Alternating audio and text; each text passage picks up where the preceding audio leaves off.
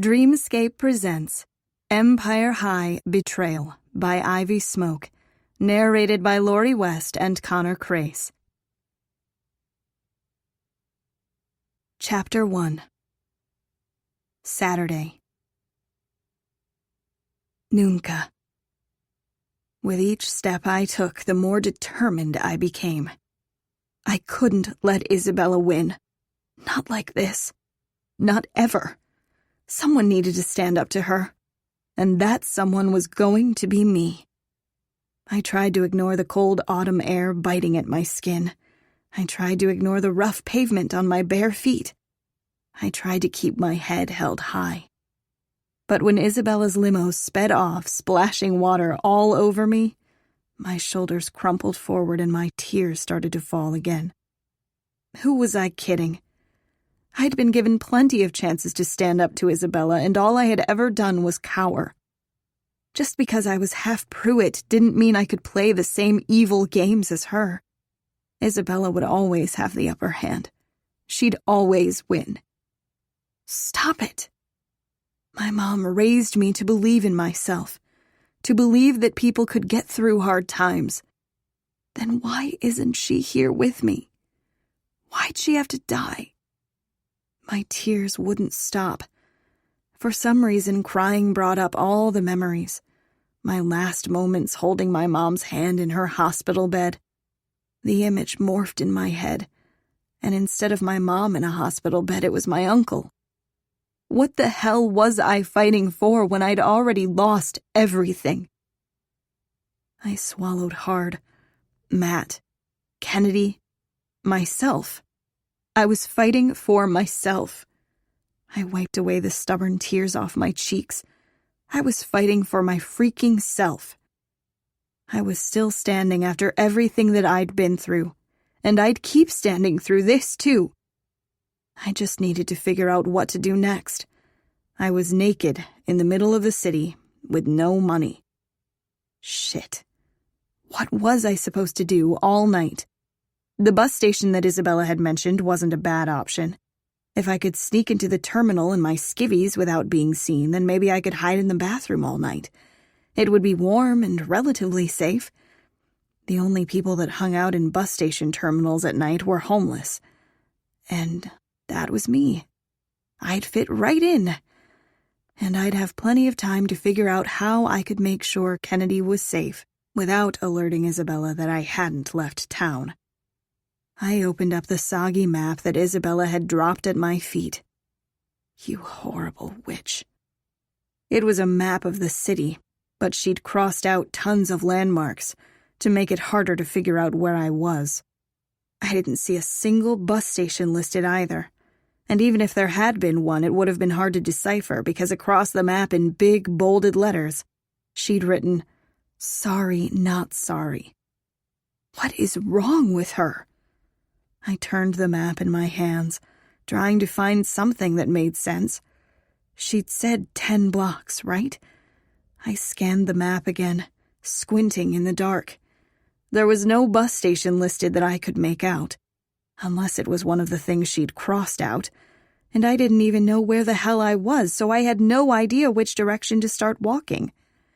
Knowing Isabella, she probably dropped me in the middle of nowhere. I heard a crashing noise behind me and spun around. Hello? I pulled the map in front of me, even though I was more worried about being murdered than showing off my underwear. There was no response. A bus station was fairly safe. An abandoned parking lot surrounded by rundown industrial buildings? Not so much. Another crashing noise made me turn around again. There was nothing there. But I'd heard it. I backed away slowly and tripped over something. Whatever it was sliced into my skin as I fell onto the hard pavement. Damn it! I looked down at the line of blood on my ankle. I was naked and bleeding, and now I had tetanus. I heard another loud noise and tried not to cry out. If there was someone out there, I didn't want them to know where I was. I'd already called hello like an idiot. I stayed low and crawled away from the spot. Staying low was good. That was a thing, I was pretty sure. Or was it serpentining? Ow! My left knee just nicked something too. I looked down and something glinted in the moonlight. Peeking out the top of my bra was the key card that James had given me. Oh, thank God. It felt like a miracle. How had I forgotten about the key card? James being an asshole was the best thing that had ever happened to me.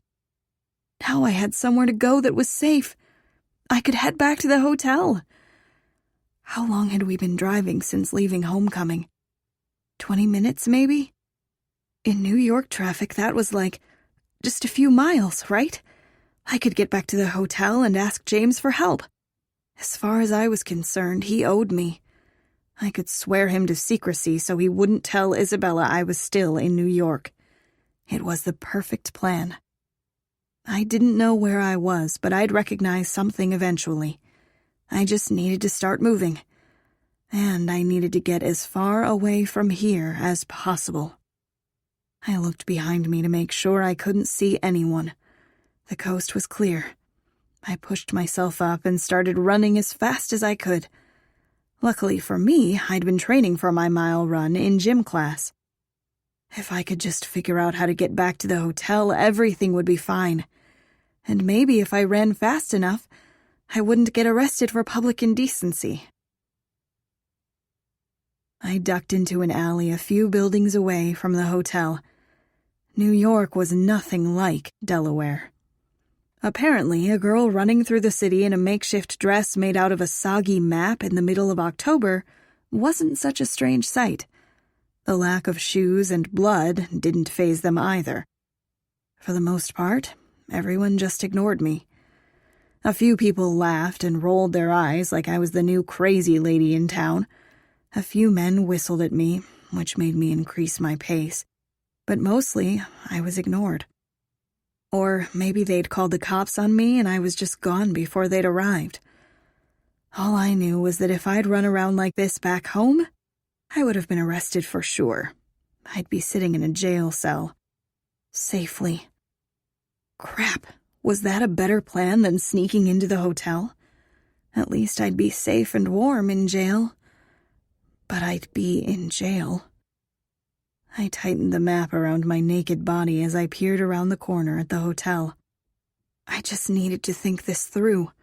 I couldn't run into anyone from the dance or they might alert Isabella. But as I tried to come up with a plan on how to get in, my mind felt as frozen as the rest of me. I shivered as I stared at the front entrance. Trying to get a cop to notice me and lock me up was looking like a pretty good choice as I stared at the ornate doors. The doors. There were more entrances to the hotel than just the main lobby. The first time I'd been to this hotel, I'd gone around to the staff entrance. I wasn't sure why I hadn't thought of it before. Probably because I was exhausted and cold, and minutes away from just curling up to cry myself to sleep in a dumpster. Stop. I was not dumpster diving tonight. I was going to go to James's room and demand he let me stay there for the night. Just until I knew for sure Kennedy was home safe. It was a great plan. I tried to stand up a little straighter and the map slipped out of my hands. Oops. I pulled it back around me as I made my way out onto the sidewalk. I walked as fast as I could up to the hotel and then made a quick left down the side alley. I almost started crying when I saw the door propped open. The last time I'd been in the kitchen, it had been hot. They were probably excited to have the frigid autumn breeze coming in. I ducked inside. I wasn't surprised that I didn't see anyone. There'd only be a few stragglers on cleaning duty this late. I looked around for an apron or a chef jacket or something to cover myself better. But there was nothing in sight. My map dress would have to do. I opened the door to the ballroom and immediately closed it. There were still students slow dancing. Was this the never-ending homecoming from hell? I took a deep breath and looked down the hall. This kitchen had to connect to more than just the ballroom. I made my way down the hall, checking door after door until I reached a staircase. Thank God. As I climbed the stairs, all I could think about was room 315. I kept saying it over and over again. My thighs screamed from overexertion. My body was still shaking from the cold, even though the stairwell was warm. And when I reached the 3rd floor, I did everything I could to hold back my tears. I was so freaking close. I pushed open the door, but immediately pulled it shut when I saw someone I recognized. It was one of the football players that had danced with Matt. I think. I pushed the door open again, slower this time, and peered down the hall. The football player was opening up a door, and the girl next to him was laughing. Was this whole floor filled with students from Empire High? I bit the inside of my lip. If one of them saw me, it would ruin everything. Isabella couldn't know that I was here. I couldn't risk Kennedy's safety. Maybe it would be better to just stay in this stairwell all night. I looked behind me to see if there was anywhere I could hide out. Oh my God. I'd left a trail of bloody footprints behind me, leading from the kitchen all the way to this floor. It would only be a matter of time before someone followed this mess. I got down on my hands and knees and tried to wipe up the blood, but it just smeared everywhere. And more blood got onto the pristine floors from my knee. It took every ounce of strength I had left to push myself back up to my feet. And now that I knew how cut up the soles of my feet were, each step hurt. But I couldn't stay here all night. I was a sitting duck. I peered into the 3rd floor again. The football player and his date were still talking outside his hotel door. Come on, just get in there already. Didn't he know how to close the deal? He just needed to tell her how pretty she was. Promise not to lie to her or pretend she was invisible. Basically, just act like Matt, minus the whole Isabella blackmail thing. I stared daggers at the happy couple. Hello? Someone's voice echoed in the stairwell. Is someone in here? Shitballs. I heard their footsteps getting louder as they made their way up to me. I looked back out at the 3rd floor. That stupid couple was still standing there. Damn it. I had to get to James's room right this second before I got kicked out of the hotel. I could only imagine how many students would see me as I was dragged out kicking and screaming. Close the deal already! I silently cursed at the couple who didn't even see me. The footsteps were getting closer. God, it was now or never. I didn't know either of them. At least it wasn't one of Isabella's minions. Hopefully they wouldn't recognize me. Besides, I didn't exactly look like myself. I reached up and touched my hair. My loose curls had transformed into a messy rat's nest during my run. And I could only imagine what my face looked like. Justin's promise of my makeup lasting until midnight probably didn't take into account that I'd be crying and running around. I took a deep breath and ran out onto the 3rd floor, clutching my map dress to my skin. I ran as fast as I could, biting down on my lip so I wouldn't scream from how much my feet hurt. They stared at me like I was crazy. "Oh my God, is that a prostitute?" the girl said in a disgusted voice. There was so much wrong with her statement. First, slut-shaming. What a jerk. And second, didn't prostitutes look classy? I was literally bleeding on the floor with no clothes or shoes. I looked homeless. If anything, I was a beat-up prostitute. They should have been helping me, not staring at me like I was diseased. But if they thought I was a prostitute, at least they didn't know I was a fellow student. My best bet was to play along so they wouldn't recognize me. "Yes, I'm a prostitute," I said as I searched for room 315. "You caught me." I glanced at the door next to me. 302. I was close. I picked up my pace. Fortunately, room 315 was still pretty far away from them. I stopped in front of the door and pulled the key card out of my bra. The map slipped again and I held it to my stomach, not even caring anymore. I'm having sexy time with the gentleman in this room, so stop staring at me and let me do my job. The football player laughed and the girl looked disgusted, but neither of them seemed to know who I was. Isn't that James's room? The girl asked. I ignored them, but I was relieved that I'd remembered the number correctly. I didn't waste any time knocking. Any second now they could figure out who I was. I slid the keycard into the door and shoved it open. I stumbled into the room. But instead of breathing a sigh of relief for being safe, I threw my hand over my mouth at the scene in front of me. Kill me now. Chapter 2. Saturday. Rachel was kneeling in front of James. His fingers were buried in her hair, guiding her head up and down as he lazily stared down at her. His shirt was still on, but the buttons were undone. He was basically fully clothed, his pants just unzipped enough for Rachel. But Rachel was completely naked. My pain and exhaustion morphed to horror. I shouldn't be seeing this. I can't be here. But I stood there, frozen. Where the hell else was I supposed to go? I opened my mouth, but no words came out. The door closed with a thud behind me. James looked up. For a second, we just locked eyes and neither of us said a word. Rachel kept bobbing up and down.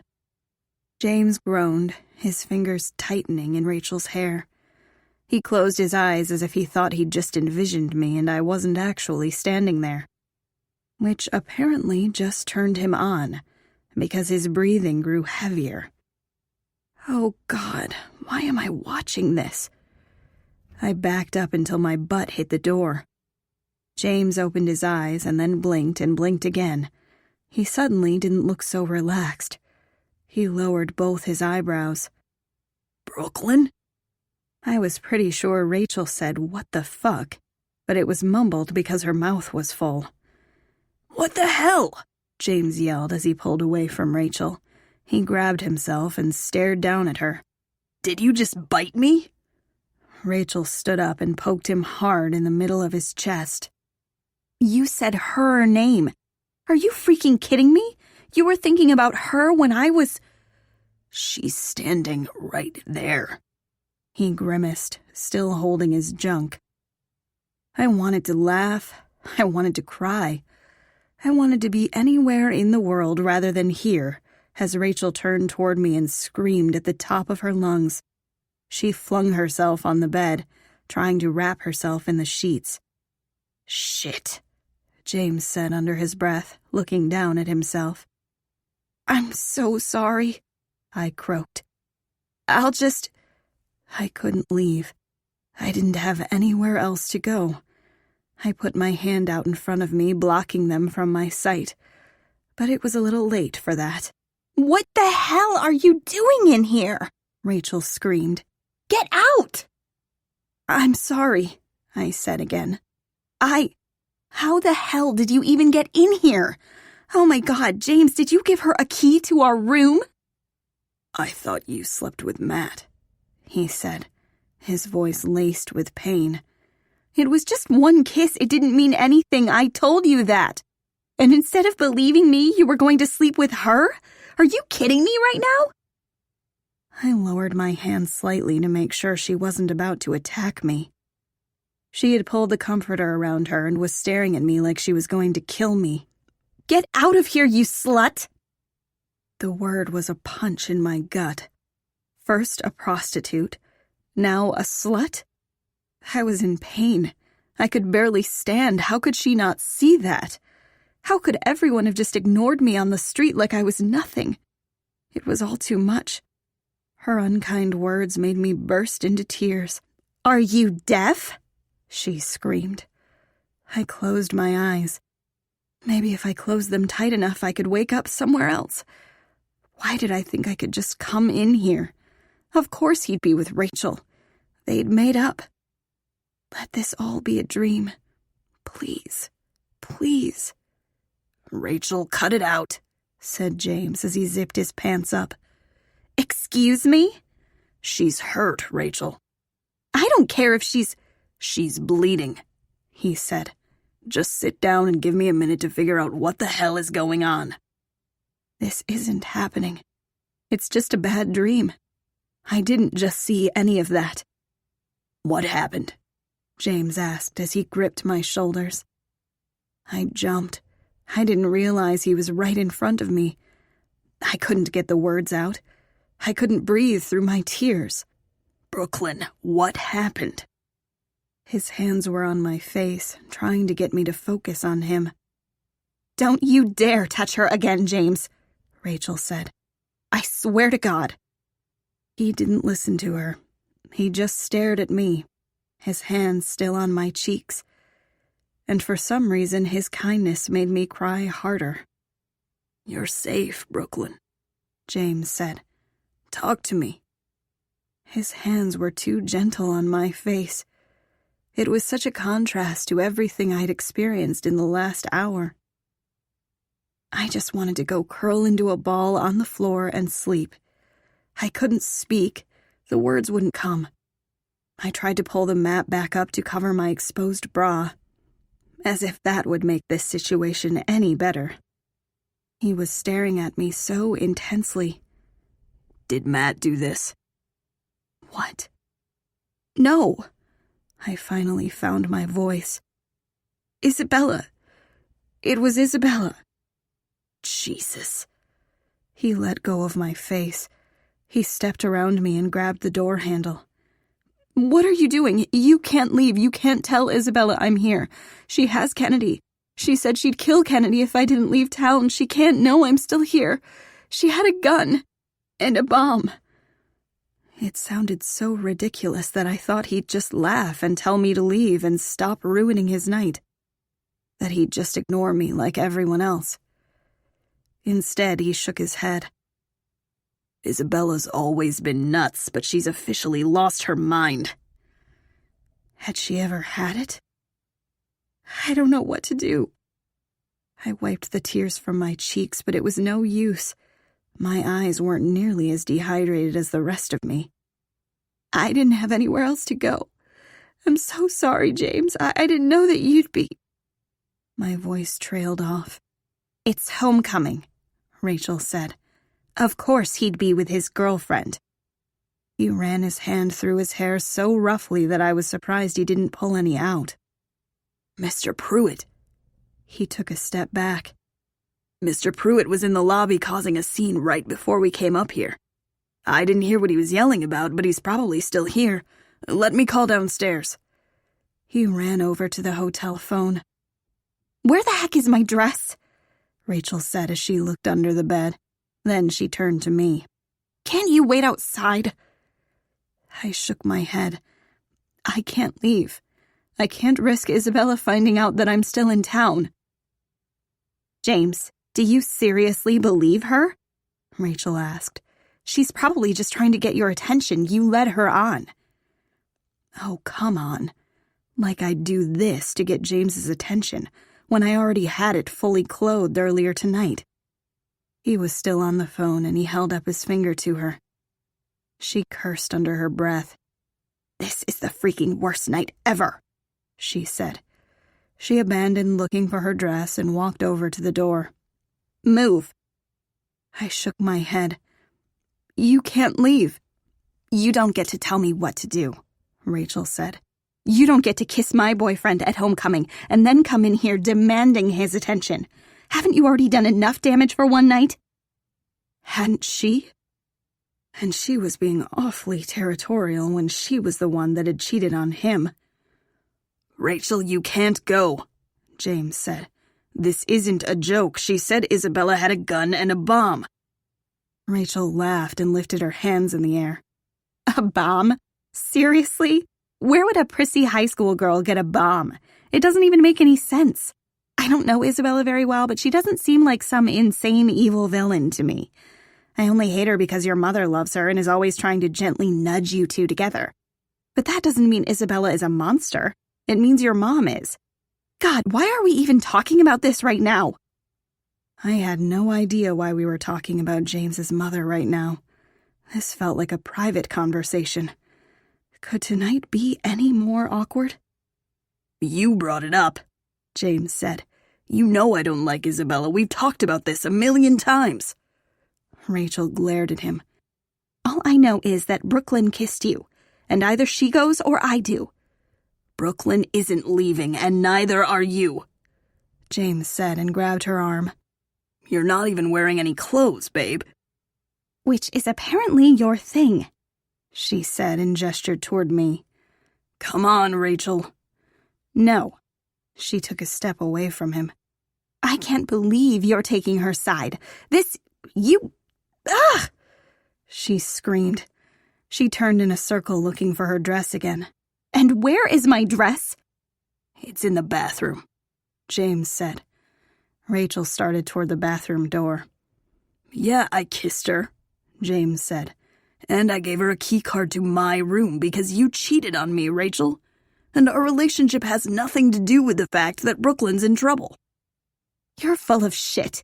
You're just trying to torture me. She shifted the comforter on her body so she could fit in through the bathroom door and slammed it behind her. James cringed. I'm sorry, I said. I'm so... Don't. James ran his hand through his hair. Don't apologize when you haven't done anything wrong. He looked down at my bloody knee and grabbed a tissue from the table behind him. The front desk said Mr. Pruitt was still there. He'll be up in just a minute. He leaned down and put the tissue against my knee.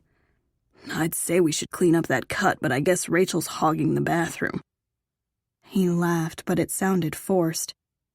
James, I didn't mean to ruin your relationship. You didn't ruin anything. We're going to be fine. It doesn't seem like you guys are fine. He shrugged. Well, maybe she shouldn't have cheated on me. He was acting like he didn't care, but I could tell that he did. I really do think it was just a kiss, I said. I don't think she slept with Matt. He shook his head. Does it really matter? How would you feel if you found out Matt was kissing someone else while you were dating? I swallowed hard. I had kissed someone while I was kind of dating Matt. Was that the same as this? Rachel was upset and went to Matt. I was upset and went to Miller. My stomach churned. It sounds like she's sorry. Maybe you should give her the benefit of the doubt? Besides, didn't you get even? I love her. I love her so fucking much, and she betrayed my trust. I'd have to do a lot more to get even. That doesn't sound very healthy. I didn't say I was going to do it. He lowered his eyebrows again. Are you seriously analyzing my relationship right now? You're the one that came here instead of going to Matt. Maybe your relationship is as unhealthy as mine. Matt lives outside the city. It would have taken me forever to walk to his house. James stared at me. You still chose to come to me. Because I had your key card. You still chose me. I laughed. That, he said. He reached up and lightly touched the bottom of my chin. That. Don't let Isabella ever take that away from you. I swallowed hard.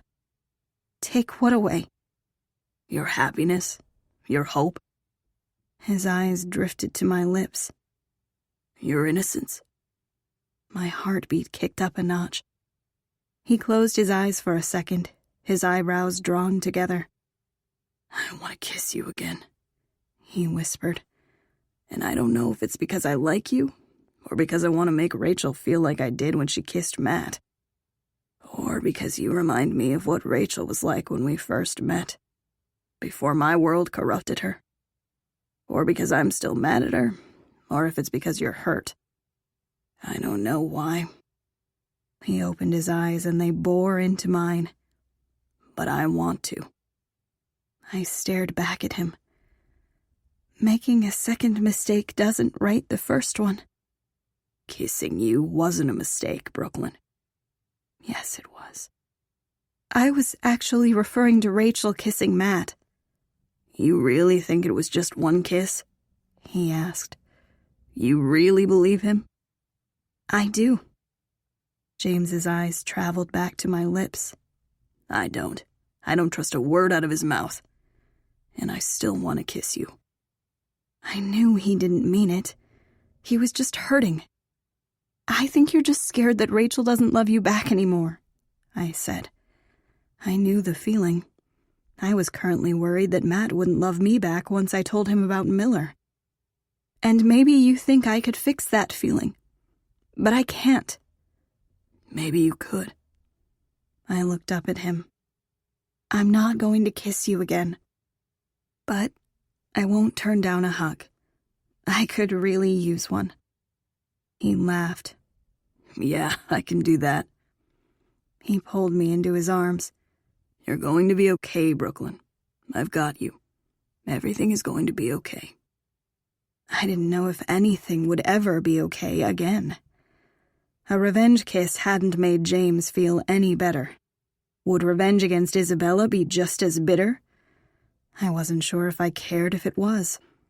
I wanted her to feel the same way I had tonight. I wanted her to suffer.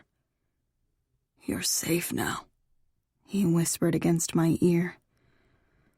I wasn't safe. I wasn't sure I'd be safe unless Isabella died before she had a chance to kill me.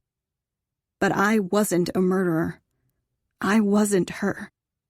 So why did I so badly want her to die? I closed my eyes tight. I just wanted to wake up from this nightmare. I wanted to be back home with my mom. I wanted to rewind time.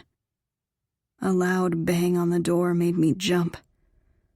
Oh God, what if Isabella had already found me? Chapter 3.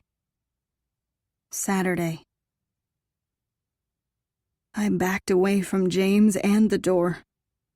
How did she find me? It felt like my lungs wouldn't inflate. Was Kennedy okay? Had Isabella already gotten rid of her? I can't breathe. James put his hands out like he was dealing with a crazy animal instead of me. It's probably just Mr. Pruitt, Brooklyn. The front desk said he would be right up. Whoever it was started knocking harder and I jumped. It's okay, James said. It sounded like someone was hitting the door with a gun. No, it's her. James, don't answer. Please just let me spend the night. Please. I was gasping for air. I shouldn't have let him call downstairs. Isabella had eyes and ears everywhere. She knew. She freaking knew. He lowered his eyebrows. Brooklyn, it's okay. I tried to tighten my map around me, but instead it started to tear down the middle. Shit. I didn't want to die half naked in James's hotel room. Everyone would actually remember me as a prostitute. I didn't want that to be my legacy. James moved toward the door. No, you can't. I couldn't breathe. He looked out the peephole. It's one of Mr. Pruitt's bodyguards. Oh my God. It was probably Donnelly. Isabella must have sent him to finish me off. Don't answer it. Brooklyn, you're being ridiculous. He's here to take you home. I can't go home. She'll kill me. How was he not getting this? It's fine, James said, and then he completely ignored my pleas and grabbed the door handle. Please, James, I'll do whatever you want. Just don't answer the door. I'll kiss you, okay? Don't answer the door and I'll kiss you. I'm not going to kiss you when you're freaking out. Let's put a pin in that for now. He started to open the door. Had he lost his damned mind? I would have run into the bathroom to hide if Rachel wasn't already hiding out in there. So I did the first thing I could think of and ducked behind one of the curtains. My heart was beating so fast, I swore it was the only thing I could hear. Where is she? Said a deep voice. Donnelly. I didn't know him that well, but it sounded like him to me. Isabella had sent him to kill me. I threw my hand over my mouth so he wouldn't hear me crying. There was a long pause. I don't know where she went, James said. She was right here a second ago. Brooklyn, it's okay. You can come out. Right into Donnelly's trap? No freaking way. I felt behind me for the latch to the window, but I couldn't find one. Wasn't this a fire hazard? What kind of fancy hotel made their rooms death traps? "Brooklyn," Donnelly said. "you can come out. I'm not here to hurt you." Like hell you're not. Why was he doing this? I let Isabella abandon me in that parking lot in part to keep his secret. I ran miles in my bra to protect him, and now he was going to kill me? Fuck this guy. I could hear footsteps getting closer to my hiding spot. No. I was too young to die. But I knew better than to believe that. Life could be cut short. And I was going to do my best to hold on a little longer. I tried to take a gulp of air and my throat made a squeaking noise. Crap. The curtain flew open and Donnelly was standing there frowning at me with what I assumed was a murderous expression. Not today. I did the first thing I could think of and threw my map at his face. He yelled and I slipped past him. "What are you doing?" James yelled. Donnelly lunged for me and I dodged him by hopping onto the bed. "Brooklyn, he's here to help," James said. He was staring at me like I was crazy. And maybe I was. I was jumping on James's bed in my underwear. I looked over at James and he was staring at my breasts as I jumped. What the hell is happening? I had no idea how my night had turned into this. But I couldn't trust Donnelly. He was an extension of Isabella. That conclusion wasn't crazy, it just made logical sense. Donnelly tore the map from his face and ran to the side of the bed. I bounced to the other side and tossed a pillow at him to slow him down. "Get down," James said, his eyes still focused on only one part of me. Good idea. I threw another pillow at Donnelly and then leapt off the bed. James sidestepped and caught me in his arms. "Calm down," he said. His voice was so calm. Normally I would have found it soothing, but not when I was about to die. I pushed him off of me, knocking him back into Donnelly. "Brooklyn!" James yelled. What is going on out here? Rachel shrieked as she re-emerged from the bathroom, fully dressed. Get back in there! Save yourself! I gasped as I ran past Rachel and out into the hall. Stop telling me what to do! She yelled back. James, don't you dare go after her! I looked both ways to see which way I should make my escape. That stupid football player who couldn't close the deal was still standing there with his girlfriend. It didn't really matter if they saw me again. The girl gasped. What did James do to her? High school gossip was the last thing on my mind as I sprinted down the hall. Let them think the worst. They already thought I was a prostitute. Stop! Donnelly yelled from behind me. Brooklyn, come back! James said from somewhere closer behind me. I looked over my shoulder. James was running down the hall after me. I felt bad for running from him, but if I stopped for him, I stopped for Donnelly. Brooklyn! James yelled. What the hell are you doing? I'm trying to help you. His voice was so close. He was going to catch me. I ran toward the stairs, gasping for air. Everything hurt, but my chest hurt the most. I tried to take a deep breath like Rob had told me to do when I was panicking earlier tonight. But I couldn't. My vision was starting to blur. I ran into the stairwell. Someone was cleaning up my bloody footprints. They didn't look pleased that I was leaving a trail of more footprints. But they could have also been frowning at me for running around in my underwear. I didn't freaking know, and I didn't freaking care. I heard his bucket topple over, and I just hoped it was Donnelly tripping over it instead of James. I picked up my pace and ran down the stairs as fast as I could. When I reached the first floor, there was someone dressed in a rent-a-cop outfit, coming toward me from the kitchen hall. I couldn't trust a hotel security guard any more than I could trust Donnelly. But I hesitated a moment too long. James grabbed my arm. What are you running from? Donnelly came to take you home. He's in on it, James. He's the one that was driving. He left me there. Fuck. We both looked up the stairs.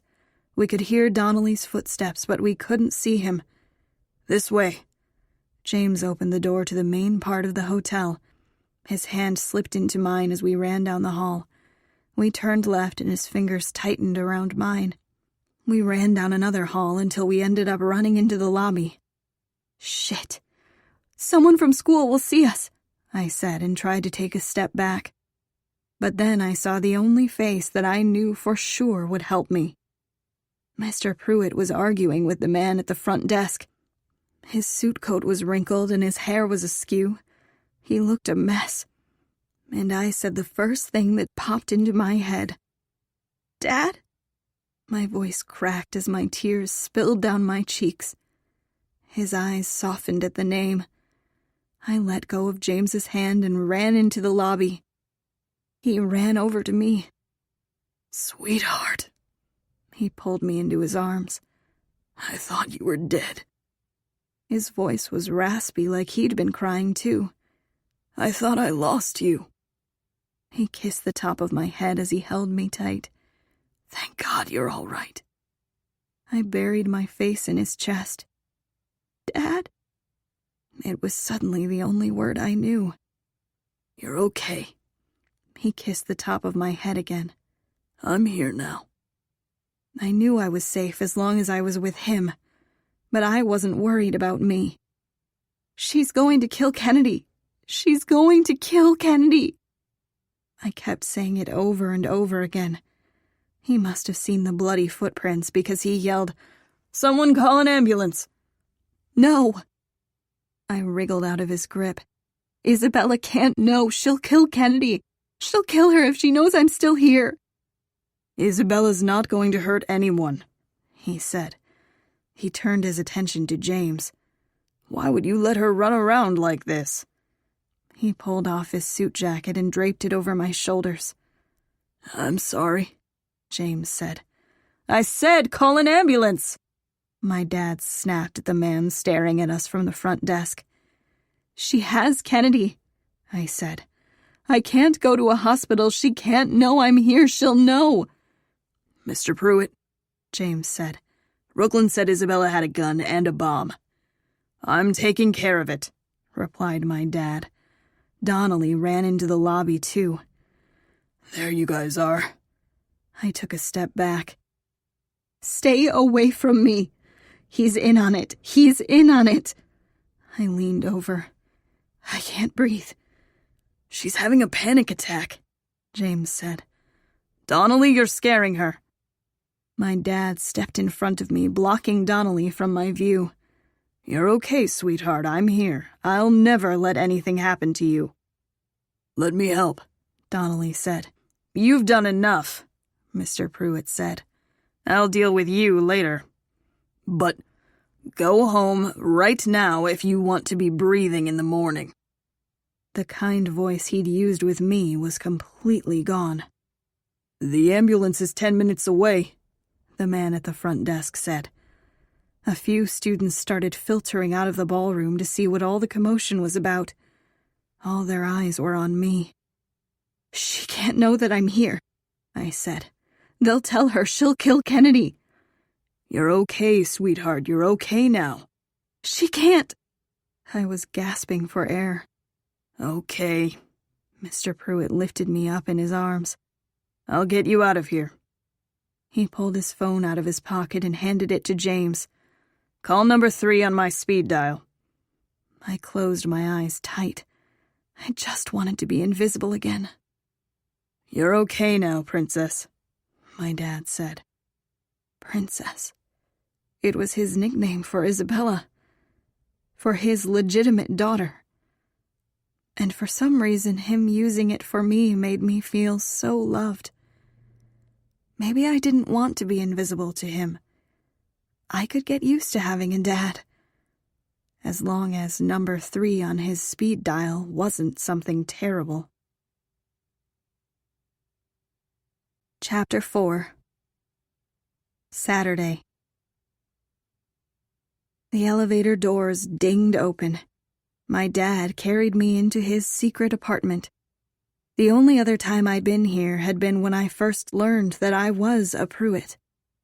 I'd spent the entire night completely terrified. But it didn't seem scary this time. I'd choose to be here any day over his actual apartment. The naked walls and sterile feel of everything was comforting, as long as Isabella wasn't allowed in here. Maybe he'd just let me stay. "Where are we?" James asked. "Somewhere safe," replied my dad. I kept waiting for him to tell James to get lost, but he didn't, and I was a little relieved James was still here. The whole car ride over, James had held my hand and told me to breathe while my dad drove like a madman. Just breathe. I wasn't sure why James had come with us. He should have been fixing things with Rachel, not worrying about me. My dad carried me down the hall and into the bathroom. "James, will you stay with her? I need to make a few calls." He'd already talked to whoever was number 3 on his speed dial, but I hadn't been able to make out any of their conversation on the ride over here because I'd been gasping for air. "Yeah," James said. "No problem." My dad set me down on my feet and I cringed. "It's going to be okay," my dad said and lightly touched my cheek. "Just keep taking deep breaths like James said. I'll take care of everything." His hand fell from my cheek. "You mean Kennedy? You'll make sure she's okay?" I asked. "I won't let anything happen to your friend. You have my word." I trusted his word. I just didn't trust that Isabella hadn't already done something terrible. He pulled out his phone and left James and me alone in the bathroom. James reached into the shower to turn it on. "Can I have a minute?" I said. My voice was barely a whisper. The last thing I needed was for James to actually see me naked. I was already mortified enough. "Of course." James walked to the door. "I'll be right outside. Call for me if you need anything." I nodded and he disappeared out the door, leaving it open a crack. I didn't wait for the water to warm up. I just needed this day off of me. I pushed my dad's suit jacket off my shoulders and walked into the water with my broad panties still on. I pressed my back against the wall and let myself cry. The water burned the scratches on my knee and the gash on the back of my ankle, and the bottoms of my feet. I whimpered and slid down the wall until my butt hit the cold, tiled floor. I didn't know if Kennedy was okay. I didn't know if Isabella knew I was still in the city. I didn't know how my dad had found me. I didn't even know if I was okay. Everything hurt. My muscles ached. The water in my cuts burned. I put my hand over my mouth to stifle my sobs. How the hell did I wind up here? Just breathe. Of all the things that hurt, my chest ached the most. I wasn't sure if it was my lungs or my heart. I just felt broken. I let the water cascade down on top of me, washing away my tears.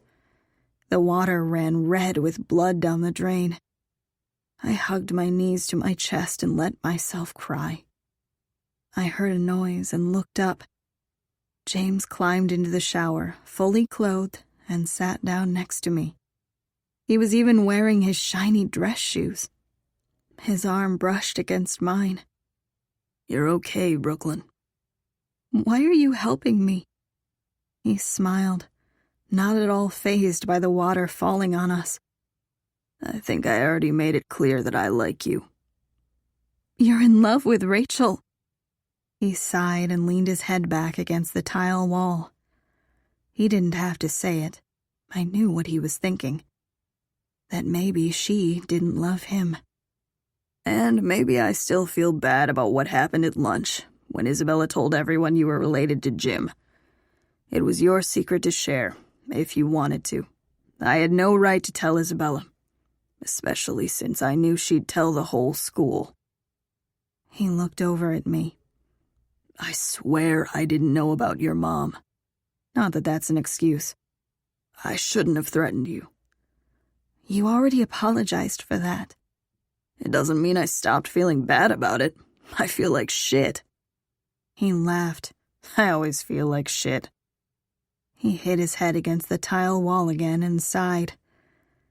Well, I think you've more than made up for it. I laughed, but it sounded strange in my throat. You don't have to sit here with me.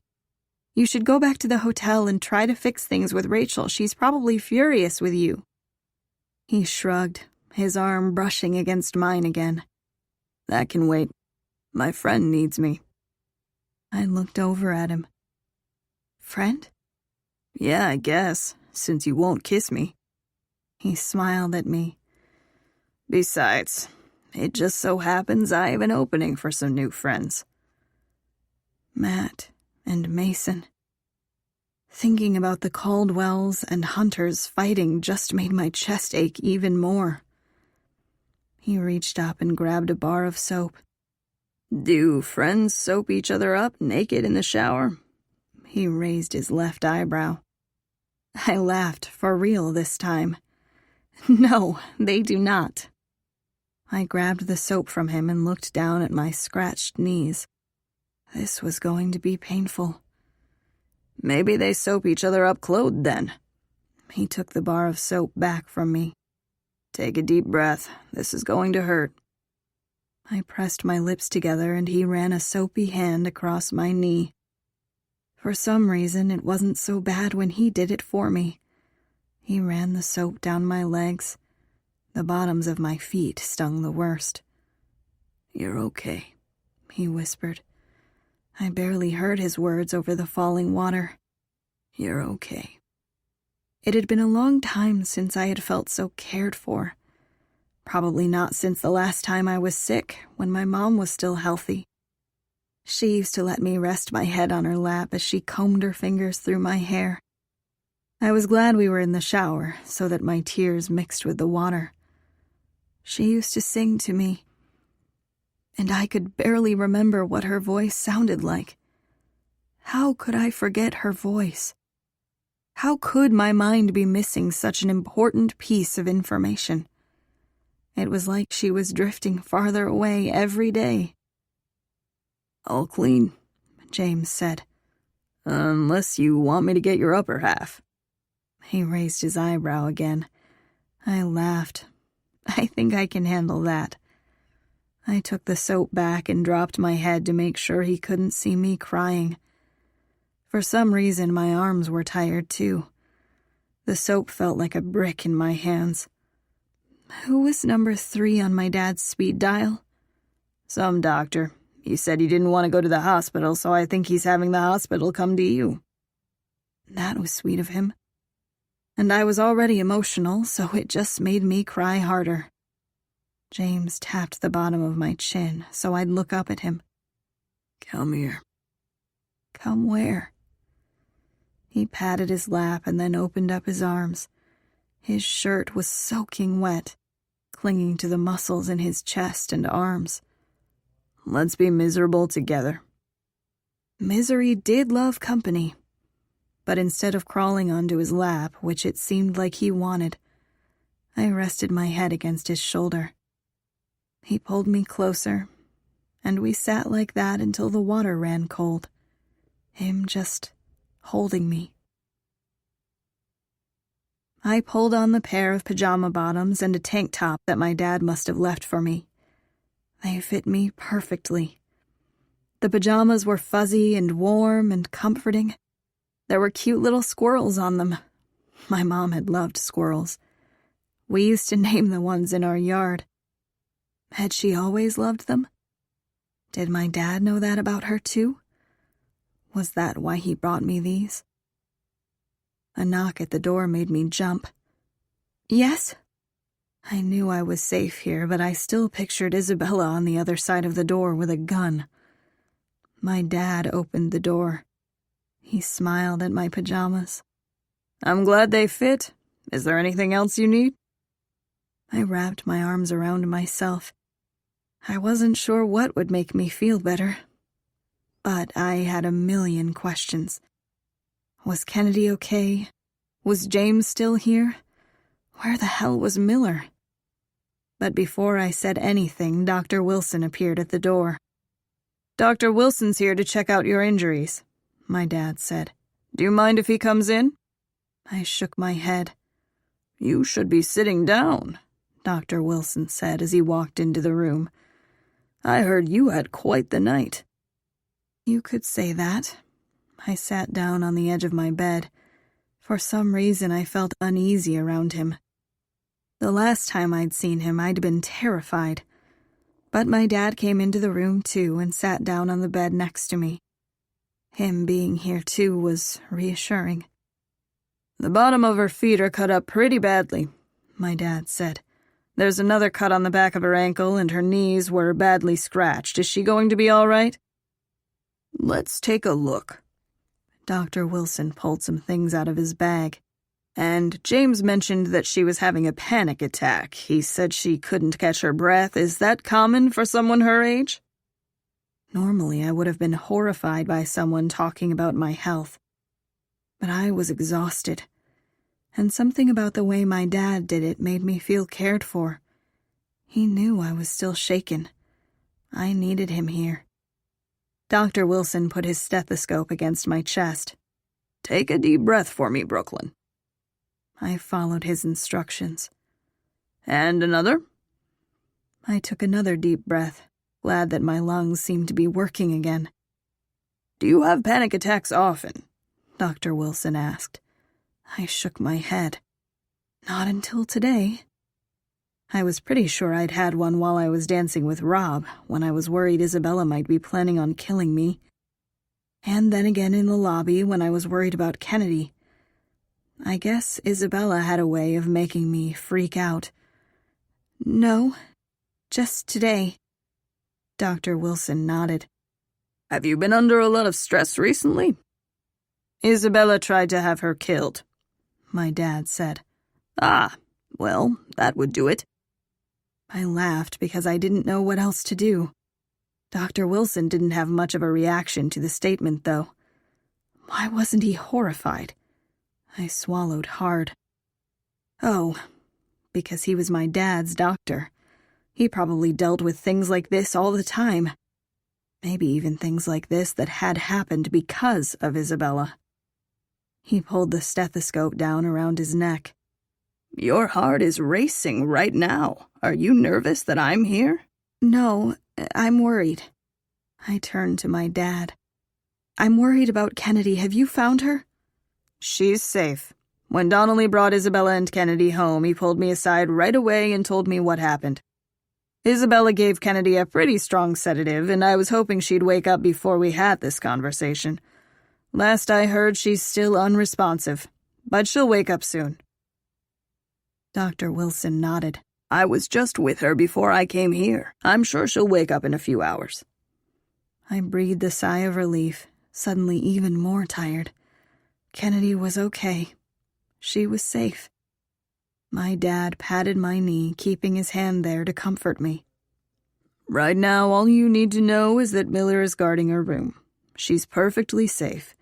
And I promise to tell you as soon as she wakes up." I tried to hide how relieved I was. Miller was safe. I'd been worried about him, too, but I couldn't ask my dad about him without raising suspicion. "And Isabella?" "I'll deal with her myself." My dad looked back at Dr. Wilson, as if that was the end of the discussion. Deal with her how? "Is there anything we can do to make the panic attacks go away?" my dad asked. "I'd rather start with preventative measures. Maybe you can start keeping a journal when you have panic attacks. Find out what's leading you to—" "It's Isabella," I said. "I can't breathe when I think about what she's planning. I'm scared all the time." My dad looked so defeated. "But we'll keep a journal just in case.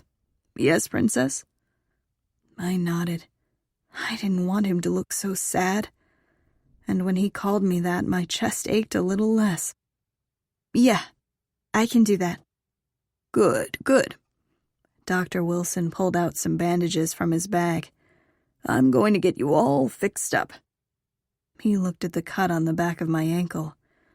Actually, that might need stitches. Let me take a better look.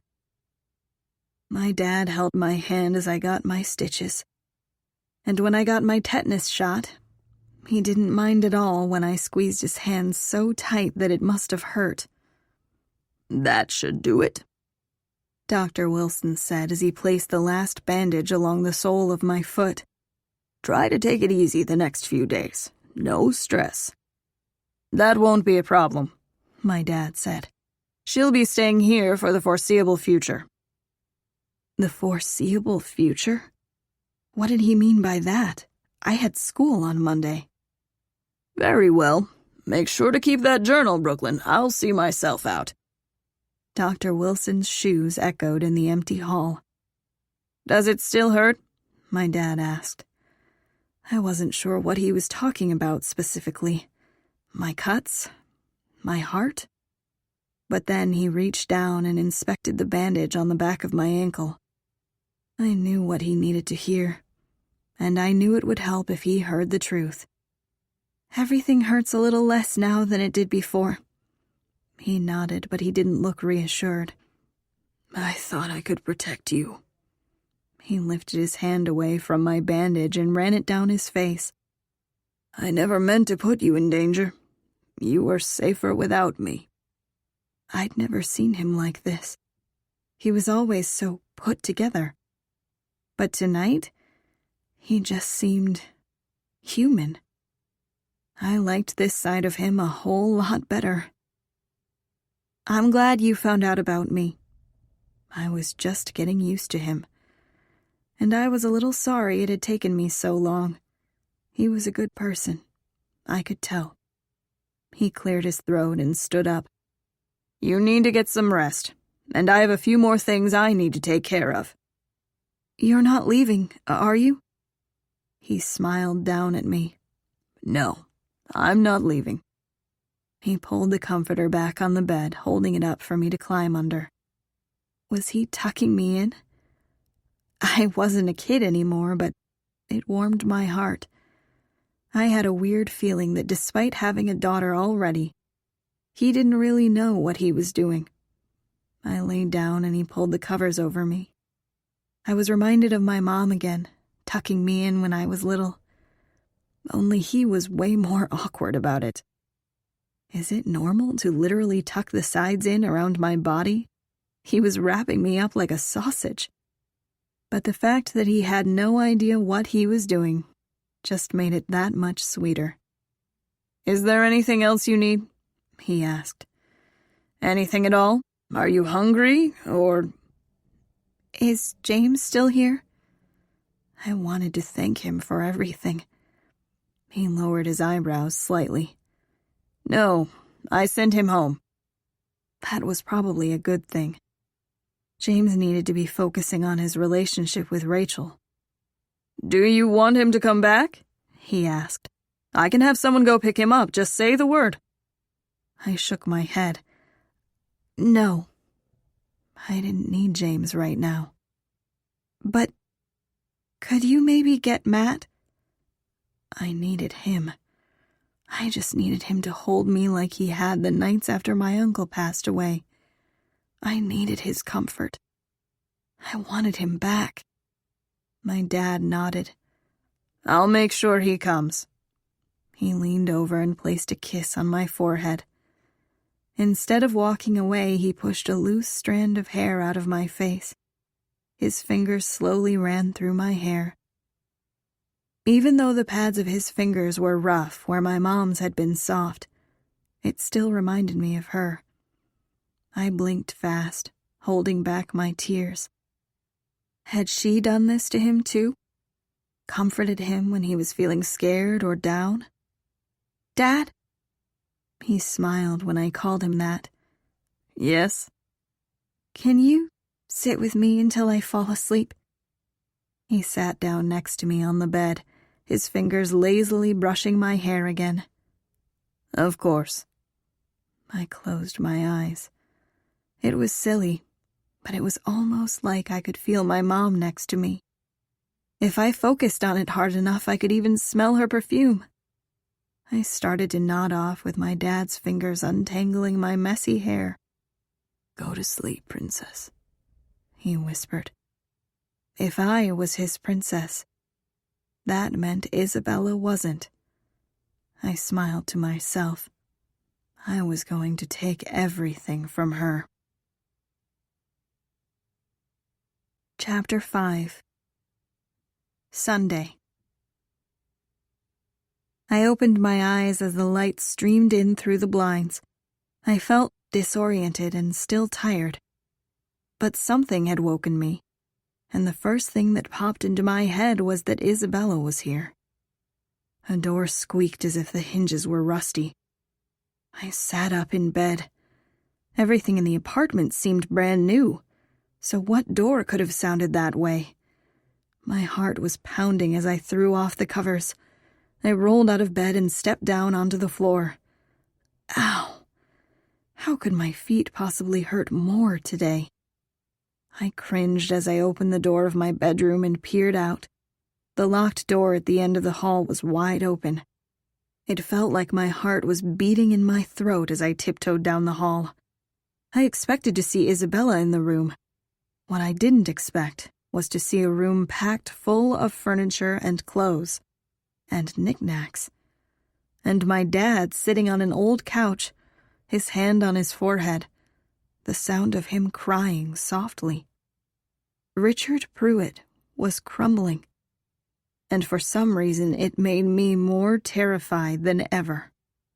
Was he scared of the monster he created too? But then, the smell hit me harder than it had last night. My mother's perfume. I took a deep breath and my dad looked up.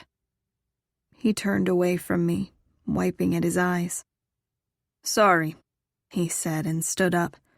"I was just looking for a journal for you to write in, like Dr. Wilson suggested." He picked a journal up off the couch he'd been sitting on. "What is this?" I walked into the room. It was stuff from a lifetime ago. The couch had a hole in it and was worn from use. Outdated clothes hung on a rack. There was a crochet blanket folded on an end table. I swallowed hard. My mom loved to crochet. And her smell. It was everywhere. It was like I'd walked into the past, where my mom was still alive. I looked up at Mr. Pruitt. He was looking down at the journal in his hands. I looked behind me at the completely empty, stark apartment. The stuff in here could have filled this place. It would have made it warm and homey. "When we were together, your mom lived here," Mr. Pruitt said. "You kept all her stuff?" "Just the things she left behind." "The things she left when you paid her to have an abortion." Maybe I should have been mad at him. But how could I be when I thought I just lost every possession my mom ever had? My Keds and her favorite blue dress were in a disgusting, abandoned parking lot. This room held so much of her. Pieces of her I never even knew about. I looked down at the squirrel pajamas. They were hers. That's why they smelled like her. I blinked away my tears. "Does anyone else know about this apartment?" "Just a few members of our staff." I reached out and touched the blanket. "So, not your wife or Isabella?" He shook his head. "No, this was your mother's place. I couldn't bring them here." My mom had lived here, probably thinking she and my dad had a future. He'd said my mother didn't know he was married. She was waiting for him, starting their lives without realizing he'd never be hers. "Why didn't you sell it when she left?" He tapped the journal against his thigh. "I thought she might come back." I pressed my lips together. He still loved her. It felt comforting to know that I wasn't the only one missing her every day. "And what about now? That she's gone?" "I kind of thought you might want it." He wanted me to live here? Tucked away? Hidden like he'd hidden my mother from his family? I folded my arms across my chest, suddenly cold. Did you bring other women here? After my mom left? He lowered his eyebrows. No, Brooklyn, I loved your mom. I never made a habit of straying from my responsibilities. She was it for me. He looked down at the journal in his hands. But I understand if you don't want it. I want it. Of course I wanted it. It felt like my mom was here with me. Yeah? He looked up. Mm-hmm. I bit the inside of my lip. Does that mean you don't want me to come back to your home? He smiled. Our home, Princess. No, that's not what I meant at all. I'm adding extra security measures and hiring a few new staff members. My mind instantly went to Miller. Was my dad replacing people? Or just adding more members because he was worried about my safety? But I'll want you to stay here for a little while until everything's done. If that's okay with you. I nodded. It'll just be a few days, but I need to make sure I can keep you safe before you return. He handed me the journal that he'd been holding. Speaking of which, make sure you keep that journal Dr. Wilson requested, just in case we can pinpoint something else that's causing you distress. He didn't want it to be Isabella. But it was. I held the journal to my chest, comforted by the fact that it had belonged to my mom, even if she'd never used it. I nodded my head. Is Kennedy awake? Yes, and she's already back with Mrs. Alcaraz. She doesn't remember much about last night, which is probably for the best. But she'll be okay. I'll have Dr. Wilson check up on her again today. And what about Matt? I had kind of been expecting him to be here when I woke up. My dad put his hands in his pockets. I sent for Matthew, like you asked. But when he arrived, he was so inebriated that I wouldn't let him up here to our apartment. Oh, God. I forgot about how drunk he'd been at the dance. Are you sure you don't like Mason? He asked. I really think he's more put together than his brother. I laughed. Yes, I'm sure. I doubted my dad knew about Mason's sexual escapades.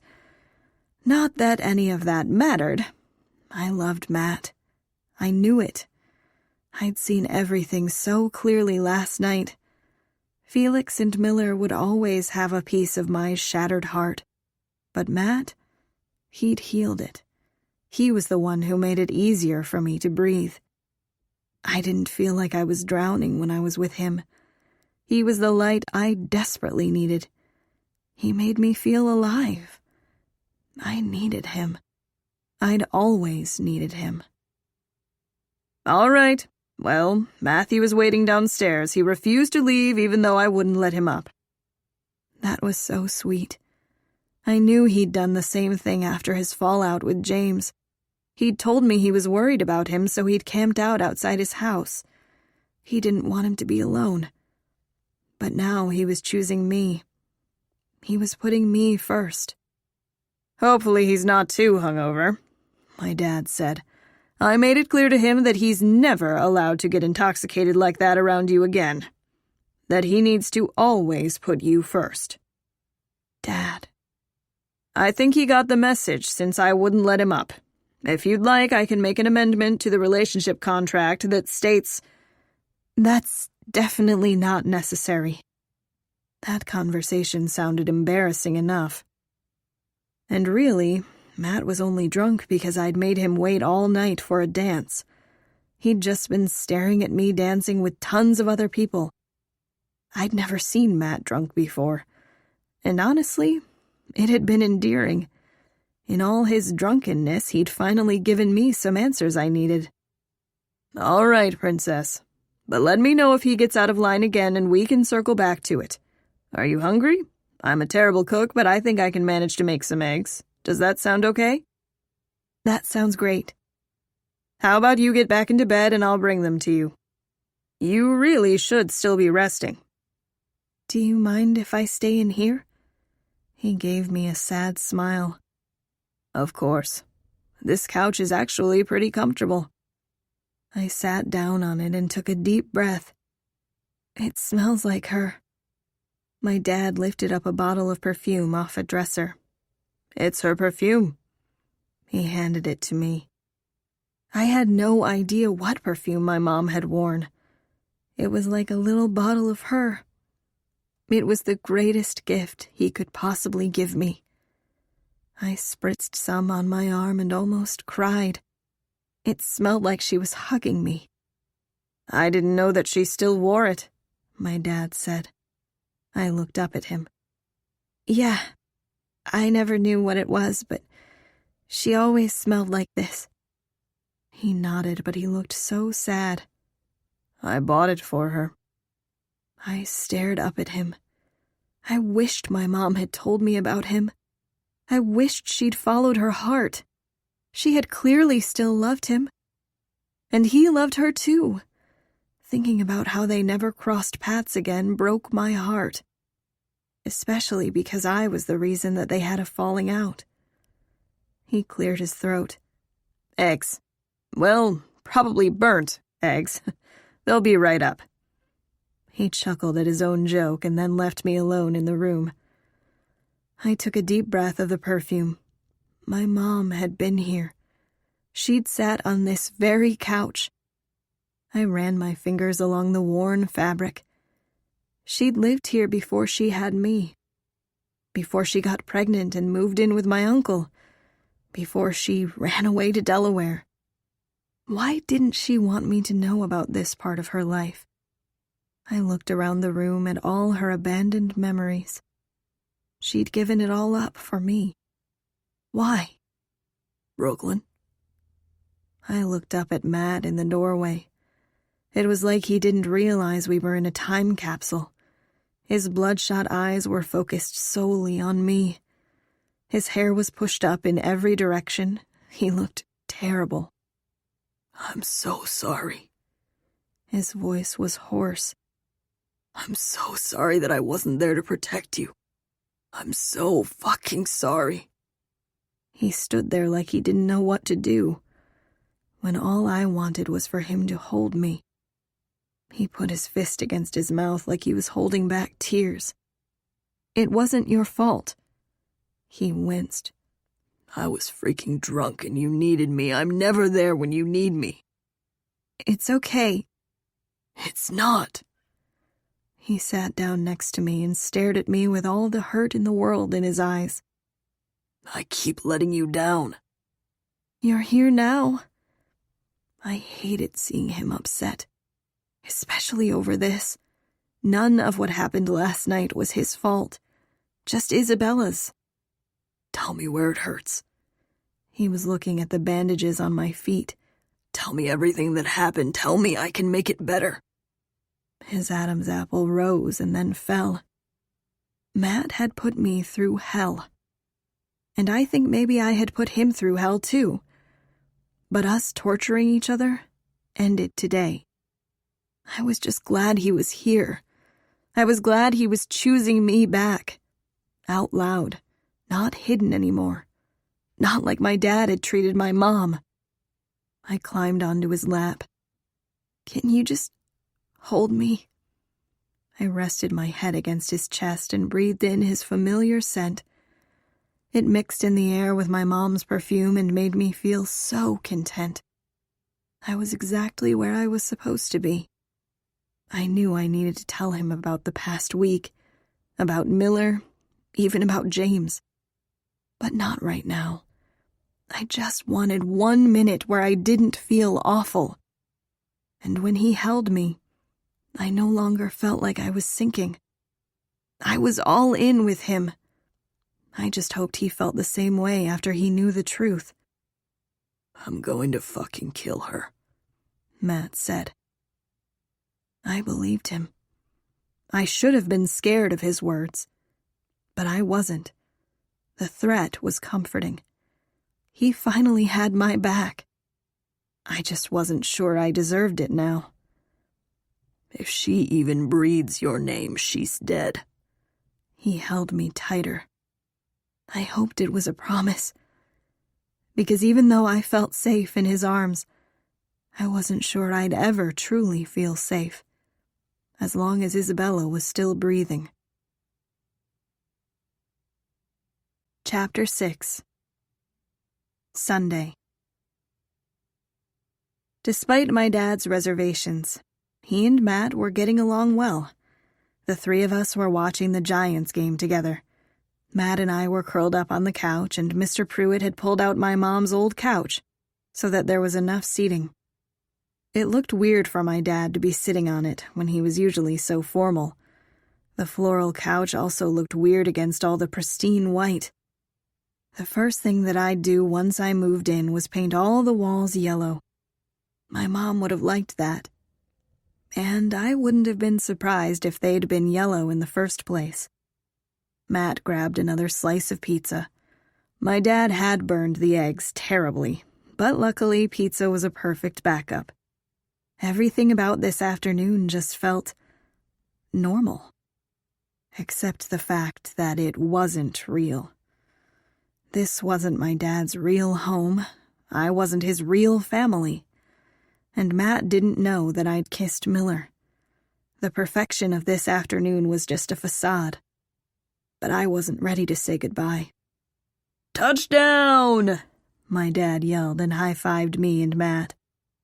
I smiled and rested my head on Matt's shoulder. Today reminded me of the time Matt met my uncle. We'd all watched a movie together. It had just felt right. For just a moment, everything had been perfect. Right before my whole world had shattered. Again. "Are you okay?" Matt whispered. "Just tired. I wanted to freeze time. I wanted to stay in this safe little bubble forever." My dad's phone buzzed. He pulled it out. "I should take this. I'll be right back." He got up off the couch. "Here, you should lie down," Matt said. He shifted on the couch and I lay down, resting my head on his lap. But instead of looking at the TV, I stared up at him. He traced the dark circles under my eyes. Or maybe he was thinking about how he hadn't been there to wipe my tears away last night. Because the expression on his face was pained. "I love you," I said. He smiled, but it looked forced. "I love you too." He ran his hand down the side of my neck. "I don't want you to have to go back to their apartment. I know he's your dad," he whispered. "But I don't trust him. I don't trust them." My stomach churned. All the Pruitts are toxic. That's what he'd said before. Is that what he saw now when he looked at me? "Come live with me," he said. Whoa, what? I can't move in with you. "Why not?" "Well, first of all, you still live with your parents." "My mom already loves you." I laughed. She doesn't even know me. "She knows that I love you." His fingers traced my collarbone. "She knows you make me happy." "I haven't been making you happy recently." He ran his thumb along my bottom lip. "It's my own fault that I've been unhappy. I didn't put you first, but I won't make that mistake again." "You said it was because you knew I was strong." "You are strong. You're the strongest person I know." His hand settled on my cheek. "But I don't remember saying that." I laughed. "You said it last night when you were drunk." He laughed. "Well, at least I was honest. What else did I say?" "Oh, all sorts of things." I looked up into his chocolatey brown eyes. "You also told me you were secretly in love with Rob." "What?" I laughed. "I'm just kidding." I couldn't resist messing with him. I reached up and ran my hand along the scruff on his jawline. I liked it. He was usually cleanly shaven. He shook his head. What did I really say? You said you loved me. You said you were sorry. You explained what really happened with Rachel. You kept saying I was yours. You are mine. He lowered his eyebrows as he studied my face. You're mine, Brooklyn. I nodded. You had a whole list of reasons why you loved me. I really liked that list. I think I remember a few of those things. Just a few? A million things is kind of hard to remember. I felt my cheeks blush. You also really wanted to sing to me again, and you kept making farting noises with your mouth.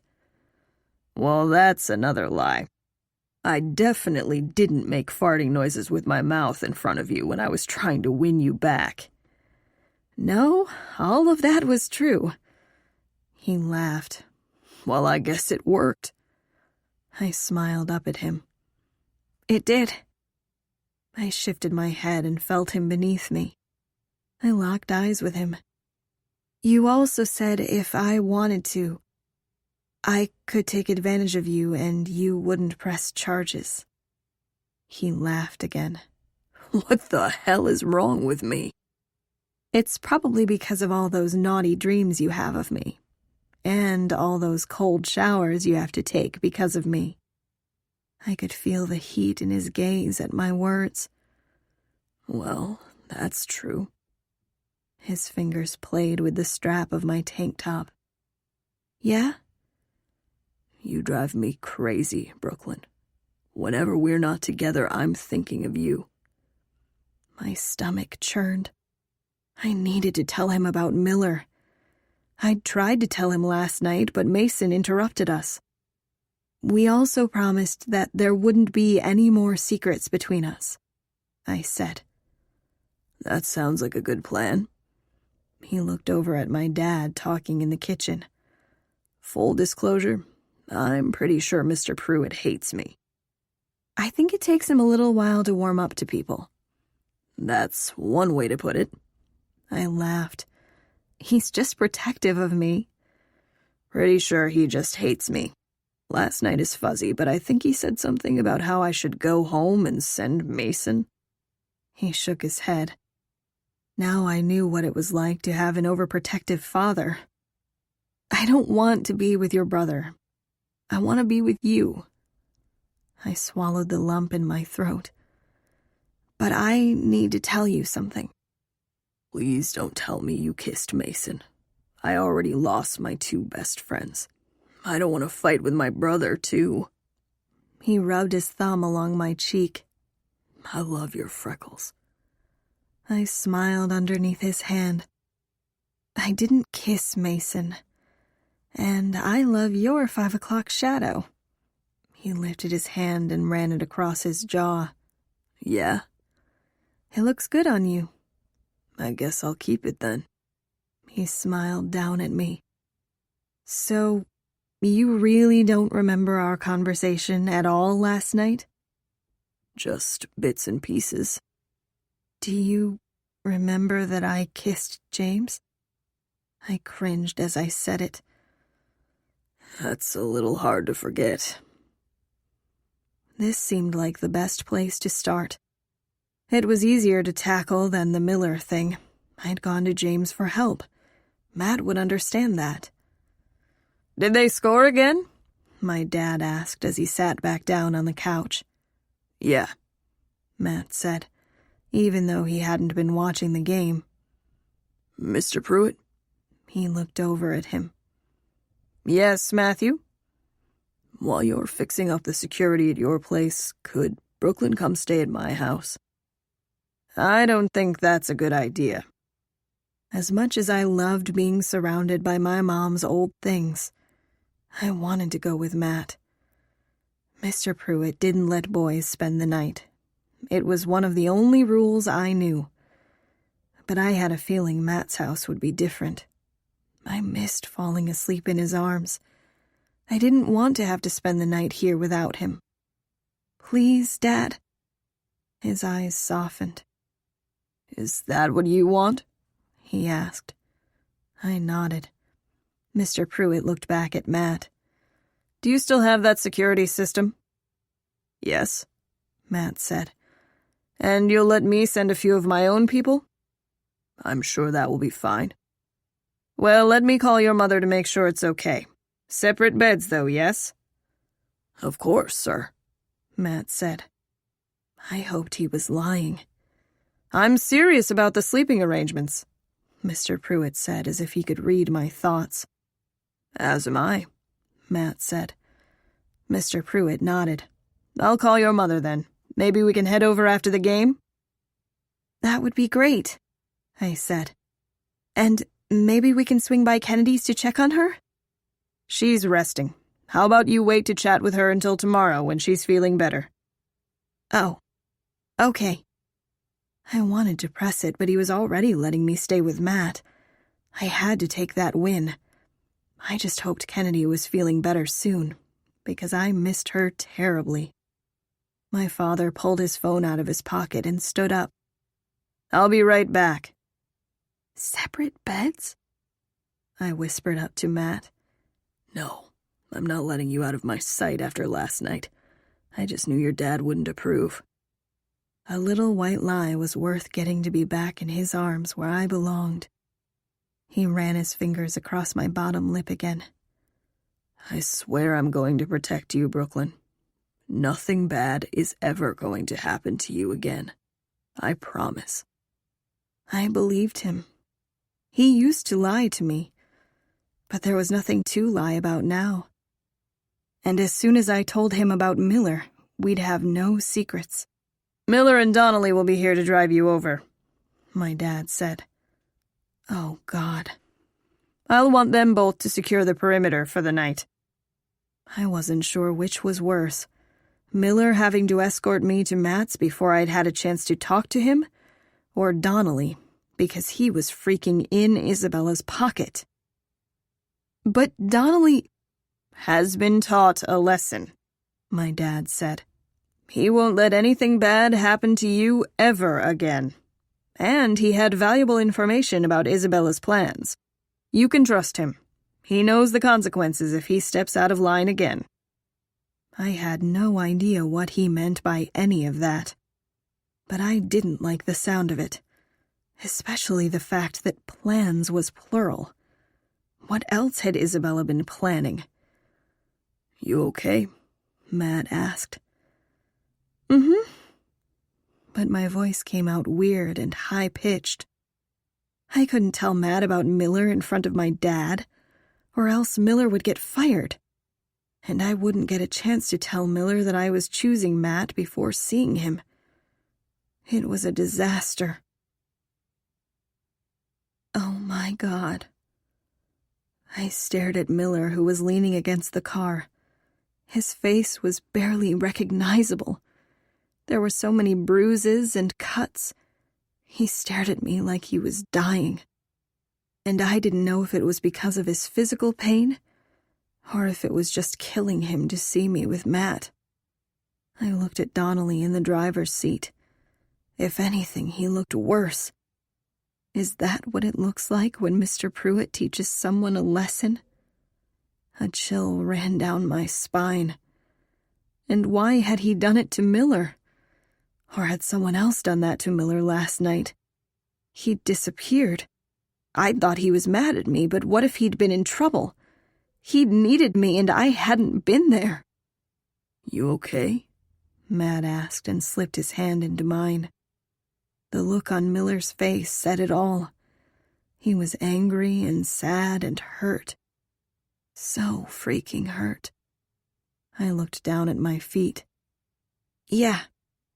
"Miller and Donnelly, check out the Caldwell security system," my dad said.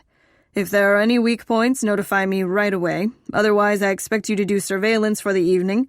And Brooklyn needs her rest, so she won't be going to school tomorrow. You bring her right back here in the morning." "I'm skipping school tomorrow," Matt said. "to take care of her." My dad nodded and turned back to Miller. "Very well. I'll have someone switch out with you two in the morning. Got it?" "Yes, sir," Miller said.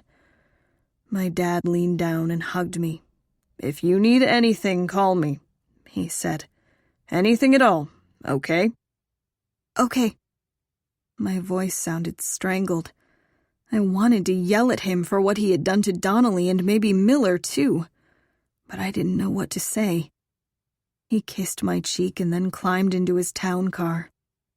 Matt grabbed the back door and opened it when Miller didn't move. "After you," he said with a smile. I didn't move. I couldn't move. "Did my dad do that to you?" I asked Miller. "Your dad?" He seemed confused by what I'd called Mr. Pruitt. And then he looked down at my hand in Matt's. He shook his head. For a few seconds he didn't say anything at all. But his silence was loud and clear. "Miller—" "Miss Pruitt, please get in," Miller said, cutting me off. "And make sure to buckle your seatbelt." Miss Pruitt. The words felt like a knife in my chest. "Come on, Brooklyn," Matt said. "I'll help you." He lifted me into his arms like the reason I wasn't moving was because I was in pain. I was. Just not the way he thought. I blinked away the tears in my eyes. Miller slammed the door behind us. Miss Pruitt. Did Miller seriously think I was like them? I was still a Sanders. I was. Right? I looked at the front seat where Donnelly was sitting. He flinched under my gaze. Was he scared of me? Matt put his arm around my shoulders, oblivious to how Donnelly and Miller were acting. If this was what it felt like to be elite, I didn't want anything to do with it. Chapter 7. Sunday. The car came to a stop on the circular driveway. I looked out the window. The first time I'd been to Matt's mansion, everything had seemed sinister. The gargoyles didn't look quite as menacing during the day. Besides, he was here with me. I looked at the front seat. And Miller. My stomach twisted in knots. "Ready to meet my parents?" Matt asked. Not really. I felt like I was going to be sick. How could I meet his parents when I had been in Miller's bed just a couple days ago? And I was wearing my mom's squirrel pajamas. I'd added a jean jacket to it that had been in the room with all my mom's things, but none of it could be classified as ready-to-meet the parents attire. I wanted to ask for a moment alone with Miller, but then Donnelly would be suspicious. And I couldn't ask for Matt to go for a walk so I could tell him about Miller. I could barely even stand on my stupid feet. "I'm going to go check out the security system," Miller said and unbuckled his seatbelt. "Donnelly will stay with you." I swallowed hard. "You have nothing to be nervous about," Matt said as Miller climbed out of the car. "My parents are going to love you." Are they? Matt hated the Pruitts. He said his father used to be in business with my dad, but they'd had a falling out. Did his parents think the Pruitts were as toxic as their son did? Matt opened up the back door and held out his hand for me. I grabbed his hand and immediately felt a little calmer. Before I could step down, he lifted me up in his arms and I laughed as he spun me in a circle. He carried me up to the front door, past the bushes, trimmed to look like gargoyles. The inside of his house was just as spooky as I remembered. It really seemed like whoever had decorated my dad's apartment had also done the decorating for this one.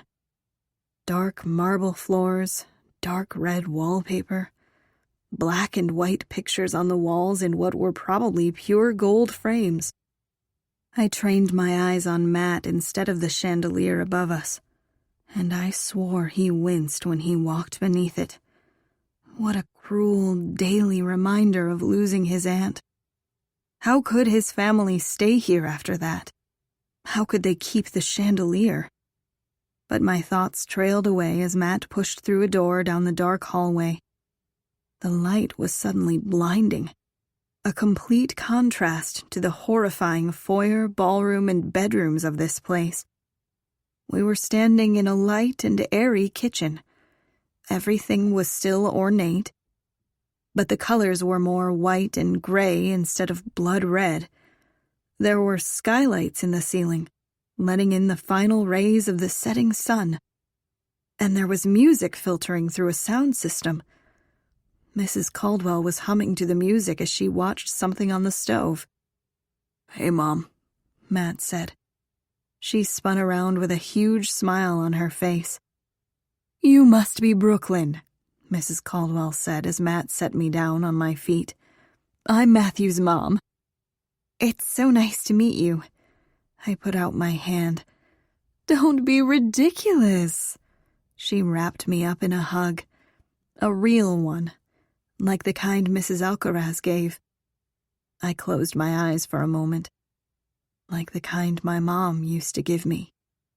"Matthew mentioned that you love hot chocolate," she said as she pulled away. I smiled at him. He'd remembered my story of my mom always making it for me on snowy days. A cup right now sounded like the most comforting thing in the world.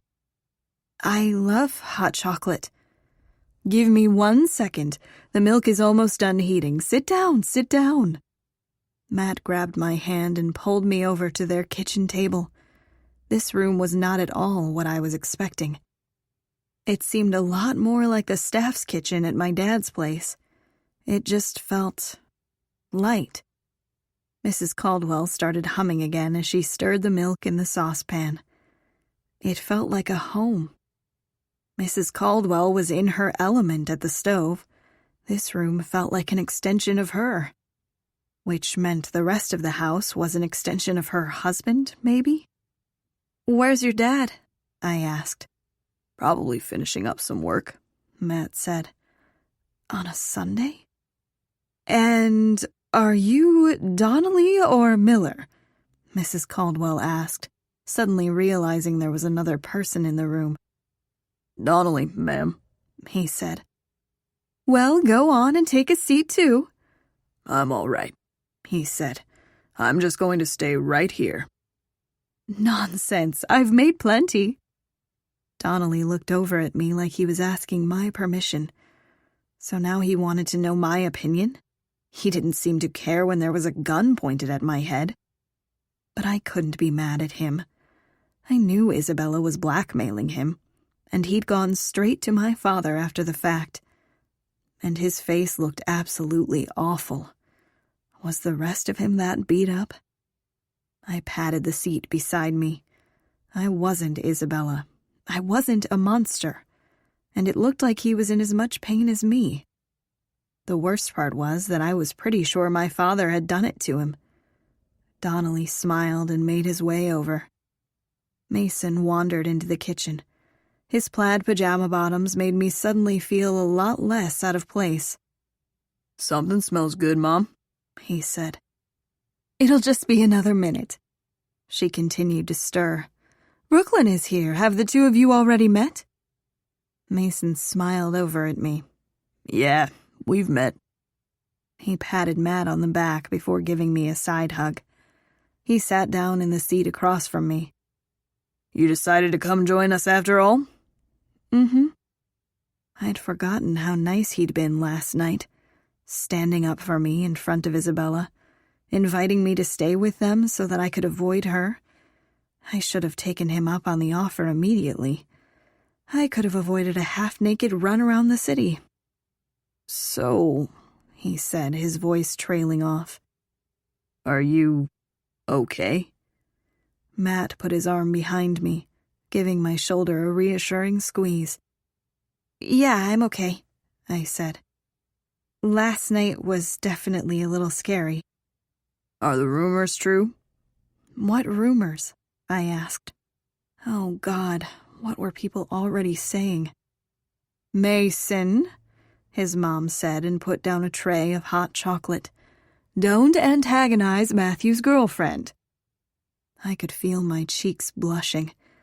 I kind of wanted to know what people were saying, but it probably involved the words whore or prostitute, so maybe it was better if I didn't know. "What happened to your face?" Mason asked Donnelly. "Mason!" his mom scolded again. "Where are your manners?" "It's okay, ma'am," Donnelly said. "I made a mistake last night." He looked down at me. "I'm really sorry, Brooklyn.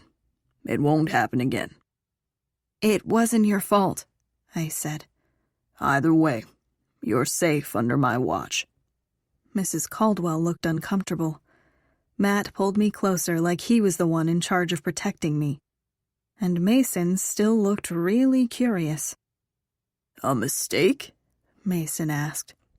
"How did a mistake lead to your face getting beat in?" "Well, Mr. Pruitt..." Donnelly's voice trailed off when someone cleared their throat behind us. I turned to see a much older version of Matt staring at us, and he didn't look very pleased. "Dad," Matt said. "This is my girlfriend, Brooklyn. Brooklyn, this is my dad." Even if I wasn't hurt, I wasn't sure I would have stood up, because Matt's father didn't exactly look happy to see me. "Hi." My voice sounded so small. "You told me her last name was Sanders," Mr. Caldwell said, not acknowledging me at all. "Yeah," Matt said. "Brooklyn Sanders." He shook his head. "Then what is one of Richard's watchdogs doing sitting in my kitchen?" He gestured toward Donnelly. "Max!" Mrs. Caldwell said. He held up his hand. "Brooklyn, I'm very sorry, but we are going to have to politely decline our previous offer of you staying here. My very charming wife and son have misled me. Please have your bodyguard show you out." He stepped to the side, dismissing me. "Dad, Brooklyn is a Sanders. She..." "Sanders? Really? You didn't think I'd find out who she really was? You don't think I heard the rumors of that asshole having an illegitimate daughter? It doesn't matter what her last name is. She has Pruitt blood in her veins." He turned to his wife. "Did you know about this?" "Yes, but..." "I won't have a Pruitt sleeping in our house, or let his thugs stick their noses in my security system. Do you want to get us all killed?" "Maxwell!" Mrs. Caldwell yelled and stood up. "Enough!" She walked over to him and grabbed his arm. "We'll discuss this in private, not in front of the kids." "I want her out of here," he said, "by the time I come back." Mrs. Caldwell pulled him out of the kitchen back into the sinister portion of the house where he'd come from. Donnelly cleared his throat. "I'm going to go check in with Miller. I'll be right back." He walked away before any of us even had a chance to protest. "Cheers," Mason said and held up a cup of hot chocolate. "Welcome to the family, Brooklyn." Matt groaned and leaned his head back on his chair. "Why does Dad have to be such a dick?" "You didn't tell him I was a Pruitt?" I tried to search his face. I'd thought he was embarrassed of me when I was a nobody. But being a Pruitt somehow seemed worse. "You're not a Pruitt," he said, lifting his head. "You're a Sanders, baby." I wasn't entirely certain that was true. I was pretty sure my dad had changed my last name without my permission. "Don't leave me hanging," Mason said, his cup still outstretched. "I've always thought having a little sister would be fun. You're already taking the heat off my back." He laughed and tapped his mug against the one in front of me, even though I hadn't lifted it up. "This isn't funny," Matt said. "Dad can't make her leave. You saw what Mr. Pruitt does to people that go against him in some way. Brooklyn can't live with that nutcase." "My dad would never hurt me," I said. I trusted him as much as I trusted Matt. "Maybe not, but Isabella tried to freaking kill you last night. You're not going back to their apartment." I didn't want to cause a mess with Matt and his family. But even though I wasn't scared of my dad, I was still scared of Isabella. He was right. I couldn't go back. Not until the new security was in place. And even then, I'd have a lot of questions about it before I'd ever feel safe there again. Again? I shook my head. I'd never felt safe there. Dad's not going to kick her out, Mason said. Not if Mom doesn't want him to. Let's circle back to the rumors. Did you really run around homecoming completely naked? What? Matt and I both said at the same time. No, I added. That's not... And did you really dress up like a prostitute and go into James's hotel room? Oh, fuck. No. Well, yes. God, I could feel Matt's heated gaze. No to the prostitute thing, but I did go to James for help. I turned to Matt. He slipped me his keycard last night. I was never going to use it, ever. But when Isabella abandoned me in my freaking underwear, the keycard was the only thing I had. I didn't have any money or my phone or clothes. It was my only choice. I would have come to you, but your house was so far away. Trust me, I definitely would have preferred your help. You know that. Matt reached out and tucked a loose strand of hair behind my ear. I'm sorry I wasn't there for you. He looked so hurt for letting me down. Hadn't he just heard what I said? It was just a proximity issue. It wasn't his fault. Mason laughed. Oh, wait. So let me get this straight. You showed up to James's room in your underwear? Well, I kind of made a makeshift dress out of a map. He smiled. So, you showed up naked to his room. And then what happened? Actually, sharing this part might cheer Matt up. I walked in on him and Rachel. Mason spit out his sip of hot chocolate. Really? Having sex? No, she was, giving him, you know. Head? He cocked his eyebrow up. You can say it, you know. Oral, sucking his cock, blowing. Cut it out, Mason, Matt said. My face had to be bright red. Yeah, that. I didn't want to say it out loud. I'd never even done it before. Everyone completely freaked out, and I ended up running through the lobby. But I was in my underwear. I'm pretty sure only a handful of students saw me. How had the rumors spread so quickly? This is amazing, Mason said. What did James do when he saw you come in his room? He said my name, and Rachel bit him. Even Matt laughed this time. Serves him right, Mason said. Fucking asshole. I didn't laugh. I didn't find it funny at all. James had been kind and sweet. I didn't feel comfortable telling Mason the rest of the story. I wanted to tell Matt in private. But I wanted to fix what I'd helped break, too. James helped me, I said. I think this crazy misunderstanding about Rachel, you could all clear it up, don't you think? If you just sat down and talked? What do you think I've been trying to do the past week? Matt asked. I know, but...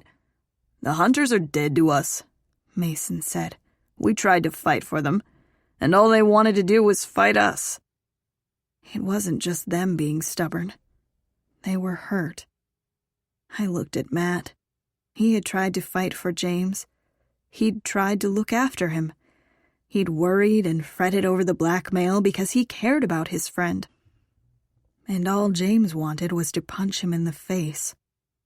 But James and I were friends now. Maybe I could convince him to try to fix things. Matt lifted up my hot chocolate. Aren't you even going to try it? I took the mug from him. It tasted just like my mom's. I sat in their warm kitchen, listening to the two of them laugh. And I hoped that I could stay. No one ever laughed at the Pruitts' apartment. I hadn't felt this at home since I'd lived with Kennedy. But I had a feeling Mr. Caldwell wouldn't let me stay. And I understood why. I was a Pruitt. I was toxic. I laughed along with the Caldwell brothers, but I kept thinking about the fact that the hot chocolate always felt warm in my hands, no matter how much time went by. And I wondered if it was because my hands were permanently cold to the bone, just like the Pruitts. Was Mr. Caldwell right about me? Chapter 8. Sunday. I sat down on the edge of Matt's 4-poster bed. The last time I'd been in his room, Rob had pushed me inside and locked the door. I'd thought I was about to get the life sucked out of me by a vampire. But today I was just waiting to see if I'd get my hopes sucked out. Any minute now, I expected Mr. Caldwell to come through those doors and kick me out of his house. "What's going through your head?" Matt asked as he sat down beside me. I looked over to his closet, the one I'd stood in for what felt like an eternity, waiting for Matt to come back after he'd pushed me into it. He'd spent the rest of the night with Isabella, instead of with me. Isabella. My stomach twisted in knots as I looked up at Matt's eager face. What if your dad's right? About me? Matt's eyebrows lowered. "He didn't say anything about you." I have Pruitt blood in my veins, I said and looked down at my hands. You told me what that meant, that the Pruitt's whole family is a disease. "I didn't mean you." You called them toxic. I'm them, Matt. "You're not." I want her to die. I looked back up at him. When she drove away in her stupid limo, that's what kept me going. I wanted to get back at her. But really, I think I'd be happy if she died. I'm a monster. I'm a Pruitt. I felt big tears roll down my cheeks. "You're not a monster." He grabbed both sides of my face. "Baby." My heart ached whenever he called me that. "Look at me." My eyes locked with his. "Wanting revenge for this is a normal reaction. I want to fucking kill her myself for what she did to you." He wiped some of my tears away with his thumbs. "But you'd never actually do it. You're not evil. Isabella hurt you and you're hurting. That's the end of the story." Was that the end of the story? I felt his love, and with it there shouldn't have been any room for hate. But God, I hated Isabella. "You're better than her." He dropped his forehead to mine. "Your heart is too good to ever be like her." I wanted to believe him. I'm good. I'm not like Isabella. And even though I trusted my dad, I'd never trust Isabella. Please don't make me go back there. I felt lighter since stepping foot in Matt's house. Despite his dad hating me, I felt safe here. I felt like I'd shaken some kind of darkness off my shoulders. Maybe it was just because I was breathing in Matt's exhales. The familiar scent of cinnamon was calming and exhilarating at the same time. I didn't want to be evil. I didn't want to kill anyone. That was crazy. I wasn't crazy. I lifted my leg, straddling Matt on his bed. It was like the closer I got to him, the more I felt like myself. His hands settled on my waist. "You're driving me crazy," he said against my lips. I'd rather him be the crazy one than me. I pressed my lips against his and savored the groan I got from him. His fingers tightened on my waist as I deepened the kiss.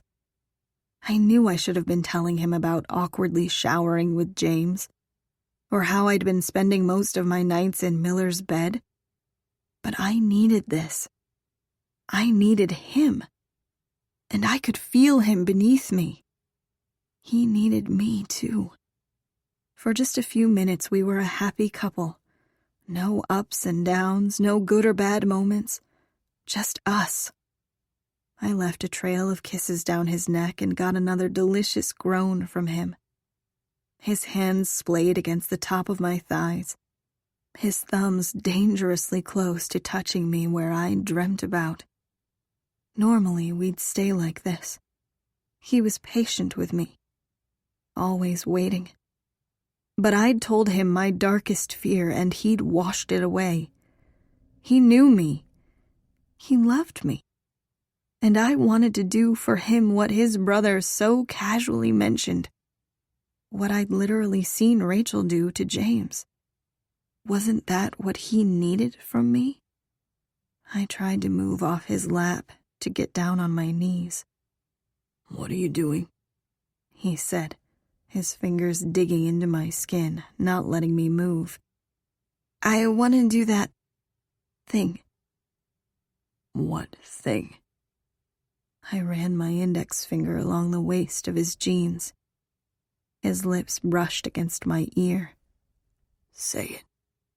"I want to show you how much I love you." "How am I supposed to know that you're ready if you won't say it?" he whispered in my ear. I swallowed hard. "I want to lick you." "Where, baby?" The scruff of his 5 o'clock shadow was rough against my jaw. "Here." I pressed my palm against his hardness, and he groaned again. God, he was big. I wasn't experienced like Rachel. I had no idea what I was doing. But I wanted to do it for him. He'd been waiting for me. I didn't want to make him wait any longer. "Say it," he groaned as he kissed me behind my ear. I whimpered instead of responding. "I want to hear you say the words." I wasn't exactly sure what he wanted me to say. Everything that came to mind sounded very sex education class instead of sexy. He kissed behind my ear again. "Say it, baby. Tell me you want my cock in your pretty little mouth." Fuck. His words were dirtier than I expected them to be. But it was exactly what I wanted. Yes. That. "Say the words, and I'll give you whatever you want." It felt like my heart was beating in my throat. "I want your cock in my mouth." "God, I love you." In 1 second flat, he'd spun us around and slammed my back against his plush mattress. His lips on mine were more frantic than before. "Let me taste you first." He kissed down my neck and collarbone as he pulled my tank top down. He lifted his head and locked eyes with me as he pulled it down the rest of the way, exposing my bra. "Tell me to stop and I will." I had no idea what he was planning on doing to me, but I didn't want him to stop. I shifted beneath him instead of responding. "Fuck," he hissed. He pulled down my bra cup and took one of my nipples in his mouth. "Oh, God. Please?" I moaned. I wasn't even sure what I was begging him for. I just wanted more of that. Why had I ever worn a shirt around him? Shirts were no longer necessary. I reached down to try to remove his, too. He laughed against my breast, but his laughter was mixed with someone else's. My eyes flew to the now opened door. Mason laughed. "Having fun?" What the hell? How long had Mason been standing in the doorway? I grabbed the front of my tank top. Matt leaned forward and pulled my strap back in place before turning to his brother. "What the hell, man? Can't you knock?" Mason shrugged. "Dad wants to talk to you guys," he said as he leaned against the door jamb. "Should I tell him you two need a minute?" "No." My voice came out squeaky and high-pitched. "We're ready now." Mason laughed. "At least Matt didn't pull a Rachel and try to bite your nipple off when I walked in. Come on, it seems like Dad's in a significantly better mood now that Mom told him to be." He pushed himself off the door jamb, but didn't move. Mason had seen my left boob. Now, half the Caldwells had officially seen my left boob. Why was this happening? I could feel my face turning red. "No need to be embarrassed," Mason said. "You have great tits." "Get the fuck out," Matt said and threw a pillow in Mason's direction. Mason laughed as he walked back into the hall. Matt cupped my face in his hand. "I'm so sorry," he said. "Ignore him." "It's okay." But I knew my cheeks had to be red. "I'll lock the door next time." He climbed off the bed and put his hand out for me. Next time. I put my hand into his. What if his dad made it so there would never be a next time? My body felt alive, more alive than it had ever felt. I wanted to spend the rest of my life in Matt's bed. He put his arm around me. "Mason was right, though." About what? I looked up at Matt. Oh. He was referring to the comment about my breasts. Could my cheeks be any redder? "Don't worry," Matt said. "My mom will have convinced my dad that you can stay. And we can pick up where we left off." I hoped he was right. We wandered down the creepy hallway and back downstairs to the kitchen. Mr. Caldwell was sitting at the kitchen table drinking his hot chocolate. Mrs. Caldwell was sitting next to him. They both smiled when we walked in. "Would you like another cup?" Mr. Caldwell asked and gestured to the hot chocolate. "There's plenty." I shook my head. Please don't kick me out. Please. "I called your father," he said. That probably wasn't good if they didn't like each other. "My wife and son kept the fact that you were related to Richard from me. All I knew was what Matt first told me, that you were new in town, and that you were living with your uncle." I nodded. "So you can imagine my surprise." Mrs. Caldwell cleared her throat. "The funeral was very nice," he said. I'd forgotten that he had been in attendance. It was. It was until I had been taken away. I could feel tears welling in my eyes. I was getting closer to my dad, but suddenly the distance felt momentous. He'd kidnapped me during my uncle's funeral. I couldn't trust him. I wasn't a pruitt, it was just like Matt said. I'd never be a monster. "Please don't make me leave," I said. Mr. Caldwell smiled. "I would never make you go back to him." Him. My dad. I should have wanted to defend him. But how could I? I didn't even know if Isabella was being punished for what she did. As far as I knew, she was just hanging out back at the apartment with her evil puppy and plotting her next murder. But at the same time, my dad had taken care of me. He'd made sure Kennedy was okay. He'd promised to keep me safe. I still wanted to stay here, though, with Matt, with his family that knew how to smile for real. "His bodyguards are to stay outside at all times," Mr. Caldwell said. "They won't interfere with our own security. I've told Richard as much. As long as they stay outside, you can stay here." I blinked fast, forcing my tears to stay at bay. "Thank you." I walked over to him and hugged him. He awkwardly patted my back for a second, but then he hugged me back. And it was stupid, but it felt like a hug from my uncle, which made me tear up all over again. I pulled away. "Actually, I'd love another cup of hot chocolate." He smiled and nodded to the chair. "How about a round of cards?" he asked. "Matt, go get your brother." We spent hours together in the kitchen playing canasta, a game I was apparently terrible at, but it was so much fun. Mrs. Caldwell made these delicious cheesy snacks and we all just sat around laughing. It was the most relaxed I'd been in a really long time. I didn't think about Isabella once. All I thought about was how easy it was to fit in with the Caldwell family. I smiled over at Matt as he threw his cards down on the table. He smiled back. "It's a draw," his mom said. "What?" Mason said. "No way, we smoked you guys." We had played boys against girls, and Mason was right. I definitely brought Mrs. Caldwell's team down. There was no way it was a draw. "A tie," she said. "Mm-hmm," Mr. Caldwell said and leaned over and kissed her cheek. "Mason, do you mind escorting Brooklyn upstairs for the night? I need to have a word with Matthew." "Sure." Mason tossed his cards on the table too and stretched. "A guest room," Mr. Caldwell added. Mason didn't reply to that comment.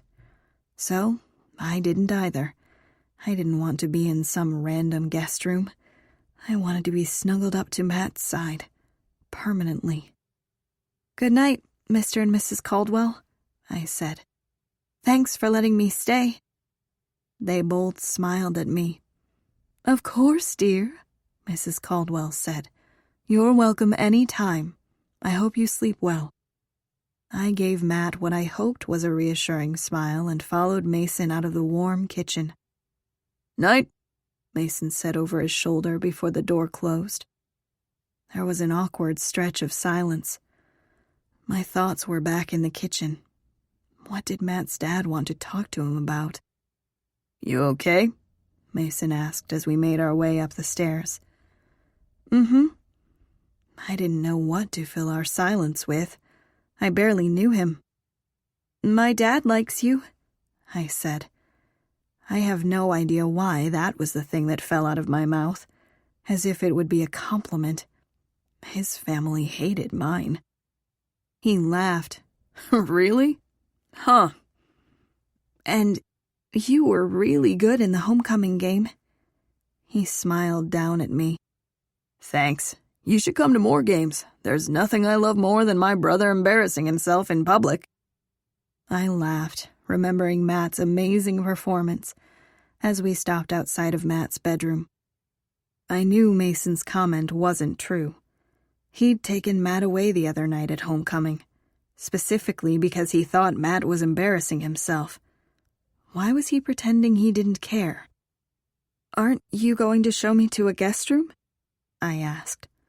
"I already cock-blocked Matt once today. No reason to do it again." "Thanks, I guess." He laughed. "You know, I could get used to having a sister. It's kind of fun having someone else around to mess with." He winked at me. "Night, Brooklyn." He turned around, leaving me at Matt's door. "Good night, Mason." I could get used to having a brother, but I'd never get used to having a sister. I looked out over the banister at the chandelier, and even though I knew the history of this house, I felt safer here than I did at the Pruitts. I retreated into Matt's room and closed the door. I was finally figuring Mason out. He was kind, but in more of a joking way. Not funny like Rob, just hesitant, as if he was scared to get too close to anyone. I wondered why. He was probably the most popular guy at Empire High. He didn't have to lose anyone if he didn't want to. I wrapped my arms around myself, suddenly cold. Matt's kitchen was comforting. His room without him in it? Not so much. I stared at his nightstand. Were there still pictures of Isabella in there? Was there still a huge box of opened condoms? Was there actually a vampire coffin somewhere tucked away in one of his closets? I looked over my shoulder at the closed door. Surely I had a few minutes to explore. Chapter 9. Sunday. I pulled one of Matt's t-shirts over my head. He'd told me once that I'd look better in one of his. I hoped he meant it. I folded my mom's squirrel pajamas and placed them on top of Matt's nightstand. There was only one thing I really cared about looking for. I opened the bottom drawer of the nightstand. The envelope full of pictures of Isabella was gone. I breathed a sigh of relief. No more private investigator. No more blackmail. It was done. Matt was free from Isabella's clutches. I just wasn't sure I was yet. How was my dad going to protect me from her? He couldn't just throw her out. Isabella was his daughter, too. I didn't see how any of this could be resolved. My stomach churned. I had a lot to resolve myself. I needed to talk to Miller and Felix. I pulled out my phone. It would be easy to send either of them a text, but that seemed harsh. I owed them each an explanation for why I couldn't be with them. As I stared at my phone, the only person I really wanted to talk to was Kennedy. My dad had said I should let her rest, but I'd let her rest all day. I needed to hear her voice for myself, just to make sure she was okay. Maybe she'd have some advice for me, too. I clicked on her name in my phone and waited. And waited. I opened the lid of the box of condoms in Matt's nightstand. It looked like there were only a few missing. That was a good sign. I knew he'd been with other girls, but there was something nice about knowing that maybe it wasn't that high of a number. The phone kept ringing. I closed the lid and sat down on the edge of the bed. Just when I thought it would go to voicemail, I got a groggy, "Hello? Kennedy, are you all right?" "I'm fine." Her voice sounded so small, just like it had after she'd told me about what Cupcake had done to her. The realization hit me hard. Cupcake had drugged her. Getting drugged by Isabella was probably bringing all those feelings back. I imagined her curled up on a ball in her bed, her knees tucked into her chest. It killed me to see her like that last time, and it was my fault she was like that now. I didn't want her to disappear on me again. She was the brave one, not me. "I'm so sorry," I said. "I never meant to drag you into—" "Stop," she said with a small laugh. "You didn't do anything wrong. It was Isabella. God, I feel like such an idiot. I barely remember last night, but I remember drinking with her. I remember for just a minute it seemed like she was actually my friend. I feel so stupid." "You're not stupid," I said. "Isabella is really good at convincing people of things." She had convinced me to get into that damn limo. And for a few seconds there, she had convinced me I was trash. She'd even tried to convince me I didn't belong in this world. But I did belong, and I wasn't going anywhere. "I wish I was there to hug you." "Me too," she sniffed. "Are you okay?" she asked. I blinked fast, forcing my own tears not to fall. I needed to be strong for her. "Yeah, I'm okay." That didn't sound convincing at all. What exactly happened last night? The last thing I remember was dancing. I filled her in on every detail. All of it. Rachel, James, Dr. Wilson, every single thing that happened last night. I was already feeling lighter once I got it off my chest. "I believe most of what you said, but there's no way I roared at Robert Hunter." "Oh, that part was absolutely true." She laughed for real this time. "How am I ever supposed to go back to school after that?" "Try going back to school after running around outside homecoming in just your underwear." She laughed again. "Yeah, that would be worse.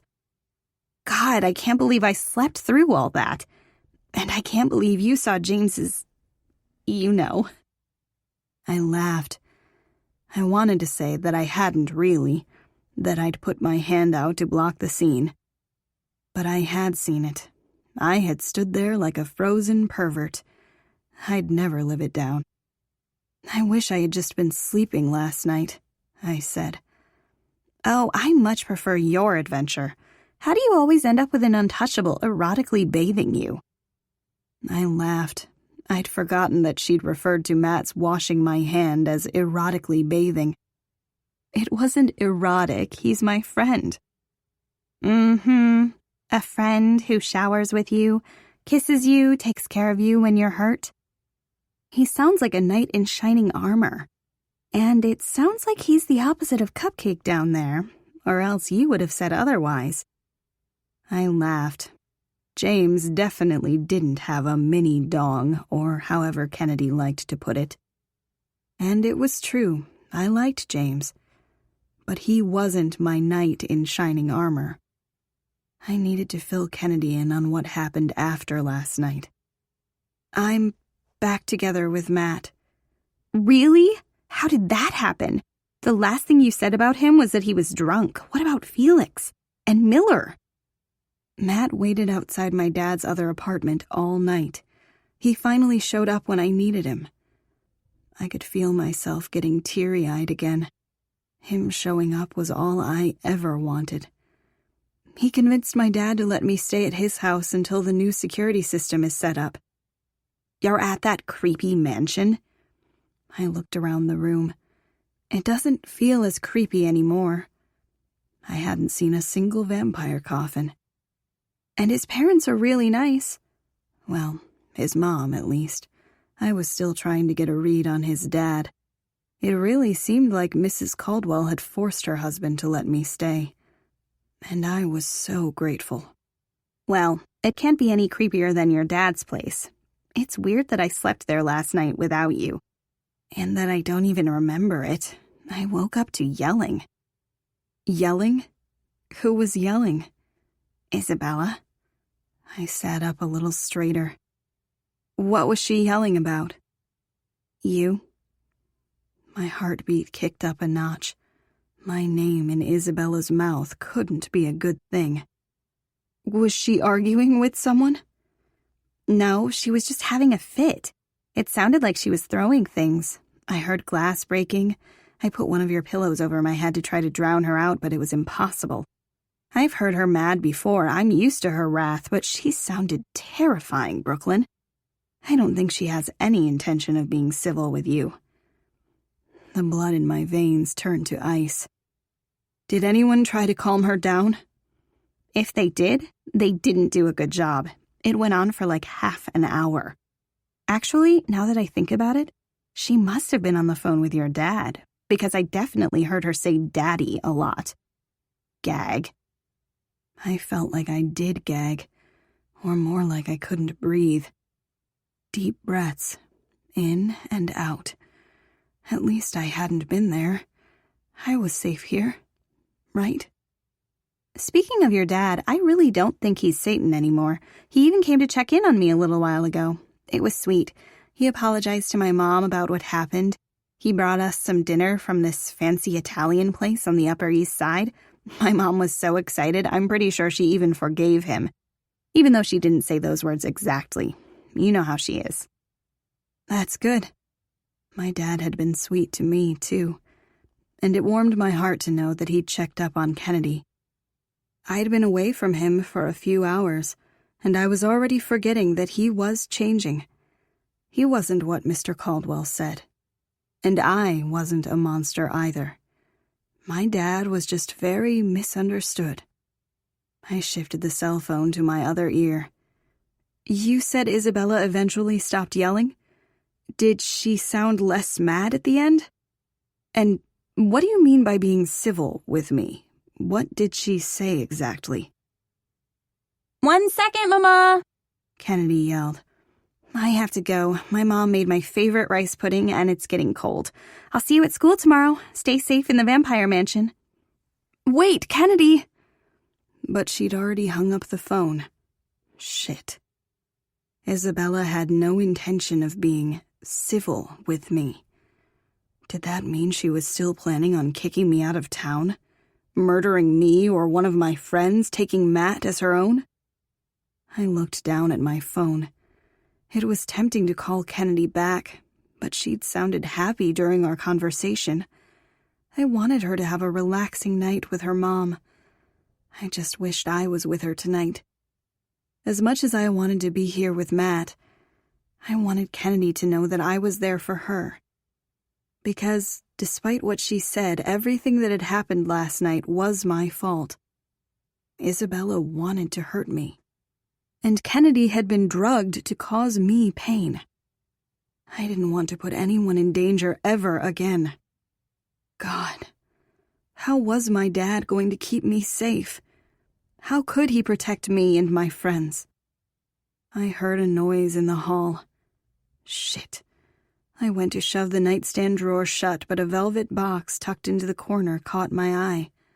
I glanced at the door to make sure Matt wasn't coming in, and then I reached into the drawer to grab the box. It was a jewelry box. I flipped open the velvet top. Oh, wow. There was a huge circular diamond in the middle, surrounded by smaller diamonds on the silver band. I'd touched expensive ball gowns and tiaras, but they were nothing compared to this. It was beautiful. It didn't look new.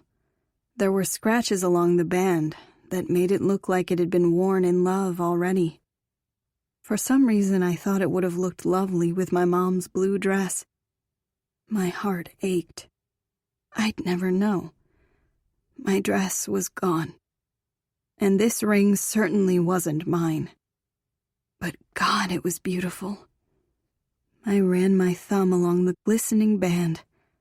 Vintage. That was what Justin would have called it. I liked vintage more than new. Do you like it? Matt asked. I looked up at him. Crap. When had he come in? Oh, no. I mean, yes. It's beautiful. But I'm sorry, I shouldn't have. I went to put it back in the drawer, but he caught my hand. Do you want to try it on? What? He pulled the ring out of the box and lifted my left hand.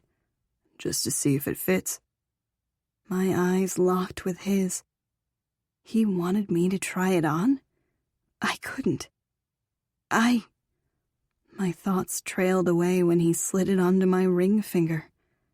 A perfect fit, he said. For just a few seconds we were both silent. I wasn't even sure I was breathing. It was so beautiful that it hurt. I guess you should just wear it then. His hand slid off mine. I laughed. Wait, what? I can't. Why? I'll be giving it to you in a few years anyway. Oh, Matt. My heart was beating faster and faster the longer I wore it. Like it was so happy it was about to explode. Then we should wait, right? We should... Haven't we done enough waiting? I heard you loud and clear, Brooklyn. I wasn't loving you out loud. What's more out loud than this? This is very loud. He laughed. You don't like it? No, I love it. It's the most beautiful thing I've ever seen. I looked down at my hand, but I didn't deserve it. It was my aunt's. I looked back up at him. Really? My mom gave it to me, to give to the woman I want to marry one day. That's you. The corner of his mouth lifted. Forever, remember? Matt, I can't. He leaned forward and kissed me. Usually our kisses were frantic, like we were running out of time. But this one was slow, torturously slow. And somehow it was even better than the frantic ones. I can't wear this, I said against his lips. It's an engagement ring, Matt. True. He pulled back and got down on one knee. Brooklyn. We can't be engaged. We've already had this conversation. We're 16. Think of it as a promise, then. That one day, I'll make you mine officially.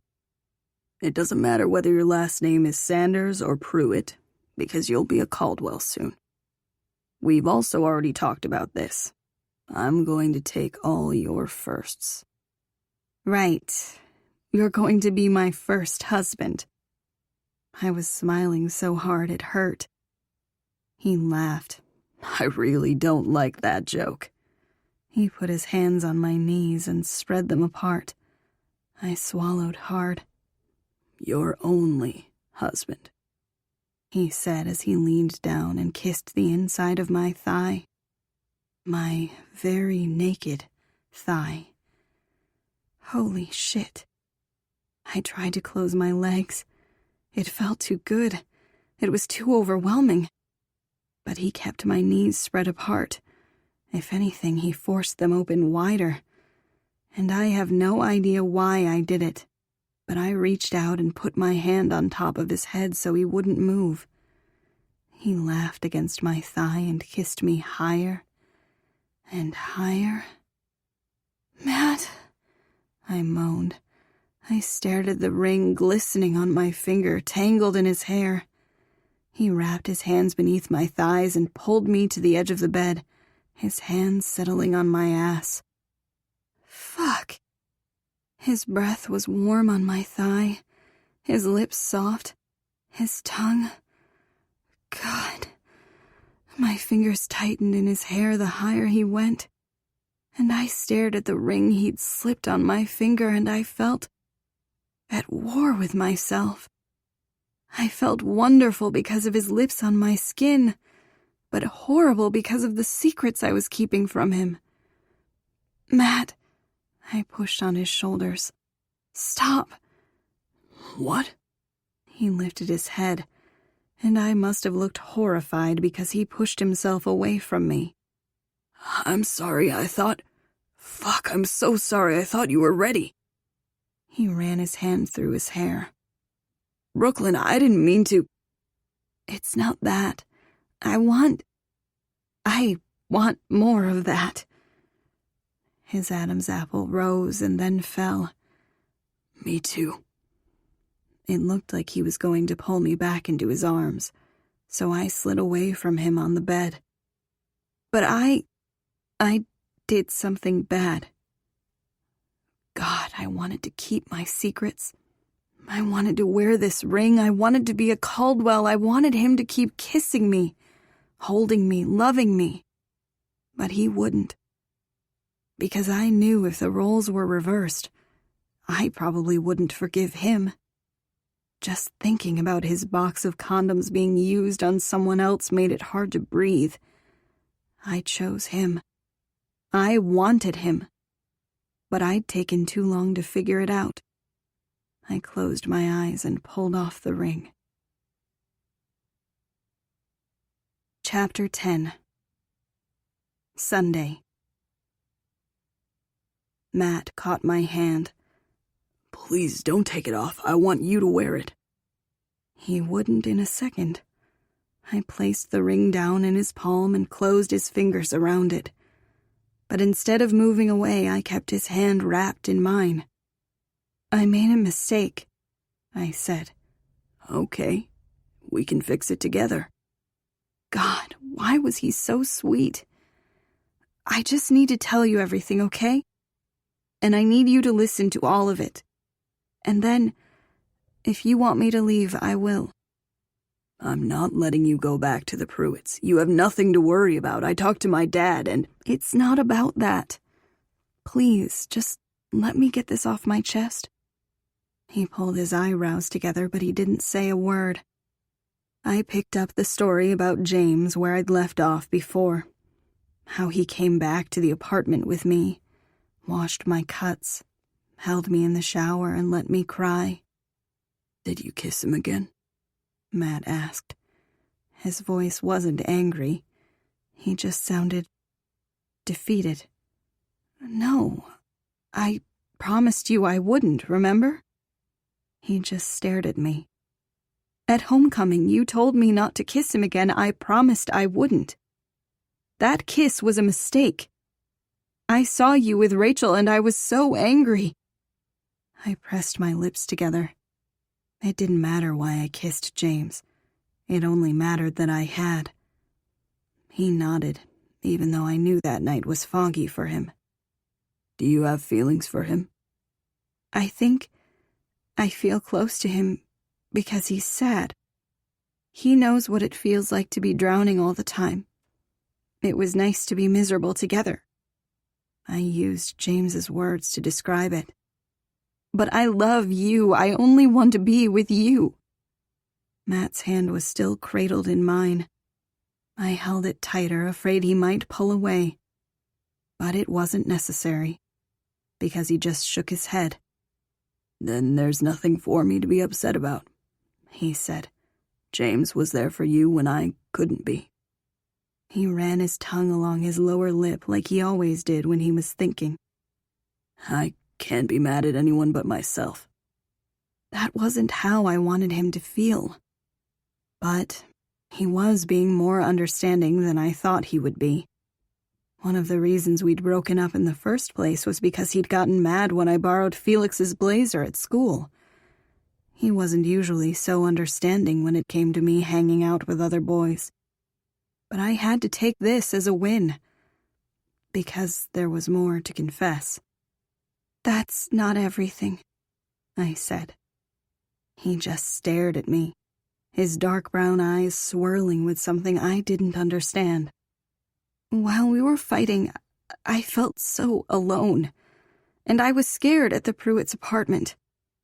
God, why was I making excuses? That wasn't what this was about. This was about Matt and me no longer having secrets. I took a deep breath. I started seeing someone.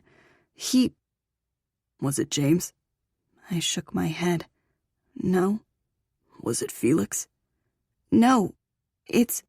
If it wasn't one of them, I don't want to know who it was. But... Matt pulled his hand out of mine. It stung worse than I ever thought it would. I felt so cold when he wasn't touching me.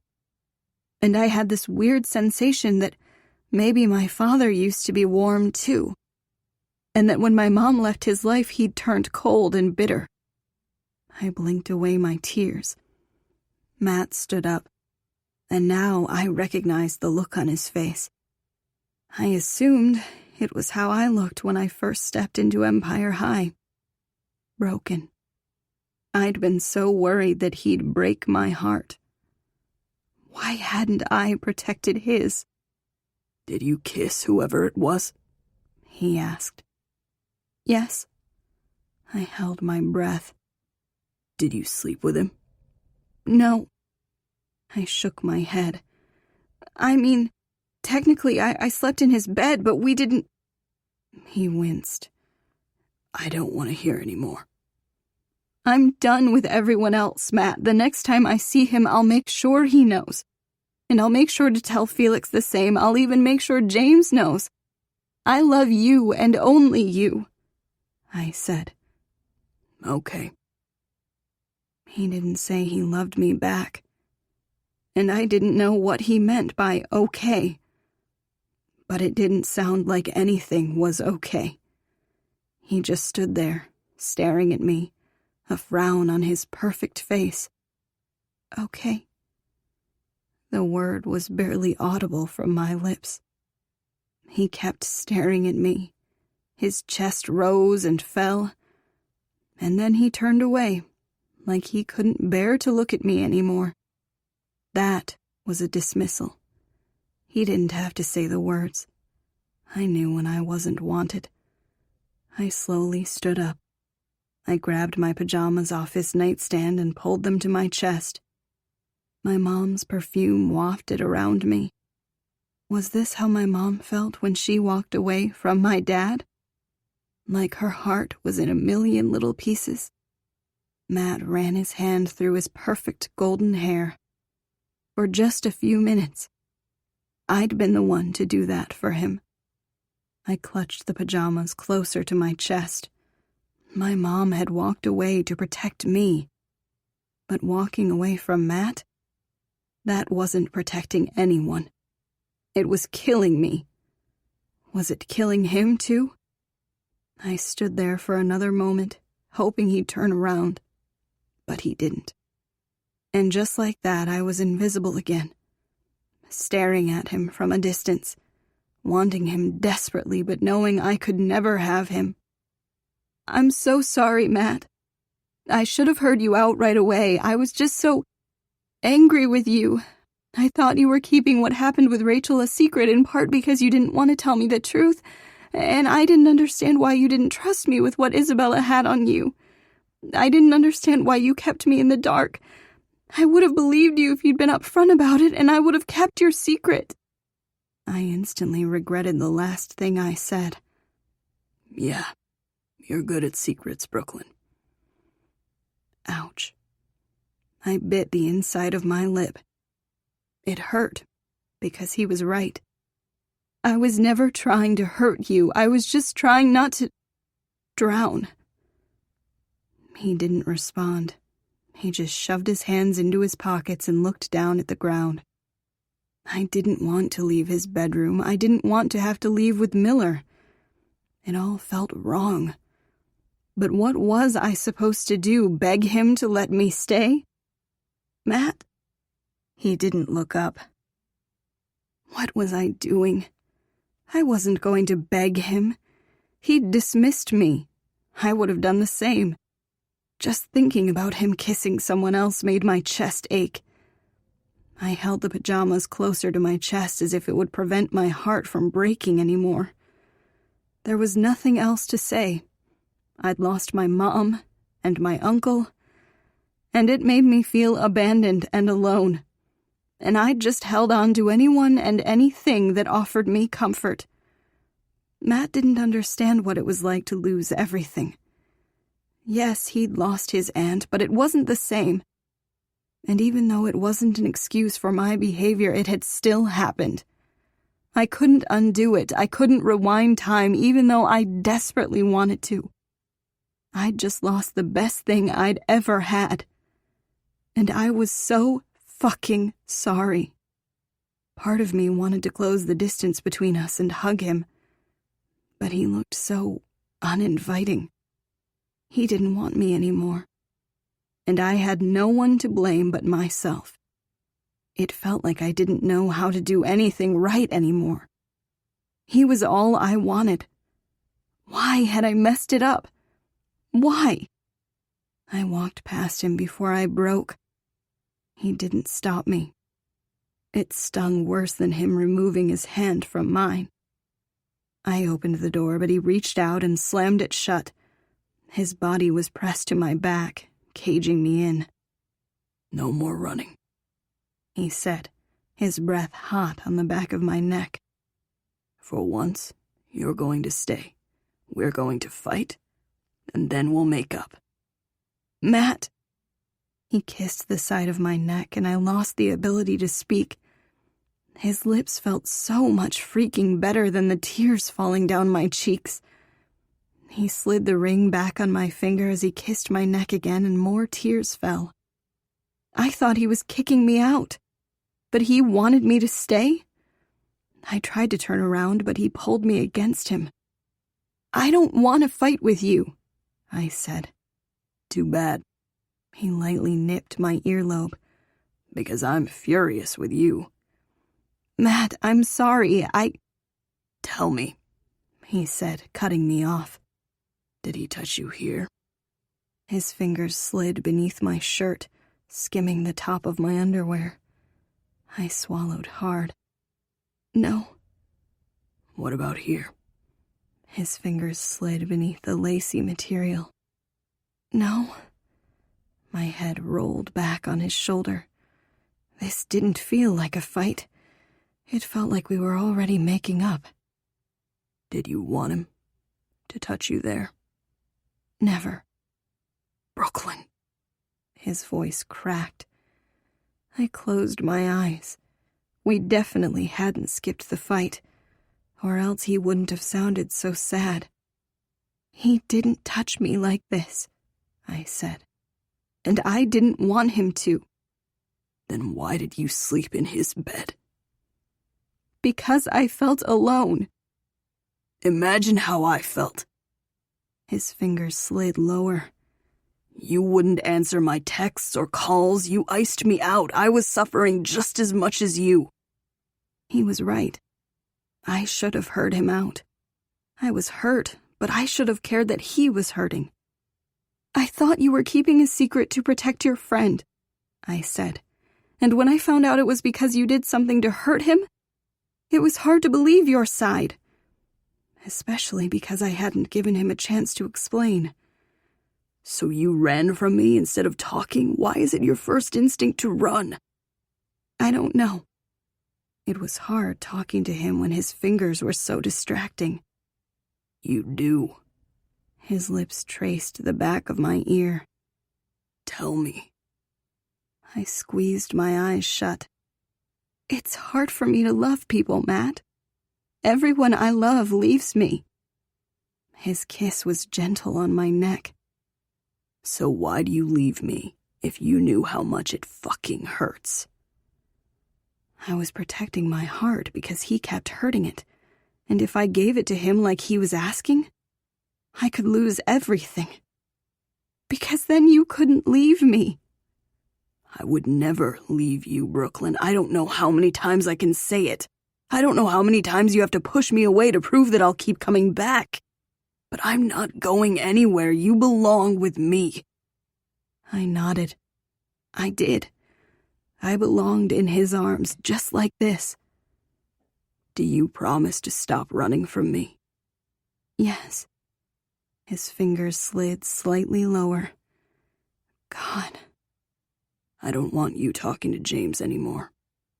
The segue didn't surprise me at all. I almost expected him to have a few contingencies. I'd proven that I was an untrustworthy flight risk, and if this is what he needed for me to prove I wasn't, I'd give it to him. My friendship with James wasn't worth losing Matt. I won't. I swear. There was a long stretch of silence. Okay, he finally said. It didn't sound like a dismissal this time. I tried to turn to face him again, but he gripped my waist, keeping me in place. Tell me what you want right now. The tip of his nose ran down the side of my neck before he nibbled my shoulder through the thin fabric of his t-shirt. And maybe I'll give it to you. I swallowed hard. Not this again. Was he hell-bent on torturing me? I didn't know what to say. No, that wasn't exactly true. I knew exactly what I wanted. Touch me? I wanted to skip to the makeup portion he promised. I never wanted to fight with him again. I expected an explosion, not a heated conversation where he held me hostage with his hands. He fought unfairly. I'd always give him whatever he wanted like this. Here. He kissed my shoulder where he'd just bitten. No, I moaned. Lower. Here. He kissed farther down on my shoulder blade, his hand not moving an inch. No, not there. Say it, Brooklyn.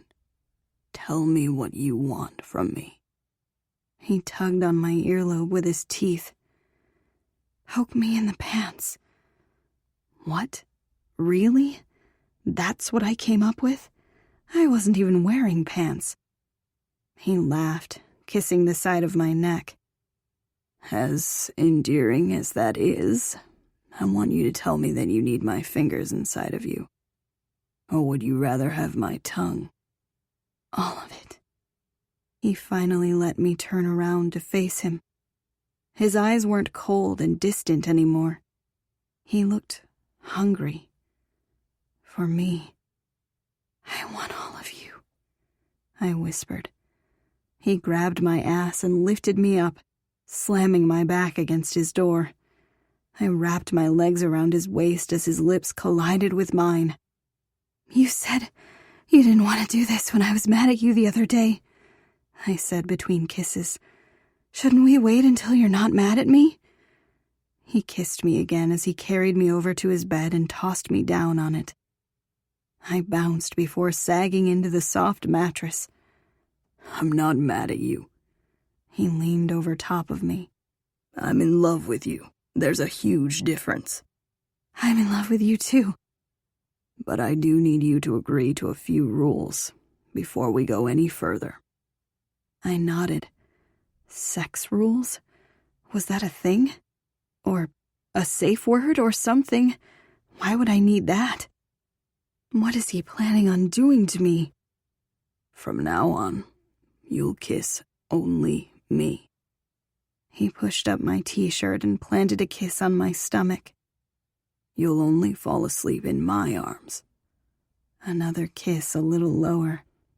I will be your first and only husband. I laughed. He bit my skin in response. Oh. You'll come to me when you're in trouble. He kissed the same spot he'd just bitten.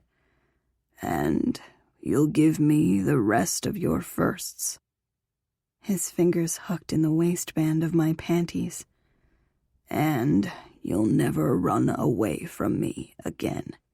We fight for each other, always and forever. He pulled my panties down my thighs. Agreed? Fuck yes. I lifted myself up on my elbows so I could look at him. I promise, Matt. He kissed the inside of my thigh, making me shiver. He locked eyes with me as he lowered his mouth. Now I think it's time we took care of a few of those firsts, don't you think? I think you requested all of it.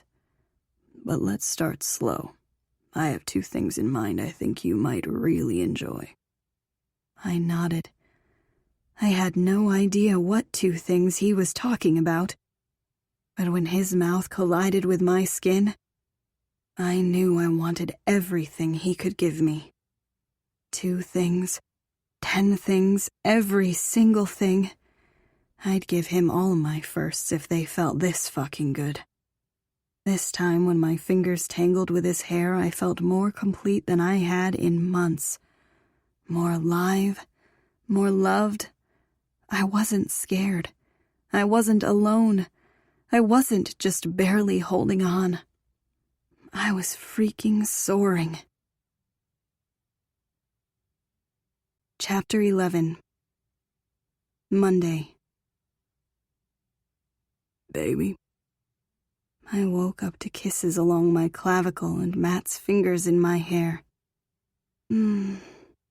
Hey. His hands stopped on the side of my face as I slowly opened my eyes. I blinked up at his smiling face. He'd kept his 5 o'clock shadow because I'd told him I liked it. He looked so handsome. I reached up and ran my palm along his jaw. Good morning. We'd never been together like this in the morning. He usually slipped out before I woke up, but I guess that wasn't necessary here. Matt smiled down at me. Good morning, beautiful. His thumb dropped to my lower lip. I like waking up to you. I smiled up at him. I like waking up to you, too. He slowly sat up, and I realized he was already fully dressed in his Empire High uniform. Are you leaving? He ran his fingers through his hair. I actually missed a lot of school last week. Coach Carter said I couldn't play in the game next weekend unless I came in today. I'll stay with you if you want, you know that, but... What? No, you should go, I'll be fine. Are you sure? Yeah, I don't want you to have to miss your game. It'll be the first one I'll get to come to as your girlfriend. He smiled at me. I'd like that. Maybe you could wear my letter jacket. Oh. Isabella had cut up all my clothes, but I didn't think Matt's jacket had been part of the destruction. It had still been packed away in a box. Thank God. I've been dying to wear it. Maybe I should just come to school today, too. I think I feel okay. No, Matt said. I promised your dad I'd take care of you. You still need rest. I even brought you breakfast in bed. He gestured to the tray that was sitting on the bed. I thought I'd smelled bacon. I sat up, keeping the comforter pressed against my chest. That was the sweetest thing ever. Thank you. Take the day off. Relax, sleep, whatever you need. He kissed the side of my forehead. I'll be back after practice. Am I allowed to go downstairs? He laughed. Of course. I'm not locking you up here. I just thought you might be more comfortable in my room. My dad would have tried to lock me up. He had tried that. There's a TV in the kitchen if you want to watch something, and there's a library if you want to read. My mom's here, so you can just ask her for whatever you need. I nodded. I liked Matt's mom. Maybe I could just hang out with her today. I like that look, Matt said. What look? I smiled up at him. The messy hair, rosy cheeks, my ring on your finger. I smiled as I looked down at the ring. I shouldn't wear this out of your room, though, right? Won't your family wonder why I have it? The last thing I wanted was for the Caldwells to think I was stealing jewelry. My dad made it clear he didn't want a Pruitt in the family. I made it clear that you aren't, and that even if you technically are, you won't be for long. I pressed my lips together. You told them you wanted to marry me? He reached out and brushed a strand of hair out of my face. Don't worry, I'll tell your dad the same. I know that's one of his rules, to always make my intentions clear. Yeah, it probably was, but I hadn't read the freaking contract. I'll talk to him today, he said. So yeah, wear the ring. You're mine, and I want everyone to know it. Matt calling me his always made my stomach fill with butterflies. As a promise ring, right? That's what you said it was. You can call it whatever you want. He placed a soft kiss against my lips. Because that's what it is. Whatever you say, Brooklyn. Engagement ring, promise ring, either way. I laughed. But you didn't propose. He climbed off the bed. Didn't I? No, you did not. I think we remember that differently. We're not engaged, Matt. The ring says otherwise, and don't you dare take it off. You're mine. I wouldn't dream of taking it off. Okay. Okay, then. He adjusted his tie. Text me if you need anything. He leaned over and placed a kiss against my lips. Make yourself at home. I smiled as he left the room. Home. I looked around at the dark red walls. I never would have imagined this place feeling like a home, but it was already starting to. I lifted up a piece of bacon and took a bite. Yeah, I could get used to this. It didn't take long for me to get antsy. If Matt expected me to wear this ring everywhere, there were two people I needed to talk to. Class had already started, so Felix had to wait. But Miller was here somewhere. I had to find him. I wandered out in the hall, avoiding looking at the chandelier. I was a little surprised that Donnelly wasn't standing somewhere with a machete and instructions from Isabella to lop my head off. But he was nowhere in sight. My feet echoed on the stairs. The Caldwell mansion was still scary, but I knew one room that wasn't. I walked into the kitchen and was disappointed that Mrs. Caldwell wasn't standing at the stove, humming like last night. There was a TV hanging under one of the cabinets, just like Matt had said. But I didn't really want to watch anything. The TV reminded me of movies, which reminded me of Uncle Jim. And I didn't want to sit in the kitchen and cry. I needed to talk to Miller. What had Mr. Caldwell said about the security last night? That they needed to stay outside? I turned to the back door and almost screamed when I saw someone there. But it was just... Wait, Rob? Rob was standing there, smiling at me through the glass. He lifted his hand and waved. What was he doing here? He was fighting with Matt, and he should have been in class. But his smiling face made it seem like he did belong here. Had they all made up and I just didn't realize it? I walked over and opened the door. "What are you doing here?" "Me?" Rob said with a laugh. "What are you doing here?" "Matt invited me?" I wasn't sure why it came out as a question. Rob smiled. "Yeah, I heard a rumor you were camping out here. I thought I'd come over and see for myself. Want to hang out?" "Oh, so they had made up? Or not? It didn't matter. I didn't have time to hang out with him. I was actually just about to—" "Come on, Sanders. There's nothing to do in this big house. Besides, there's so many rumors floating around, I'm dying to know the truth. Did you really sleep with James?" "What? No." "Then you should probably come and fill me in." "Come where?" "To my house. We live just down the street." I looked down at my squirrel pajamas and slippers. I wasn't dressed to go anywhere. "I can't." "Why?" I didn't really care how I looked. It wasn't the slippers or the pajamas or even the fact that Matt was fighting with him. Matt only cared if I hung out with James, not Rob. "I can't walk that far." My feet still hurt. He laughed. "Such a diva." He turned around, leaned over, and patted his back. "Hop on, then." "Rob." "Come on, Sanders. You gotta fill me in on what happened so I can stop all those rumors. We can even plan that Isabella prank I promised you.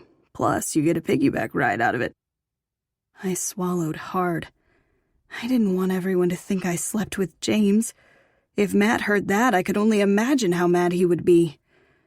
And I did really want to pull a prank on Isabella.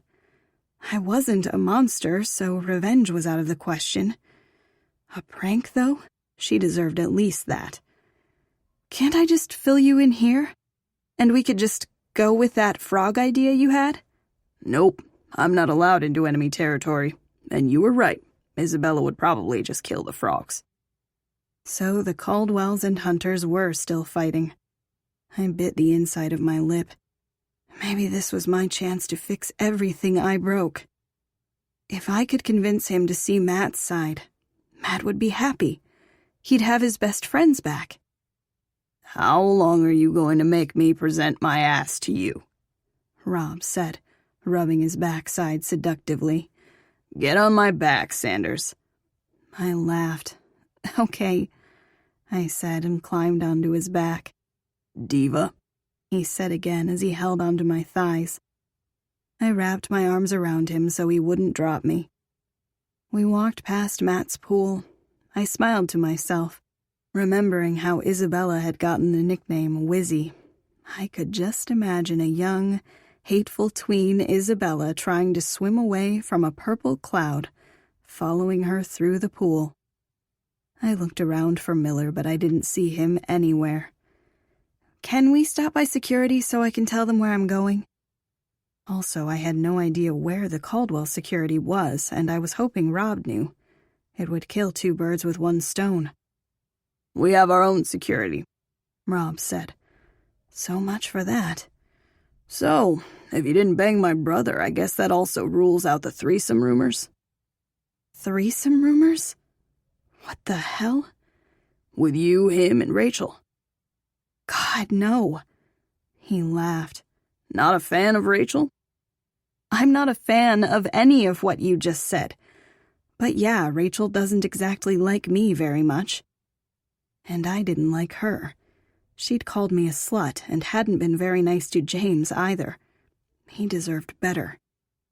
"She probably doesn't like you because James's tongue was down your throat at homecoming." I rested my chin against Rob's shoulder. "Yeah, and the fact that she was completely naked when I walked in on her and James." Rob laughed. "I thought you were the naked one." "I had on underwear and a map." He laughed again and turned his head, putting his lips dangerously close to mine. You were wearing a map? What does that even mean? I lifted my chin off his shoulder. The last thing I needed was for my lips to somehow end up on another Untouchables. I wrapped it around me like a towel. What was I supposed to do? Isabella abandoned me in my underwear. Ah, so that part was true. Did she really try to kill you? Yes, and Kennedy. And I'm pretty sure she still wants me dead. How is Kennedy doing? He asked. I smiled. I'd forgotten that I didn't have to worry about Rob kissing me. He seemed much more interested in my friend. I think she's about as freaked out as me, but she said she was going to school today, so hopefully she's doing all right. That's good. So, are you actually moonlighting as a prostitute now? I laughed. No. Sure about that? I think that kind of work pays pretty well. I'm not a prostitute. That rumor is going to be pretty hard to squash. A few students swore you even admitted it. God, I had admitted it. I was hoping they'd never put 2 and 2 together. You know the worst part about that night? No one stopped to help me. The only person that was nice was James. I would have been nice, he said. Yeah, he would have been. I put my chin back on his shoulder, just like he'd helped me breathe during my panic attack.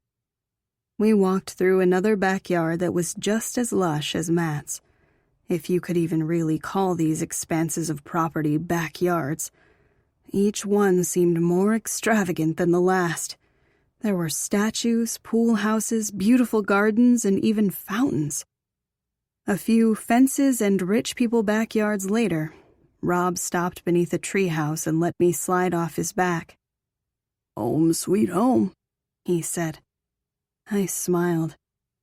There was something adorable about him taking me to his treehouse so I could tell him all about what happened at homecoming. I never had a treehouse growing up, but I'd always wanted one.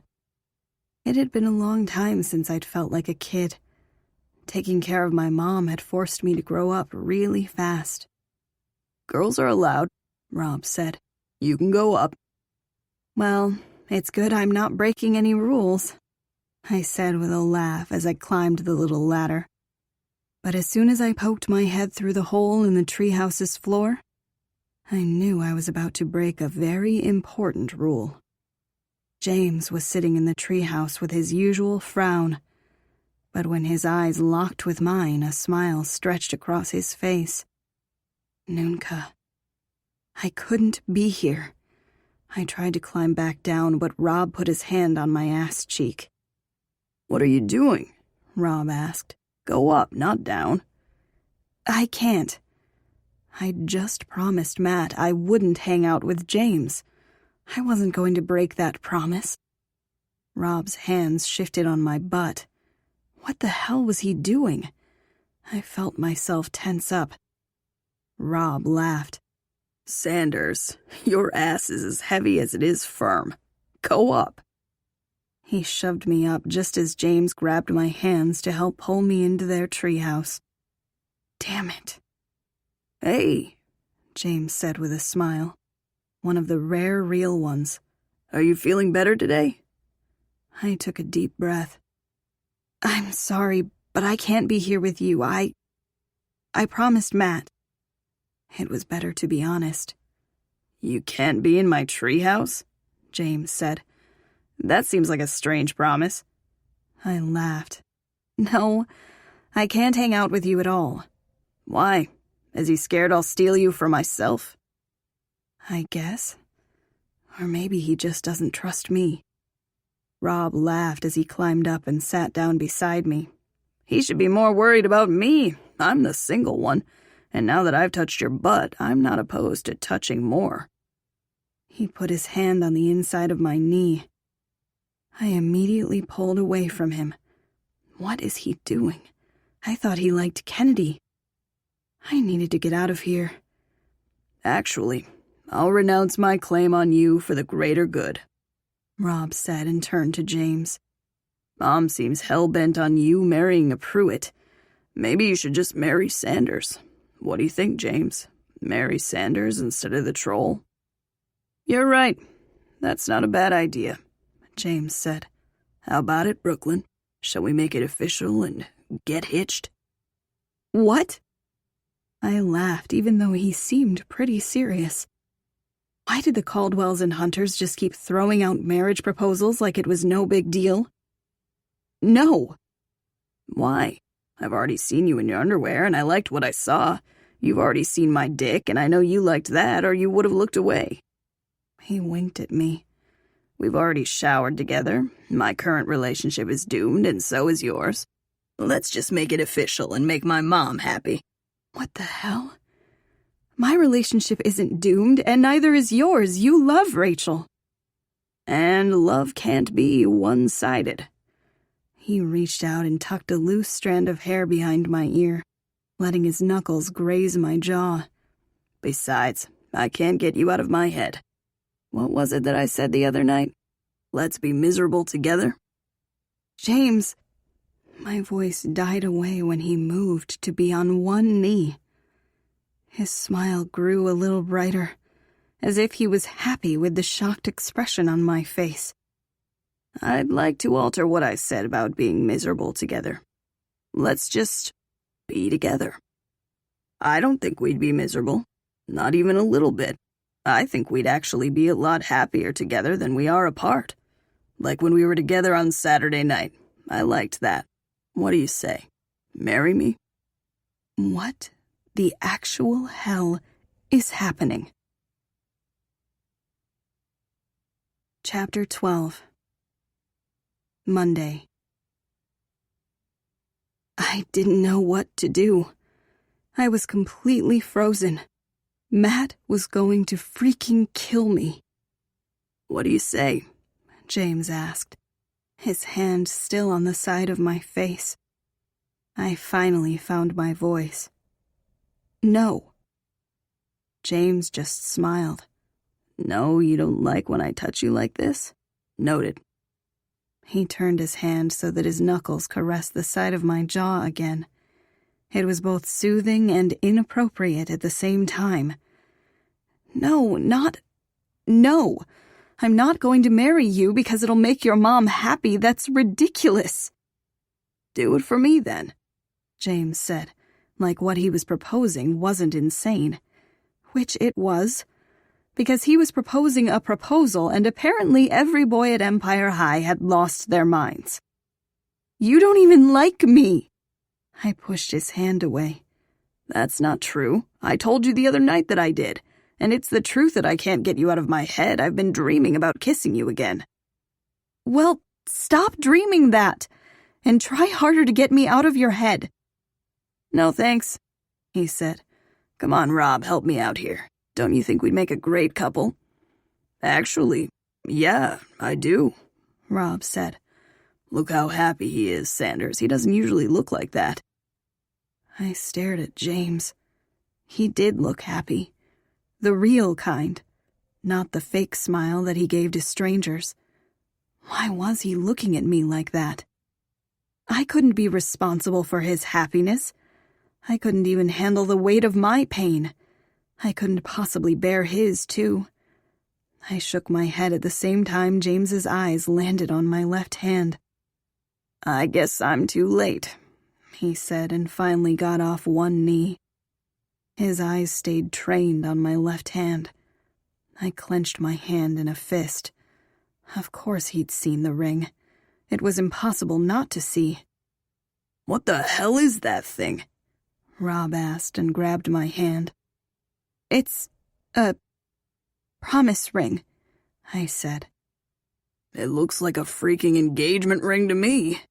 He whistled. I pulled my hand back. I really need to get going. I couldn't be here with them, talking about stuff like this. I was in love with Matt, period. And if that meant I couldn't be friends with them, then that was how it had to be. Even though I hated when James's smile turned to his usual frown. "I thought you were too much of a diva to walk," Rob said. "Shut up, man." James said and lifted one of my slippers off my feet. She's hurt, not lazy. He tossed the slipper at his brother. Rob's eyebrows pulled together. Shit, I'm sorry, Sanders. He reached out and ran his thumb along the bandages on my feet. Why did they both keep touching me? It's fine. I snatched my slipper back. I didn't want either of them staring at me like I was some kind of dainty damsel in distress. I didn't need saving. The bandages made it look worse than it was. James can fill you in on what did and didn't happen at homecoming. And you don't need me to plan a prank against Isabella. I'm just gonna head back. Hey, Rob said and put his hand on my shoulder before I could move. I'm sorry, I didn't know you were hurt. He turned his attention to James. A heads up would have been nice. It wasn't my story to tell, James said. His eyes dropped to the ring on my finger again. I swallowed hard. I didn't want him looking at me like that. Or being so nice. I needed to get out of here. Come on, Sanders, Rob said. Stay, it's gonna be fun. And we definitely need the story about how you got that ring. I looked down at the beautiful diamond on my finger. It didn't feel right to talk to them about this. I'd already messed up just by leaving Matt's house. I can't be here, I promised Matt. Please, just let me go. We won't tell anyone you were here, James said. Come on, I promise I won't propose again. He lifted up a notebook that had been on the floor. Isabella deserves to pay for what she did to you. That's what we meant to talk about. So, let's just stick with that. Any ideas on how you want to get her back? I stared at James for a moment. He'd just lost 2 of his best friends. He was fighting with Rachel. I certainly wasn't giving him the answers he wanted, and I shouldn't have cared because Matt didn't want me to. But I did. I cared about James. The more we hung out, the more his cracks were starting to show. And just because Matt had stopped worrying about him, it didn't mean I could shut it off so easily. If Matt wasn't looking out for him, who would? And I'd agreed to come with Rob so that I could try to fix the rift between the Caldwells and the Hunters. If I left right now, I would have just made everything worse. Just a silly prank? I asked. James smiled again. Yeah, something to embarrass her in front of everyone. I leaned back. As long as it's not revenge. Matt was right. I wasn't and never would be more Pruitt than Sanders. And that meant no revenge. Even if I did want Isabella to die. It's not technically revenge, Rob said, because we'd already started plotting before Wizzy tried to kill you. Preemptive revenge, maybe. Just a prank, James said. Something epic. Something epic. You know what would make it more epic? Getting the whole gang back together, I said. The Untouchables, back at it again. James shook his head. The Untouchables? I always hated that nickname. He doodled something in his notebook. Who came up with that? Clearly whoever first said it was dead wrong. Oh, James. He was trying to hide his broken heart. But random proposals weren't going to fix things with Rachel, or bring the Untouchables back together. Well, revenge is a dish best served cold, Rob said, ignoring James's comment. Isn't that a saying? Maybe we could do something with pudding. I laughed. And she couldn't kill any frogs that way. James jotted down the idea. You know who probably makes a good pudding? I asked. Mrs. Caldwell. I bet if we looped Matt and Mason in on this... Sanders, Rob groaned. We said we wouldn't talk about your engagement to the enemy, so stop mentioning the enemy's name in our treehouse. This is a sacred place. But... No buts. When you hang out with us, you're one of us. When you hang out with them, you're one of them. He made a gagging noise. No in the middle. Right now you're a hunter. Be a gross Caldwell later. Unless you want to sleep in my bed tonight instead. He winked at me. I'll buy you a nicer ring." James cleared his throat. "I kind of like the pudding idea. Could you imagine how much Isabella would freak if she got that in her hair?" I tried to focus on James instead of Rob. I couldn't handle any more teasing today. And seeing James smile again made being here feel like less of a mistake. He needed this. "Or we could shave her head," Rob suggested. I laughed. They went back and forth, making me laugh harder and harder as I looked around the small treehouse. There were toys and comic books on the floor. It looked so much more lived in than James's room had. Pictures lined the wall, photos of James as a happy little boy. He had the same facial features, in an adorable little boy kind of way. "You used to be so cute," I said and leaned over to look at one. "Used to be?" James asked. "You're just not looking hard enough now." I laughed at him and then looked back at the pictures. Is this all four of the Untouchables as kids? "Again with that terrible nickname," James said with a laugh. He leaned over and unpinned the picture from the wall. "But yeah, that was taken one summer when we were little." "We look ridiculous," Rob said. I smiled down at the picture. James and Mason both had braces and looked so scrawny sitting on the edge of a pool. It looked like the pool in Matt's backyard. Rob and Matt looked even scrawnier. Rob was pushing Matt into the pool in the picture, and the expression on Matt's face was priceless. The four of them were having so much fun. How could they just let this friendship fade away? "You can keep it if you want," James said. "I don't really want it anymore." I pressed my lips together. Maybe he didn't want it right now, but he would again one day. I'd make sure of it. "Thanks." "No problem. And I'm still cute." I laughed. "Sure." He ran his fingers through his hair. "You'll see, Brooklyn. One day you'll look back at all of this and wish you would have said yes to me." I smiled. You never know. But I did. I looked down at the picture. I wanted Matt. And I wanted what was in this picture, too. Yes, their friendship had fallen apart, but that just meant it could be put together. I knew that. My heart was being put back together, too. And as I looked down at the picture, it made me want something else, too. I could so easily picture Matt and my kids hanging out by the pool, with smiles that big. I'd never thought about kids before. Hell, I was still a kid. But it was so easy to picture it with Matt. Maybe because he seemed to have pushed down the gas pedal on our relationship. And one day, I wanted our kids to be friends with James's kids, and Rob's. I looked up at James. I just think that maybe you're all sorry, and that there's no reason to throw away a lifetime of friendship over a misunderstanding. Well, if you accept my proposal, I guess I could forgive him. I rolled my eyes. He groaned. Don't do that, I like it too much. I laughed. When I roll my eyes? So sexy. You're ridiculous. He laughed. Yeah, but you like it. I shook my head. Can we please focus? Sure thing. He tossed me his notebook. I looked down at what James had written. Drop her off in the middle of nowhere, take her clothes, point a gun at her head, threaten to kill her best friend. Best friend was scratched out with minion.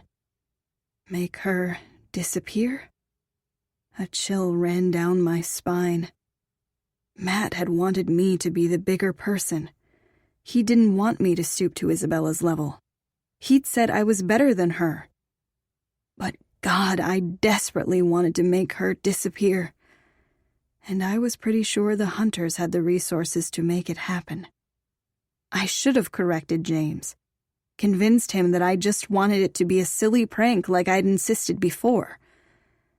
But I just kept staring at the question mark after the word disappear. Like he was asking me for my permission. Like he was offering to do it for me. And I wasn't sure why, but I wrote down yes, and then handed it back to him. His eyes locked with mine. For a second, I'd forgotten that his life was just as tangled up in Isabella's as mine. Maybe his mom just wanted him to marry a Pruitt because she liked Isabella. Or maybe it was more sinister, like Isabella had said, that the Hunters owed my dad a debt. And they'd paid it with James's future. Either way, Isabella was going to ruin both our lives.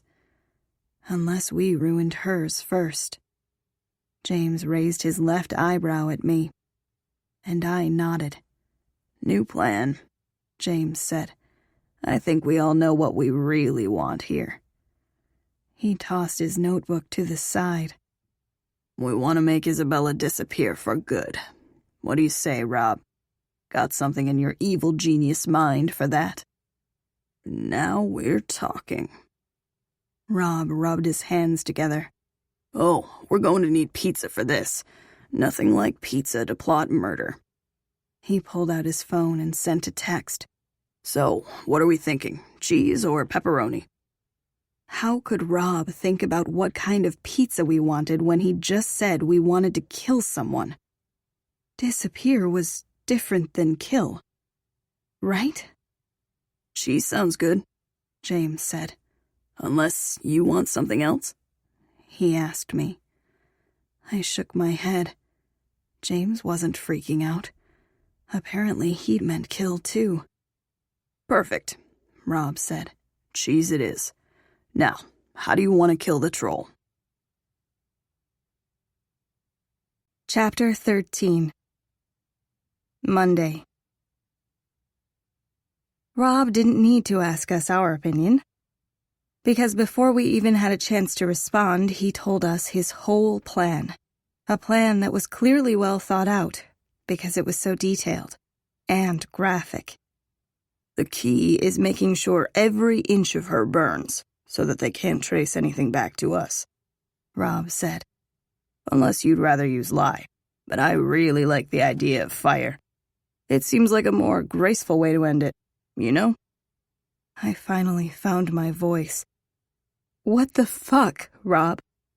He started laughing, and then laughing some more. He pointed at me, barely even able to breathe. "You should see your face right now." How was I supposed to look after hearing that? "Your pizza, young Robert," someone said and poked his head through the hole in the floor of the treehouse. I almost screamed. After hearing Rob's murderous plan, it almost looked like the man's decapitated head was on a platter. "Thanks, Eric," Rob said and grabbed it from him. "Could we have something to drink, too?" "Already on top of it, sir." The butler slid a tray of sodas into the treehouse with his gloved hand. "Will that be all?" "Yep." "Will you be attending classes after lunch?" Eric asked. "Nah, we need the whole day off. We had a stressful weekend.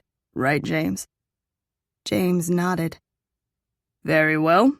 Let me know if any of you need anything else. Good to see you again, Miss Sanders." "You too." I wasn't sure what else to say. Help me, Rob's a murdering psychopath probably wouldn't work with his butler. Eric disappeared down the hole. "Pizza?" Rob asked and lifted up a slice. "We can't kill Isabella," I said. "I just meant make her go away." 24 hours ago, I'd wanted her dead. But after talking to Matt, I swallowed hard. I didn't want him to ever think I was a monster, too. Rob laughed. "I know. I just wanted to see your face. I like it when you blush. It's so freaking cute." "What?" "Like you're doing right now." "You're both ridiculous," I said and shoved his arm. "Mm-hmm. You're the one that can't keep your hands off me. Do you need me to call Mr. Hill to put a ruler between us again? He smiled. See? Blushing. I shook my head. Okay, this has been super fun, but I really should get back to Matt's house. After lunch, James said. You need to eat. He picked up a slice and handed it to me before I could protest. Come on, you've lost weight the last few weeks. You gotta eat something. I pressed my lips together. He'd noticed that I'd lost weight after my uncle passed away? I looked down at my pajama bottoms. I wanted to blame it on the baggy material, but that wasn't it. I'd been sad. It was hard to eat when all I wanted to do was cry. And then everything that happened between Matt and me on top of it. I'd barely had an appetite at all. I never would have guessed James would notice, though. Please, James asked. We won't make any more murder jokes. We'll just plan a prank veering on the edge of revenge that may or may not make Isabella run away from home. I promise. Yeah, Rob said. We're not going to kill anyone. We aren't Pruitts. He lifted his hand for a high five, but I just stared at him. Suit yourself, he said and grabbed a soda. I ate my slice of pizza as they went back to the pudding idea. Matt has a really big kitchen, I said. It would be the perfect place to make that much pudding. I could still fix this. Rob laughed. We're going to buy it, Sanders. Who has time to make pudding? I don't know. Most people?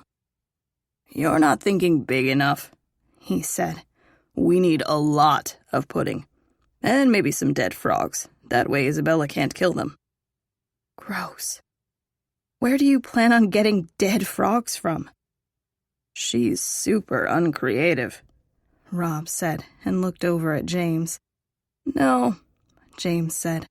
She's just too sweet to think as evilly as us. One of the many reasons I like her. Rob laughed, but I didn't. Enough was enough. I'd come here for 2 reasons, and the second was more important than revenge. Okay, here's the deal, I said.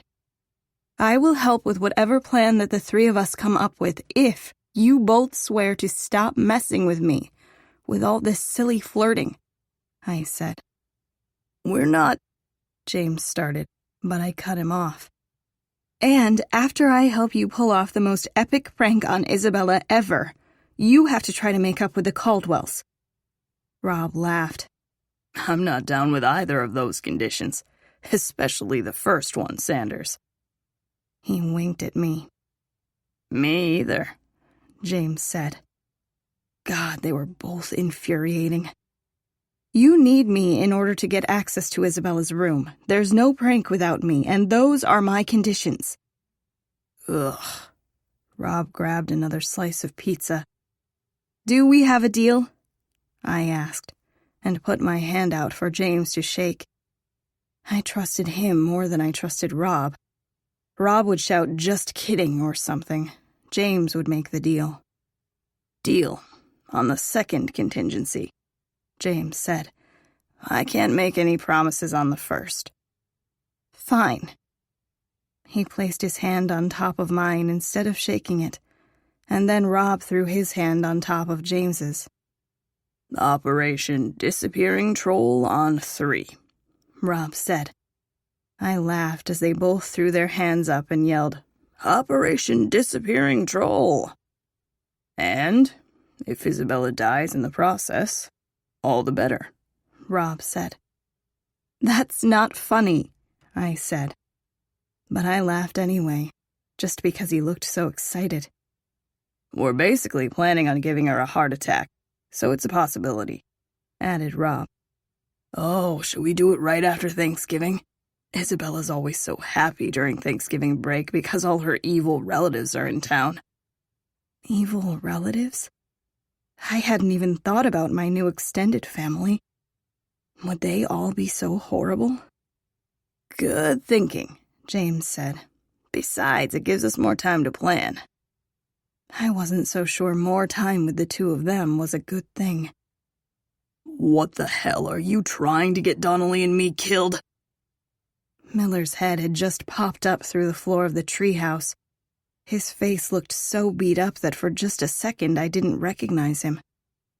I jumped, knocking over Rob's soda. Shit, Rob said under his breath as he grabbed a napkin. Who the hell are you? Out, Miller said, ignoring Rob. Now. Miller. My voice caught in my throat. This was not at all the way I wanted to start our conversation. I swear, Miss Pruitt, if you don't get out of this treehouse right now, I'll tell your father that you can't be trusted here. Miss Pruitt. I hated that he was calling me that. Even more than I hated the idea of having to leave the safety of Matt's house. I'm sorry, I said to James and Rob. I have to go. Seeing Miller's bruised face made tears well in my eyes. And the anger in his voice? I deserved it. But it still hurt me. I tried to scramble out of the treehouse before the tears started to fall. This time, James and Rob didn't stop me with proposals or jokes or food. But James did put his hand on my shoulder right before I climbed down. Are you going to be okay with him? He asked. Yeah, he's my security guard. I tried to wipe away my tears. Okay. James searched my face like he was trying to figure out why I was crying. I hoped he didn't see the real reason. Well, call me if you need anything. I didn't have James's number, which was for the best. I climbed down the little ladder. Miller was already walking through the hunter's perfectly manicured gardens. Wait! I called. Miller didn't stop. I tried to run after him, but my feet hurt. Ow. Miller! He just kept going. Fuck. I pushed through a fence and tried to run again. Each step was worse than the one before. I stopped and pulled my foot out of my slipper. There was blood on the bottom of the bandage. Miller! I said, but he was already through some hedges into the neighbor's lawn. I took another step. I bit the inside of my lip as I made my way past a massive pool house. But as the back of Miller's head grew farther and farther away, it felt like there was no point. I wasn't going to catch up to him, and clearly he didn't want to talk to me, just reprimand me. I sat down under a willow tree and let myself cry, not for my stupid feet, but for my own stupidity. I hadn't thought about putting Miller's career in jeopardy by going with Rob. I had only been focused on fixing Matt's friendships. But not thinking about Miller was selfish. He'd been there for me when I needed him. And by the look of his face, he needed me now.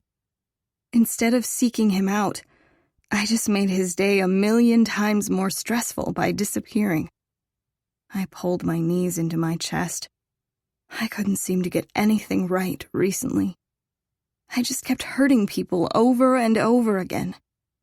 Before I lost my uncle, I thought I was finally getting my life under control again. But when he died, it was like everything crumbled around me. And I was so tired of hurting all the time. And doing the hurting. I wasn't sure how long I sat there crying before I heard Miller clear his throat. I looked up at his bruised face. I wanted to hug him and somehow make it better. Instead, I hugged my knees closer to my chest. I'm so sorry. Are you kidding me?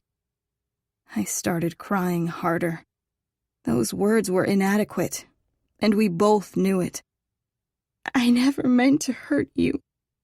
You never meant to hurt me? His voice was harsh. So dancing with all those guys at homecoming was supposed to make me feel good? Miller. I thought you cared about me. I do care about you. This isn't caring. He gestured back and forth between us. This is you rubbing your new relationship in my face when I'm the only one in your life actually trying to protect you. The only one in my life trying to protect me? What did he mean by that? But my dad... Your dad? He put dad in air quotes. Who the fuck do you think did this to my face? I let you out of my sight for a few minutes and he had someone beat the shit out of me. I swallowed hard. I thought that might have been what happened. I'm so sorry, I said again, because I didn't know what else to say. Are you, Brooklyn? Because you haven't asked me anything about what happened that night. I woke up in a supply closet after your crazy fucking sister injected me with some sedative. I was scared out of my mind when I woke up, not for myself, scared for you. And meanwhile, you were just fine dancing the night away with Matt. Fine? I wasn't fine. Isabella abandoned me in the city in just my underwear. I had to run miles to find the hotel. I was terrified. I am terrified. The tears started back up. I'm still not fine, and I wanted to talk to you right away, but you called me Miss Pruitt.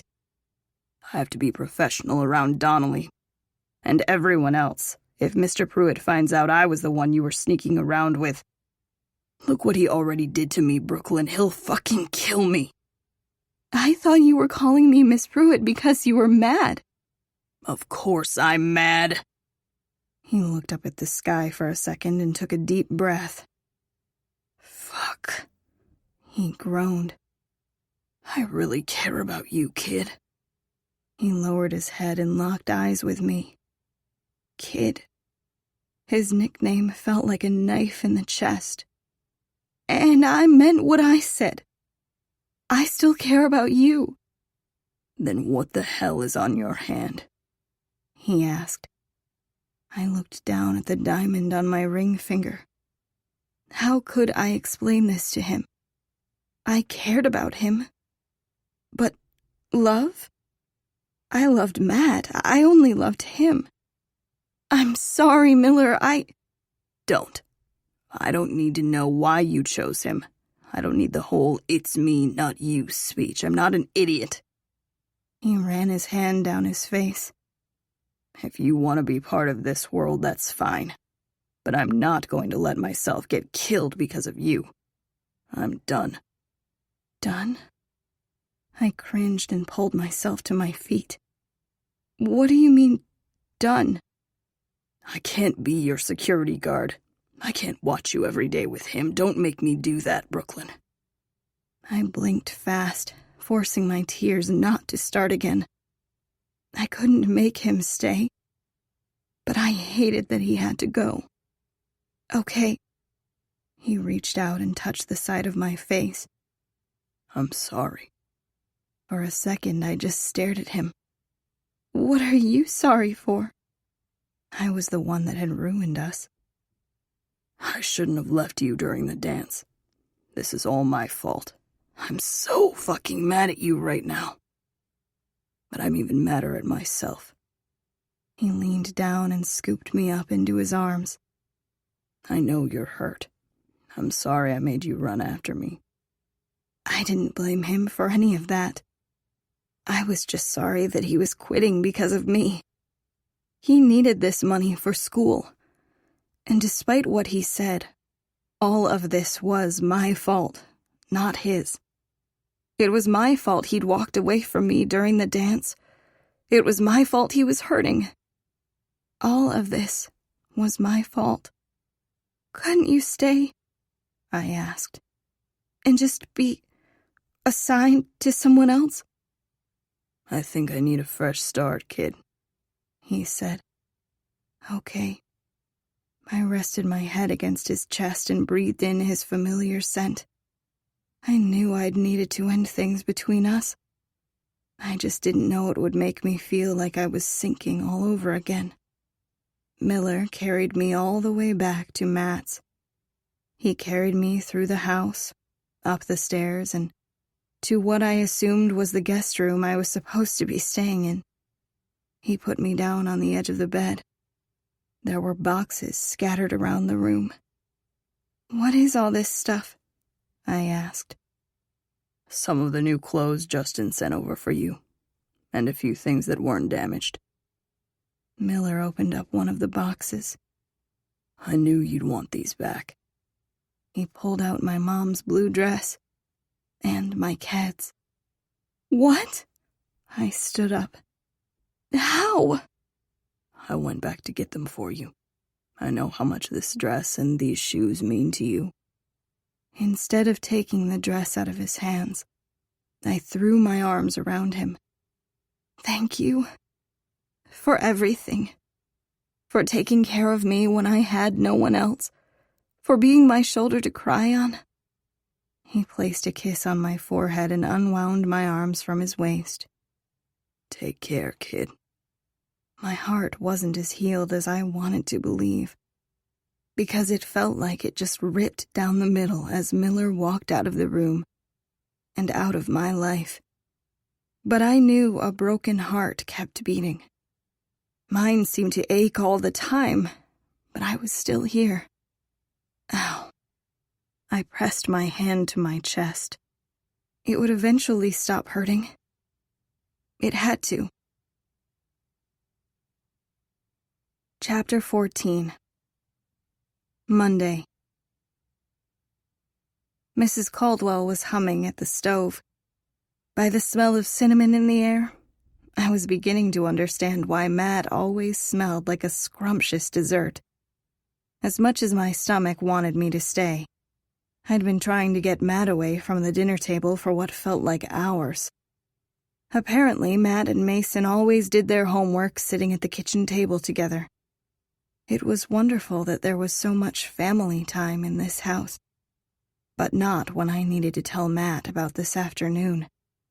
"Can we go upstairs for a bit?" I asked. The class notes Matt had brought me from school remained untouched on the table. I needed to talk to him before I could focus. God, he was going to be so mad at me. "Someone's anxious for alone time," Mason said with a laugh. "I'm guessing last night went well?" I leaned closer to Matt. "Please," I whispered, trying to ignore Mason. "Oh, Brooklyn," Mrs. Caldwell said as she came back to the table, carrying a pan of something with a perfectly golden crumble on top. "I meant to ask you this afternoon, but I couldn't find you." Shit. I didn't want my whereabouts to come out like this. Did she know I was with the Hunters? "I was hoping we could do a girls' night," she said and started dishing out the dessert. I breathed a sigh of relief. "Maybe Friday night?" Mrs. Caldwell asked. I glanced at Matt. He was smiling, and I was pretty sure he was just pretending to read the notes in front of him. I wondered if this was his idea or his mom's. It didn't matter either way. I was excited to get to know his mom better. "That sounds great," I said. "You can invite all your friends, too. It'll be so much fun, and it'll give us a chance to get to know each other better." All my friends? The only girlfriend I had was Kennedy. "Sure?" It came out as more of a question than a direct answer. "Wonderful. About how many friends do you think you'll invite? I'll need a head count to figure out what we should do." She wanted to get to know me. And now the first thing she'd learn was that I didn't have very many friends. I cleared my throat. "I can ask my friend Kennedy to come." Mrs. Caldwell smiled. "Anyone else?" No. That's it." "You know what? That's even better. More than a handful is a crowd anyway, and maybe you boys can have James and Robert over. I feel like I haven't seen them in ages." For just a second, everyone was silent. "Maybe some other night," Mason said and scooped some of the dessert on a plate. Wait, did Mrs. Caldwell not know about their falling out? Mrs. Caldwell laughed. "I feel like our fridge is overflowing. I'm used to the boys coming over for dinner at least a few nights a week. Invite them over for dinner tomorrow, then." She stood up. "I'm going to go book a few things for our girls' night." She looked so excited as she walked out of the kitchen. "Your mom doesn't know that you guys are fighting?" I asked. "There isn't much to tell," Matt said. "There is if they're usually here all the time. What are you going to tell her when they don't come over for dinner tomorrow?" "That they were busy." "Eventually she's going to catch on." "Which means we'll never have to have an awkward conversation," Mason said. "Just let them slowly disappear from all of our lives." "You can't just delete friends from your lives." Everyone was making this so much harder than it needed to be. It was all a huge misunderstanding. Without even realizing it, they were letting Isabella dictate their lives. "It's already done," Matt said. "They wouldn't hear me out." "But—" "And James kissing you was the final straw. I'm never talking to either of them again." I swallowed hard. God, he was going to hate me. "Can we please go upstairs for a few minutes?" I asked. Mason laughed. "Insatiable." I grabbed Matt's hand and pulled him away from the table before Mason could make any more jokes about our sex life. By the time we reached Matt's bedroom, I practically shoved him inside. I closed the door and locked it. When I spun around, Matt's arms were caging me in. "You know I like when you just ask for what you want," he whispered against my ear. "I was just waiting for you to tell me your wildest fantasies." My heart started racing. "In front of your brother?" "You could have whispered all the unspeakable things you want me to do to you." He traced his tongue along the side of my ear. It took every ounce of restraint not to grab his face and pull his lips to mine. As much as I want to do more of that, I need to talk to you first. Or we could talk after. His fingers skimmed across the waistline of my leggings. "I've been thinking of you all day, thinking about what I did to you last night." God. His fingers dipped beneath my waistband. "Thinking of you alone in my bed." "I hung out with James." I wasn't sure why I screamed it. It was like the secret was burning a hole in my chest. Matt's fingers froze on my skin. "I didn't mean to," I said.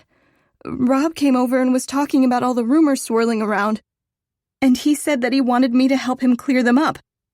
I didn't want there to be rumors about me sleeping with James, which apparently there are, and I thought I was just going to hang out with Rob, but when I climbed into his treehouse, James was there, and then—" "Are you kidding me?" Matt pushed himself away from the door. "You promised me." He glanced at the clock on his nightstand. "Less than 24 hours ago that you wouldn't hang out with James anymore. What the hell?" He didn't sound mad, just disappointed. Somehow that was even worse. "But that's what I'm trying to explain. I didn't mean to hang out with James. I was going with Rob, and—" "Jesus, Brooklyn, I'm fighting with Rob too. You're supposed to be on my side." "I am on your side." "Well, it doesn't really look like it." His words stung, but I knew I deserved them. "I'm so sorry. It won't happen again." I'd be able to follow through on the prank without seeing the hunters. That's what phones were for. I could still fix everything. "And you're not supposed to leave the house," Matt said. "We don't know where Isabella is. Do you have any idea how dangerous it was to go to the hunter's house?" "I was just trying to fix your friendship." "I asked you not to see James. How is you hanging out with him fixing anything? You looked me in the eyes and promised." Now he sounded mad. I knew I was in the wrong, but I hadn't meant to do anything bad. I didn't know James was going to be there. And now our conversation was going in circles, and not getting any better. I was just trying to be honest with him. Matt sat down on the edge of his bed. I hated when he was mad at me. I hated fighting with him. Unless it was the kind of fighting we did last night. In which case, I wish we were doing that instead. But he didn't seem to be offering that. I'm sorry that it happened.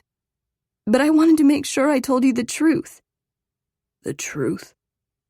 He looked up at me. The truth is that giving you that ring meant something to me. I even went to your dad's place today to tell him about my intentions with you. I'm all in with you, I've told you that. But you're making it really hard to trust that you're all in too. I am all in with you. James is just a friend, and I won't see him anymore, I swear. Did he try to kiss you? No, and even if he did, I would have turned him away. We just talked. Matt, I don't want him. I want you. What did you talk about? I knew he was trying to be reasonable. He was giving me a chance to explain. But if I told him about the prank, he'd make me call it off. I didn't want to give up on my one chance of fixing his friendships. Did he hit on you at all? Matt asked when I didn't respond. Fuck me. Yeah, but he was just joking around, and I didn't flirt back. They were both just being weird. He ran his fingers through his hair. Rob, too. What did they say? Withholding the prank was one thing. But what if James joked about his fake proposal at school tomorrow? I wasn't going to blindside Matt. That was the whole reason I told him about the treehouse in the first place. James promised he wouldn't say anything. But I didn't know enough about James to trust him. I took a deep breath. James kind of proposed. But he was kidding. I think. What? Rob said something about how his parents want James to marry a Pruitt. They were just joking around. He ran his hand down his face. I know that I messed up. I gave you every reason to run into someone else's arms. But not today. Not now. I was trying to be understanding. But this... it's like you're purposely torturing me. I'm not trying to hurt you. Brooklyn, you freaking got proposed to today by someone that wasn't me. He abruptly stood up. And just before homecoming, you were sleeping in another man's bed. You said you forgave me. It doesn't mean I forgot about it. He turned away from me. Fuck. I hated when he couldn't even look at me. I knew I'd made a mess of things, but I wasn't running anymore. I walked up to him and grabbed both sides of his face so that he'd look at me. I only love you. And who cares if James's parents want him to marry a Pruitt? I'm not a Pruitt. I'm a soon-to-be Caldwell. Matt reached out and hooked his arm around my waist. You finally agree that you're wearing an engagement ring? I glanced at the ring on my hand and then back at him. I mean, it's a promise to be engaged, right? He pressed his forehead against mine. You're going to be the death of me, Brooklyn. I closed my eyes. Don't say that. I squeezed my eyes tight. It felt like I was cursed, like everyone that was important to me died. If anything ever happened to Matt, I can't lose you too. I opened my eyes as if seeing him would prevent him from slipping away. You know what I mean. You're driving me crazy. His lips drew a fraction of an inch closer to mine. No more hanging out with James. Or Rob. As long as you promise not to hang out with Isabella. I wasn't sure why I was cutting a deal with him. I should have just agreed. But there was still something bothering me about the night Isabella had a gun to my head. Besides the fact that she had literally been trying to kill me. She'd been trying to get rid of me so that she could be with Matt. She was in love with him. And he needed to know that, if he didn't already. Matt pulled back. I can definitely promise you that. I hate her, Brooklyn. Yeah, but she loves you. I felt better just by getting it off my chest. I'd needed to know if he loved her too, even a little bit. I knew he thought Isabella was a disease, but what if he thought she was a sexy disease? Well, I couldn't think of any sexy diseases. Maybe Isabella was the first? He tucked a loose strand of hair behind my ear. I strongly doubt that Isabella loves me. She was blackmailing you because she didn't want you anywhere near me. She wanted you for herself. He started to shake his head. I'm serious, Matt. She told me. Me loving you is part of the reason she hates me. And I remember the way she touched you right here in this room. Like she'd done it 1,000 times before. She was blackmailing me. I was trying to keep her calm while I figured out a way to get out of it. By letting her touch you? I took a deep breath. It didn't matter. He'd forgiven me for what I'd done, and I could let that go too. As long as it didn't continue. I just need to know that you don't like her back. I swear I don't like Isabella. I loathe her. And her whole family. My family.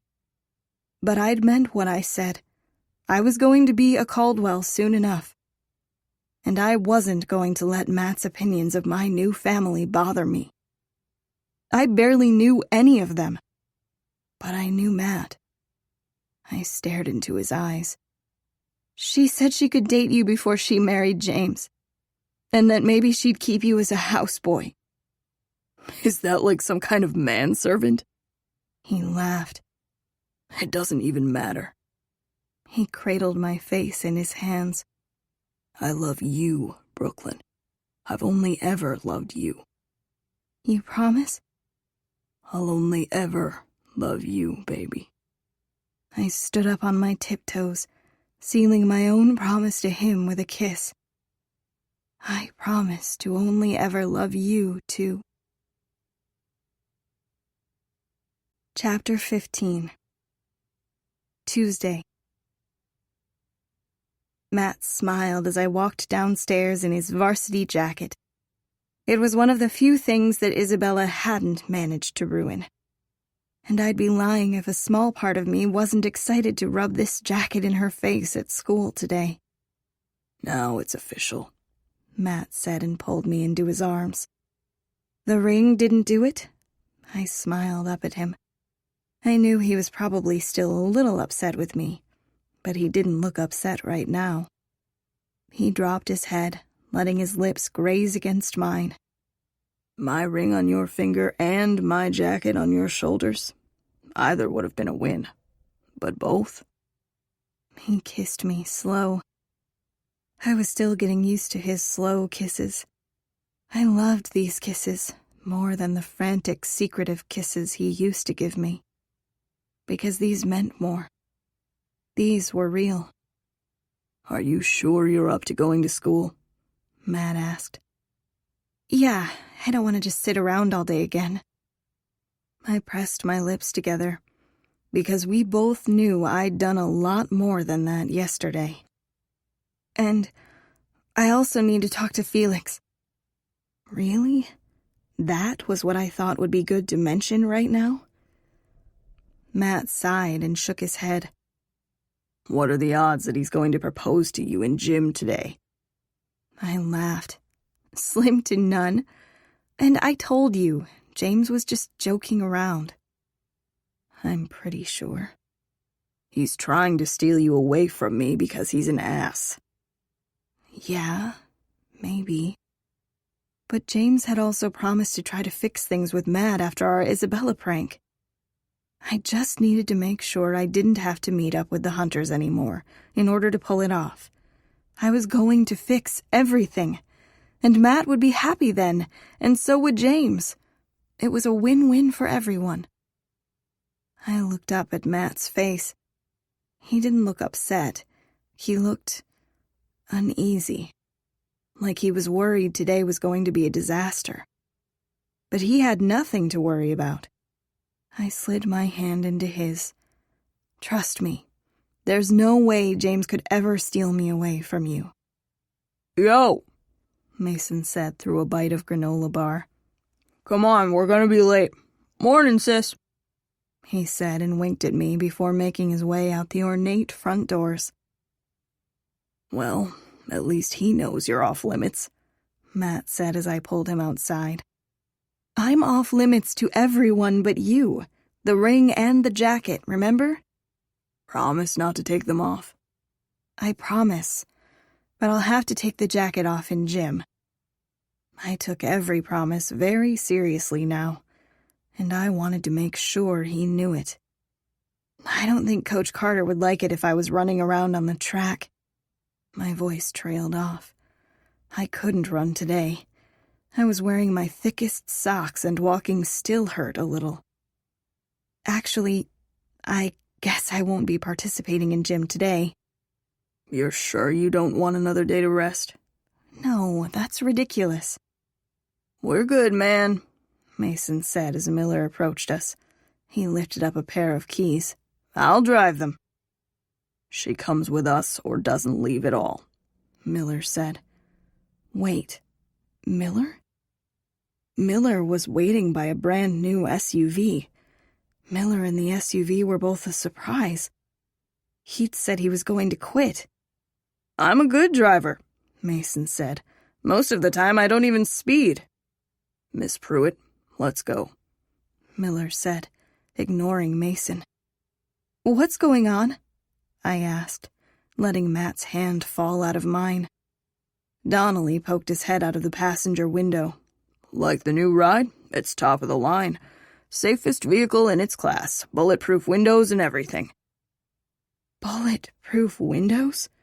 What the fuck? Did that mean Isabella still had a gun? Miss Pruitt, you have to drive with us to school, Miller said. Your father insists. He opened up the back door. Mason shrugged. Are you coming with me or going with them, Matt? I'll stay with Brooklyn, Matt said. Suit yourself. See you guys at lunch. Mason hopped into his convertible and sped off. I couldn't ask Miller what was going on, so I did the only thing I could do and climbed into the back seat. Maybe he just hadn't gotten a chance to talk to my dad yet. But if my dad had sent this car, he must have had a chance. Right? The ride was silent and awkward. Maybe only awkward for me and Miller. We'd said goodbye. I'd assumed I'd never see him again. Matt didn't seem to find it weird at all, though. But then again, he had no idea Miller was the guy I'd been seeing. The closer we got to school, the more uneasy I felt. I'd been so excited to walk into school with Matt that I hadn't thought about the fact that more had changed than just our relationship status. A few weeks ago, James would have been driving Matt to school in his Benz. A few weeks ago, Isabella hadn't pointed a gun to my head. A few weeks ago, I had been Matt's dirty little secret. But now everything was different. And there was a lump in my throat getting bigger by the second. We'll be here waiting after school, Miller said as he pulled up outside Empire High. We'll? As in him again? Will you need a ride after football practice, Matt? Miller asked. I can have someone sent for you. This was too weird. I unbuckled my seatbelt. Nah, I'll catch a ride with Mason. Thanks for driving us, Matt said. And Miss Pruitt? Miller added. If Isabella does anything at all to you, please notify either of us right away. Like what? My voice was so small I wasn't sure Miller or Donnelly had heard me. But then Donnelly turned around to look at me. She's not supposed to talk to you at all. Mr. Pruitt and her are still negotiating the specifics, and until something is signed, she's not allowed to have any contact with you. She understands this, so if she talks to you at all, You text us right away and she'll be removed from school." "She'll be expelled?" I asked. "No, this is a family matter. One of us will come escort her out for your safety." My safety? I nodded. This was a good thing. Isabella wasn't allowed to speak to me. That was great. Except the knots in my stomach didn't feel great. Since when did Isabella ever do anything she was supposed to? "Okay," I said. I had a feeling I'd be texting them in no time. I followed Matt out of the SUV. Matt threw his arm over my shoulders as we made our way up the front steps. He waved at one of his football friends and then kissed the side of my forehead. "Today is going to be a great day," he whispered in my ear. "Don't worry about Isabella. Let's just enjoy this moment. No more wasting time." It was what I'd always wanted. For him to love me in public. What was I doing worrying about Isabella? I wouldn't let her rob me of this moment. And Matt knew how much wasted time weighed on me. He'd said the exact right thing to get me out of my head. He held the front door for me and the hallway hushed. Everyone was staring at us as Matt walked me to my locker. I wasn't sure if it was because of the prostitute rumors, the fact that Isabella had tried to murder me, or that Matt was holding my hand. Probably a combination of the three. Matt seemed to think it was the last one, because when we reached my locker, he pulled me against his chest and kissed me, showing our relationship off to the whole school. I didn't care about the rumors swirling around. For the first time at Empire High, I felt safe. As long as I had Matt, really had him, everything would be fine. And I did. His hand slid dangerously close to my ass, and I laughed. I heard a few whistles, a few laughs, a few cheers for Matt, and then the hush was gone. "Nothing for them to whisper about now," he said. "By the first bell, everyone will know you're mine. And everyone will know not to mess with you," he said a little louder for the benefit of the passers-by. "Brooklyn!" Kennedy yelled. She almost toppled me over in a hug, but Matt was there to keep us both upright. "What is on your hand?" she said with a gasp. "Oh my God." She looked at Matt's smiling face and then mine. "What is going on?" "It's a promise ring," I said at the exact same time that Matt said, "We're engaged," loud enough for anyone nearby to hear. I laughed and Matt smiled down at me. "What? Well, which one is it?" Kennedy lifted up my hand to stare at the ring. She didn't wait for me to respond. She just threw her arms around me again. "It doesn't even matter. I can't even remember the last time I saw you this happy. And I'm so happy for you. Did you know that Matt and Mason sat with me at lunch yesterday?" She pulled away from her hug. "No, I didn't know that," I said and smiled up at Matt. "I'm going to let you two catch up," Matt said. "See you at lunch?" I nodded. I couldn't stop smiling. He leaned down and gave me one last kiss. I heard the flash of Kennedy's camera capturing the moment. Kennedy waited for him to walk away before continuing. "I'll definitely get that one developed for you," she said and looked up from the screen. "You guys are so adorable." I opened up my locker to hide my face. After what she'd been through this weekend, it felt inappropriate for me to be smiling so hard. But she seemed to be in a good mood. A great one, actually. She snapped another picture as I pulled out my books for first period. "You said they sat with you at lunch?" I asked. "Yeah. Well, obviously Cupcake doesn't sit with us anymore, and Felix wasn't in school yesterday. Matt and Mason saw that I was sitting alone, so they invited me over to their table. It was really nice. But I wonder what will happen today now that the Hunters and Isabella are back in school. Who do you think will claim the Untouchables table? I really hope it isn't her." I lifted my gaze to where Kennedy was looking. Isabella had just walked in. Her normal minions were nowhere to be seen. All I could hear were her high heels echoing in the hall. I swore people jumped out of her way, but I was probably imagining it. She didn't look at me at all. Her demon eyes were trained on something at the end of the hall. A pitchfork, perhaps, to match her red, dress code inappropriate heels. But right before she passed us, she turned her head and smiled. At me. A real, horrifying smile.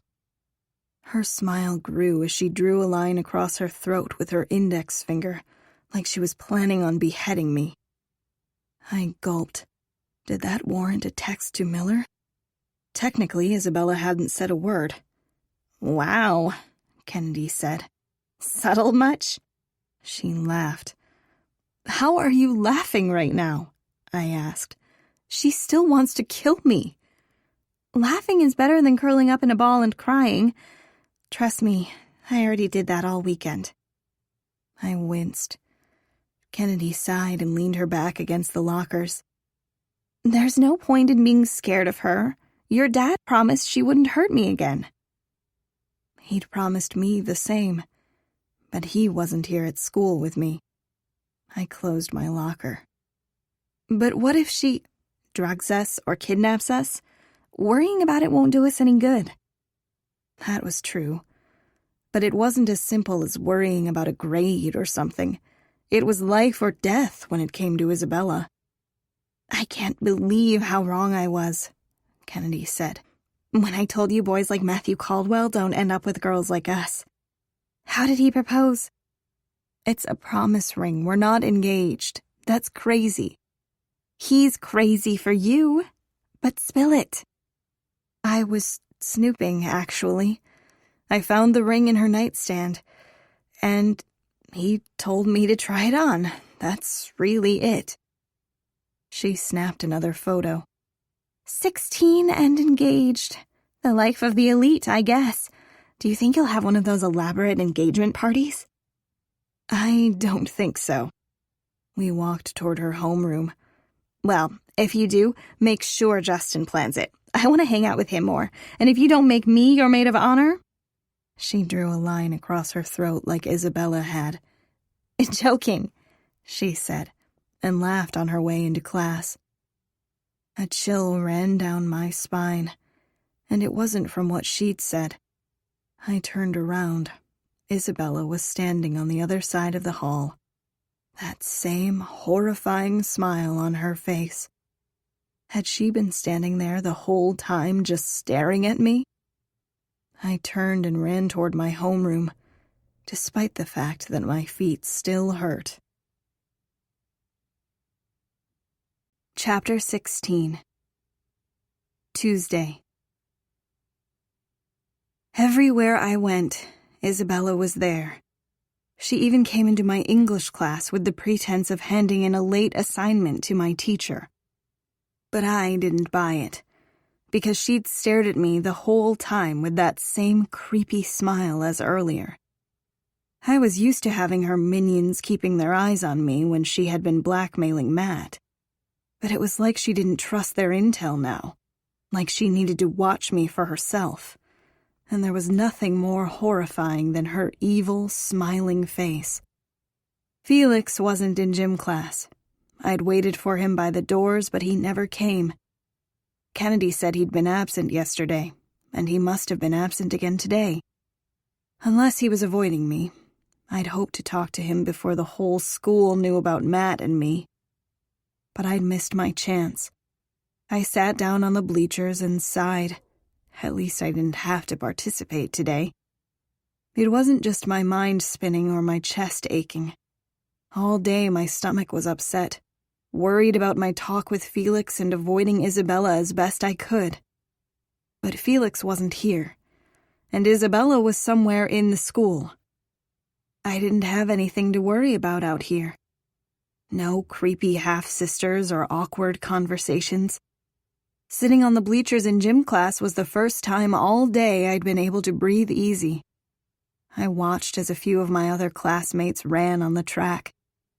I looked down at Matt's varsity jacket. The cool autumn wind blew, and I was happy to finally have something warm. I leaned my head back on the bleachers behind me. The sun on my face was as warm as the jacket. My eyelids felt heavy. I yawned and tried to keep them open. It was like my body had been on high alert all day. And now that I was outside breathing fresh air, I realized how exhausted I was. I yawned again. I must have fallen asleep, because the next thing I knew, Coach Carter was blowing his whistle, signaling the end of class. I sat up and ran my fingers through my hair. God, I felt 1,000,000 times better. Maybe Isabella had always been around that much, and I just hadn't realized before. It was a small school. There really wasn't any way to avoid her. Fresh air and sunshine had been the cure to my paranoia. Coach Carter blew the whistle again. I went to stand and realized that there was a piece of paper underneath one of my keds. It must have been litter from the last game. I lifted my foot and grabbed the piece of paper so I could toss it. But then, I saw something written in bright red ink. The countdown is on. Your bloodline is about to run dry. That wasn't red ink. I stared at the words. Was it written in blood? I dropped the note. Shit. I leaned forward and watched the paper flutter beneath the bleachers. What the hell was that? My heart was pounding out of my chest as I got up and started running toward the gym. I knew it was Isabella. Who else would leave a threat like that under my foot? But she wasn't in my gym class. I stared at the other students running back up to the gym. It had to have been one of them, right? And the only one I really knew was Cupcake. Cupcake! I yelled and tried to catch up to him, but my stupid feet still hurt. It was like he heard me and started running faster. By the time I reached the gym, he was already running up to the boys' locker room. Son of a bitch. A few students turned and started laughing at me as I walked toward the girls' locker room. Luckily, I didn't need to change because the laughter and pointing only got worse in there. I grabbed my backpack out of my gym locker and got out of there as fast as I could. Had they seen Cupcake leave the note? Was that why they were laughing? But the laughter continued to swirl around me in the hall, too. I kept my eyes on my shoes as I hurried to lunch. The last thing I needed was for Isabella to catch me in the hallway. I'd thought more about death in the past year than I ever thought I would. But today I wasn't concerned with someone else dying. I was concerned about my own life. The crowded cafeteria made me breathe a little easier. And I made a mental note to remember to write in my new journal. Today was a good example of how Isabella was the reason I was getting panic attacks. Maybe my dad would believe me with written proof. It was Isabella, and only Isabella, that made me panic. I glanced over at the Untouchables table, wondering if that was where I should be sitting. But Isabella was perched there with her minions surrounding her. Her eyes locked with mine, and she burst out laughing. All of her friends turned too, like their evil minds were in tune with their masters. I quickly looked away.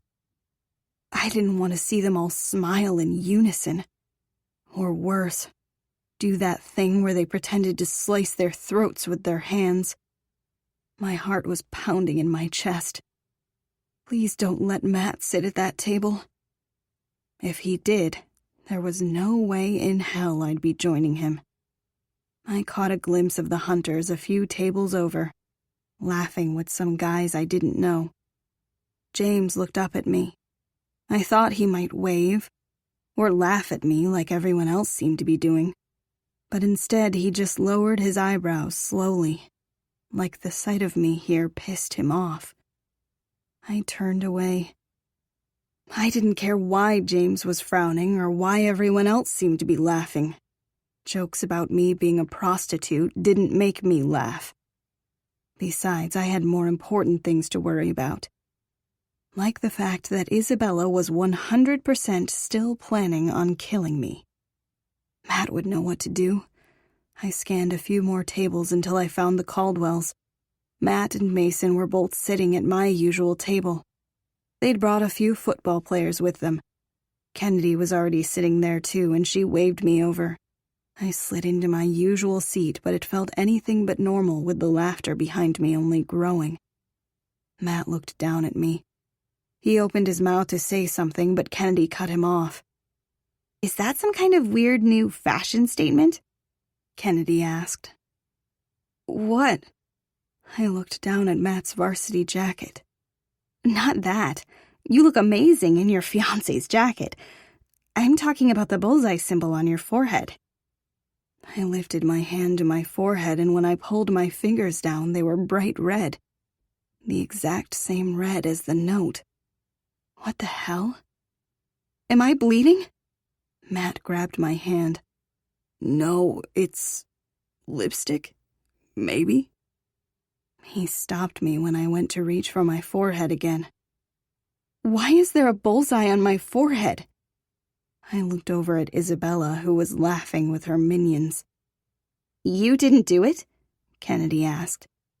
"Why would I put a target symbol on my forehead in red lipstick? I fell asleep in gym and there was this crazy note." "I can get it off," Kennedy said. She poured some of her water bottle onto a napkin, leaned forward, and started blotting my forehead. "Did you say something about a note?" Matt asked. At the exact same time, I looked over at Isabella.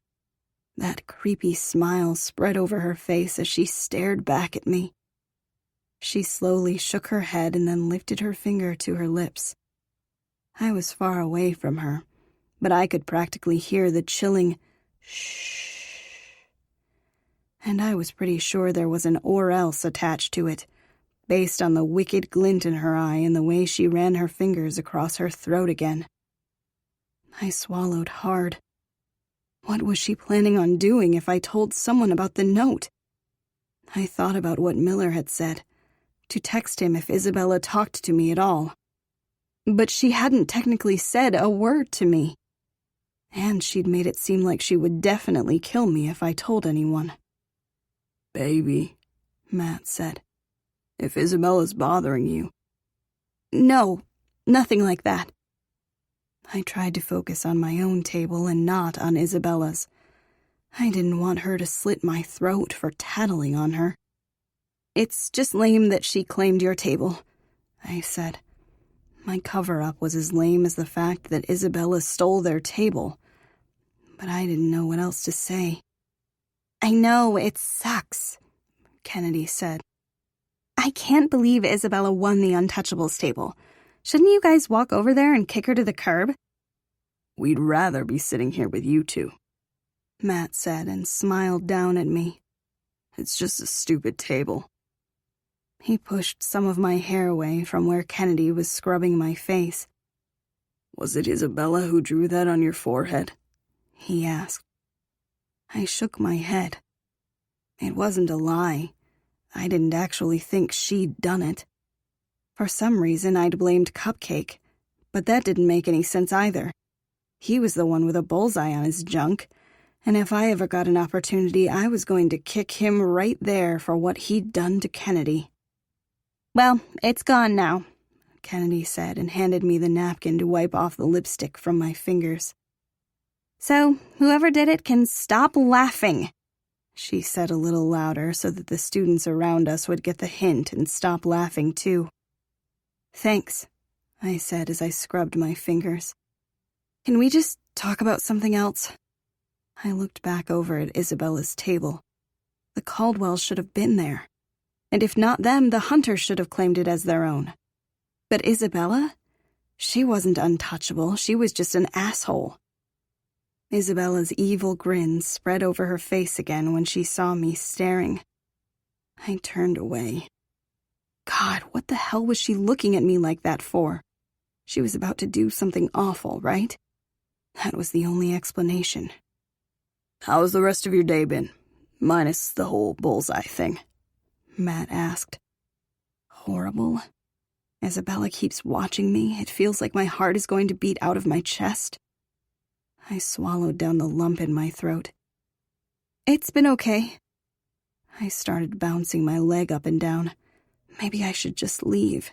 Isabella was always the freaking worst at lunch. Matt put his hand on my knee to stop it from bouncing. You heard what your bodyguard said. If she's bothering you, all you have to do is text them. She hasn't actually spoken a word to me. She just keeps smiling. That wasn't exactly an incriminating offense. And technically, it probably wasn't her who left the note, or the one that had written on my forehead. But who the hell else could it be? I hated Cupcake, but he didn't hate me. Well, she also did that thing, Kennedy said and pulled her fingers across her throat. She lolled her head to the side and stuck her tongue out.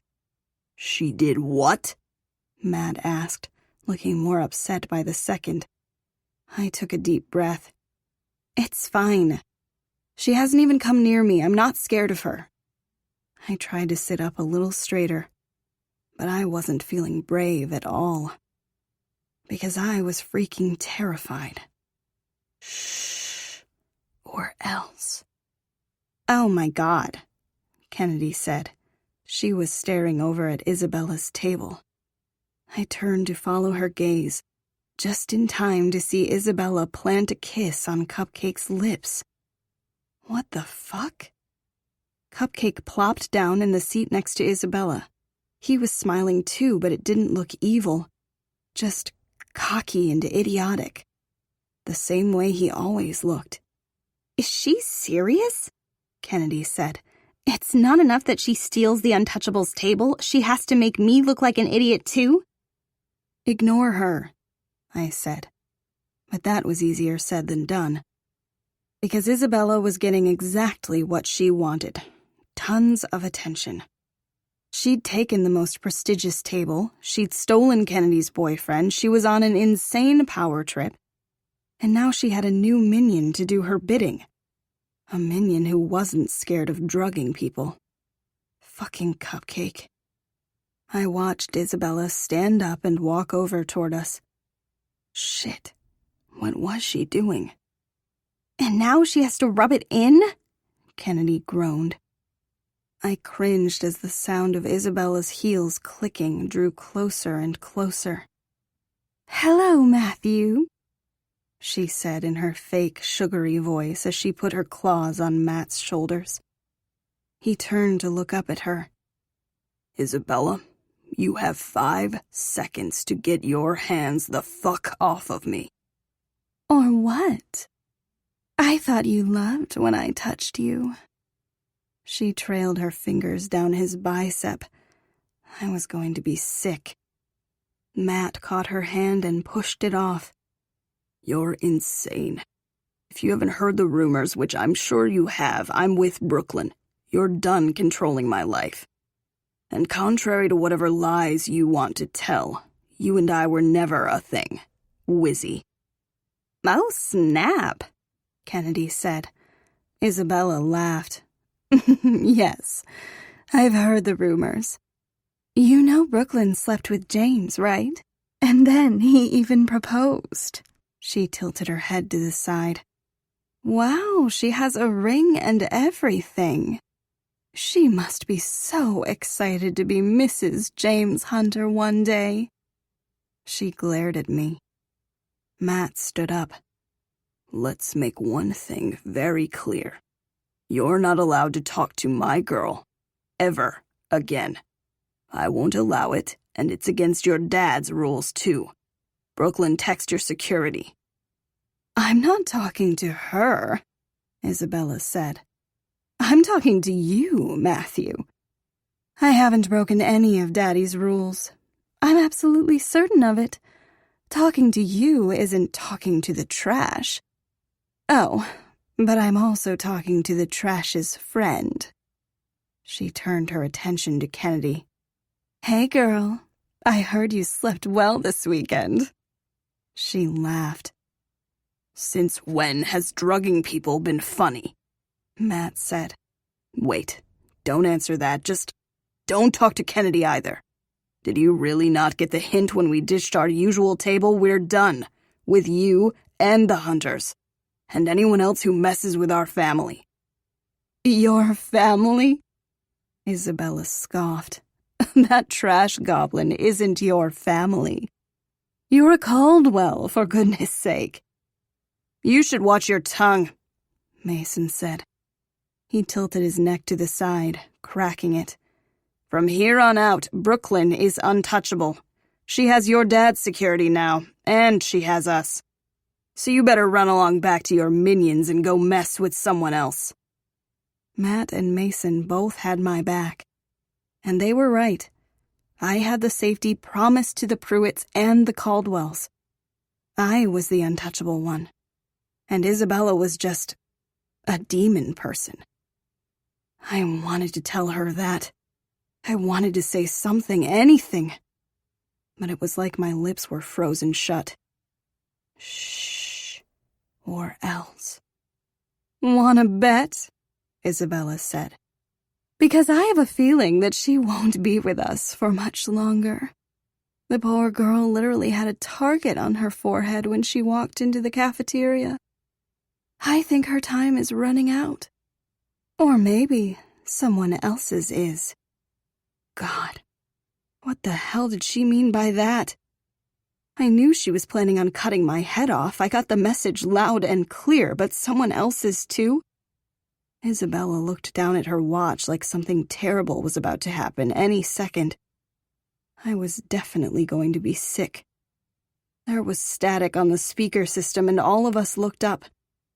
"Brooklyn Sanders, please come to the principal's office immediately." The words made my heart race. The last time I'd been called to the principal's office. Isabella said. Looks like someone else from her family just died. Pity. I wonder who it was this time. Hopefully no one too important. She turned on her heels and walked away. What? It felt like my heart was beating in my throat. Kennedy was here, and they would have called for her if something had happened to her mom. Matt and Mason were here. But she'd been talking about my bloodline. The only other family I had was Isabella's family. Dad. She wouldn't have. She couldn't have. What the hell did she do? I repeat, Brooklyn Sanders to the principal's office. I stood up, almost falling into Matt. He tried to steady me, but I pulled away. She wouldn't have. She couldn't have. "Brooklyn, it's probably nothing bad," Matt said. "She was just messing with you." But I was already running. Chapter 17. Tuesday. Isabella wouldn't have hurt her own father. That was insane. But she's insane. I heard Isabella's laughter echoing around in my head. I picked up my pace, ignoring my feet burning. Please be alive. Please. Matt caught up to me in the hall, grabbing me by the waist. "Hold on a second, Brooklyn." I can't. My tears burned the corners of my eyes. "You're okay." He held me so tightly that it almost hurt. Normally it would have been comforting. His strong arms were like a safe haven for me. But right now I couldn't breathe.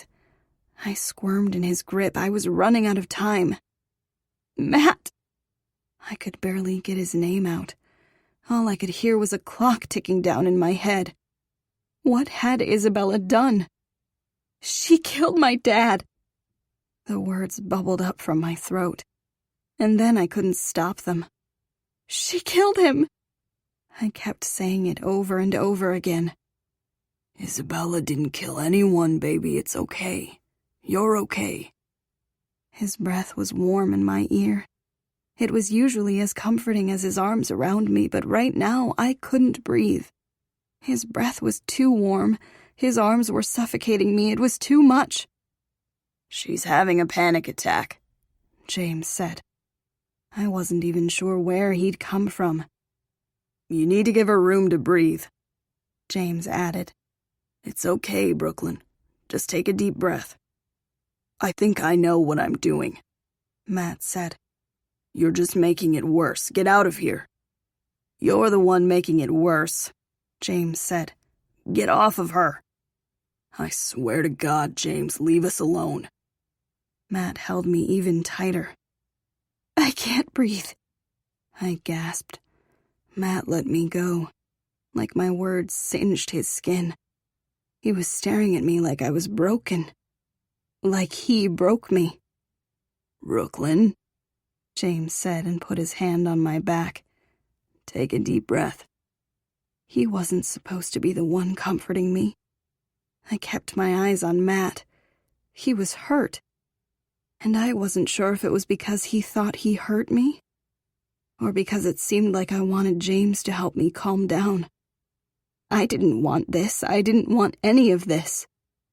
"Breathe," James said.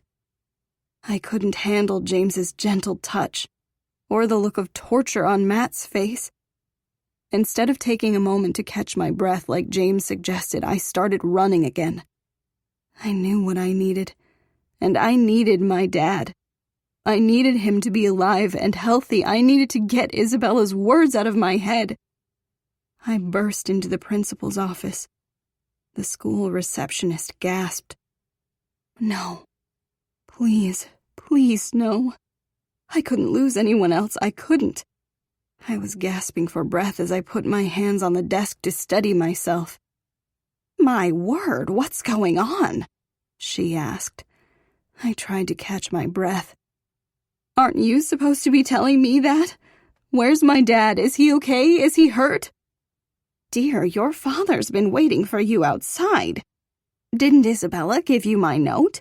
Your father called this morning to let me know he wanted to take you out of school for lunch. I saw your sister walking by the office and gave her the early dismissal note." "What?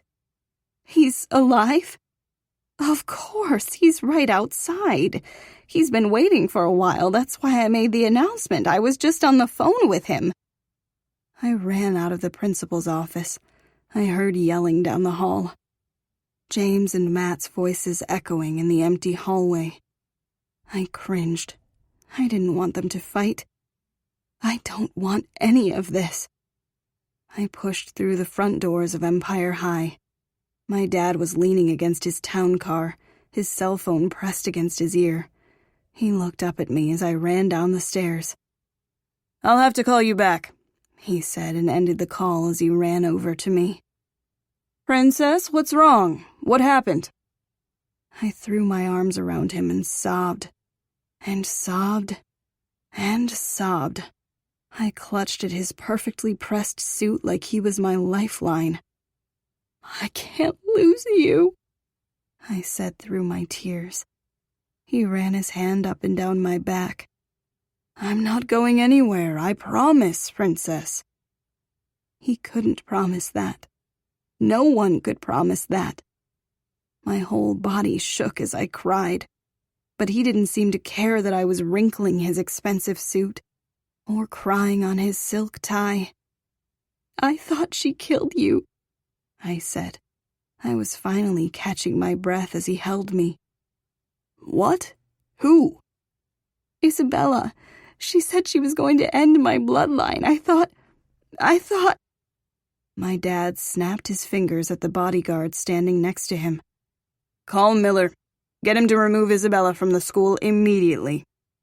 "Yes, sir," he said. He was already pulling out his phone. "No!" I tried to clear my thoughts when all I could think about was that my dad was okay. "You can't. She'll kill me." "Isabella's not going to hurt you." He gently ran his fingers through my hair. "I promise." Another promise that I wasn't sure he could keep. "You're shaking. Should I call Dr. Wilson?" "No," I mumbled into his chest as I tried to catch my breath. "You can't take Isabella out of school." "Take a deep breath," my dad said. "Can you do that for me?" He ran his fingers through my hair. just like my mom used to do when I was upset. I knew students were probably looking out the window at the weird new girl hugging her dad. And I didn't care one bit. They could call me a prostitute behind my back, and draw targets on my forehead and refuse to speak to me. But it didn't matter what they did, because I was the lucky one. I knew how fortunate I was to have a living parent that cared. And I'd hug my dad on the steps of Empire High whenever I got a freaking chance. "Just breathe," my dad said. Eventually, his words and his fingers running through my hair got my heart to stop racing. And my lungs filled again. I looked up at him. Isabella didn't actually say to me that she was going to end my bloodline. She didn't speak to me all day. There was this note written in lipstick, but I thought it was blood. It talked about the bloodline thing, and I freaked out. She had Cupcake draw a target on my forehead, and she kept running her fingers across her throat whenever she stared at me like she was going to kill me. The school receptionist gave her the early dismissal note to give to me, and she just used the opportunity to mess with my head.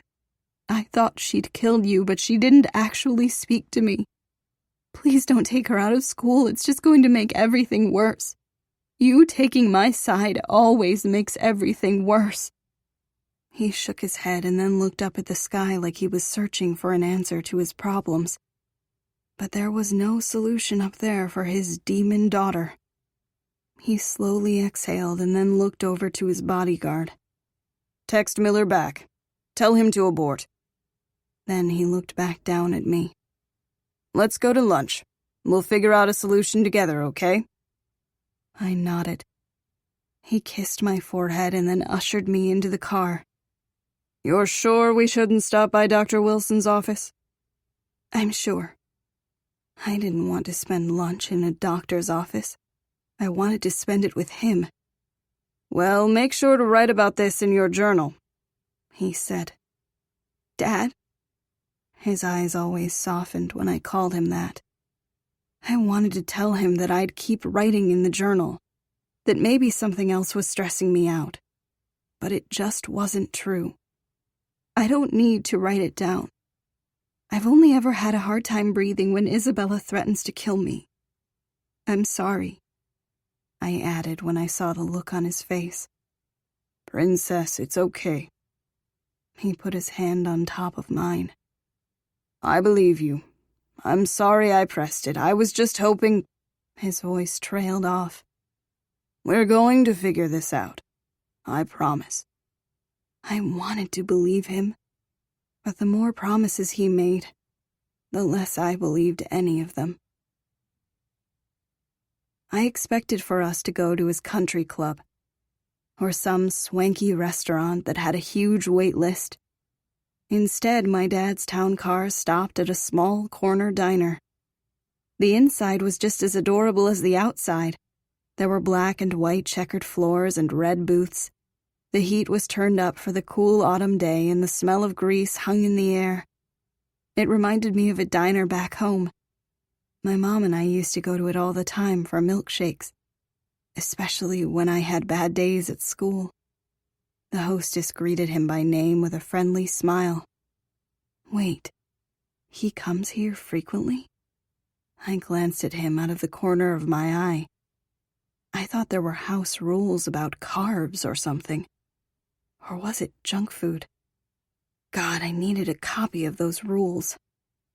The hostess showed us to a booth and asked if he'd like his usual. He ordered 2. I couldn't help it. I just stared at him as she walked away. "This is one of my favorite places," my dad said. "But it's—" My voice trailed off. "It's not very much like your apartment." "I know. It's refreshing, right? I used to come here with your mom all the time." I pressed my lips together. First, the hidden apartment that had belonged to my mom. Now a diner they used to go to together. There were forgotten pieces of my mom scattered all over the city. And I was pretty sure my dad was the only one who remembered where they all were. You kept coming here after she left? Actually, I bought it, he said as he leaned back in the booth. You bought it? It was a good investment opportunity. He straightened the salt shaker so that it was perfectly in line with the pepper shaker, as if that was more interesting than our conversation. That's the only reason? He stopped fidgeting with the seasonings. I didn't want them to change anything. I shook my head. I don't get it.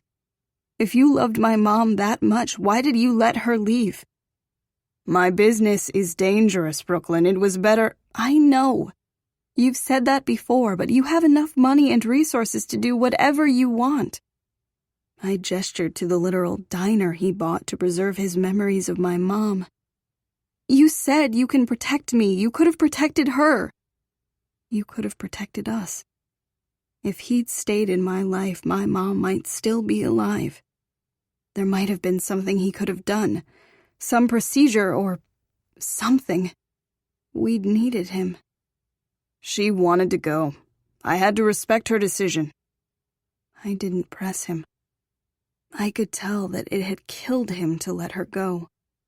It may have killed my mom, too. I'm sorry. We don't have to talk about that. Why did you want to have lunch?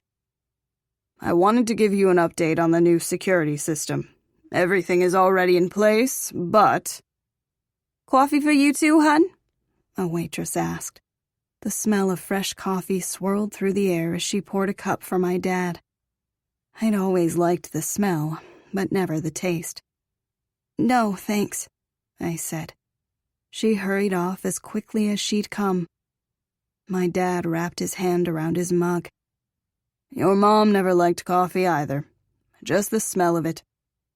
He smiled at me. I didn't know if he knew how hard these conversations were for me. The things I knew about my mom, mixed with his memories. I wanted to hear everything, but at the same time none of it, because it made me miss her so much that it hurt. You look so much like her, he said. I looked down at the table. I didn't want to cry any more today. Brooklyn, I know I let your mom down. I've spent half my life missing her. I've been given a second chance to do this right, and I'm not going to make the same mistake twice. I'll do whatever it takes to protect you. When I'd first met him, I thought he hated me. But now I was pretty sure I was his only family member he even got along with. He loved my mom. And he loved me, too. I knew I didn't know him that well. But I did know that I needed him. Who else would keep me safe from Isabella? Chapter 18. Tuesday. I bit the inside of my lips until the tears that were threatening to spill went away. You mentioned that the new security system is in place? I was hoping to give you the good news that you could come home, said my dad. But with Isabella, I'm not sure it's for the best. You mean you're scared she'll hurt me if I come back? I honestly don't know. I swallowed hard. He was always so certain. How was he not confident in his ability to control Isabella? And then there's the issue of your health. If Isabella really is setting off your panic attacks, it would be best to eliminate her from your life as much as possible. She'll be going off to college next fall. Then you'll be perfectly happy and healthy coming back home. But until then, we need to discuss some more suitable alternatives. My second apartment... Can't I stay with Matt? I'm not on the best terms with Matthew's father. I'm not sure if they'd be open to that arrangement. Plus, the apartment has all the highest security. I don't want to be there all alone. Of course not. I'd never let you be alone. Miller and Donnelly will always be with you.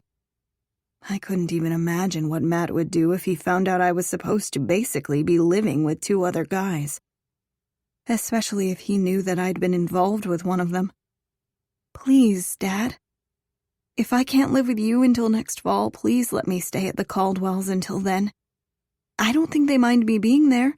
I could get a job to help pay for food and— It's not about the money. I agreed for you to go there on a temporary basis, not for a whole year. But— And then there's the issue of school itself. Until Isabella graduates, I think maybe homeschooling would be best. I've been researching a few of the best online options, and of course we could have private tutors. Then you won't have to see Isabella at all. What? No. It's the safest option. But I don't want to be in that apartment all day and night. That's not a solution. That's locking me away. This conversation was reminding me of the way he'd first treated me. Like I didn't belong in his world. But screw that. I belonged just as much as Isabella. I was his blood, too. He was acting like he wanted to hide me from the world. Like he was embarrassed of me. And I was sick and tired of everyone making me feel like I was trash. Is that the deal you offered my mom if she stayed? That she could be in that apartment as long as she never left? I didn't bargain with your mother. I bought her that apartment because I loved her. I never asked her not to leave because she was never mine. You are. I'm trying to protect you. That's not the way to protect me. You can't just keep me separated from the rest of the world. That's not a solution. I can't guarantee your safety at school. Just look at what happened today. I belong at Empire High just as much as Isabella does. If she gets to keep going, so do I. Or maybe you should lock her up in an apartment and homeschool her because she's the one causing problems, not me. He took a deep breath and leaned back in the booth. As you may have seen, I've been having a hard time controlling Isabella's actions. Finding loopholes to the rules has always been one of her favorite activities. And it's been worse since she's found out about you. I can't control her. But you can control me? I need to keep you safe. I can't let anything happen to you, too. I swallowed hard. Counterproposal. I stay with Matt, and I keep going to Empire High. That's not a solution. Isabella will— His voice trailed off. He pressed his fingers to his forehead like he was fighting off a headache. I don't know what she'll do. That's the whole problem. He looked defeated. And I realized that maybe my dad's promises were futile. Because he'd admitted he couldn't control Isabella. I wondered if maybe a part of him was as scared of her as I was. One thing you should know about me, I said. I learned a very important lesson when my mom got sick. Time is limited, and I made a promise to myself to live each and every moment to its fullest. I won't stay locked up in an apartment. I won't stay home from school. There's nothing worse than not living each moment you have. Isabella wasn't going to control my life. There wasn't a chance in hell that I'd let her. That's why I'd stayed here, to prove that she couldn't break me, that I belonged here just as much as she did.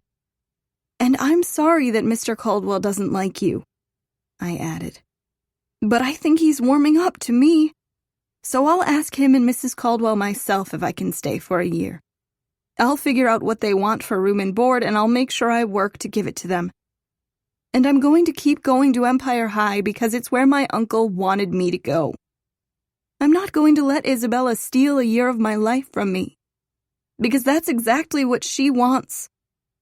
Each word that fell out of my mouth made me feel more determined. I nodded, like I was giving myself a pep talk. I was staying in New York.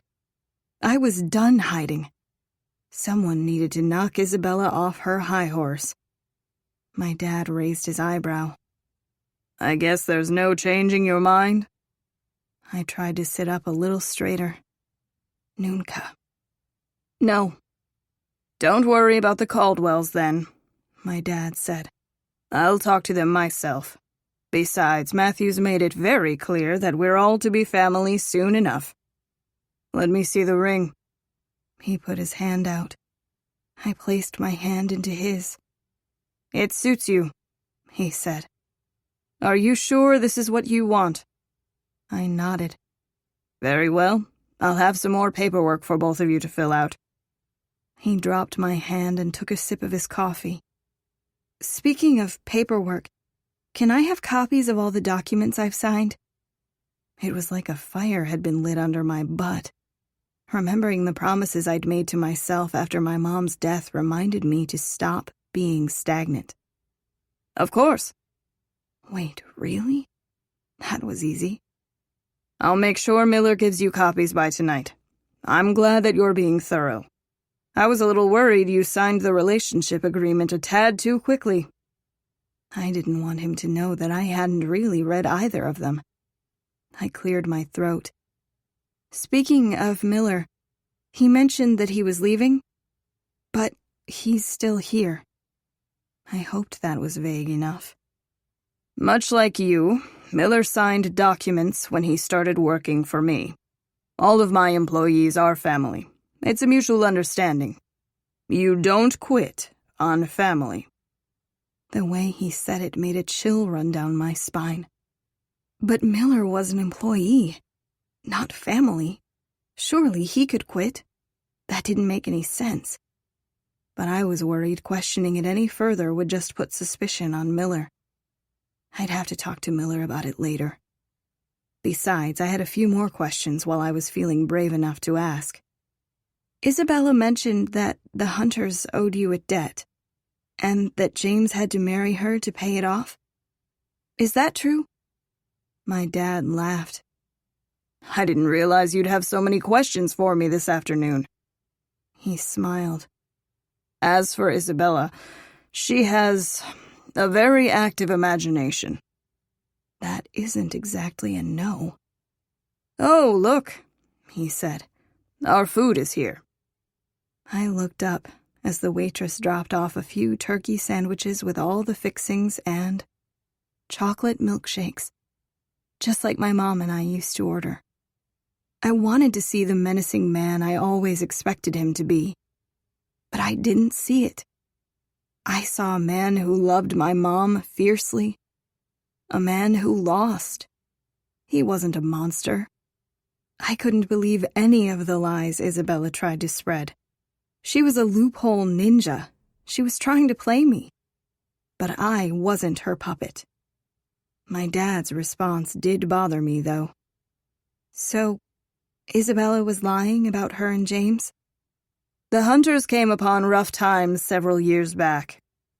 It was actually the start of a joint business venture, completely unrelated to any of our children.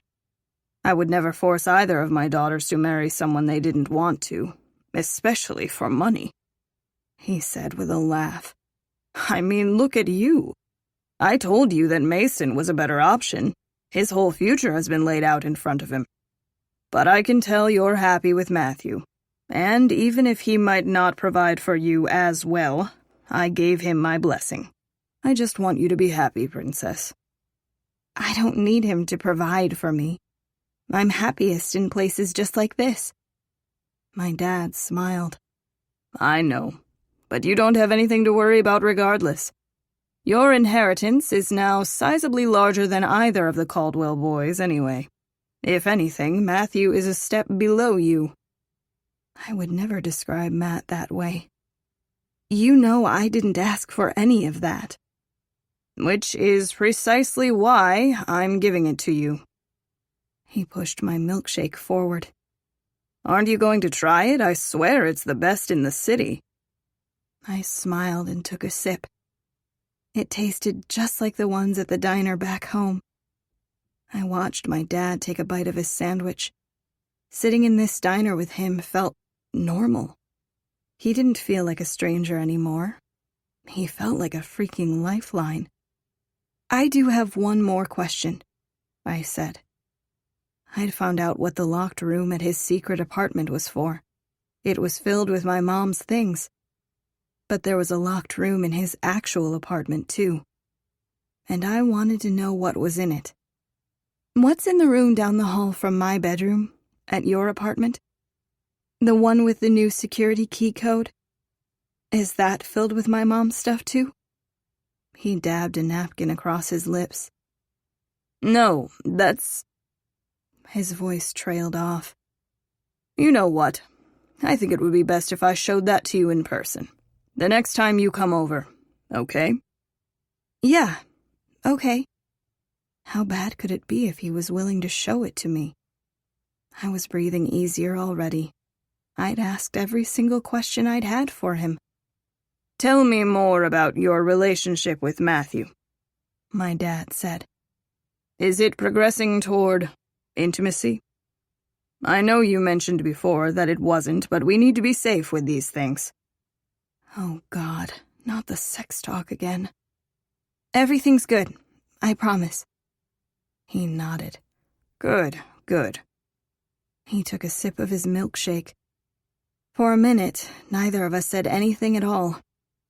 And I really hoped that was the end of the conversation. But then he started talking again. But do you mean good as in you are being sexually active?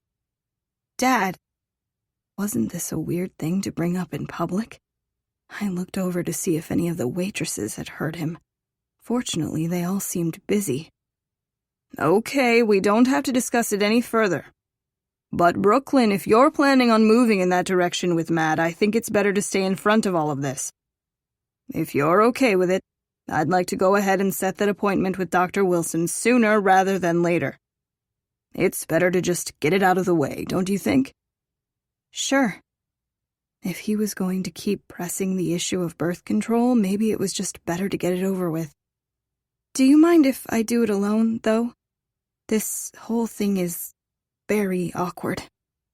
Oh, I mean, yes, if that's what you want. But if you're uncomfortable talking about it with me, then maybe you aren't ready to... It's fine. Really. Just because I didn't want to talk about sex with my dad didn't mean I wasn't ready to have sex. I didn't even think I'd be comfortable having this conversation with my mom. Okay, I won't mention it again. He smiled. I took a huge bite of my sandwich. Now that the question was out there, was I ready to have sex? I knew Matt was. He said he was waiting for me. And I knew he loved me. I was all in with him. So, shouldn't I go all the way with him? Are you getting excited for the holidays? My dad asked.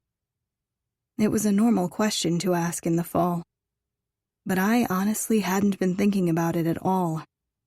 This would be the first time I didn't celebrate Thanksgiving and Christmas with my mom. I said, even though my heart wasn't really in it. I know it's several weeks away, but no matter what's going on with Isabella, I'd like you to come over for Thanksgiving. It's always a pretty big celebration for us. We have family coming in from out of town that I want you to meet. And you can invite whoever else you want. It's a day for family, and I want you to be there. Besides, Isabella's always in a lovely mood around Thanksgiving. The Hunters had mentioned Isabella being cheery during the holidays. I couldn't really imagine a sweet and charming holiday Isabella. But it had to be better than a gunslinging Isabella. Yeah, that would be nice. He smiled. It's so easy to see your mother when I look at you. But I see a lot of myself, too. You go after what you want and you get it. You should consider applying to the business school of whatever college you plan on going to. Did you study business in college? He nodded. I used to think that Isabella would take over the family business one day, but I'm seeing everything a little differently now. I couldn't help but smile. I still didn't know exactly what it was he did, but it was the first time I truly thought that being a Pruitt maybe wasn't such a bad thing.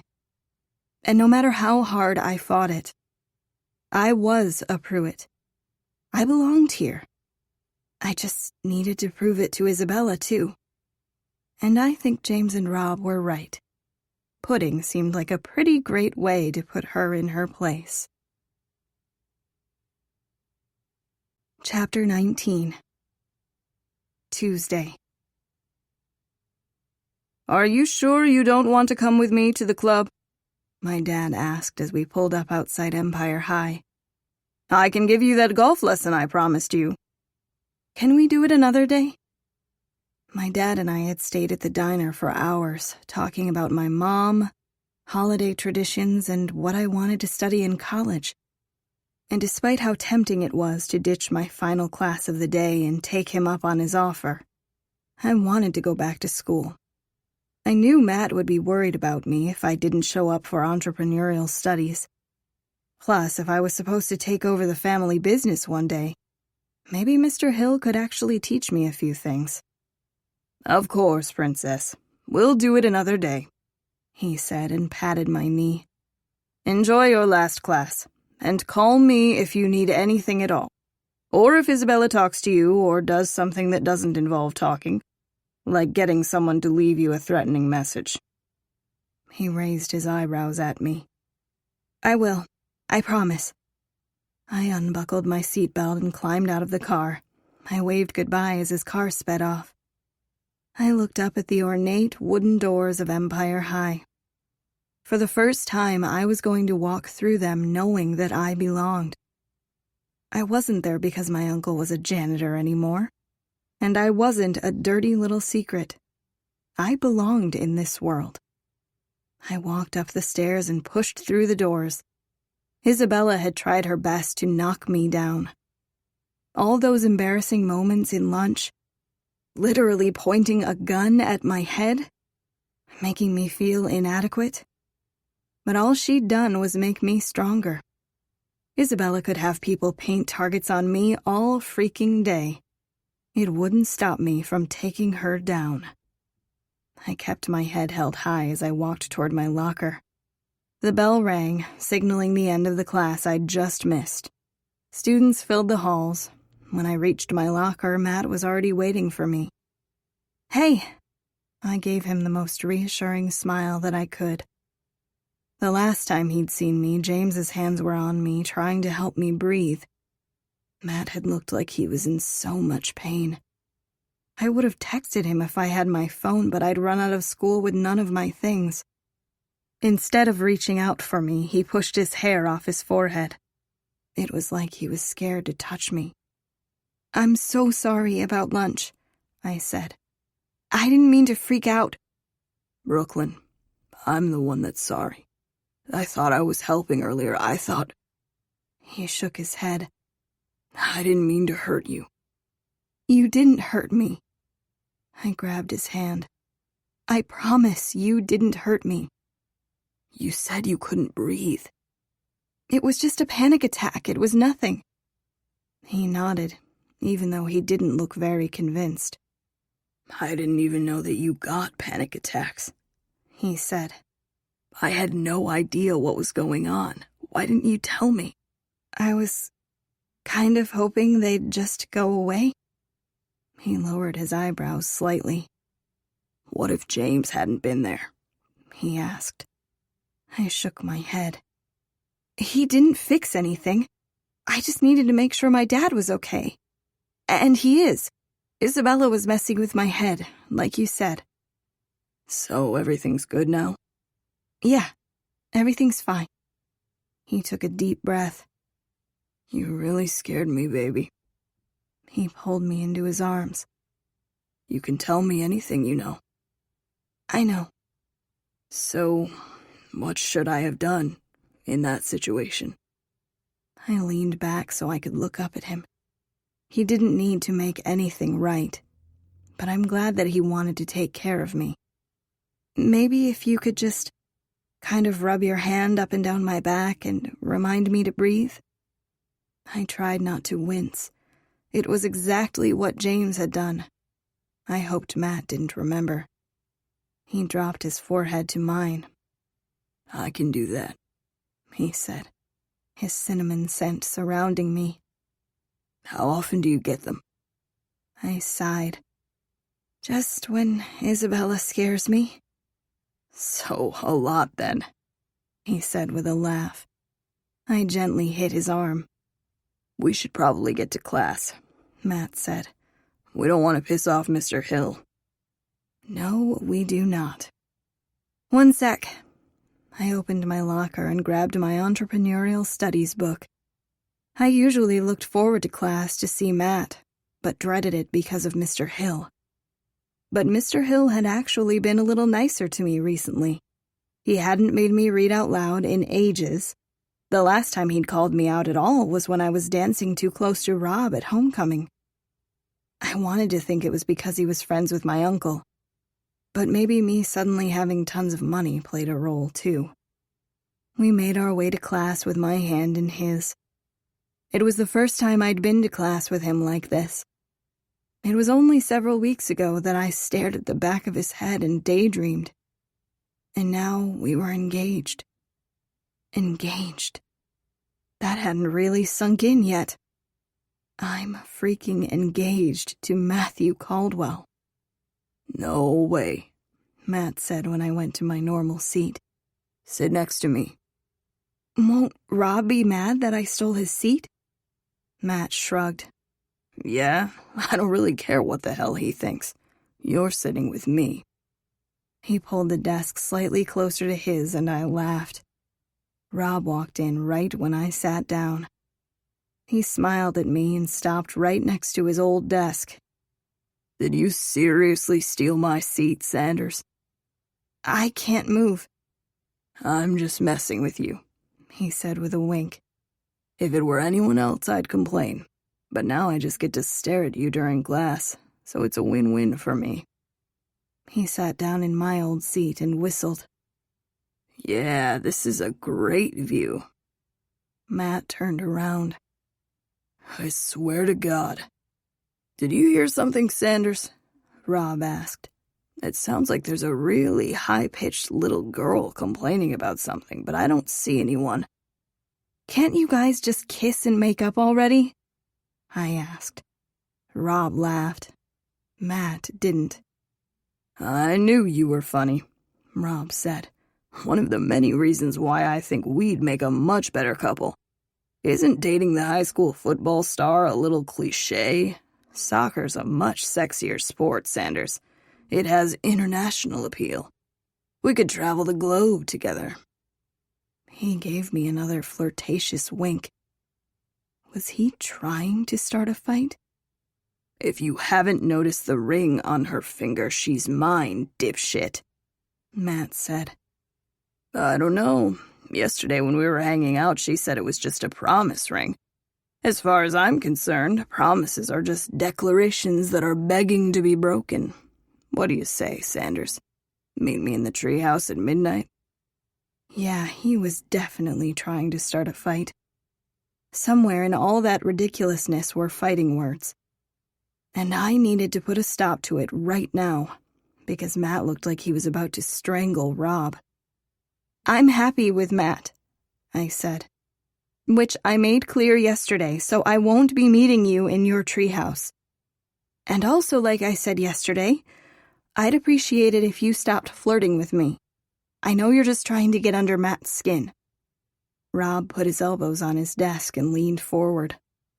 I love a girl who knows how to take control. Is there a problem back there? Mr. Hill asked. Shit. He was going to make me read out loud for the entire period. I could feel myself sinking in my seat. No? Great. May I continue then? Of course, Mr. Hill, Rob said. Mr. Hill squinted at him and then cleared his throat. Very well. So he's not going to punish me? Thank God. Just as I started to breathe a little easier, Mr. Hill started talking again. As you know from the syllabus, there is no midterm per se in this class, but I will need a status update on your projects. I expect them by the end of the week. Oh, crap. How were we supposed to finish our group project when Rob and Matt were fighting? James had given us a pretty good head start on the website, but we still had to figure out exactly what was going to make our fitness site unique. I glanced over at Matt. He was staring at the board, but it didn't look like he was paying attention at all. I needed to make sure he knew I was all in with him. I didn't want him to have any more doubts. I picked up my pen and jotted him a note. How do you think your parents would feel about me moving in until Isabella goes off to college? Or, more importantly, how would you feel about that? Would you get sick of me after a year? I tore out the sheet from my notebook, made sure Mr. Hill wasn't looking, and slid it onto Matt's desk. He read it and a smile spread across his face. Are you serious? He whispered. My dad said it was okay, I whispered back. If it's okay with your parents, I mean. I don't think they'd mind at all. My mom already loves you. I smiled. And what about you? I whispered. You want me to stay? Are you kidding? Of course I do. I'm not going to ask again, Mr. Hill said. Is there a problem back there? Sorry, Mr. Hill, Matt said. It was all me. Great, Mr. Caldwell. Then how about you pick up on page 107 then? Second paragraph down. Matt gave me a small smile and then opened up his book and started reading. And reading. And reading. He seemed to take the punishment a lot better than me. Where I stumbled over the words, he read them perfectly. I rested my chin in my hand as I watched him talk. He was really good at public speaking. I knew that he wished he could take over his dad's company one day. But maybe he had more to offer than that. Maybe it was a blessing in disguise that his dad wanted Mason to take the reins. What careers needed good public speakers? Politics, for sure. I smiled to myself. In the blink of an eye, I could almost see our future. He could be the mayor of New York. I could take over my dad's business. Matt and I could rule this town. Us against the world. Sometimes thinking of the future made my chest hurt.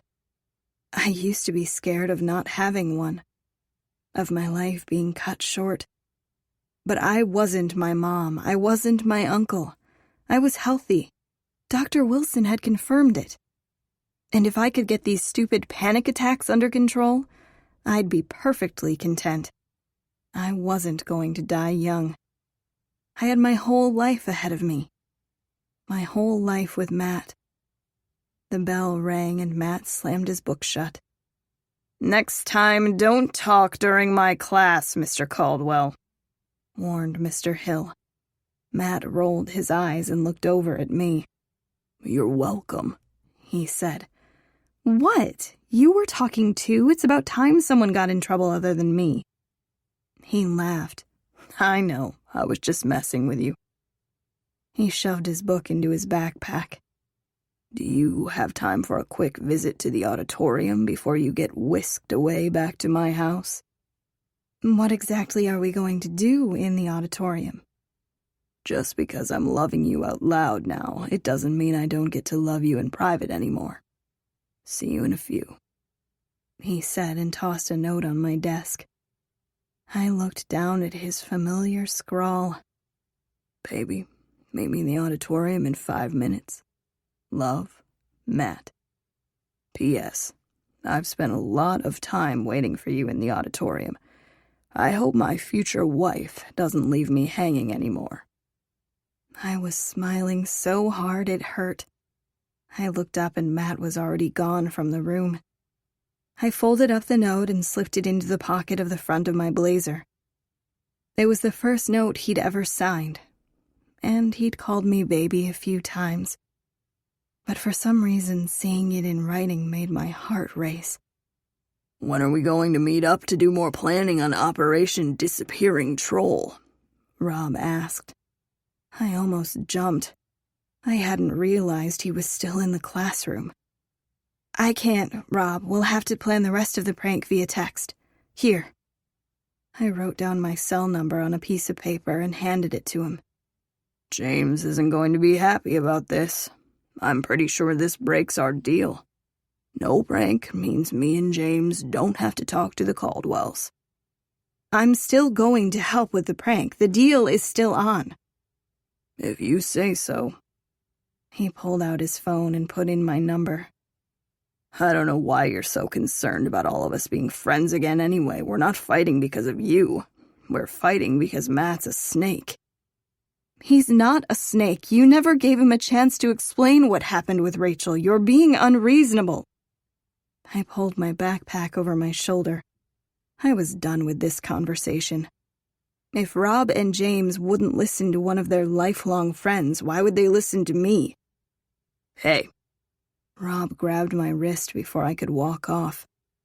I heard you had another panic attack. You okay? I was pretty sure he was the snake. Obnoxious one minute and then able to be sweet the next. But I didn't think he was doing it to be manipulative. Deep down in Rob's sarcastic way, he actually did care about me.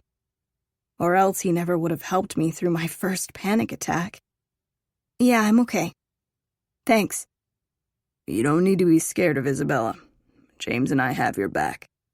He let his hand slowly fall from my wrist, his fingers trailing down my palm. See you tomorrow, Sanders.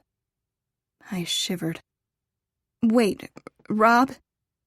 If he really had my back, he could do me another favor. Can you please stop pushing Matt's buttons on purpose? He shrugged. But they're so easy to push. Please? Anything for you, Sanders, he said with a wink. Instead of going to my locker to get my things, I went straight for the auditorium. The last time I'd met Matt in the auditorium, I'd been scared out of my mind. And angry. God, I had been so angry at him. But this time, I loved him so much it hurt. The heavy door closed behind me with a thud. The smell of old wood wafted around me, reminding me of our first kiss. The kiss he'd stolen. He didn't have to steal anything from me now. Matt, I whispered into the darkness. Okay, this time was scary too. But not because I was expecting some terrible prank. It was just because the Empire High Auditorium was really freaking creepy. Matt, I said a little louder.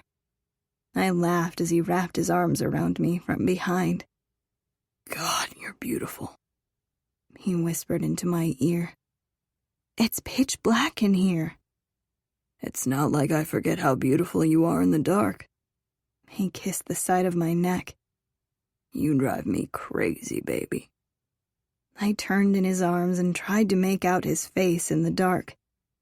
Do you really think I can move in for a whole year? My dad said he'd talk to your dad. It's fine, I promise. I'll let my parents know tonight, okay? Now, where were we?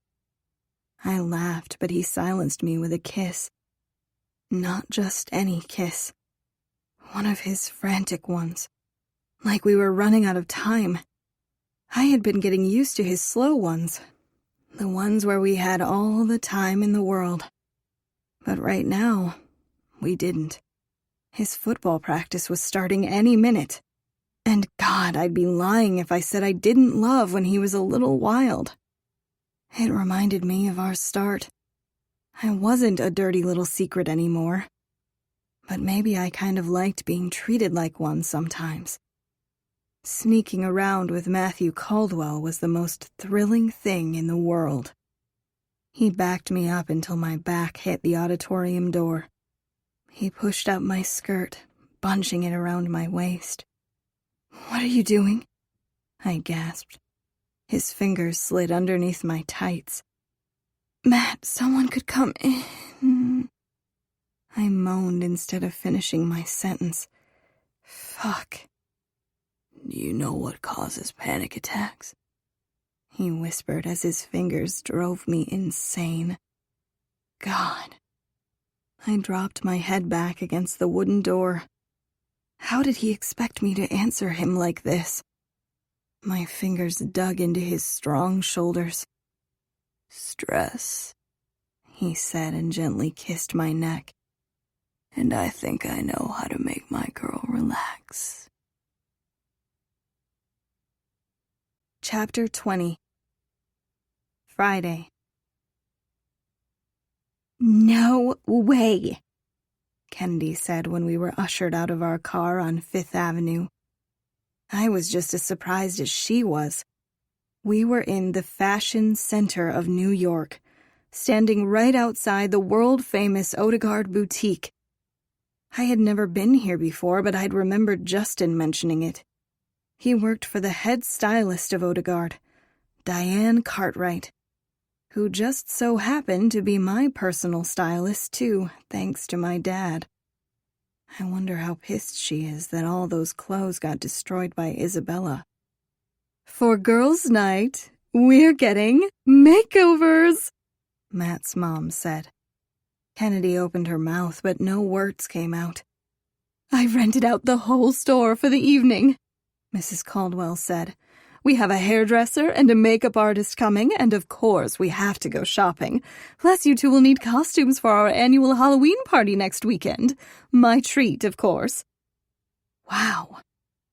When she mentioned that all girls' nights involved shopping, I kind of figured we'd end up at the mall or something. But Mrs. Caldwell was always dressed flawlessly. This made perfect sense. I'd seen Matt, Mason, and even Mr. Caldwell around the house in pajamas, but never Mrs. Caldwell. "Mrs. Caldwell, you don't have to." "I want to. That's why it's my treat. Come with me, girls." She walked through the 10-foot-tall glass doors and greeted the person standing there with a kiss to each cheek. Kennedy and I both looked at each other. "I feel like I'm going to be arrested just for stepping foot in there," she said. I laughed. This is surreal, isn't it? "It's freaking amazing is what it is." Kennedy grabbed my arm. "I mean, makeovers? At Odegaard? That's not even a thing. This isn't real life." I laughed. "And I've heard rumors about the Caldwell annual Halloween party. It's supposed to be epic. They go all out. Apparently last year there were even fire dancers." I wasn't sure how fire dancers related to Halloween at all. But the Caldwell mansion was perfectly suited for a Halloween party. There definitely wasn't much decorating they needed to do. That's why I mainly hung out in the warm and cozy kitchen and Matt's room. I barely even went in the guest room I was supposed to be sleeping in. I just went in every now and then and pushed around the sheets. "Girls, what are you waiting for?" Mrs. Caldwell said and waved us inside. The woman she'd been chatting with had disappeared through another set of doors. I forced myself not to spin around. The air even smelled fancy inside. Kind of like how when you walked into a department store and got sprayed by one of the perfume sellers. Only nothing like that at all. Because it didn't even look like a store. There were marble walls and a chandelier. It was more like the entrance of a 5-star hotel than a boutique. Where are we? Kennedy was right. This wasn't real life. I heard someone squeal and turned to see Justin walking over to us. "Ladies," he said. "I saw that you were on the schedule tonight, so I took the overtime hours. You're so welcome." "Ah, Justin," Kennedy said and gave him a hug. "I didn't know you worked at Odegaard." "I know Odegaard backward and forward. I'm Diane Cartwright's personal assistant, and tonight I'm yours." He winked at her. "Great to see you again, Brooklyn." He gave me a hug and a kiss on the cheek. "And Lori, you look fabulous, as always." He grabbed her hand and kissed it. "Thank you, Justin," she said with a laugh. "I didn't realize you knew Brooklyn and Kennedy." "Please, I know almost every woman on the Upper East Side. How did the three of you become friends?" Mrs. Caldwell put her hand on my shoulder. "You're looking at my future daughter-in-law." No. Justin gasped and then grabbed my hand. Yes, I knew I'd be planning your wedding soon. Wow, what a ring. He fanned himself with his free hand. I laughed.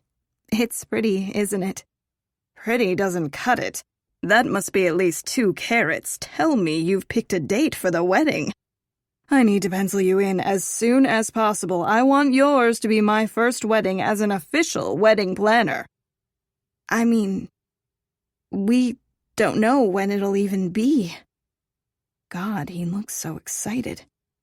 But I did promise you. If you weren't engaged, I'd kiss you right now. Lori, she's a keeper. I've never met such a sweet girl in this city. Mrs. Caldwell smiled. Yes, I can tell why my son loves her so much. I so badly wanted her to like me. Matt always said she already loved me, and she was always perfectly lovely. But I was pretty sure if I came home from school one day and told my mom that a boy was moving in and that we were engaged, she would have freaked out. I kept waiting for the other shoe to drop. But Mrs. Caldwell was still smiling. I wonder how old she was when she got engaged to Mr. Caldwell. I'll pencil you in for every Saturday in the fall for the next few years, Justin said. Fall weddings are the best, trust me. And speaking of events, what's the theme of this year's Halloween party, Lori? Characters from old movies, Mrs. Caldwell said. The classics. Kennedy looked so excited. Can I be Jasmine from Aladdin? Mrs. Caldwell laughed. I meant like from the 50s or 60s. Her voice trailed off. Oh my, I'm feeling my age around you two. I guess something from the 90s does work as an old movie for you, she said with a laugh. Jasmine it is. Kennedy smiled. And what would you like to be? Mrs. Caldwell asked me. I pressed my lips together. I wanted something conservative enough to work around Matt's parents, but also sexy for Matt. And now only Disney princesses were swirling around in my head. I don't know, I said with a laugh. What do you think I should go as? What about the girl from Clueless? Kennedy asked. Not because you're like her, just because of the blonde thing. And you already have a school uniform to wear. Kennedy, that defeats the purpose of shopping, Justin said. Neither of you are leaving here without a perfectly tailored Halloween costume. She laughed. Right, sorry. I'm used to working with what I have. Tonight we splurge, he said and looped his arm through hers. Follow me, ladies. He led us through a set of doors and into a giant room that looked like it would be more suitable for wedding dress shopping than anything else. But it was filled with fancy clothes instead of wedding dresses. We wove through the clothes and mannequins to one of the changing areas. All of them were empty. I guess Mrs. Caldwell really did rent out the whole place. Oh, and Brooklyn, your order is almost ready. Diane is just putting the finishing touches on a few things. Your order? Mrs. Caldwell asked. You didn't tell her about all your clothes? Justin asked. He shook his head. That wench of a sister she has cut all her clothes to bits, the little horror. Some of them were one-of-a-kind pieces, and now they're all in literal pieces in the garbage. What? Mrs. Caldwell looked over at me. Isabella did that? I really didn't want to talk about Isabella right now. I'd had to deal with her all week at school. You should hear about all the other stuff she's done, Kennedy said. She poured milk all over her blazer once. She's tried to sabotage her relationship with Matt on several occasions. She leaves Brooklyn threatening notes at school, and I'm pretty sure they're written in blood. It's lipstick, I think. The notes hadn't stopped. But I wasn't scared of Isabella. As far as I was concerned, she could choke on the red lipstick she used to write the notes. I'd kept my dad updated on everything she'd done. Or that she made Cupcake or one of her minions do. Isabella hadn't acted on any of her threats. She was just trying to scare me out of town. Oh, and there was that one time when she tried to kill both of us? Kennedy said. That was loads of fun. No! Justin gasped. Yeah, at homecoming. She drugged me and then abandoned Brooklyn naked in the middle of the city. I was wearing underwear, I said. I could feel my cheeks turning red. What? Mrs. Caldwell said and turned to me. Why didn't you tell me any of this? I thought you knew, I said. Didn't Matt tell you? She pressed her lips together. No, he did not. That was news to me. Why wouldn't Matt tell his mom about Isabella? Why did Matt tell you I was staying with you? Because of the issues with your father. I bit the inside of my lip. That made sense. His parents hated my dad. It was a good excuse for me to move in with them if I hated my dad too. But because I was trying to escape a psychopath, that made me a considerably worse house guest. I didn't blame Matt for lying. I was just relieved I was able to stay with him. But a heads up would have been nice. I'm sorry. No reason to apologize, sweetheart, Mrs. Caldwell said. It doesn't matter why you're staying with us. I'm happy to have you. I just feel bad because I already invited Isabella to the Halloween party. This is a disaster. She's already RSVP'd. I can't take it back. Of course you can, Justin said.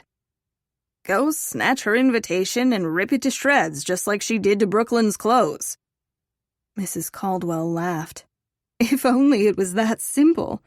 The last thing I need is to upset the Pruitts. She seemed to realize what she said and shook her head. She'd wrung her hands together, and I wasn't sure if it was because she was worried about how I'd react to her comment, or if she was actually worried that there would be some kind of repercussions for upsetting my father. It's okay, I said. Isabella's not allowed to talk to me. It doesn't matter if she's at the party. Really? Mrs. Caldwell looked so relieved. Yeah, it's fine. I didn't love it. It basically meant Isabella would have full access to the only place I truly felt safe. I might as well have been living with her. Just make sure to lock your bedroom door, Justin said with a laugh. Now, where were we? He snapped his fingers. Sandy from Greece, that tight little black number. You'd look divine, Brooklyn. That's perfect, Kennedy said. Mrs. Caldwell smiled. Oh, I love that movie. You really would make a perfect Sandy. I'd watched Grease with my mom 6 times. She always used to stand up and make me dance with her to all the songs. I didn't know whether I was smiling or about to cry. Yeah, that sounds good to me. Justin clapped. This is going to be perfect. Fingers crossed Halloween doesn't end with you naked and alone in the middle of the city. I half laughed and half groaned. I will never get in a car with Isabella again. It'll be fine. It's showtime, Justin said and spread his hands. Let the shopping begin. Chapter 21. Friday. Kennedy disappeared behind a rack of clothes, and I followed her out of earshot of Justin and Mrs. Caldwell. The clothes were all glamorous, but I really didn't know a thing about fashion. I'd leave all that to Justin. What I really needed was to talk to Kennedy. We used to hang out all the time, and now that I was living at Matt's, we didn't get to see each other nearly as much. And there was a question I needed to ask her that I didn't want anyone at school to overhear. Hey, have you heard from Felix at all? I asked. She shrugged. No. Why? I really need to talk to him. I've texted him a few times, but he never responds. Besides, it would be better to talk to him in person.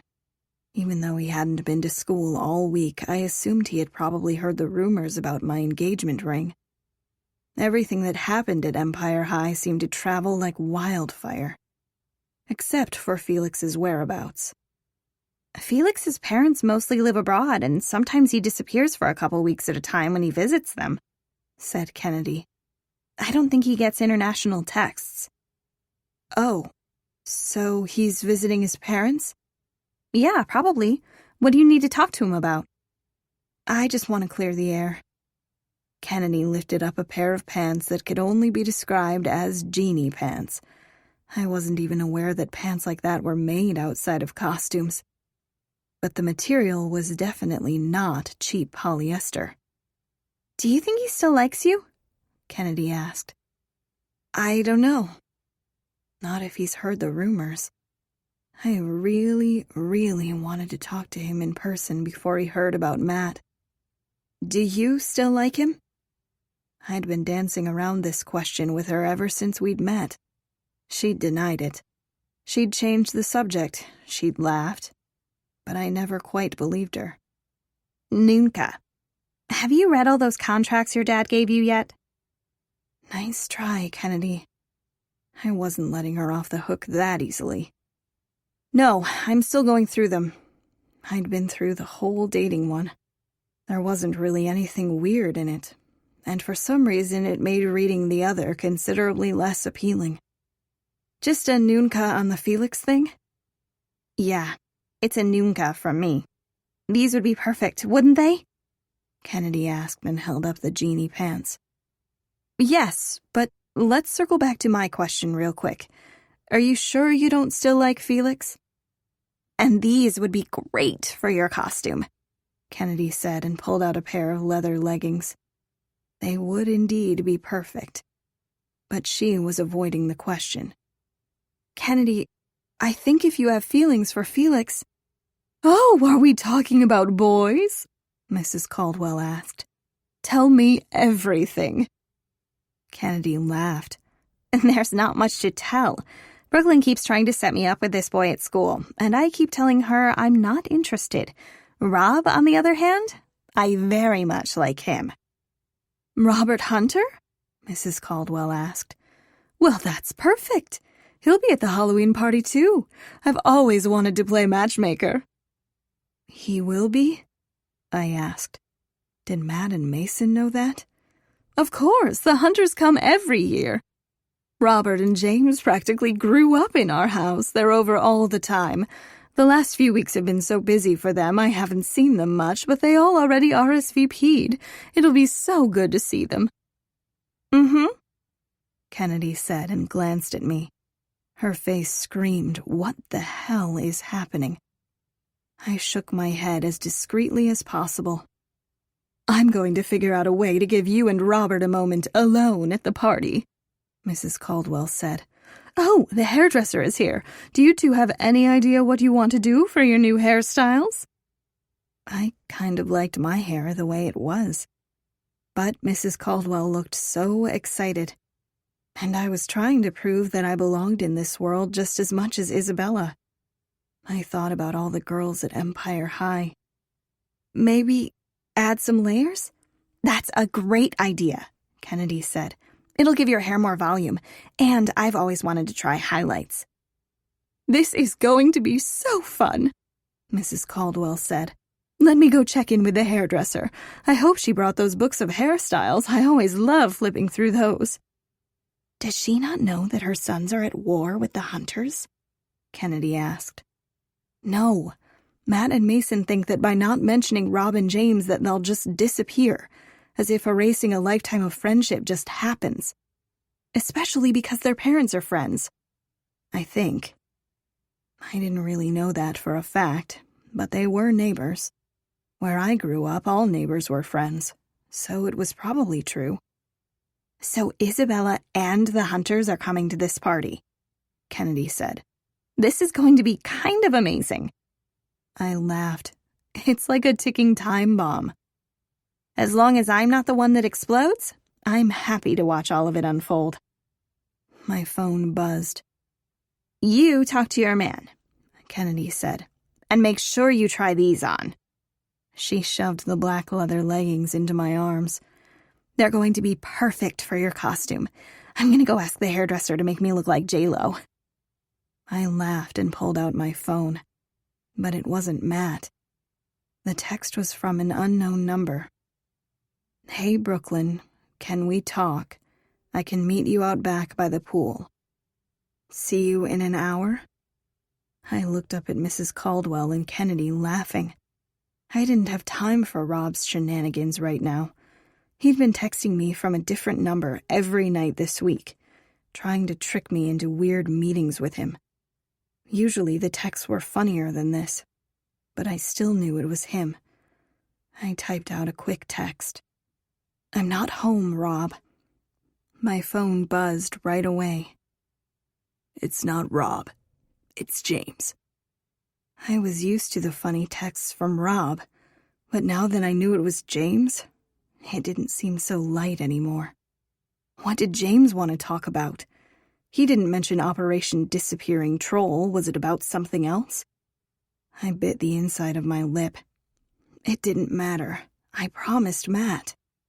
I'm still not home, I wrote back. He texted back right away. But I like being miserable with you. My stomach twisted into knots. Matt said he didn't care about James's well-being anymore. But he did. I knew he did. And he'd want to make sure that James was okay, even if they were fighting. Are you okay? I texted. No, I'm miserable and it's loud here. Where are you? I don't know, some club. A club? That meant he was drinking. Or worse. What club? Where? Are you coming? James, tell me where you are. I like when you're bossy. Come make me feel better. Yeah, he was definitely drunk. Or high, or something. I had no idea what his current elixir of choice was. James, give me the address. Call me and I'll give it to you. He texted back. Damn it. Fine, 1 second. I walked over to Mrs. Caldwell and Kennedy.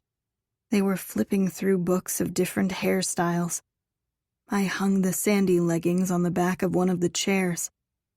I need to make a call real quick, I said. I'll be right back. Wait, Kennedy said. What do you think of something like this? She flipped around the hairstyle book she was holding. The model in the picture had these beautiful chestnut highlights in her hair. That would look amazing on you, I said. Yeah? Absolutely, Mrs. Caldwell said. Then she turned to me. Don't go too far, sweetheart. Not past security, all right? Mm-hmm. I made my way out of the private room. The grand entrance was completely empty. I pressed on James's number. Hey, he said, but I could barely hear him over the music blaring in the background. James, where are you? Where are you? I shook my head. I'm out. Are you with Matt? No, I'm out with his mom. Tell me where you are. I like Mrs. Caldwell, he said. She's nicer than my mom. Everything Matt has is better than what I have. Oh, James. Can you please tell me where you are? What are you and Mrs. Caldwell out doing? He asked, ignoring me. We're getting makeovers. The music got a little quieter, like he'd shut himself in a bathroom or something. You don't need a makeover, Brooklyn. You're perfect, just the way you are. I bit the inside of my lip. He wasn't supposed to be saying stuff like that to me. James, how do you know if someone loves you or your money? He asked. I don't know. Yes, you do, because you love Matt for Matt. You don't care about his money. You're not like Rachel. I thought you two made up. Yeah, but I don't want to be with her anymore. She doesn't love me. People in love don't cheat. People make mistakes. I'd certainly made plenty of them. I want to be with you, James said. Like in the shower.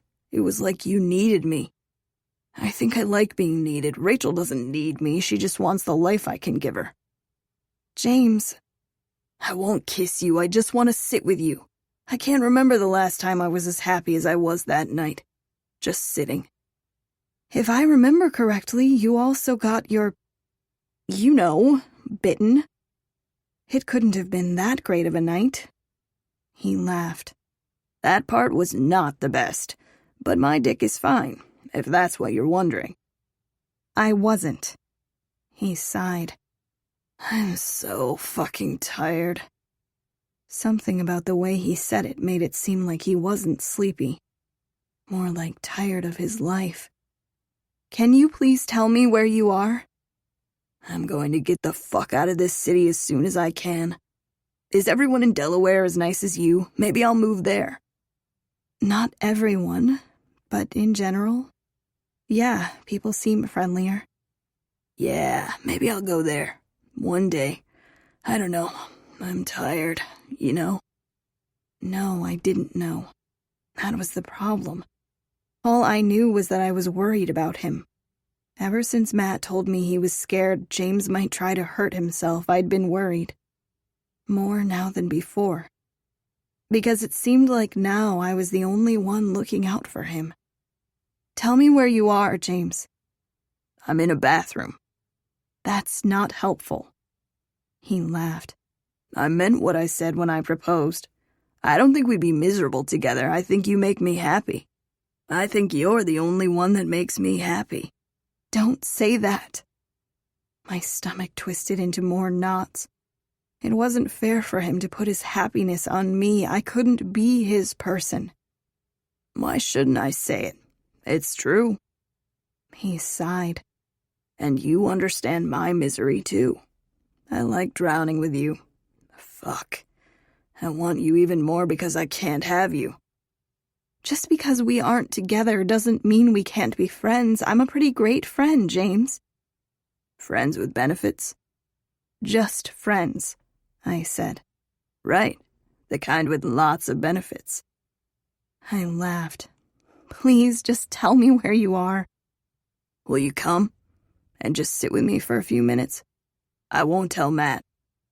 It didn't matter if he would or wouldn't tell Matt. I couldn't do that.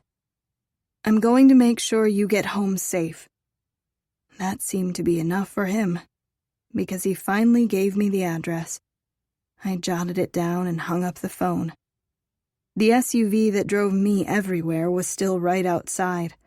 I walked out onto Fifth Avenue and tapped on the glass. Miller rolled down the window. Yes, Miss Pruitt? I hated when he called me that. I know this is a weird request, but is it possible for one of you to go pick up my friend? He's drunk, and he needs a ride home. I don't really trust anyone else to make sure he gets home safely. What's the address? Donnelly asked. He mentioned that he was in a bathroom in this club. I handed him the piece of paper I'd written the address down on. That's close by, Donnelly said. I can swing by real quick. What friend? James Hunter. He has brown hair and dark brown eyes and... Donnelly laughed. I know Mr. Hunter. I'll make sure he gets home safely. Miller lowered his eyebrows. It looked like he'd been trying to ignore me the whole time, but the name bothered him enough to actually make him show emotion. I hated that Miller had seen James kiss me. I hated that we were in a situation where we still had to see each other every day. I hated that I'd hurt him. Miller, will you stay here? Donnelly asked. Yeah, sure. Miller climbed out of the car and slammed the door. The SUV drove off and I breathed a little easier. Donnelly would make sure James was safe. I looked over at Miller. I hadn't had a moment alone with him all week. Not since he'd told me he was quitting. James Hunter, huh? Miller asked. Remember when you told me you hated guys like Felix Green and Matthew Caldwell? He looked so sad. Now you hang out with all of them. And you're engaged to one of them. Miller! It's fine. Just an observation, kid. He leaned against the wall outside Odegaard. You should probably get back inside. I don't want you to hate me. He lowered his eyebrows. I don't hate you. I just hate seeing you with other guys. And I hate that I don't have any way out. I asked my dad about you quitting. He said you two had a mutual understanding. A mutual understanding? He raised both eyebrows. Is that what he said? Yes. It came out as more of a question than a response. Did he throw the term family around too? He asked. Yeah, actually. I'm not that psychopath's family. I winced. First, Mrs. Caldwell was worried about upsetting my dad with the whole Isabella invite, and now Miller was calling him a psychopath? I swallowed hard. They'd never seen the side of my dad that was sweet and caring. This was all a big misunderstanding. I'm sorry, he said. You know what I meant. No, actually, I don't. Miller, if you really want to quit, I'm sure he'd let you. You just have to talk to him. Miller shook his head. I did talk to him. Well, I can talk to him. You really are trying to get me killed, aren't you? Of course not. Just let me... There's no out for me, Brooklyn. But... You saw what he did to me when I let you out of my sight. He gestured to his face. I know too much. If I try to leave, he'll kill me.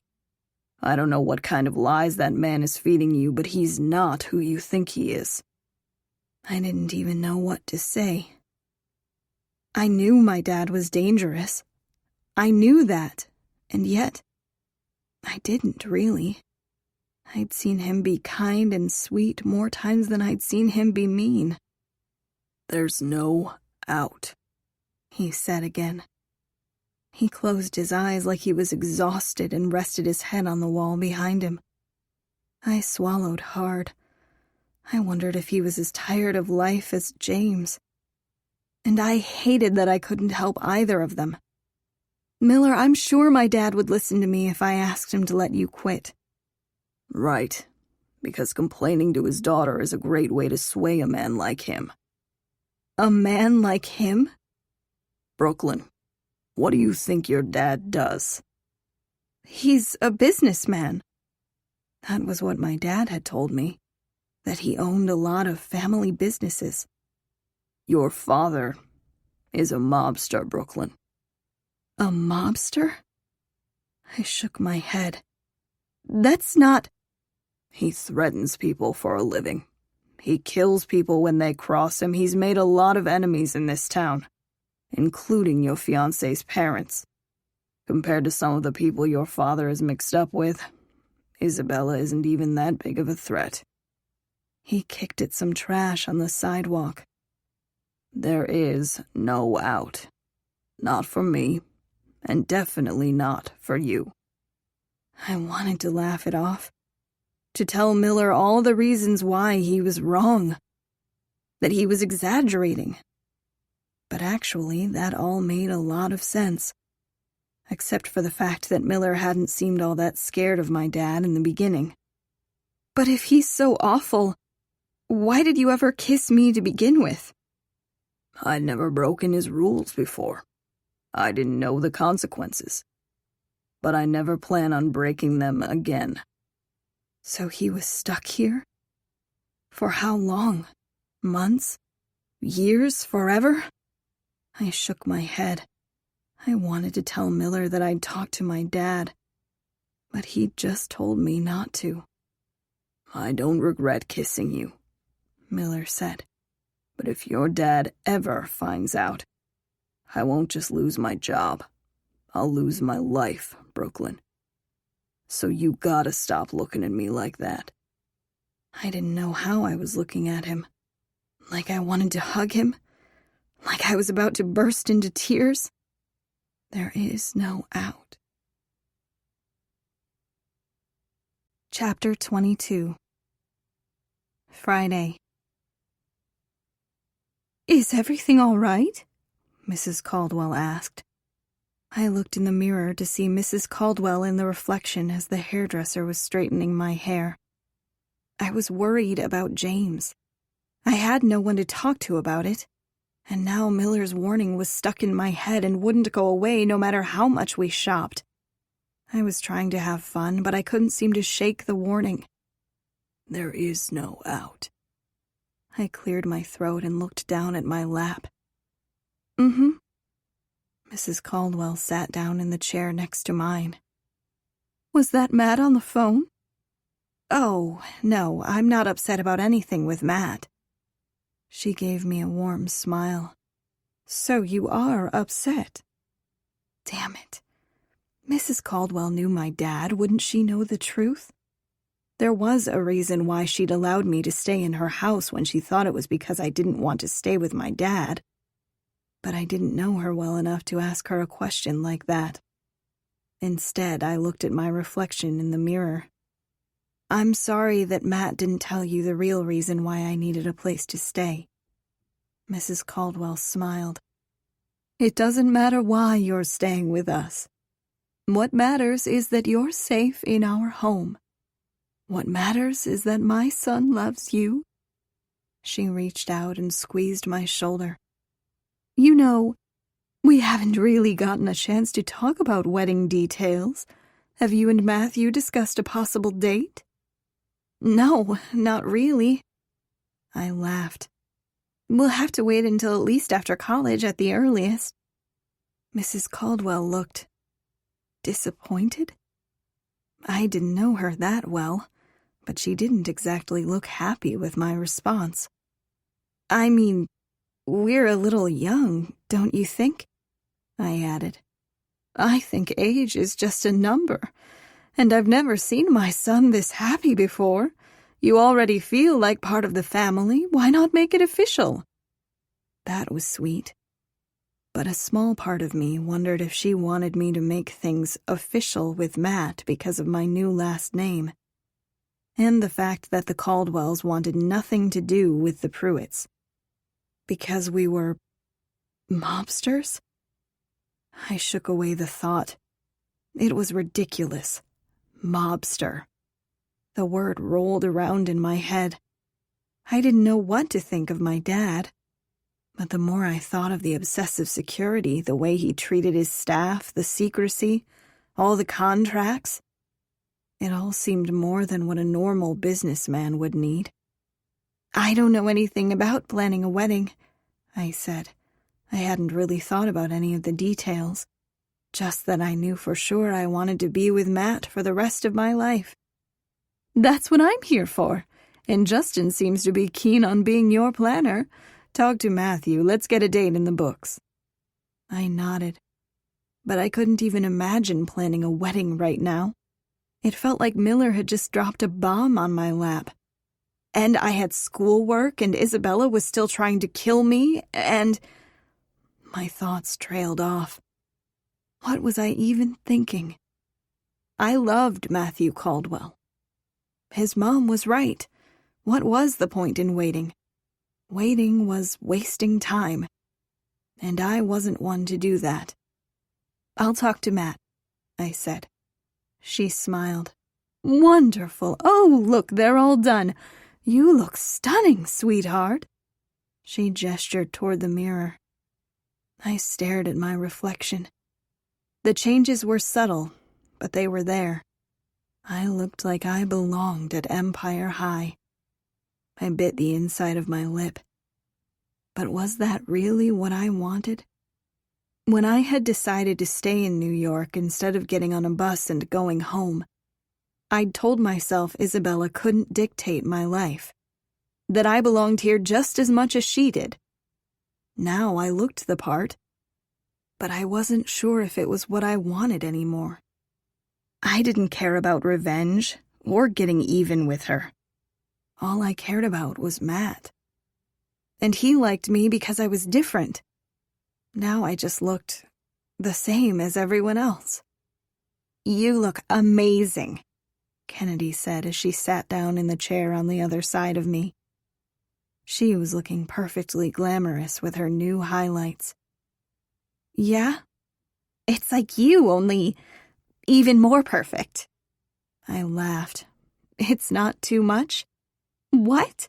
No, Matt's going to love the new you. I hope so. I carried my bags of clothes out to the guest room I was supposed to be staying in. Then I wandered into Matt's room. He wasn't there, so I walked down the hall to Mason's room. I knocked and let myself in. The two of them were playing video games. Mason cursed at something on the screen.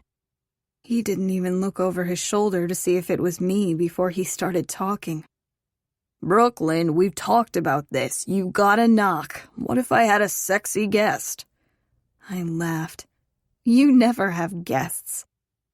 I'd learned a lot about Mason recently. Yes, it was true that he was a total player, but he never brought whatever girls he was currently sleeping with to the house. I was pretty sure he didn't want to give his mom a heart attack. And despite the fact that he was a total womanizer, he treated me like I was the sister he never had. There was a heart of gold under his tough exterior. And for some reason, it made me happy that I was one of the only ones that got to see it. Mason laughed and turned to look at me over his shoulder. Damn. His eyes wandered down my body. The way he stared at me used to bother me. But I'd also learned that he was a good guy, and he'd never step on his brother's toes when it came to me. The fact that he called me sis all the time helped. Matt's gaze followed Mason's. It felt like my heart was going to beat out of my chest.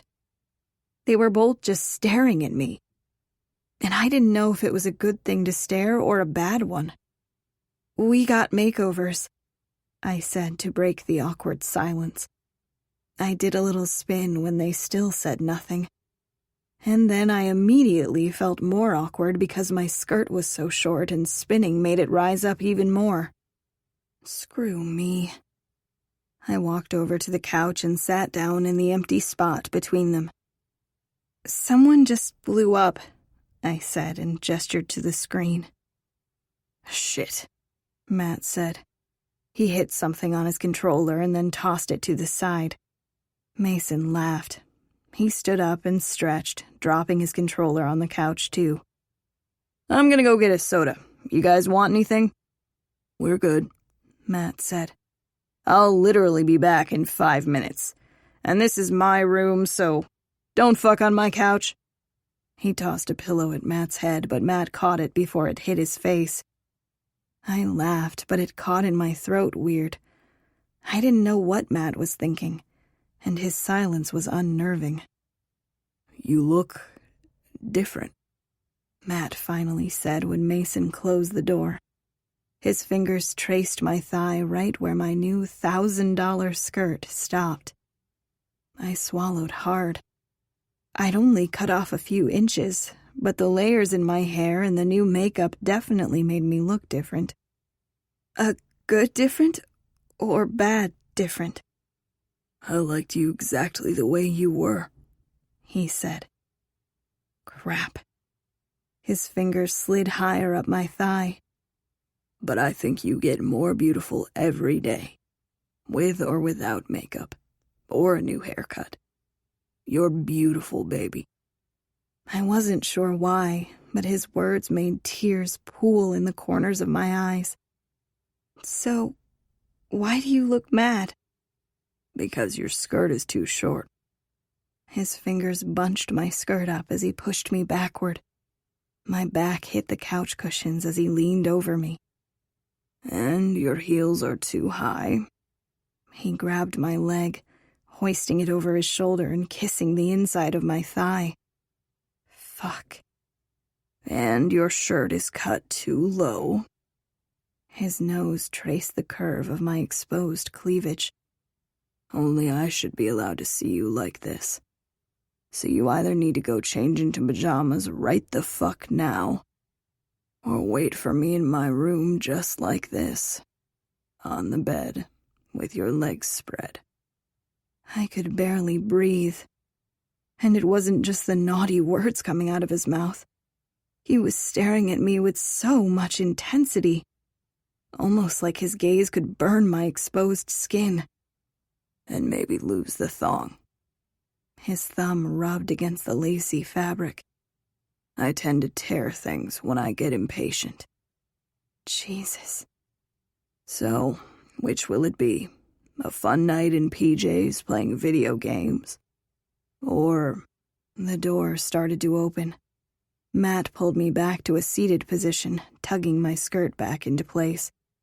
But he couldn't take away the flush in my cheeks, or the fact that I was practically panting. "Do you want to play too, sis?" Mason asked as he walked back in. He jumped over the back of the couch and sat down. "Actually, I'm feeling a bit tired." I turned to Matt and winked at him. "Good night, Mason." He gave me a quick side hug before I stood up. "Night." I left his room and hurried to Matt's.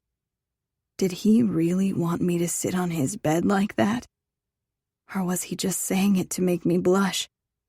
And if he did mean it, did he want me to keep my high heels on? It seemed weird to put my shoes on his bed, but they were new. Screw it. I pulled off my underwear and climbed onto his huge bed. I didn't get a chance to decide how to pose because his door opened a second later. I hadn't even reached the middle of his bed. I froze on all fours and stared at him over my shoulder. He groaned. "What are you trying to do to me?" He moved so fast. I blinked and his hands were on my waist, pulling me against him. I could feel his hardness through his sweatpants, and I was very aware of the fact that it was the only material between us. He grabbed my shoulders, pulling me up so that my back was pressed against his front. "When you dress like this, it makes me want to fuck you." He kissed the side of my neck. "But I don't want to fuck you, Brooklyn." His kisses trailed down to my shoulder. "I want to make love to you, and you're making it very hard for me to be patient." He let go of me and took a step back. "Let me find you something to cover up with, before I lose my mind." "What?" "But..." My voice trailed off as he grabbed one of his t-shirts out of a drawer. "What if I'm ready?" His hand paused on the drawer. I swallowed hard. I loved him. I loved him so much that just thinking about him when we were apart made my chest hurt. I wanted to marry him. I wanted to have his children. I wanted us to be us forever.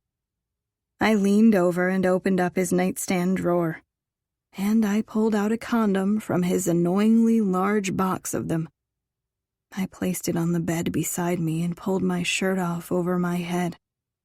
His Adam's apple rose and fell. I pushed off my skirt, too. And I was just reaching down to take off my heels when his hand caught my ankle. "I can do that," he said. He slowly undid the strap and let one shoe fall to the ground, and then the next. He kissed the inside of my ankle, his lips trailing up my leg torturously slowly, until they stopped at the top of my thigh. "Are you sure?" he asked. His voice sounded tight, like he was having trouble keeping control. I loved his fingers. I loved his tongue. But I wanted all of Matthew Caldwell. Not just pieces of him. All of him. I'm sure. I love you. I couldn't be more sure. He moved on top of me. "I love you." He kissed my forehead. "I love you." He kissed the tip of my nose. "I'm so fucking in love with you, Brooklyn." I grabbed the back of his head and lowered his lips to mine. He kissed me senseless. He'd told me that he'd be all my firsts. First kiss, first touch, first taste, first love. My fingers dug into the muscles of his back. God, but this first was everything. Chapter 23. Saturday. I was pretty sure Matt agreed that this first was everything, too, because he kept wanting to do it over and over again. Not that I was complaining, but I was sore.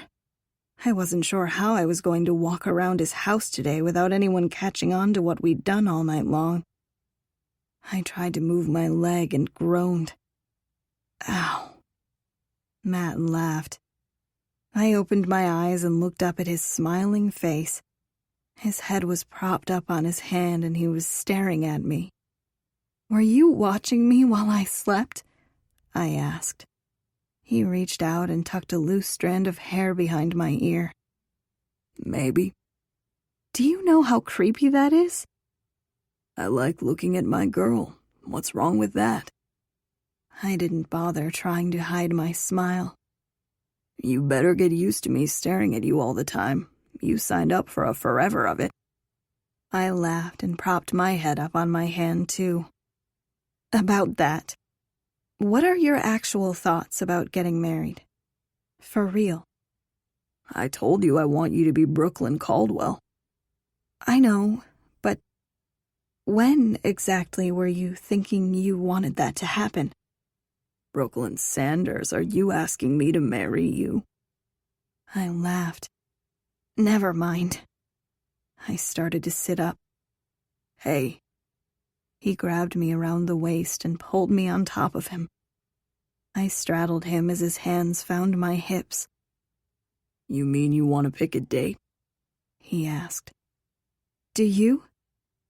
"We could fly out to Vegas tonight." I laughed. "Stop it. I'm serious." "I'm serious too." "You're not serious." I splayed my hands on his chest.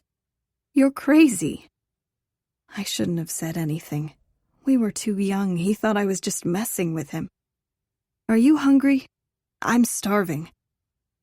I tried to move, but he kept his hands locked on my thighs, holding me in place. "I'm crazy in love with you, Brooklyn. I wasn't joking about Vegas. But we never really talked about what kind of wedding you wanted. Do you want the whole shebang, the white dress?" His hands ran down the sides of the t-shirt I'd borrowed from him. "The flowers, all that?" Honestly, I had never really thought about it before. All I knew was that Matt was everything I wanted and needed. And I could so easily picture walking down the aisle toward him. I nodded. "I do want all of that." "And when do you want it?" "I assumed you were thinking after college?" I asked. "I wasn't thinking after college." "You weren't?" I stared down at him. "No." The way he was staring at me made my heart race. I swore it was beating so loudly that he could hear it. "Then, when were you thinking?" He smiled up at me. "I asked you first, baby. When do you want to get married?" "Well, I heard the fall is a great time for a wedding. At least that's what Justin had said, and I trusted him." "It's fall right now," Matt said. "Is it?" I laughed as he tickled my side. "Stop it." Somehow I wound up beneath him, his body pressed against mine. "The fall is pretty busy with school and football practice," he said. True. Justin acted like my fairy godmother, but I wasn't sure he actually had magical powers. A fall wedding would have to wait for a long time. "Which is why you do want to wait till after college?" He shook his head. "I was thinking more of a winter wedding." "The winter after we graduate from college?" He laughed. "No, this winter. We could do it during Christmas break. And if we do it at the start of break, then we'll even have time for a honeymoon." He smiled down at me. I couldn't help but smile back. This winter? Is that really what you want? No, I want to marry you in Vegas tomorrow. He leaned down and kissed the side of my neck. But I can wait till the winter, if that's what you want. His kisses slowly trailed down my neck. I like the idea of you in a white dress, saying I do. Yeah? Mm-hmm. He lightly nipped at my earlobe. Okay, let's do it this winter. A fall wedding may have been Justin's dream, but it wasn't mine. I didn't care what season I married Matt. I just wanted to marry him. And now I was already picturing snow in our wedding pictures. He kissed me slowly. I'll make sure you have the wedding of your dreams. But the only thing I really care about is having you. Something about the way he said it reminded me of James's fears about Rachel just wanting to be with him for his money. And I needed Matt to know that he didn't need to ever doubt me. Matt? I grabbed both sides of his face so he'd be looking down at me. I love you. For you. I know you can give me the wedding of my dreams and everything I could possibly ask for, but I don't want you to ever think that's why I want you. He let his forehead drop to mine. I know. But it doesn't matter if you don't need it. I'm going to give you everything you've ever wanted. As far as I was concerned, we were never leaving this bed. Matt had breakfast sent up, and I'd been lazily brainstorming ideas for our wedding in the journal I was supposed to be using to track my panic attacks. How many bridesmaids do you want? He asked. Well, Kennedy, of course. What about you? How many groomsmen? I'll just ask Mason. I stared at him. He couldn't just ask Mason. James and Rob were his best friends, too. He needed to make up with them before our wedding or he'd always regret it. Actually, there's a girl that's always nice to me in my English class, I said. There wasn't. Maybe I'll ask her, too.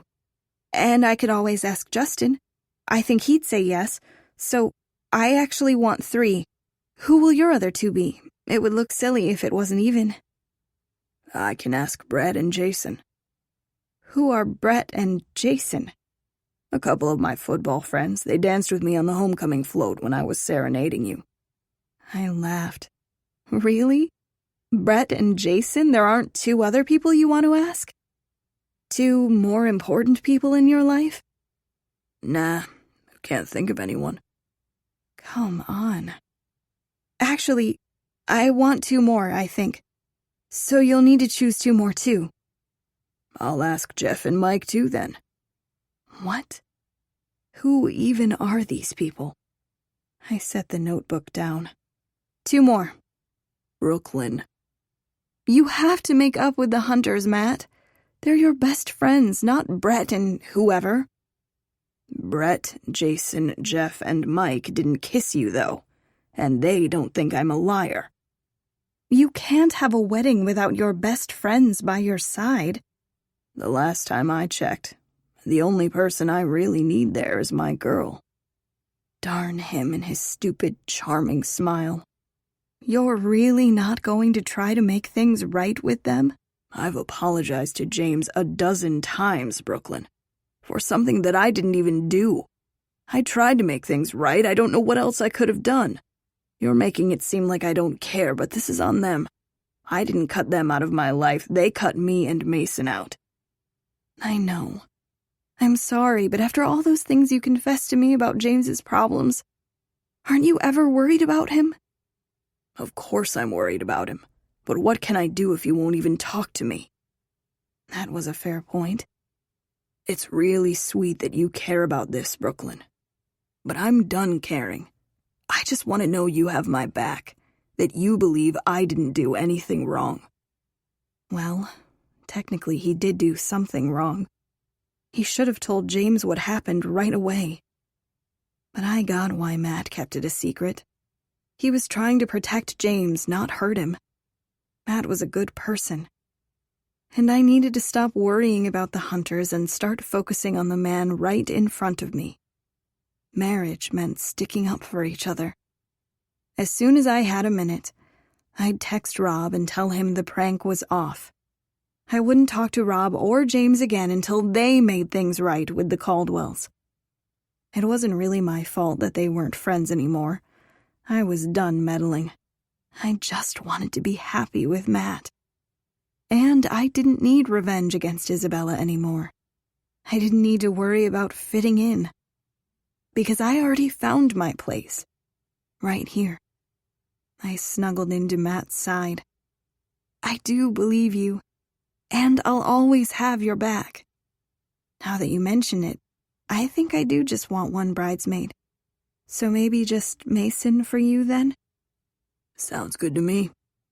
He kissed the side of my forehead. I felt so comfortable and safe in Matt's arms. And for some reason it reminded me about how uncomfortable I was with my new family. I had no idea how we were going to have a happy wedding when our families hated each other. Matt, why did you tell your mom I was staying with you because I didn't want to live with my dad? Because I knew it was an easy way to make her say yes. I laughed. You're very good at getting what you want. He didn't respond. He just lifted up my notebook to look at some of our wedding ideas.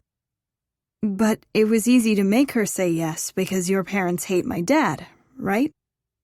He set the notebook back down on my lap. I don't know if I'd say hate. They just don't see eye to eye on how to run a business. And that's why they had a falling out? I asked. Is that all you know? My dad doesn't exactly loop me in on his business decisions. I knew this was a sore subject for him. He wanted nothing more than to take over the family business one day, but his father wouldn't even entertain the idea. I sat up so I could face Matt. I heard this rumor, and I don't know if it's true. There was no way I was going to mention Miller. And I know I should just ask my dad, but he's so evasive when I ask him questions, so I just need you to tell me if it's true. I swallowed hard. Is my dad a mobster? Matt laughed. I don't think so. His voice trailed off. All I really know is that he does some shady stuff with his business, and my parents wanted no part in it. But a lot of their friends do business with him still, like the hunters. Shady stuff.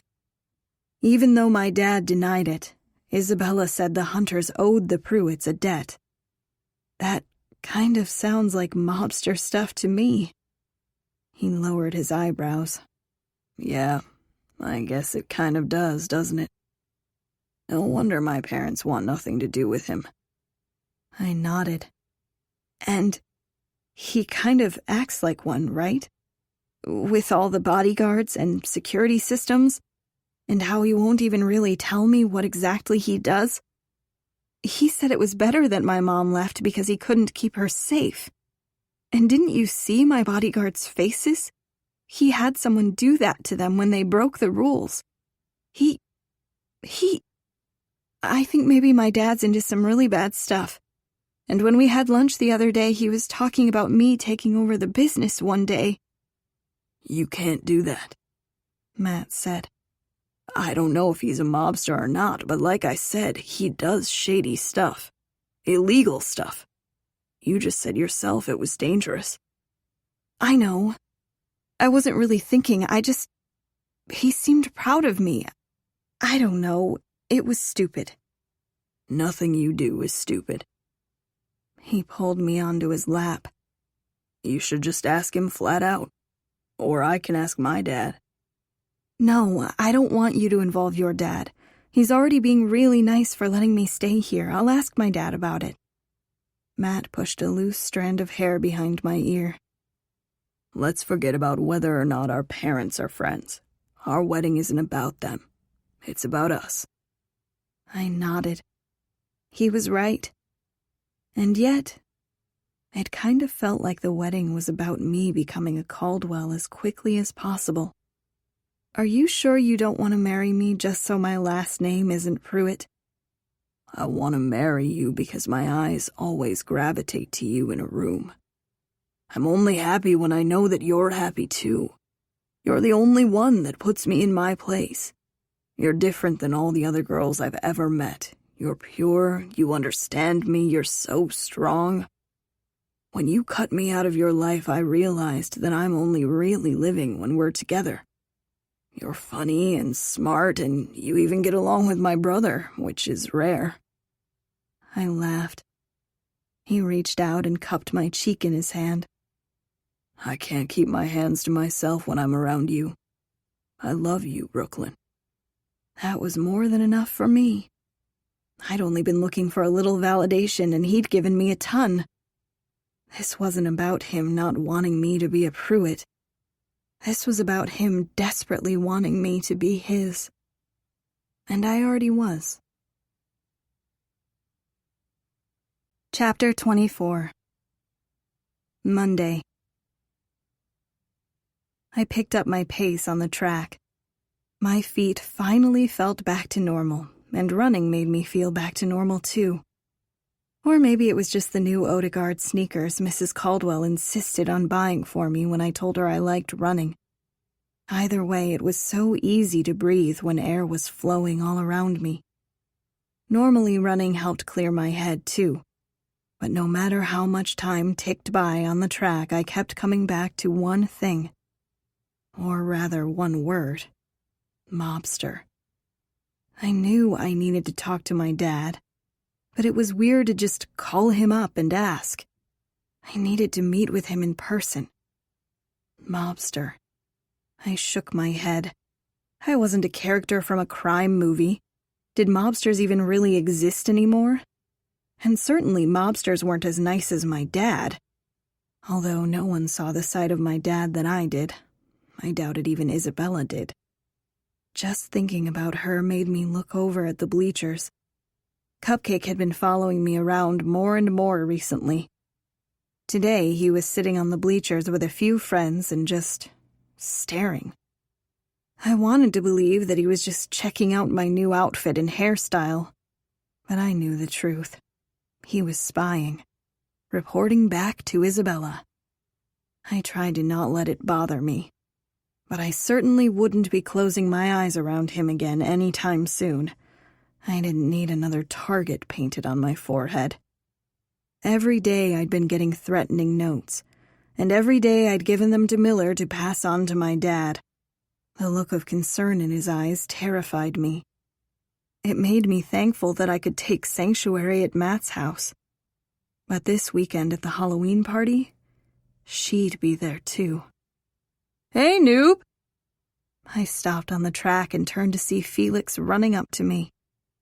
Felix! I hadn't seen him since homecoming. I'd sent him texts and tried to call. Kennedy had mentioned he might be abroad visiting his family. I hadn't realized how much I'd missed him until I saw his smiling face. I ran over to him, throwing my arms around him, almost knocking him to the track. He laughed. "Good to see you too," he said. "I missed you." "Yeah, you said that in your texts, which pretty much flooded my inbox as soon as I landed at JFK. He kissed my cheek. And I realized I was too close to him. Much too close. I unwrapped my arms from around his shoulders and stepped back. "Sorry about that," I said. "I just really needed to talk to you." I was glad I got to participate in gym today. He didn't seem to know about me and Matt yet. At least he wasn't looking at me like he did. And if I'd been sitting on the bleachers wearing Matt's varsity jacket, this conversation would have gone very differently. "You look different," Felix said. I could feel my cheeks turning red. Was it that obvious that I'd had sex? But then Felix reached out and lightly tugged on my ponytail. "New haircut?" I laughed. Of course he meant that I looked different because of my makeover. It was almost the exact same thing Matt had said on Friday night. I'd bought the makeup that the makeup artist had used on Friday, and I'd tried to recreate the look as best as possible for school today. But I didn't want to ask Felix if he thought it was a good or bad different. Honestly, I hoped Felix thought I looked terrible. Yeah, new haircut. And shoes. His eyes dropped to my sneakers. Damn, are those Odegaards? Yeah. I lifted them up to show him the signature blue soles. He smiled. You look good, noob. Very Empire High. Thanks. I think. I could feel my cheeks flush again. He wasn't supposed to be staring at me like that. I needed to tell him what was going on. So, about what I wanted to discuss with you. I have news for you, too, and I think you're going to be excited. At least I hope you are. He shoved his hands into his sweatpants. I was having trouble getting a hold of my parents, and I knew it couldn't wait. I flew out to go see them in order to get their permission for you to move in. What? I just stared at him. That was not at all what I'd expected him to say. I thought he was just on vacation with his parents, not trying to help me. Move in? With me, he added with a laugh. I know you don't want to stay at the Pruitt's place. I thought your dad might agree since you'd still be in the same building. What do you say, noob? Roommates? It was sweet. Terribly, awfully sweet. And I was a monster. I swallowed hard. I was a monster. Apparently just like my dad was. Just like Isabella was. God, I even had the same stupid haircut as Isabella's stupid monster friends. No, I wasn't a mobster that was going to get someone to repeatedly punch Felix in the face. But I was basically about to do that to his heart. Felix. I know you just want to be friends right now. Separate rooms, I promise. For now, he added with a wink. Fuck. You haven't been in contact with anyone since homecoming? You haven't heard anything at all? No, I couldn't get international calls and texts while I was in England. I didn't even really know where to start. Why did he have to be so wonderful? There was a lump in my throat that wouldn't go away, and I could feel tears welling in my eyes. He's going to hate me. I'm so sorry. Well, that doesn't sound good. You hate that word. You must have done something really bad. I hated that word when it didn't make sense. Like when people said they were sorry about my mom dying. But in this case, I couldn't give him enough sorries. The last time I'd seen him, Matt and I hadn't even been together. I'd flirted with Felix at homecoming. I was such an idiot. I thought you'd be happy about the invite, noob. I never meant to make you cry. Shit. I wiped my face. Oh. I'd never heard him sound so serious before. I froze. The ring. He'd seen the ring. He laughed even though it sounded forced. Matt? He asked, and then sighed. He pulled one of his hands out of his pocket and scratched the side of his jaw. I left to find you a better place to live. I didn't realize he'd be offering you something too. Can I just start from the beginning? I couldn't seem to make my tears stop. I hated hurting people, especially Felix. All he'd ever done was be nice to me. He'd spoken to me when Matt kept me invisible. He'd freaking flown out of the country to make sure I didn't have to live with Isabella. And the worst part was that I did love him. I loved Felix Green. I just wasn't in love with him. Let's run, he said. I really feel like a run. Okay. I filled him in on everything that happened after he'd disappeared at homecoming. Isabella's insanity, Me running around New York in my underwear.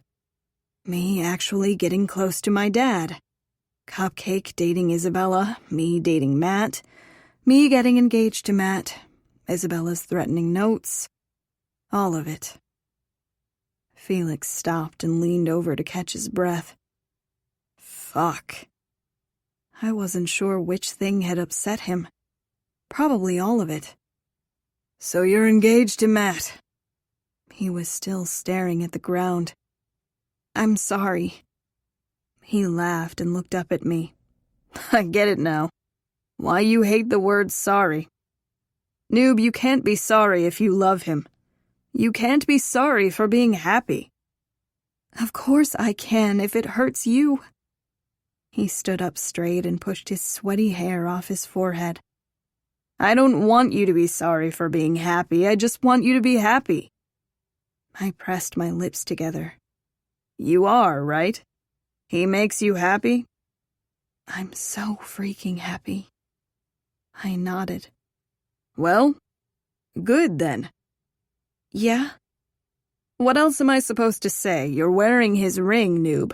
I think I'm pretty much out of the race. I mean, not this one. He gestured to the track. You only ever run with me. I smiled. I knew he was trying to joke around. But Felix and I had never really been just friends. Now that I was engaged, though, there couldn't be a maybe. But I hoped we could still be friends. I don't want this to mean we don't hang out anymore. I want us to be friends. I still want you to sit with us at lunch and... Is Matt okay with that? Because I don't really feel like having to beat his ass again. I laughed. I probably wouldn't have worded their fight that way. He'll be fine with it. He has to be. You're one of my best friends, Felix. One of my only friends. Felix looked over at Cupcake. Did he really draw a target on your forehead? I don't know if it was him, but I'm pretty sure. Felix shook his head. I knew I never should have gone into business with that asshole. I bit the inside of my lip. He had gotten into business with Cupcake because of me. Another thing to add to the ever-growing list of things I'd messed up. Felix, I'm so... It's fine, noob. It's better than I'm out of distribution. Hell, I think I'm done with the whole thing. I might just sell Cupcake my client list. I don't want to be my parents. I had to fly halfway across the world for them to even talk to me. They're dicks. I don't want to be anything like them. Really? I couldn't help but be excited. Felix was too good for that business. But you're going to stop selling altogether? He laughed. A very smart girl once told me that I'm better than that. You are better than that. He looked back over at Cupcake. Besides, I don't want to work with someone like him. I talked to him about what happened with Kennedy. He swears it went down differently than... Kennedy wasn't lying. He winced. I didn't say she was. I believe you, I believe her, but he shook his head. Kennedy should talk to someone about what happened. Cupcake isn't going to listen to me, and he should pay for what he did to her. She doesn't want anyone else to know. Maybe I could talk to her? No, I promised I wouldn't tell anyone. I shouldn't have even told you. Please don't say anything. But someone needs to... Please, Felix. He pushed his hair off his forehead. Okay, I won't say anything.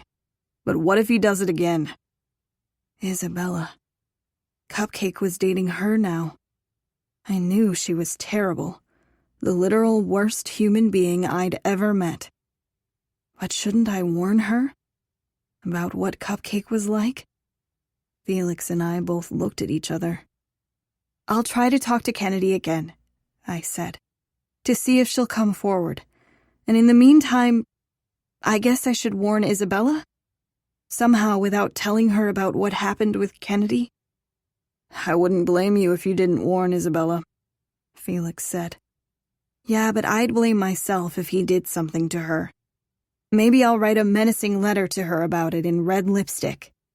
Felix laughed. Dump Cupcake or else? I smiled. Yeah, something like that. Coach Carter blew the whistle, signaling the end of class. Think you can run faster than me now that you got fancy new kicks? Felix started running backward. I laughed. Yes? I sprinted past him. Shit, he said with a laugh as he caught back up to me. Chapter 25. Monday. Felix and I walked into the cafeteria together. Save me a seat? Felix asked. I want to go talk to Cupcake real quick, but I definitely don't want to sit at that table. I laughed. Yeah, no problem. I watched him walk over to the Untouchables' original table. I wanted to go over to Isabella right away and somehow warn her about Cupcake. But Cupcake was sitting right next to her. I couldn't exactly do it in front of him. Everything okay with that? Matt asked as I sat down next to him at our table.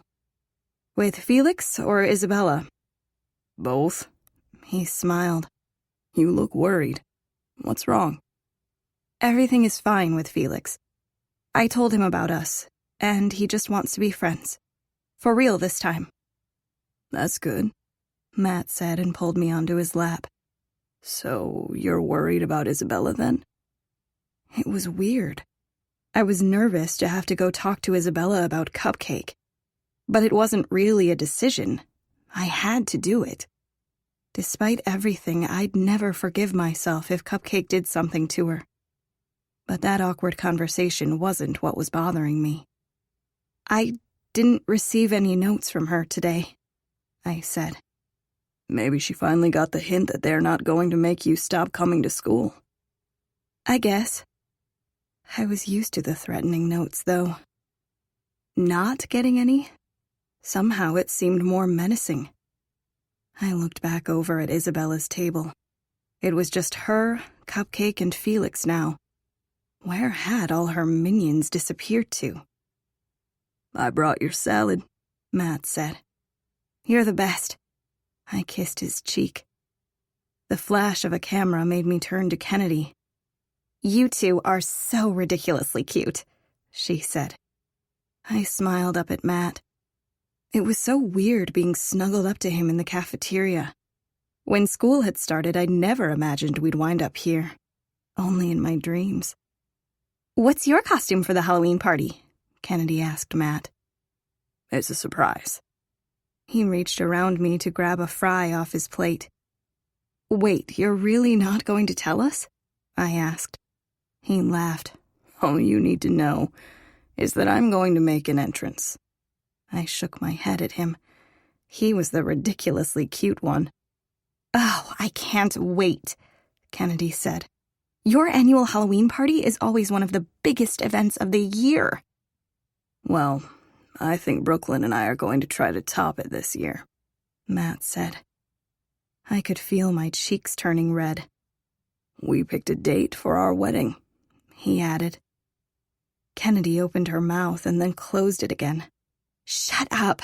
For this year? When? I laughed. Saturday, December 22nd? This is amazing. And I had a question to ask you, I said. Will you be my bridesmaid? Or maid of honor? Or whatever you want to be called? You're my only one. Kennedy squealed. Do you seriously even have to ask? Yes! Matt held me even closer.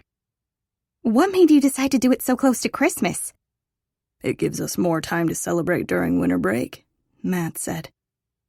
That had been the original reason, but the more we talked about it, the sweeter Matt's reason was.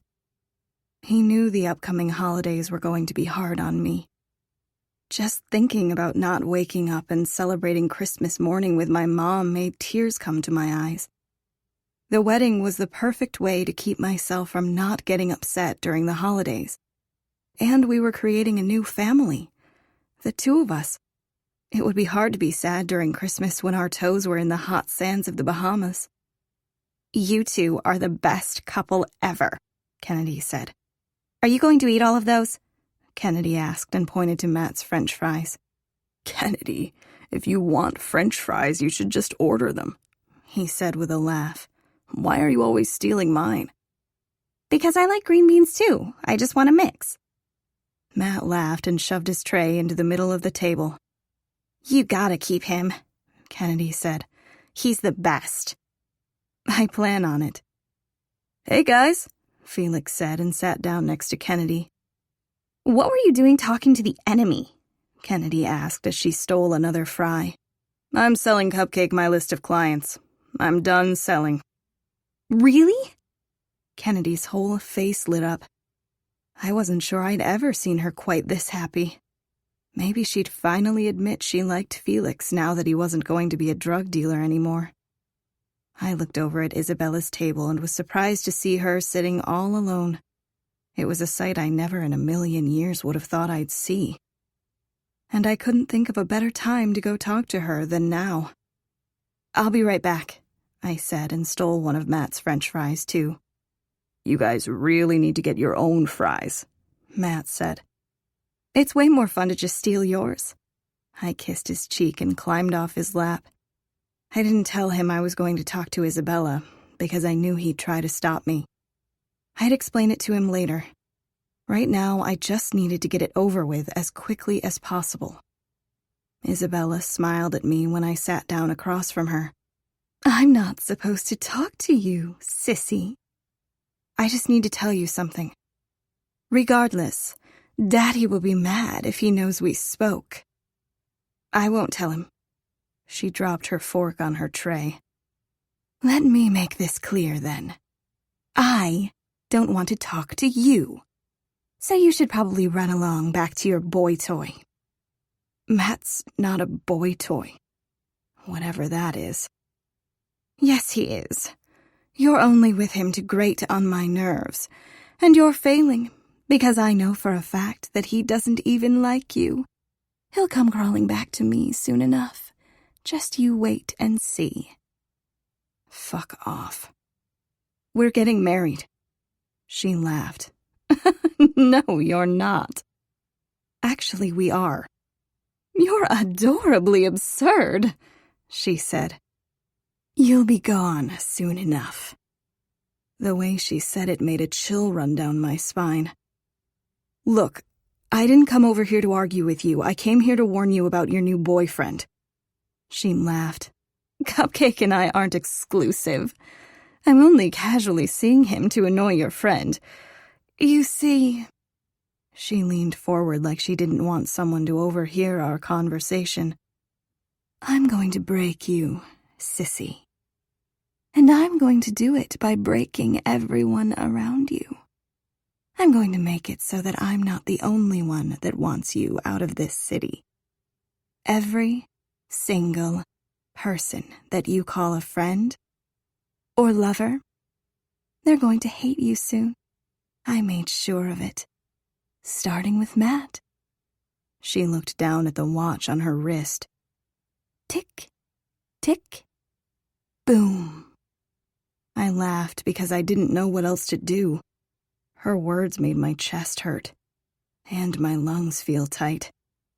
So, is that all? She asked. Because I'm in the middle of lunch and you're making me lose my appetite. Isabella, I came over here to warn you that... She held up her hand to stop me. Oh, darling. No, you came over here so I could warn you. And I just did. So leave, garbage person. She flicked her wrist to dismiss me. I took a deep breath. It didn't matter that she was hateful. She was still a person. And technically, she was my sister. Isabella, I know for a fact that Cupcake uses drugs to take advantage of people. She laughed. I know. He was the one that gave me the idea to drug Kennedy at homecoming. He's such a catch. Actually, the more I think about it, the more I think we should go steady. Don't you think? Just for a while, of course. Because I'll be dating Matt as soon as you get the hell out of my city. I clenched my jaw so tightly that it hurt. You're such a bitch. I'd texted Rob yesterday to let him know the prank was off, but this conversation really made me want to go back on that decision. How could she laugh about drugging Kennedy? What was wrong with her? She laughed again. Daddy doesn't like it when we curse. I'll be telling him about that offense. Damn it. I was trying to warn her, and all I was accomplishing was getting myself upset. Just be careful with Cupcake. I don't want you to get hurt.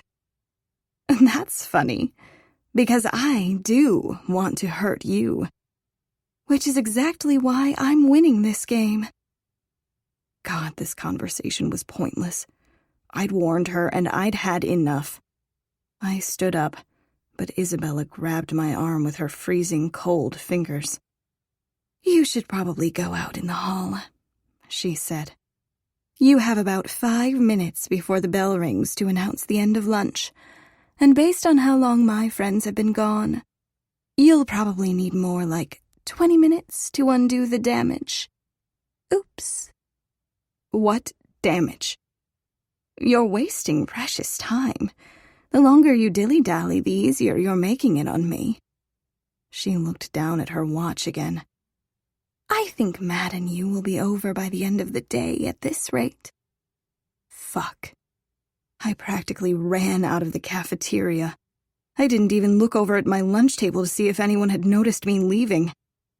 But as soon as I stepped out into the hall, I prayed that no one was following me. Shit.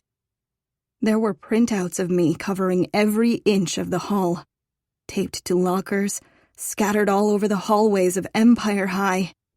Shit. They were everywhere, covering practically everything in sight. Even the water fountain had pictures. All the images were a little fuzzy, but they were all of me. In my underwear at the hotel, from the night Isabella had tried to kill me. She must have gotten them from the security cameras. And there were hundreds. Thousands. What the hell? There were pictures of me running around the hotel with the makeshift map dress. And there were a lot of me holding James's hand in the hall as we both sprinted away from Donnelly. Actually, most of them were of me and James together. Half naked. Holding hands. God. But it wasn't just the nudity that was upsetting. It was the words written on every single one of them. They were advertisements for my prostitution services. My phone number was on each one. Some even had those little terrible tabs at the bottom so you could easily take it and give me a call later. I grabbed one of those and tore it from the wall. I grabbed another and another. I heard laughter and turned around. Cupcake was standing there with a stack of more printouts in his hands. Matt was going to freak out when he saw these. I could feel tears blinding my eyes as I tore down another picture. And another. I tried to grab some of the printouts off the floor, but there were too many. Cupcake, what the hell? I yelled. He laughed and threw his hands up into the air, sending hundreds more flyers fluttering down onto the ground. What? I didn't do anything. You're selling your services, Brooklyn. Pretty sure you're the only one that looks guilty here. I looked down at one of the printouts in my hand. For a good night, contact Brooklyn Sanders. She's been entertaining all the boys of Empire High and comes highly recommended for a very affordable price. I looked up and Cupcake was gone. What the actual fuck? Oh God, I do look guilty. It didn't matter that the pictures were all of me in my underwear. Isabella had made it look like I was trying to sell my body. No one was going to believe me over her. I ripped off another picture from a locker as the tears burned my eyes. I tore down handfuls of them, but there were too many. The bell rang, signaling the end of lunch. Screw me. Chapter 26. Monday. The first thing I heard was the laughter as I tried to pull more pictures off the lockers. I grabbed more printouts, but it was no use. There were too many of them. "She's such a whore," Isabella said from somewhere behind me. "I can't believe she's sleeping with James and Matt. And now she wants to take on even more clients." She laughed. "Oh my, it even says she's affordable. I bet her going rate is $1. All her minions laughed. I tried to ignore them as I got down on my hands and knees to pick up some of the printouts from the floor. "Slut," someone said. "I knew she was a prostitute. One of the cheap ones, too." More laughter spread through the hall. "She's even on her knees right now." My tears burned my eyes as I crawled around on the Empire High floor. "Baby?" Matt's voice in the hall made my tears run even faster down my cheeks. I tried to pull more of the pictures into a pile on the floor. Not that it mattered. He'd seen them. He'd seen me in my underwear holding James's hand. And even though I'd told him about what happened that night, seeing it was 1,000,000 times worse. "I'm sorry," I choked. "Come with me," Matt said. He grabbed my hand to pull me to my feet. "I'm so sorry." He pulled me toward the closest bathroom. I tried to ignore the rude words being thrown our way. Matt seemed to be handling it better than I was. I thought he'd be pissed, but he was so calm. "Look, she's holding someone else's hand now," some guy said.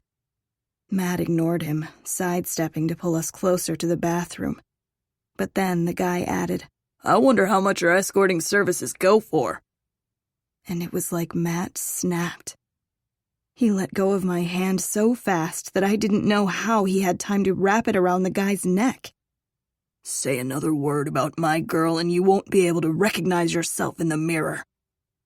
Matt shoved the guy backward, slamming him against a locker. I swallowed hard. I guess he wasn't as calm as I thought. "Show's over," Mason said from somewhere behind us. I turned to see him hit his fist against a locker a few times to get everyone's attention. "I said show's over," he yelled. "Everyone get to class."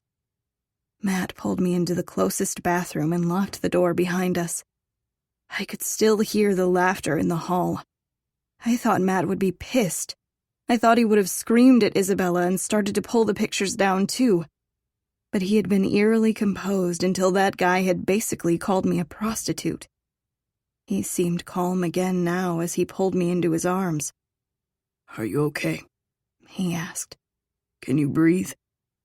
His words just made me cry harder. He was angry, but he was more concerned about whether or not I was having a panic attack. "Baby, look at me." He grabbed both sides of my face. "Are you okay?" Of course I'm not okay. Isabella is trying to freaking ruin my life. She wants you to leave me. She said she was going to turn everyone against me. I can't handle being on edge all the time. I feel like I'm about to lose my mind. Isabella can do whatever the fuck she wants, but she'll never tear us apart. And she'll never break you down, do you hear me? I nodded. I wanted to believe him. But Isabella was hell-bent on ruining us. On ruining me. And it wasn't a fair game. Instead of fighting fire with fire, I'd stopped fighting altogether. I swallowed hard. "Are you sure you can breathe all right?"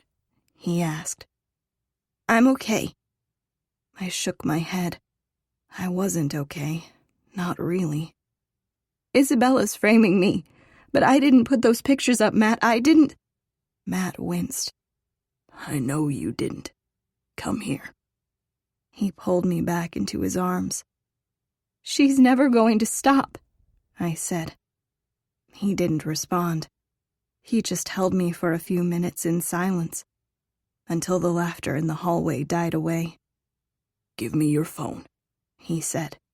"Enough is enough. You're supposed to call your security detail if Isabella ever does something. You can't let this one slide." I didn't want to stop Isabella with my dad's help. That always made everything worse. I wanted to freaking fight back myself. But Matt and I had already had this conversation. He'd said I was better than Isabella, and I wanted to show him that I was. I didn't want to stoop to her level. I didn't want to become her. So I pulled my cell phone out of my blazer pocket and handed it to him. He lifted the phone to his ear. "Hey, it's Matt. There's been an incident with Isabella." He tried to give me a reassuring smile. "Some inappropriate pictures. She's upset, but no, I've got it covered." He looked over at me and pulled the phone away from his ear. "Do you want to go home for the day?" I shook my head. I refused to let Isabella drive me away from school. Her games weren't going to make me leave. "No, she's okay," Matt said. I noticed that there was a hole in one of the knees of my tights. Crap, that didn't look good when there were jokes going around about me being on my knees. "Thanks," Matt said and hung up the phone. "They said they'd pull her out of school for the rest of the day. Not sure what will happen after that." Okay. I watched Matt loosen his tie. He pulled off his blazer and rolled up the sleeves of his uniform dress shirt. "What are you doing?" I asked. "I'm going to go get my varsity jacket for you to wear the rest of the day, so people know that you're mine and only mine. Do you want me to grab anything else from your locker?" That wasn't what he was about to do. Well, maybe it was, but it didn't look like the only thing he was planning. I grabbed his arm.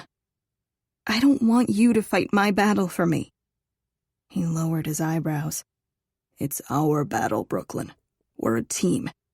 And no one talks about my fiancé like that." "If you want me to be the bigger person, you have to be too." The things they were saying. His voice trailed off. Yeah, I'd heard it too. I'd seen it written.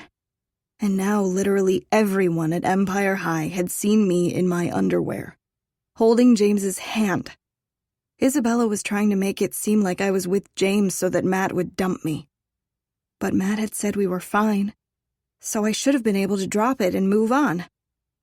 Maybe it was the Pruitt blood in my veins, or the fact that I had a mobster father. But all I wanted to do was make Isabella pay for this.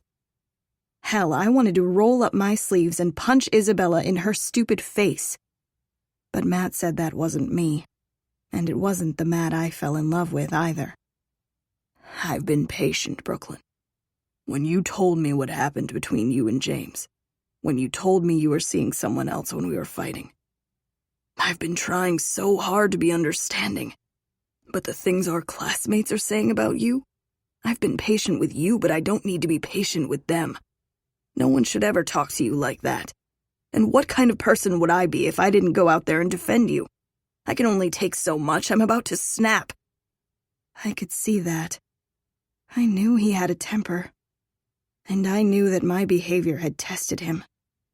I didn't want him to lose control because of me. I took a deep breath. "Well, your fiancé doesn't want you to get kicked out of school." I put my hands on his chest. "You said it yourself. Isabella's not going to break us. And if you want me to be better than her, you have to be better than all of them too. Because I know you are." He ran his hand down his face and sighed. "Fucking Isabella." I laughed. "I think you meant, fuck Isabella." He laughed too. "You are better." He ran his thumbs beneath my eyes to remove the rest of my tears. "And I'm trying to be better for you too." "I'm really sorry about the pictures of me and James." "I don't care about some stupid pictures. I know you're not in love with James." I smiled up at him. "No, because I'm very much in love with you." The corner of his mouth ticked up. "How long do you think it'll take for someone to remove all those pictures?" I asked. The thought made tears come to my eyes again. My uncle would have had to clean up that mess. He would have seen the pictures of me in my underwear and all those nasty words. The thought made me mad all over again. "I'm going to go talk to the principal and make sure he knows what actually happened," Matt said. And I actually am going to go get my jacket out of your locker for you to wear. Stay here, okay? I nodded. He placed a kiss against my lips. Us against the world, Brooklyn. I watched him walk out of the bathroom and I leaned against one of the sinks. Us against the world. My phone buzzed and I pulled it out. There was a text from Rob. So, what's the going rate, Sanders? I groaned and texted him back. Bite me. Oh, I'm planning on it, and we both know I don't need to pay you for it. I rolled my eyes and set my phone down. Rob was funny, but I wasn't ready to laugh about this yet. Not when there were literally thousands of pictures out in that hall advertising my prostitution services. I pulled my ruined tights off and threw them in the trash. Another text came through. Please tell me Operation Disappearing Troll is back on. I bit the inside of my lip. I was angry at Isabella. I was so freaking pissed. My phone buzzed again. And if so, I really need those blueprints to the Pruitt's apartment. I actually laughed. I had no idea why our pudding prank needed blueprints, but Rob seemed to really think it did. He'd been bugging me to get them for weeks, but he would never say why he needed them. It was tempting to just tell him to do whatever the hell he had planned. But I wasn't going to stoop to Isabella's level. I wouldn't give her the satisfaction, and I wouldn't go against my promises to Matt. I haven't changed my mind, I texted back. Really? Wait, you are at school today, right? If not, my going rate joke probably landed a little flat. I laughed. I saw the pictures. But I'm not going to stoop to her level. Suit yourself, Sanders. It's just a prank, though. It's not like we're going to get her half naked in front of tons of people.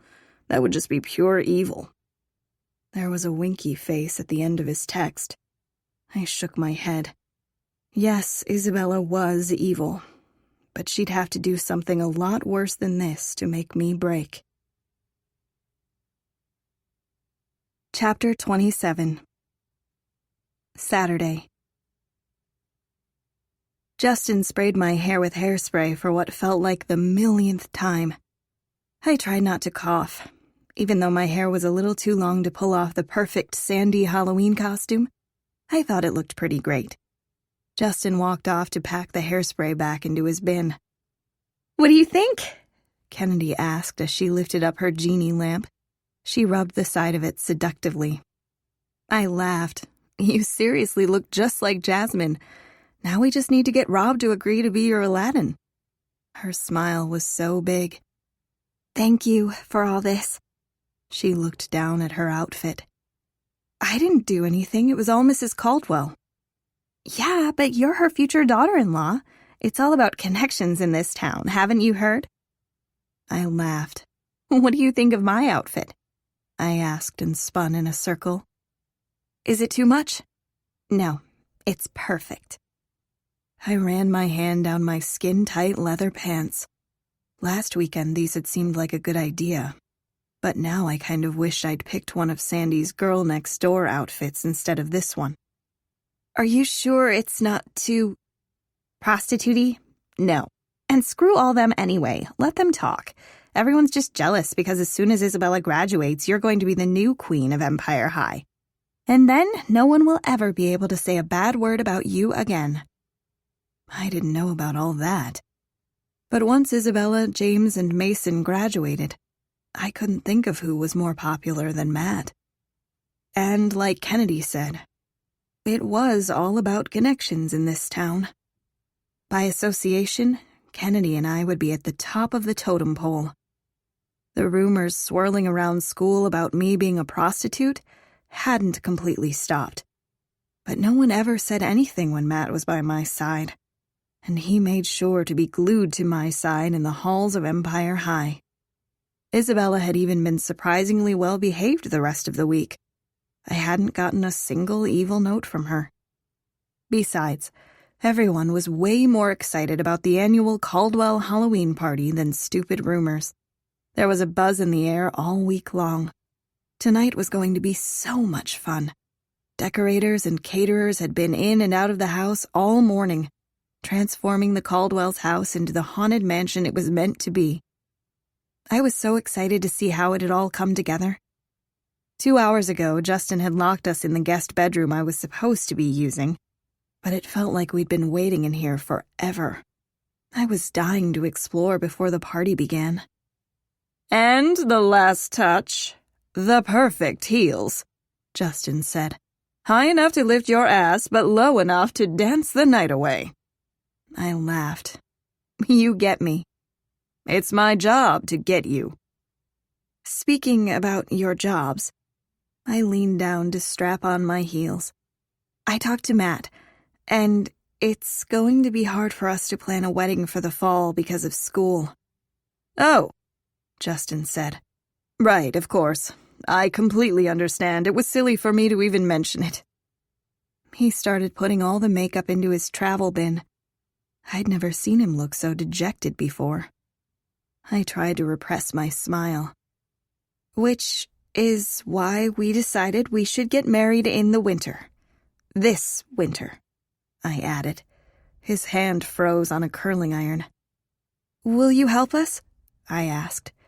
"I know it's last minute, but—" He screamed at the top of his lungs, and then he was lifting me up in the air and twirling me around. His laughter was infectious. "I don't know if you're joking," he said as he set me back down on my feet. "But you can't take it back now. My fragile heart would shatter into a million fabulous pieces." "I'm serious. We want to do it on December 22nd, and I can't imagine planning it without you." "December 22nd? Done, but we need to hurry." He grabbed both my hands. "I have so much to do. Wedding dress shopping this week, yes?" "Okay. Do you have any idea what style dress—" His voice trailed off. "Never mind. We both know you need me for this." I laughed. "I absolutely do. What about the location? Do you have a place in mind? I'll need to call them ASAP. There's this restaurant in Central Park that Matt used to go to with his family as a kid, right by a pond, and there's these fairy lights that come on at night." I pictured Matt getting down on one knee and asking me to be his girlfriend right on the bridge by the restaurant. He'd pulled out a hot dog instead of a ring. I was smiling so much it hurt. "I don't know the name of the restaurant, but Matt does." "It's done. Don't worry about it. I've got this. I promise. This is the big break I've been waiting for, and I'll make everything perfect. I swear to you, every last detail. You can rely on me." "I trust you." He screamed again. "I need to go. I have a million things I need to do. December 22nd. He pulled out his phone. "Oh, thank goodness it's a Saturday. Saturday weddings are the best. Anything else you girls need for tonight?"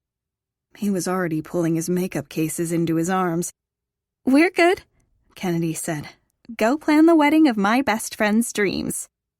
Justin did a weird salute before practically skipping out of the room. "I love him," Kennedy said. "Me too. And if anyone can pull this off in less than 2 months, it's him." "I can't believe you'll be hitched in less than 2 months." "Shotgun wedding," Kennedy said with a laugh. My face turned red. I hadn't told Kennedy that I'd slept with Matt. It felt wrong to talk to her about it. Her first time had been stolen from her, and I didn't want to tell her about how perfect Matt had been. "Your face is bright red. Oh my God, wait. You're not actually pregnant." "No!" She laughed. And now I had made it awkward. How was I supposed to tell her about my first time now? I'd kept it a secret for over a week. "Your face is still red," she said. "Wait, have you two taken the next step?" She laughed. "I'm ridiculous. Of course you have. You're freaking getting married. Why didn't you tell me?" I sat down on the edge of my bed. "I'm sorry. I didn't know how to tell you. I feel so guilty." "Guilty?" She sat down with me. "Why on earth would you feel guilty for being happy?" God, it felt like I'd been carrying around this weight with me forever. When I moved to New York, it was like my life was over. I was so sad all the time, like this part of me was missing. And now, all I do all day is smile. Brooklyn, Kennedy pulled me into her side. Your mom would have wanted you to be happy. I know, I just... My voice trailed off. I miss her and Uncle Jim so much. I shouldn't be this happy without them. I still miss them so much. But Matt's love, I don't even know how to describe it. He just lifts me up. Kennedy rested her head on my shoulder. You've been through so much. There's nothing wrong with holding on to something that makes you smile. I swallowed hard. I knew that, but it felt good to hear it out loud. And I feel awful talking about our relationship in front of you because of what Cupcake did. I'm okay, Kennedy said. And I never want you to keep something from me because of what he did. That's just letting him take more away from me. I always want you to be able to tell me everything. So, spill it. Tell me about your first time. I filled her in on the details. And, despite what she said about being okay, I saw the hurt in her eyes. I'd seen glimpses of it ever since she told me what had happened with Cupcake. Mostly, she did seem okay, but I knew she was putting on a brave face. I remembered that time that Miller asked if I wanted for him to take care of Cupcake for me. I pressed my lips together. I'd talked to my dad a few times on the phone, but I hadn't gotten the courage to flat out ask him if he was a mobster. Because honestly, I was pretty sure I already knew the truth. You know, if you really want revenge, I can probably make something happen. What do you mean? This is going to sound really strange, but I'm pretty sure my dad's a mobster. And if I told him that Cupcake messed with you, he'd rough him up a little, or something. Actually, I don't even know if I need to tell my dad. I think I could just ask Miller or Donnelly to do it. She opened her mouth and closed it again. There's a lot to unpack there. I laughed. Wow, it all makes sense now, she said. What does? Why my mom couldn't get the judge to honor Uncle Jim's will? There was no logical reason why you shouldn't have been living with us. I mean, we thought something sketchy was going on, but your dad really must have everyone in his pocket. And the way he always gets everything he wants? Oh, and all those security guards? She shook her head. He's a freaking mobster. Oh, God. He really is, isn't he? Is he coming tonight? Asked Kennedy. I bet he's planning on dressing like himself, and he's going to look just like Al Pacino from The Godfather. Yeah, there really wasn't any denying it. He's not coming. But you're right. I definitely see the similarities now. Your life is surreal. How does Matt feel about marrying a mobster's daughter? I shook my head. I was a little worried at first. Matt's made it pretty clear since we've met that he thinks the Pruitts are toxic. And I know he's excited for me to not have the last name Pruitt anymore. But we fell for each other before I knew who my dad was. It doesn't really change anything. Matt and I have been through so much already. Nothing is going to break us. Kennedy smiled. You two are perfect together. Meanwhile, I'm sitting here debating whether or not I should snap my fingers and off Cupcake. I laughed. I'm just kidding. I'm not crazy. I don't want any mobsters attacking Cupcake. I don't need revenge. That's just not me. She laughed. I can't even imagine doing something like that. I'm not Isabella. For some reason, her words made my stomach churn. That's what Matt wanted. A girl who didn't need revenge. And I was trying to be that for him. But sometimes, all I wanted to do was text Rob and tell him that the prank was back on. Just thinking about when Isabella made fun of my uncle and me made my blood boil. And the pictures of me in my underwear, all over school. Or when she poured milk down the front of me. There was also the time she literally put a gun to my head. Or... God. I took a deep breath. The list was endless. And I needed to let it go. I'm not like Isabella. I'm a Sanders, not a Pruitt. I don't need revenge. Speaking of the devil herself, is Isabella actually coming tonight? Asked Kennedy. I can't imagine what on earth would possess Isabella to think that was a good idea.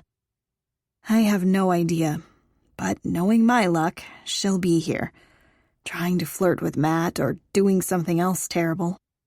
She can't do anything terrible to you here. You have the Pruitt security and the Caldwell security. If she makes one mean peep about you, they'll kick her out on her ass. I hope so. I know so. Kennedy stood up. The party is going to start any minute. Come on, we need to go explore. I hope they have fire dancers this year.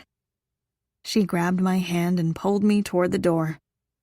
I was excited about the party, but the knots in my stomach didn't go away as we stepped out into the hall. I knew Kennedy was right. Isabella couldn't get away with doing anything to me here. But I had a really bad feeling about tonight. And the fake blood dripping from the banisters didn't really help. Chapter 28. Saturday. The decorations made me feel like I was at the Pruitt's apartment instead of at Matt's mansion. Or maybe it was just the haunting music and the creepy vibe in the air. I was used to the Caldwell's house feeling warm and safe, despite its decor.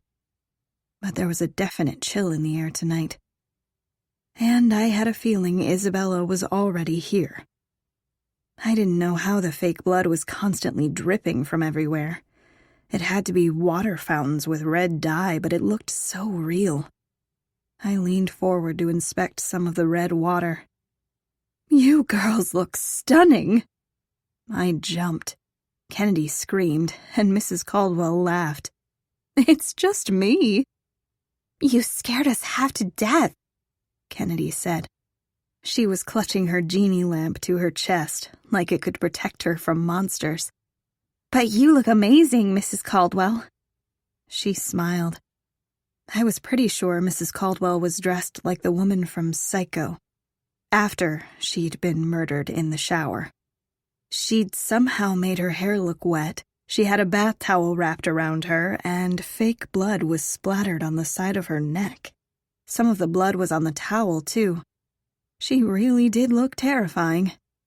I wondered if most people were going as horrifying things like her. If so, tonight was definitely going to be scary. "Have you two seen all the decorations in the ballroom yet? I think we've topped last year for sure." She glanced at her watch. "I better go check in with the caterers, though. I'll be back in a bit for our big plan regarding a certain someone's crush on Robert." She winked at us and hurried off. "I'm seriously regretting telling her I liked Rob," Kennedy said as we ducked beneath a spider web. "What on earth do you think she has planned to push us together?" I stepped around a pond in the foyer with red water in it. "A bloodbath?" Kennedy laughed and then screamed as a skeleton swung down from the ceiling on our way to the ballroom.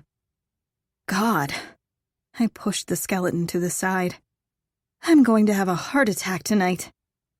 And then I screamed when a fog machine kicked on. Kennedy grabbed my arm. "We should have had Matt walk with us." "He told me to wait for him in the ballroom, something about making an entrance." "I thought he was joking about that. You really have no idea what he's dressing up as?" I shook my head. "Are those eyes following us?" I pointed to a row of portraits that weren't normally in the hall. "This is giving me the creeps." Kennedy stepped closer and then backed up, hitting me. "Yeah, there's definitely people behind those. Stop staring at us." One of the pictures blinked and we both screamed. Kennedy started running down the hall. "Wait for me!"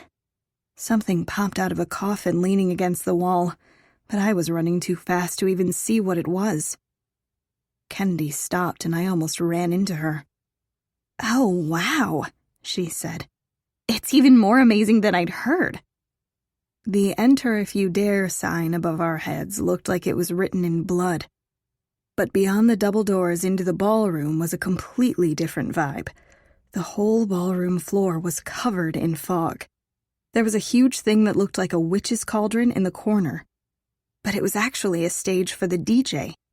The smoke was bubbling from the top of it, pouring out over the room, reaching towards every corner of the ballroom.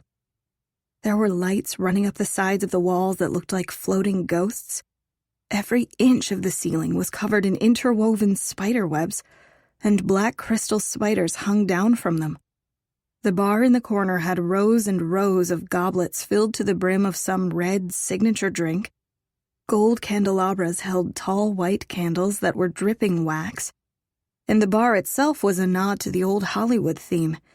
It was wrapped in what looked like huge video film, each piece of film splattered with red, shiny, fake blood. There was a pumpkin patch in the corner filled with white pumpkins with gold stems that looked like they doubled as seats for when people grew tired from dancing. All of it was hauntingly beautiful. "Maybe I won't have a heart attack after all," I said with a laugh. "It's almost pretty." "It really is. I bet this is how your wedding is going to be, like so over-the-top amazing. I can't even wait." I hoped my wedding reception didn't look just like this. It was still a little scary. I didn't want the main theme of my wedding to be horror. Guests started coming in through the doors behind us. There were gasps of appreciation, and the DJ started with some light music as waiters dressed as zombified, old-fashioned movie attendants flooded the floor, holding trays of hors d'oeuvres. I tried to avoid the zombie waiters, because they looked like they really did just rise from the dead to come eat human flesh. "Look, there's Felix," Kennedy said and waved him over. He was wearing the signature bandana of the boy from Karate Kid on his forehead. But otherwise, he was just wearing a gray sweatshirt and a pair of worn jeans. "You two went all out," he said and gave us each a hug. "You look great, noob. And Kennedy, you look amazing." I looked back and forth between them. He'd said I looked great, but he said Kennedy looked amazing. Amazing. Had she caught that too? I knew that Kennedy said she liked Rob, but I was pretty sure she loved Felix. Kennedy shrugged. "Thanks, weirdo. I tell you the same, but you barely even tried." She waved her hand in front of his sweatshirt. "Hey, the Karate Kid wore a sweatshirt at some point in the movie," Felix said. "Are you sure about that?" she asked. He laughed. "No, I'm not positive. You got me." He looked up at the spider-webbed ceiling. "This is insane." He let his gaze drop back down to me. "So this is your new home, huh?" "At least until Isabella graduates. I don't really know what will happen after that." It was strange that Matt and I hadn't talked about it. We were going to be married, a fact that I was still getting used to hearing out loud. So then what? I thought about the apartment that my dad had saved for me. That seemed like a good place to go. Would Matt's parents let him move out? Would my dad allow it? My dad. I bit the inside of my lip. I hadn't seen my dad all week. Just a few phone calls with him checking in. I figured dropping the news about my wedding date would be better done in person. So, I hadn't gotten a chance to tell him yet. But I really needed to soon. Justin was probably already calling him for details. Shit. My dad approved of Matt as a second choice to Mason. I still got the feeling that he was hoping I'd change my mind, though. And the whole mobster thing? I felt the distance between us, and not telling him that we'd picked a date wasn't helping anything. I wished he really would walk through the doors dressed like Al Pacino in The Godfather. At least then it would confirm my suspicions and I could actually talk to him. "Earth to Brooklyn," Kennedy said and waved her hand in front of my face. What? Kennedy laughed. Do you want a drink? No, you two go ahead. I'm gonna wait for Matt. I watched Kennedy and Felix walk over to the bar. I kept my eyes trained on the door. My thoughts were all colliding in my head, and I kept getting shivers down my spine. I turned around, but no one was even looking at me. When I turned back to the door, I watched Rob, James, and Rachel walk in. Rob was dressed like Rocky. He even had a bruise around his eye and boxing gloves. James and Rachel were dressed up as... well, I wasn't really sure. James had on a tuxedo with a white jacket, and Rachel was in some ridiculously revealing bikini. My guess was they were going as... themselves? I really had no idea what movie their outfits could be from. I hoped I was disappearing in the fog. But Rob's smile and the fact that he was walking over to me said differently. "Happy Halloween, Sanders. You make a damn fine Sandy. Leather should be your new go-to." "Thanks. You don't look so bad yourself."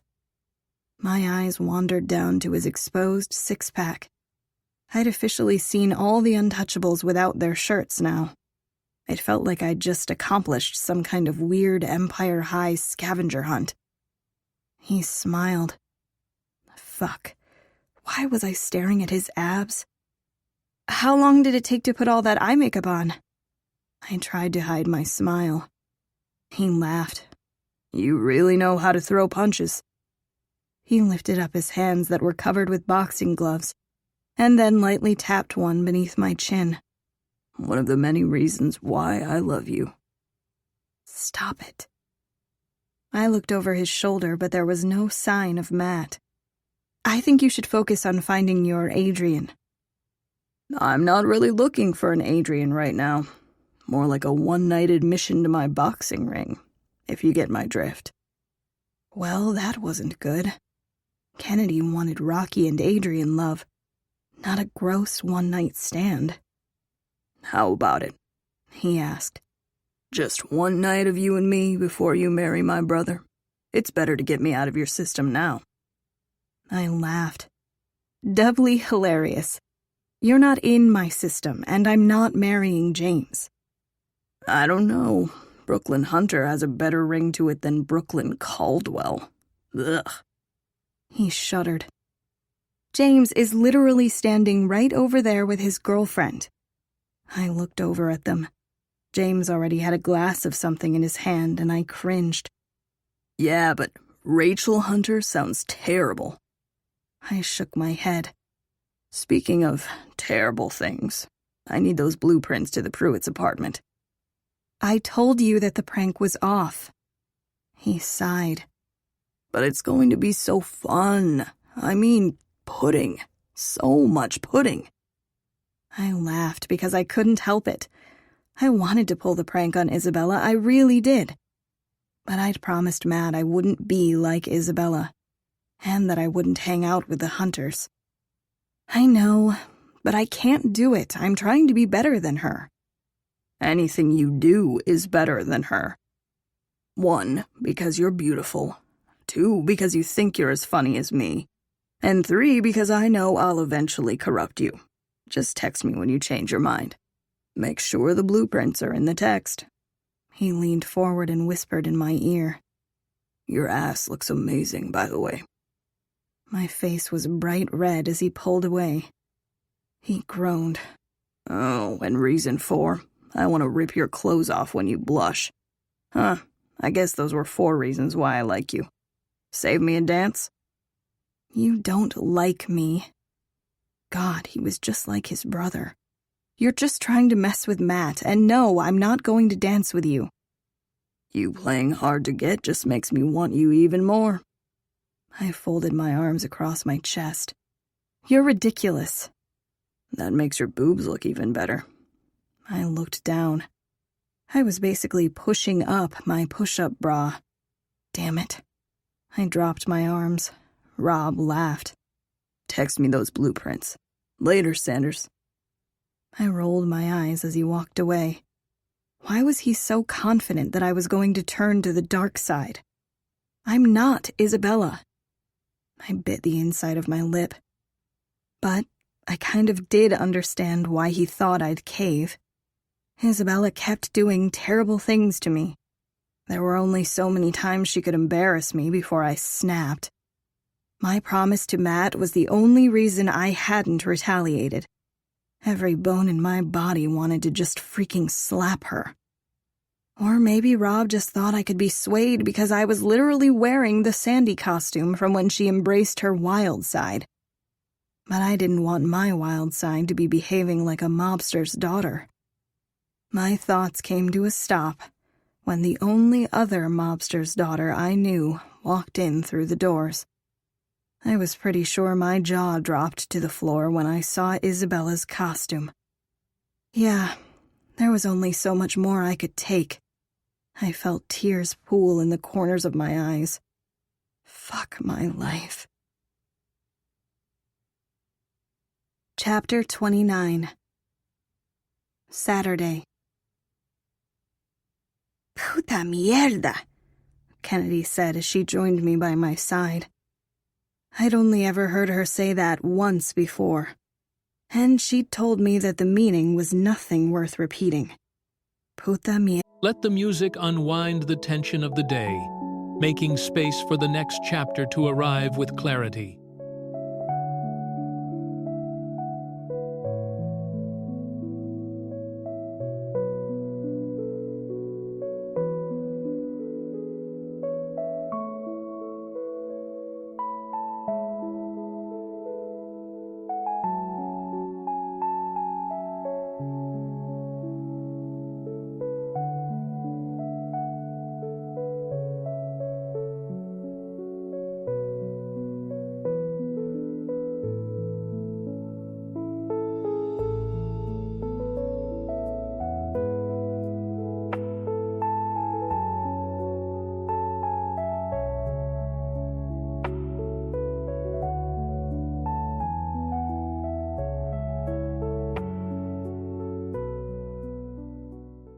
Mierda indeed.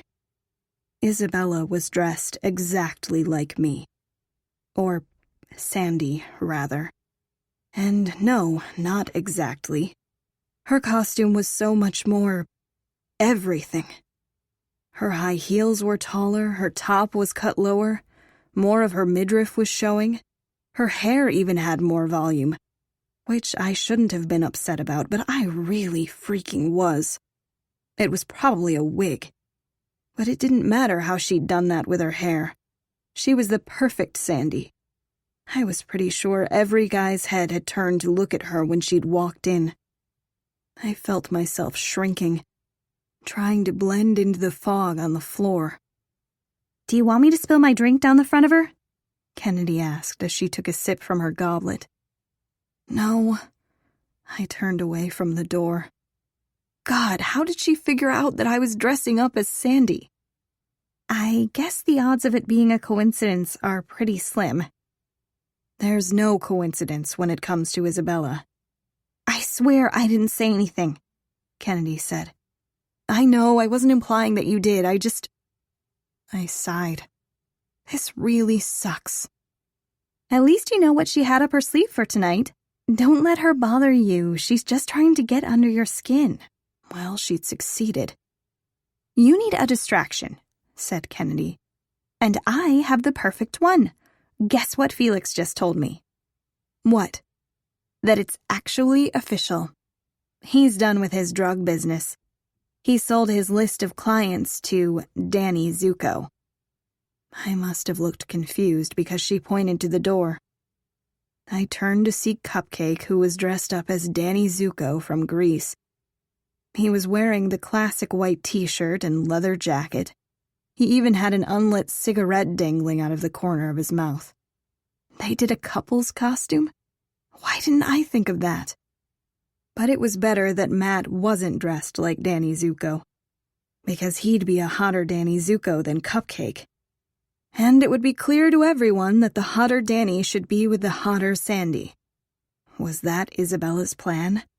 To somehow woo him away with a couple's costume square off? If so, she was going to be disappointed. Because I had no clue who Matt was dressing up as. Crap. What if he was dressing up like Danny Zuko to surprise me? "Oh no, she's coming this way. Come on," Kennedy said and pulled me toward the pumpkin patch. But it was no use. Isabella's demon eyes had lasered in on me and there was no hiding, even though we tried to hide behind the big pumpkins and the giant cauldron. "Are you running from me, sissy?" Isabella asked. I tried not to groan as I turned around. "What? No." I stepped away from the fog tumbling down from the cauldron. "Good evening, Kennedy," Isabella said.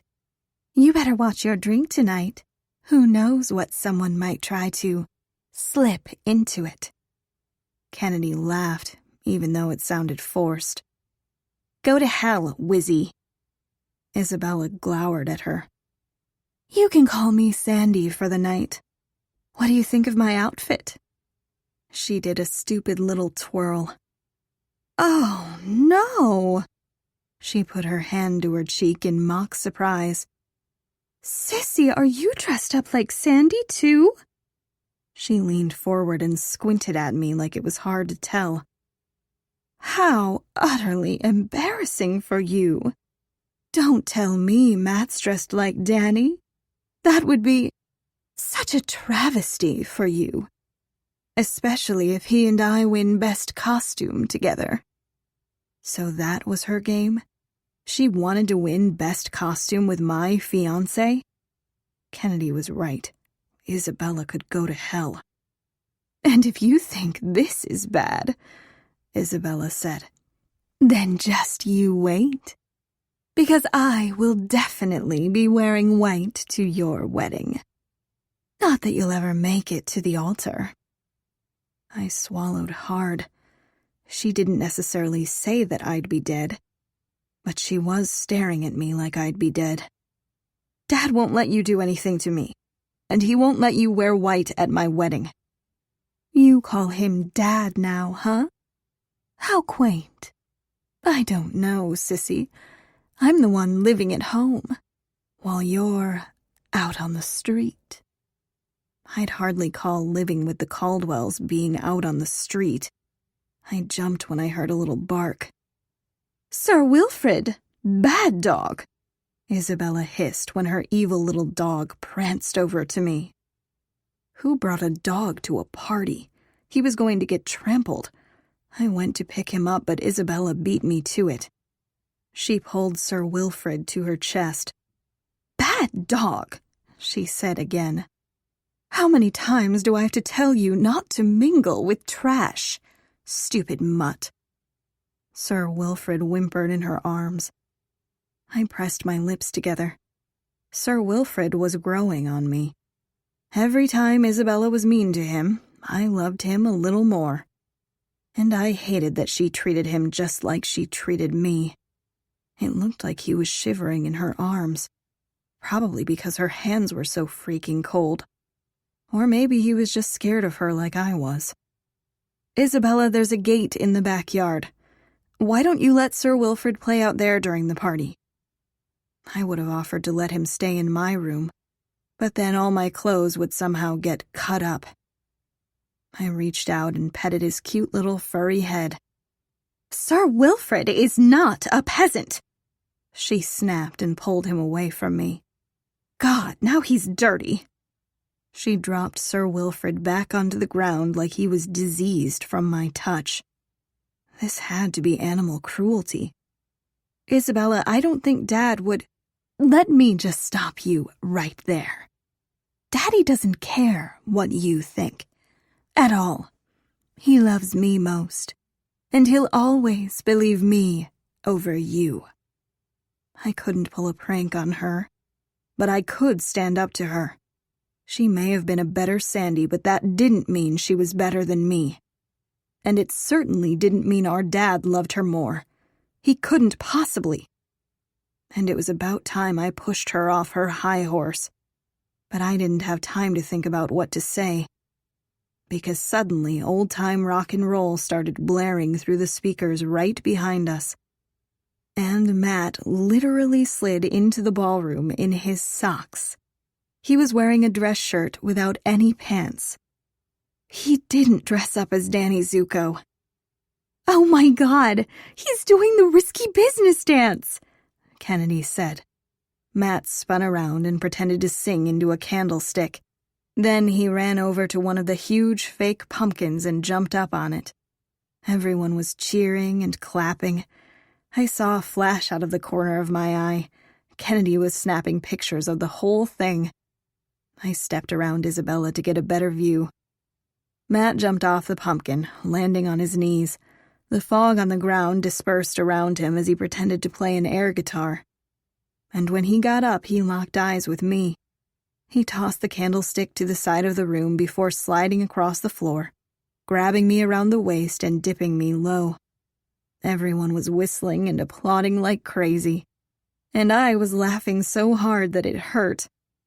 I kept laughing as he lifted me back up and pulled me into his chest. "You look beautiful, baby," he whispered in my ear. "You're not wearing any pants," I said through my laughter. He stepped back, keeping our fingers intertwined. "Huh, how about that?" "You're amazing." I smiled up at him. Matt had all the confidence in the world.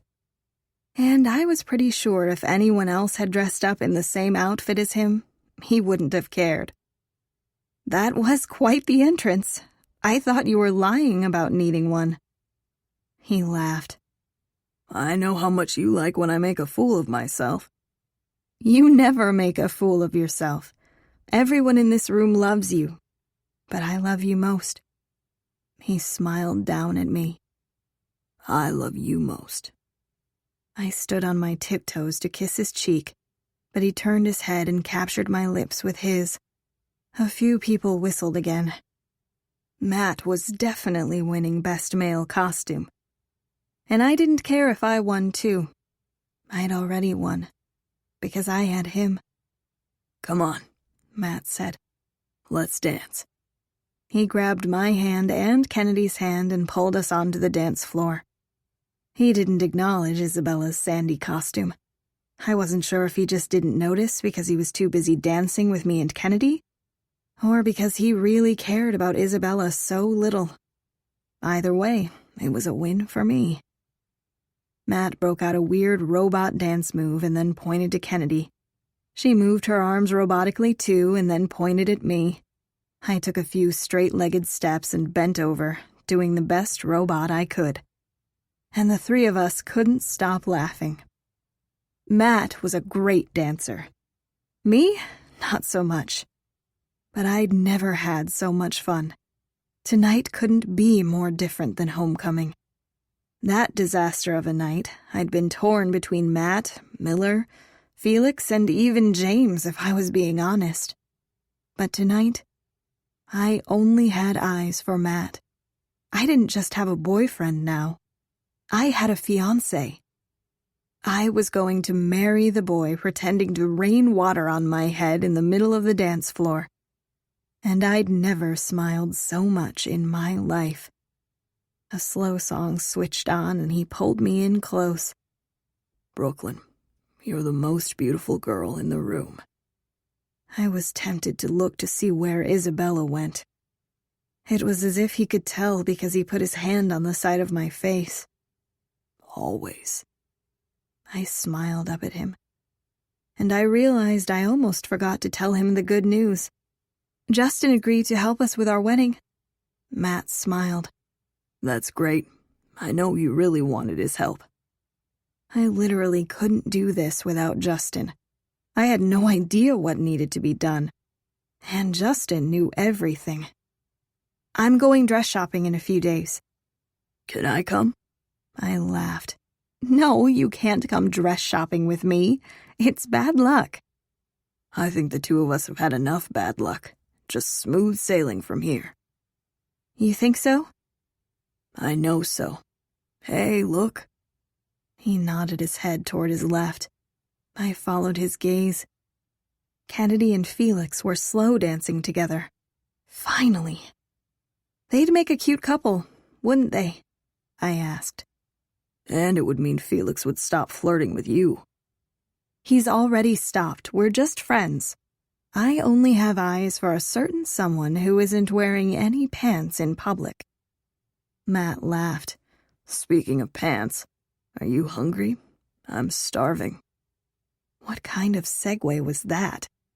He'd had me laughing so much all night that my cheeks actually hurt.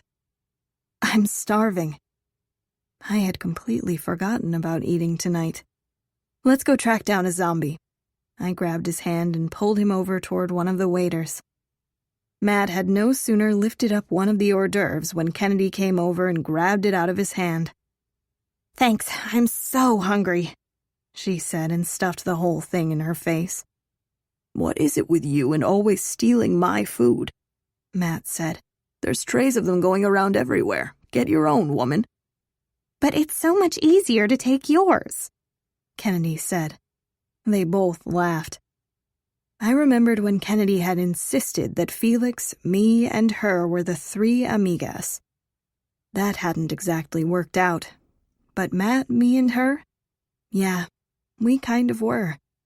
I was glad that they got along so well, because I wasn't sure what I would do without either of them. Together, they had somehow pieced my broken heart back together. Someone tapped on the microphone and we looked up at the cauldron stage. Mrs. Caldwell was standing up there in her towel with even more fake blood dripping down her shoulders than before. We hope everyone's having a great night. Adults and kids alike cheered. The votes are in, and it's time to announce the winners of our costume contest. She lifted up 2 gold envelopes. I looked up at Matt. I didn't see anywhere to vote. Because we were dancing. There was a voting box over by the pumpkins. Shit. What if Isabella had won by just a few votes? And the first winner is... My heart felt like it was beating in my throat. Mrs. Caldwell tore open the envelope. Robert Hunter as Rocky! I could hear Rob laughing from somewhere. Seriously? Matt said. He's just half naked. I laughed as I looked at Matt's pantsless legs. You're one to talk. He smiled down at me. But seriously, you definitely should have won. You even put on a performance. Right? Matt spun in a circle. I shook my head at him. I did believe he should have won, but I was secretly glad he hadn't, because the odds of Isabella winning over me were very high. And James had told me Isabella had rigged the homecoming voting. I wouldn't have put it past her to do again. But now if Wizzy won, she'd have to dance with Rob, which would be hilarious, because they hated each other. I held my breath as Mrs. Caldwell opened the second envelope. And the second winner is Kennedy Alcaraz as Princess Jasmine. Oh my God, really? Kennedy said as she grabbed my arm. I laughed. Kennedy looked amazing, and she deserved to win. But I kind of thought that maybe it was Mrs. Caldwell that had rigged the voting this time, to get Rob and Kennedy together. Mrs. Caldwell was diabolically wonderful. Or maybe Kennedy and Rob had actually won, and it was fate. I looked up at Matt. I was becoming quite the believer in fate. Let's get Kennedy and Robert up here for a dance, Mrs. Caldwell said into the microphone. I can't believe this is happening, Kennedy said. She released my arm from her grip and made a beeline to the stage. I looked around, hoping to see Isabella's reaction to losing. But I didn't see her in the crowd. My Sandy look-alike was gone. I breathed a sigh of relief. Hopefully she'd left when she'd realized that no one wanted her here. And hopefully it would be the last event at the Caldwell mansion she was ever invited to. Do you want to get out of here? Matt whispered in my ear as Kennedy and Rob started dancing. I looked up at him. We live here. I just want to steal you for a few minutes. Or maybe more like 30 minutes. We'll see what happens. He pulled me toward the ballroom doors before I even had a chance to respond. But I knew what was on his mind. I'd be lying if I said it wasn't on my mind, too. Chapter 30. Saturday. I was holding Matt's hand so tightly that I was sure I had to be hurting him, but he just laughed as we ducked under spiderwebs in the hallway. I screamed as a vampire popped out of the coffin. It's all fake, Matt said as he tucked me into his side. Even the blood? He put his fingers through one of the fountains. It's just red food dye. I knew that, and yet it was all still creepy. Your house was pretty much made for Halloween parties. I'm surprised this isn't always the decor in here. I jumped when a spider fell from the ceiling. Are you really scared? Matt asked. I'm terrified. I held his hand even tighter. He stopped in the middle of the hall and pulled me to his chest. You have nothing to be afraid of. Not when you're with me, Brooklyn. A fake scream echoed from somewhere down the hallway, and I flinched. Matt walked me backward until my butt collided with the side of a smoke machine. I've got you, he said as his lips brushed against mine. And I'll never let anything bad happen to you. It didn't seem nearly as scary in this hallway when I focused on him. Tonight had been perfect. He was perfect. Halloween was quickly becoming one of my favorite days of the year. So, this is what you wanted to steal me away from the party for? I asked. To make out behind some spiderwebs? He laughed. No, not exactly. I was hoping I could get you pantsless like me. Very smooth. He winked at me and then pulled me away from the fog machine. We started running down the hall. I only flinched one more time, which I considered a win. I can't run in these shoes, I yelled to him. We were both laughing as he picked me up and ran out into the foyer. He didn't waste any time as he carried me up the stairs to his bedroom.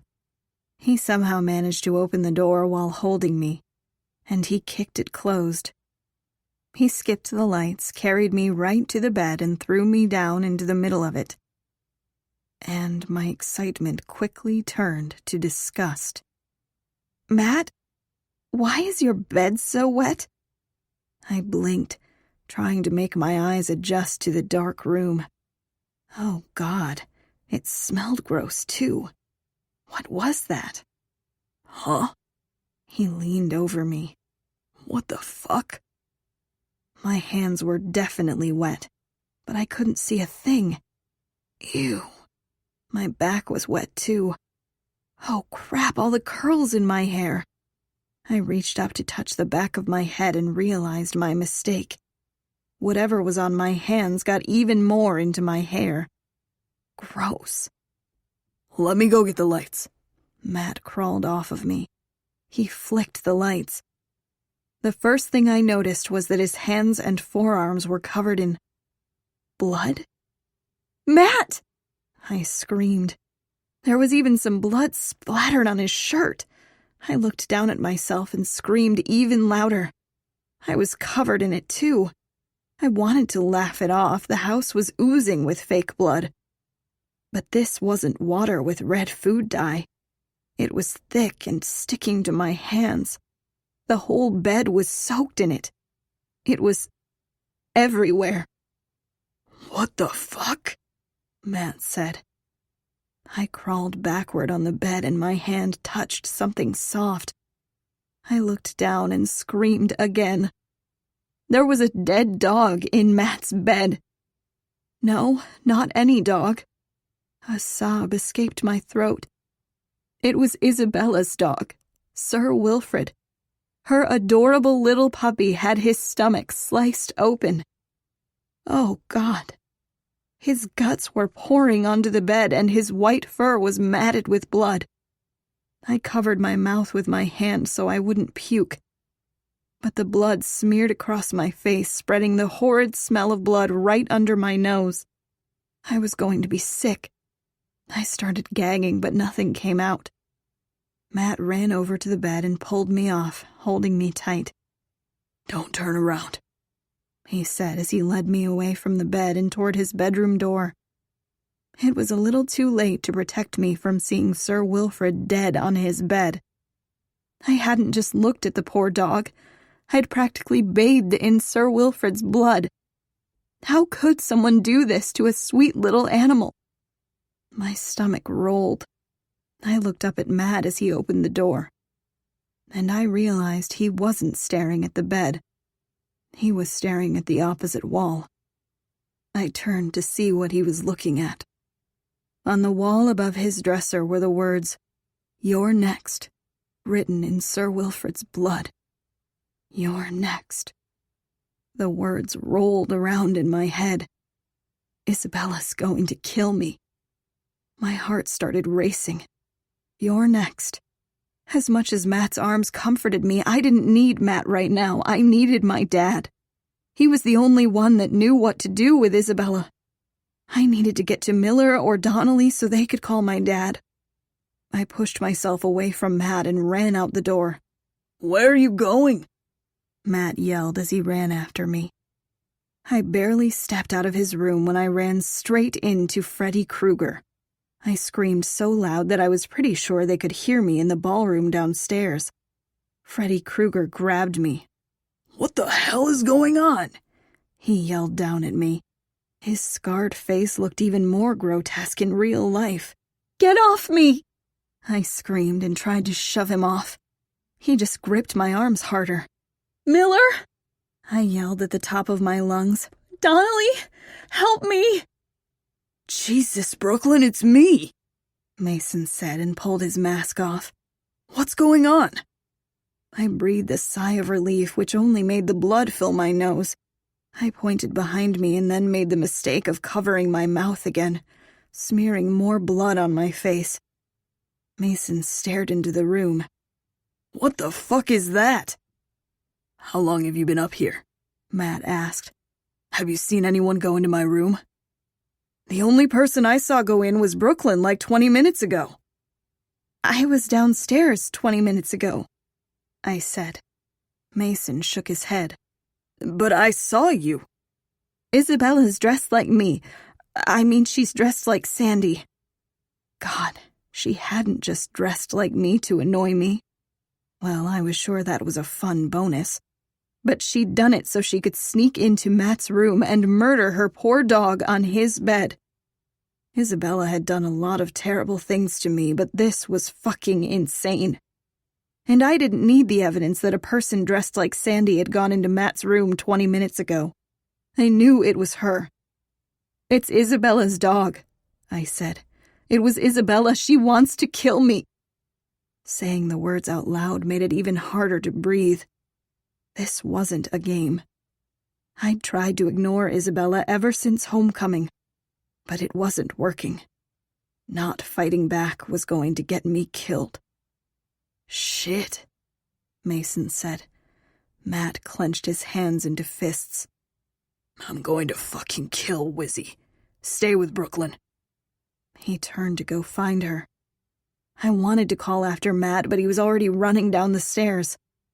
"Shit," Mason said again, his eyes still trained on the words on the wall.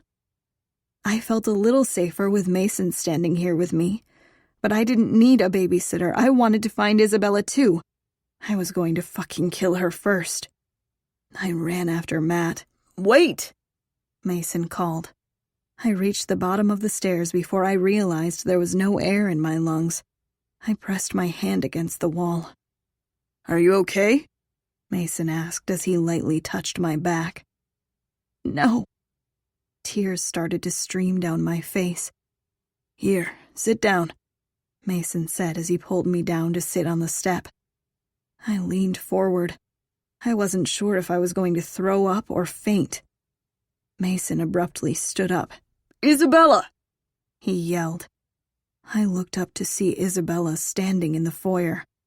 She smiled at me and then disappeared back into the spooky hallway.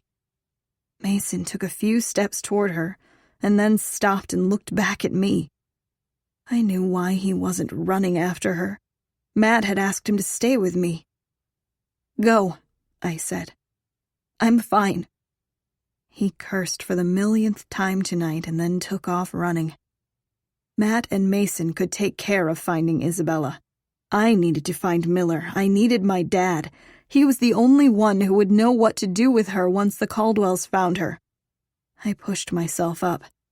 My legs were shaky as I made my way toward the front door. My security was still forced to stay outside, and they'd be out there somewhere. I opened up the door. James was standing on the front step. He immediately pulled something out of his mouth and threw it onto the ground, grinding it into the gray stone with the heel of his dress shoe.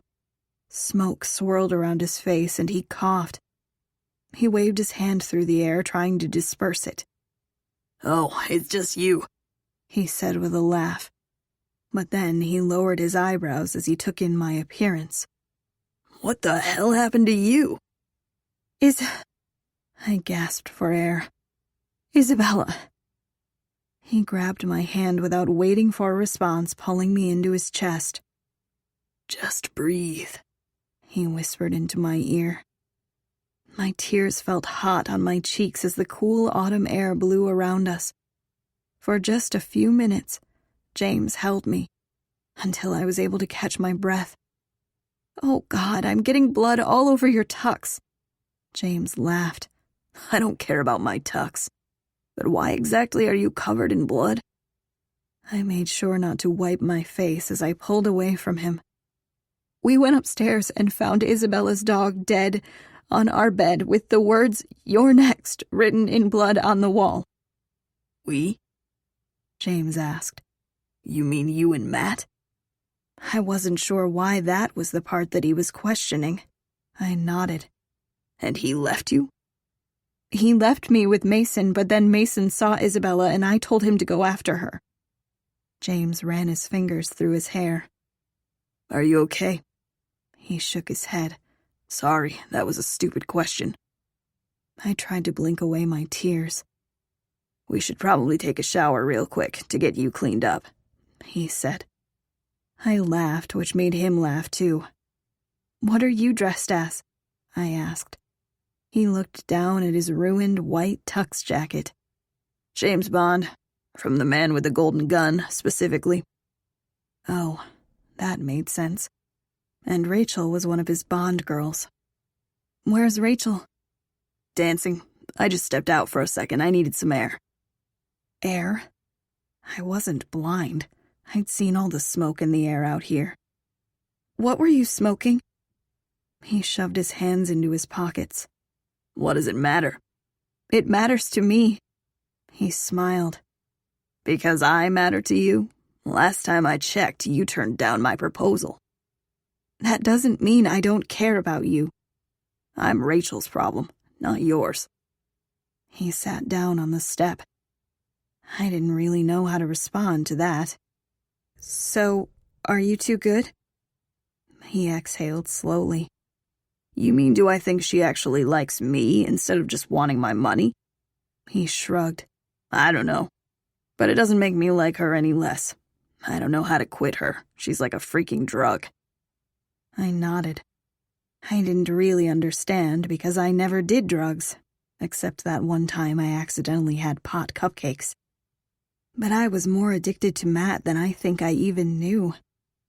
We both sat in silence. I was glad James was staying with Rachel, even though his words were slightly disturbing. I wanted him to be happy. But as I thought about happiness, I realized that there was one thing holding me back from it. Isabella. She'd always be standing in my way. And I needed to make a stand. Enough was enough. I wasn't going to suffer the same fate as poor Sir Wilfrid. I was not going to be next. "I want to do the prank," I said into the cool autumn night. James smiled. "Yeah?" I nodded.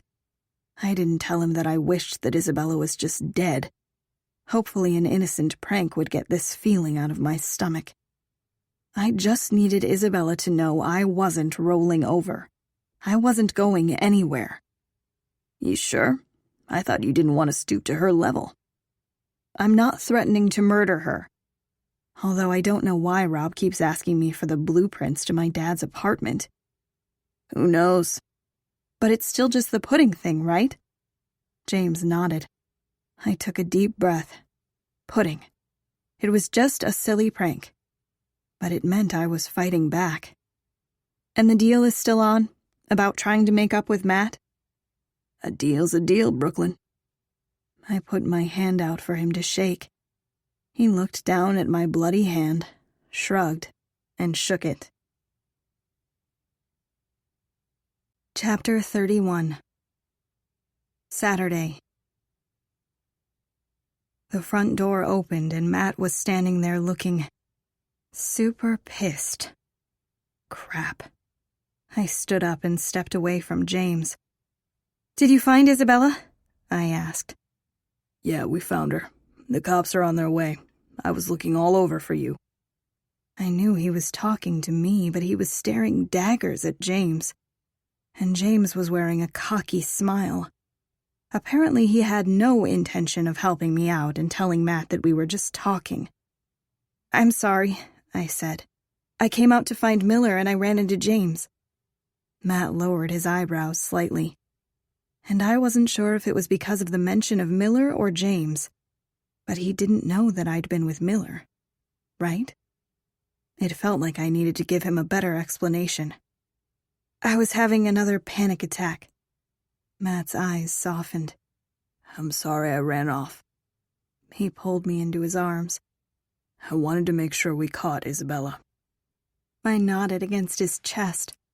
I knew he was trying to remain calm, because I could hear how fast his heart was racing.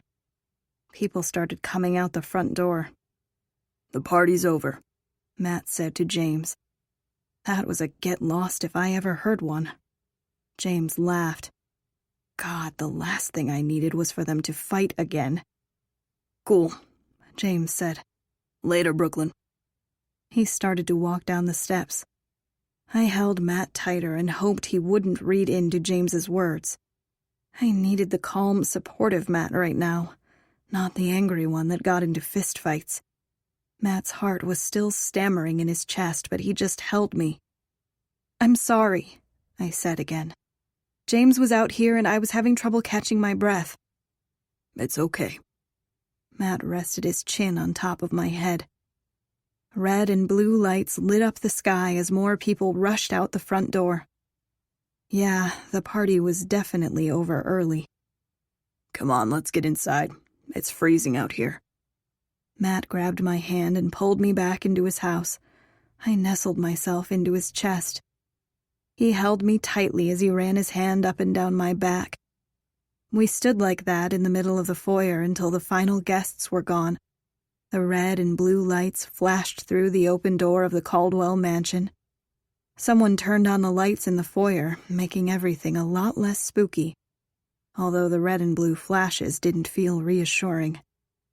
"There you guys are," Kennedy said and wiggled her way underneath one of Matt's arms, too. "We were looking all over for you, Brooklyn." "I know, I'm sorry," I said. "Where were you?" "Outside. I needed some air." I didn't bother to mention that I'd been looking for Miller, or the fact that I ran into James. None of that mattered now. All that mattered was that we had eyes on Isabella. She was pretending to sob in the corner. At least it seemed fake to me. She had nothing to cry over except for the fact that she'd been caught. I watched a cop walk into the house and start talking to Mr. and Mrs. Caldwell. Mason walked over and let them know that he saw Isabella go into Matt's room. Isabella's dramatic sobs grew louder, and I tried not to roll my eyes. The police officer approached Isabella, and she started screaming at him. "I'm not the one that you should be questioning," Isabella said. "That little family-stealing psycho murdered my dog," Isabella yelled, pointing at me. "She's been out to get me ever since she found out we were related. She's completely lost it." Isabella pretended to sob again. The police officer sighed. It seemed like he knew it was fake, too. Ma'am, if you could please calm down. Calm down? Cried Isabella. She's the one with blood literally on her hands. I winced. Damn it. She was right. Even though Matt and Mason had caught Isabella before she snuck out of the house, they hadn't exactly caught her red-handed. I was the one with blood on my hands, and Mason had seen what he thought was me going into Matt's room. There wasn't any evidence against Isabella. There never was. Honestly, Isabella was right. I looked guilty, not her. This is ridiculous, Matt said. I'll be right back. He walked over to the police officer. Kennedy hugged me harder. Are you okay? No, not really. Matt told me what happened. Did she really kill her own dog? I nodded. I didn't want to talk about this. Just thinking about Sir Wilfrid made me want to throw up. Distract me. How was your dance with Rob? Great. But if I'm being honest? She looked over her shoulder to make sure no one was listening to us. Well, how big of a distraction do you want? A huge one. Kennedy took a deep breath. You were right. I've had the biggest crush on Felix since freshman year, and he's finally being nice to me. I know I should have told you, but... I squeezed her so hard that she actually yelped. I knew it! She laughed. You're getting blood all over me. Oh my God, I'm so sorry. I took a step back, but she just pulled me back into another hug. It's okay, she said. I guess it's what I deserve after not being honest with you. I think he likes you too, I said. He said you looked amazing tonight. She laughed. He did, didn't he? Sweetheart, Mrs. Caldwell said as she walked over to me. Here, you should take my towel. She started to undress. What is she doing? I tried to protest, but I was relieved to see that Mrs. Caldwell was wearing a very chic strapless dress underneath her bath towel. Because, of course she was. Mrs. Caldwell was always prepared for everything. Meanwhile, I had rolled around in dog blood. I swallowed hard. I wrapped the towel around myself and tried not to think about the fact that I now looked a hell of a lot like the woman that got knifed to death in the shower in Psycho. Definitely more than Mrs. Caldwell had earlier. The police officer walked over to us. Miss Pruitt is sticking to her story that you were the one that killed the dog, Miss Pruitt. He scratched the side of his head as he stared down at his notes. I hate Halloween. So you think I murdered my half-sister's adorable puppy and then rolled around in his blood for fun? And then wrote "You're next" on the wall in his blood? Why would I do that? He looked down at his notepad. According to her, because you hate her. Yeah, I freaking do hate her, but I'm not a dog killer. She's been out to get me ever since she found out we were related. The officer just stared at me. That's exactly what she said about you. This is ridiculous, Matt said. My brother saw Isabella go into my room. No, he saw someone dressed as Sandy go into your room, the officer said, and no one else saw a thing, and we don't have enough evidence to make an arrest. It looked like Matt was about to punch him in the face, and the last thing I needed right now was for Matt to wind up in prison. I grabbed his hand. He slowly unclenched his fist. Princess, my dad said as he came rushing into the foyer. Dad, I said. And at the exact same time, Isabella called, Daddy! But she could choke on her words, because my dad came rushing over to me. Are you all right? He grabbed both sides of my face. I nodded. But just him being here and taking care of me made tears come to my eyes all over again. I glanced at Isabella out of the corner of my eye. The expression on her face was priceless. It looked like her head was about to explode. But I wasn't having a competition with her over who our dad loved most. I was trying to get her freaking locked up before she killed me. What happened? my dad asked, his hands settling on my shoulders. I hadn't realized how my story might sound to my dad. Me going into Matt's room, lying on his bed. But I didn't care what he thought right now. I just needed him to know what Isabella had done. Isabella murdered Sir Wilfrid on Matt's bed. She dressed like me so she could get away with sneaking into his room. There was blood everywhere, and she wrote "You're next" on the wall in Sir Wilfrid's blood. She's telling the cops that I did it, but I swear I didn't. I would never hurt an animal. I would never do something like that. My dad looked shocked, and hopefully it was about the Sir Wilfrid thing and not the fact that it was pretty clear I was sleeping in Matt's bed. He turned to the closest cop. "I can handle this from here," he said. "But sir," "I said I'll take care of it." My dad snapped his fingers and then pointed to the front door. And the cops left. They just turned around and walked out of the house. Oh God. It was true. He was a mobster. And he had the police in the palm of his hand. For just a second I was scared of him too. But then he grabbed Isabella by her bicep and pulled her over to me. "Apologize to your sister. Now," he added. "But Daddy, I didn't—" "We both know that you did. Now, if the next words out of your mouth aren't 'I'm sorry, dear sister,' you'll be spending the rest of your senior year abroad." "But Daddy—" "Do it, or else." Isabella locked eyes with me. "I'm sorry, dear sissy." She said it with so much venom she might as well have said, "You're next, fuckface." My dad snapped his fingers again. Donnelly grabbed Isabella and pulled her toward the front door. "Daddy!" she screamed. My dad cringed and then straightened his tie as he walked over to Mr. and Mrs. Caldwell. "I'm so sorry about your party, Max," he said, extending his hand to Mr. Caldwell. I looked over at Matt's father. He'd abandoned his fake knife that was pretty much the only way anyone would know he was the crazy guy from Psycho. His arms were folded across his chest, and he did not look pleased. He looked like he had the first night he met me.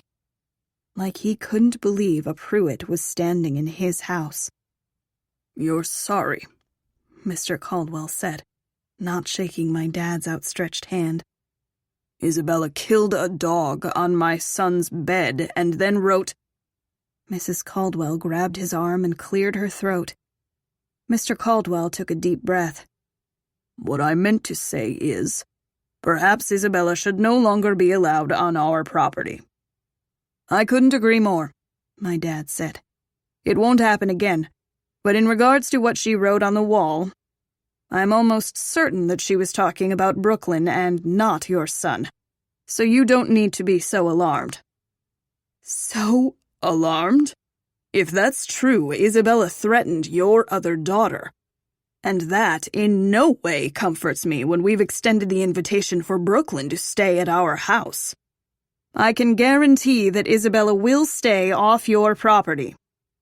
"Not just our property," Mr. Caldwell said. "She'll no longer be invited to any events hosted by our family either, no matter the location. Or the circumstances, including the wedding this December." Oh, fuck. Chapter 32. Saturday. "What wedding?" my dad asked. "Matthew and Brooklyn's, of course," Mr. Caldwell said. "This December?" My dad shook his head and then looked over at me. "You'll have to cancel the plans, Max. There's no way my daughter is marrying your son this winter. They're 16 years old. And I won't let you push your agenda on my kid. Have you lost your damned mind?" "Do not insult me in my own home, Richard." "Dad, can I talk to you for a minute?" I asked. My dad cleared his throat and walked away from the Caldwells without another word. "Not a chance in hell, Brooklyn," he said as he made his way to the front door. I grabbed his arm. "It's what I want." You can't be serious. They're clearly pushing the wedding date up so that they're not housing someone with my last name. Honestly, I thought the same thing. But it made no difference what Matt's parents' motivations were. I knew Matt didn't care about any of that. I'd asked him flat out. "It's what I want," I said again. "You're not old enough to know what you want. An engagement? Fine, I humored it. But you can't marry that boy." That boy? The way he said it made me want to slap him. Matt wasn't just some boy, he meant everything to me. Why? Because I said so. That wasn't a good enough reason. Do you have any idea how scared I was tonight? Matt's the only one that makes me feel safe. I need him. He helps me breathe through my panic attacks, which I'm still getting because I'm terrified all the time, and that's not going to change. Isabella's never going to stop, and if his parents want us to get married so they feel better about me staying here, who cares? I don't see what's so terrible about me having a last name that's not associated with a mobster. For just a second, my dad looked angry. The way he looked when Isabella and his wife upset him at our first family dinner. If there was a glass of wine nearby, it 100% would have been thrown against a wall. But the anger was gone in a flash. He just looked defeated. "Is that what the Caldwells have been telling you while you are living here?" he asked. "No." It was Miller. I just put two and two together. He took a step closer to me and lowered his voice. "Don't throw that term around lightly, Brooklyn. And a new last name isn't going to make you safer. Or change what you are. As soon as everyone found out I had another daughter, you were put in harm's way." Who do you mean by everyone? There's been unrest amongst the families these past few months. He looked over at the Caldwells. Rumors have been swirling. What rumors? I asked. It doesn't matter. Actually, it kind of did. But I was more focused on what it seemed like he was confessing to me. So, it is true? You are a mobster? He sighed. I'm married into it. And I don't fault you for trying to marry out. Wait, Isabella's mother was the real mobster? Suddenly it made sense why my dad had needed my mom to leave the city. If Mrs. Pruitt was anything like her daughter, she probably would have had my mom killed. But make no mistake, Brooklyn, my dad said. You're part of my family no matter what your last name is. There's no way out. And it's not Matthew keeping you safe. It's me. There's no out. I swallowed hard. It's exactly what Miller had said. But if you feel safer marrying Matthew so that he'll be by your side at all times... He raised his eyebrow at me. It didn't elude me that you were in his bed this evening. I could feel my face turning red. But given the circumstance, I'll let it pass. This time. I felt like I was sinking under his harsh gaze. I assumed you'd want to get married after college. He shook his head. This seems all a bit fast. Is this really what you want, Princess? Yes. Then I'll allow you to marry him. Or Mason. Are you sure you wouldn't rather tie the knot with him? God, when would he let this go? Probably when I walk down the aisle. I love Matt. And only Matt. I'd dated enough men in the past 2 months to know who my heart was with. Very well. I have 2 contingencies, though. I nodded and looked up at him. First, you and Matt will be moving into your mom's old apartment as soon as you're married. I won't have you staying here any longer than necessary. Clearly, it's unsafe. Because of Isabella. But I didn't think my dad wanted to argue anymore tonight. Okay, I'll talk to Matt about it. And second, you will let me pay for the whole thing, yes? A smile spread over his face. The father I was growing to love was the one talking to me now, not the scary mobster one. Really? I couldn't help but smile back. Of course, Princess. He kissed my forehead. Anything for you, you know that. He looked over at the Caldwells and sighed. Not my choice of in-laws, but I'll make it work. I'll go have another word with them to help smooth this over. He walked over to the Caldwells and started having a much more civil conversation with them. Sorry about that, Matt said as he pulled me back in his arms. I know you hadn't had a chance to talk to your dad about the wedding yet. Were you able to change his mind? Mm-hmm.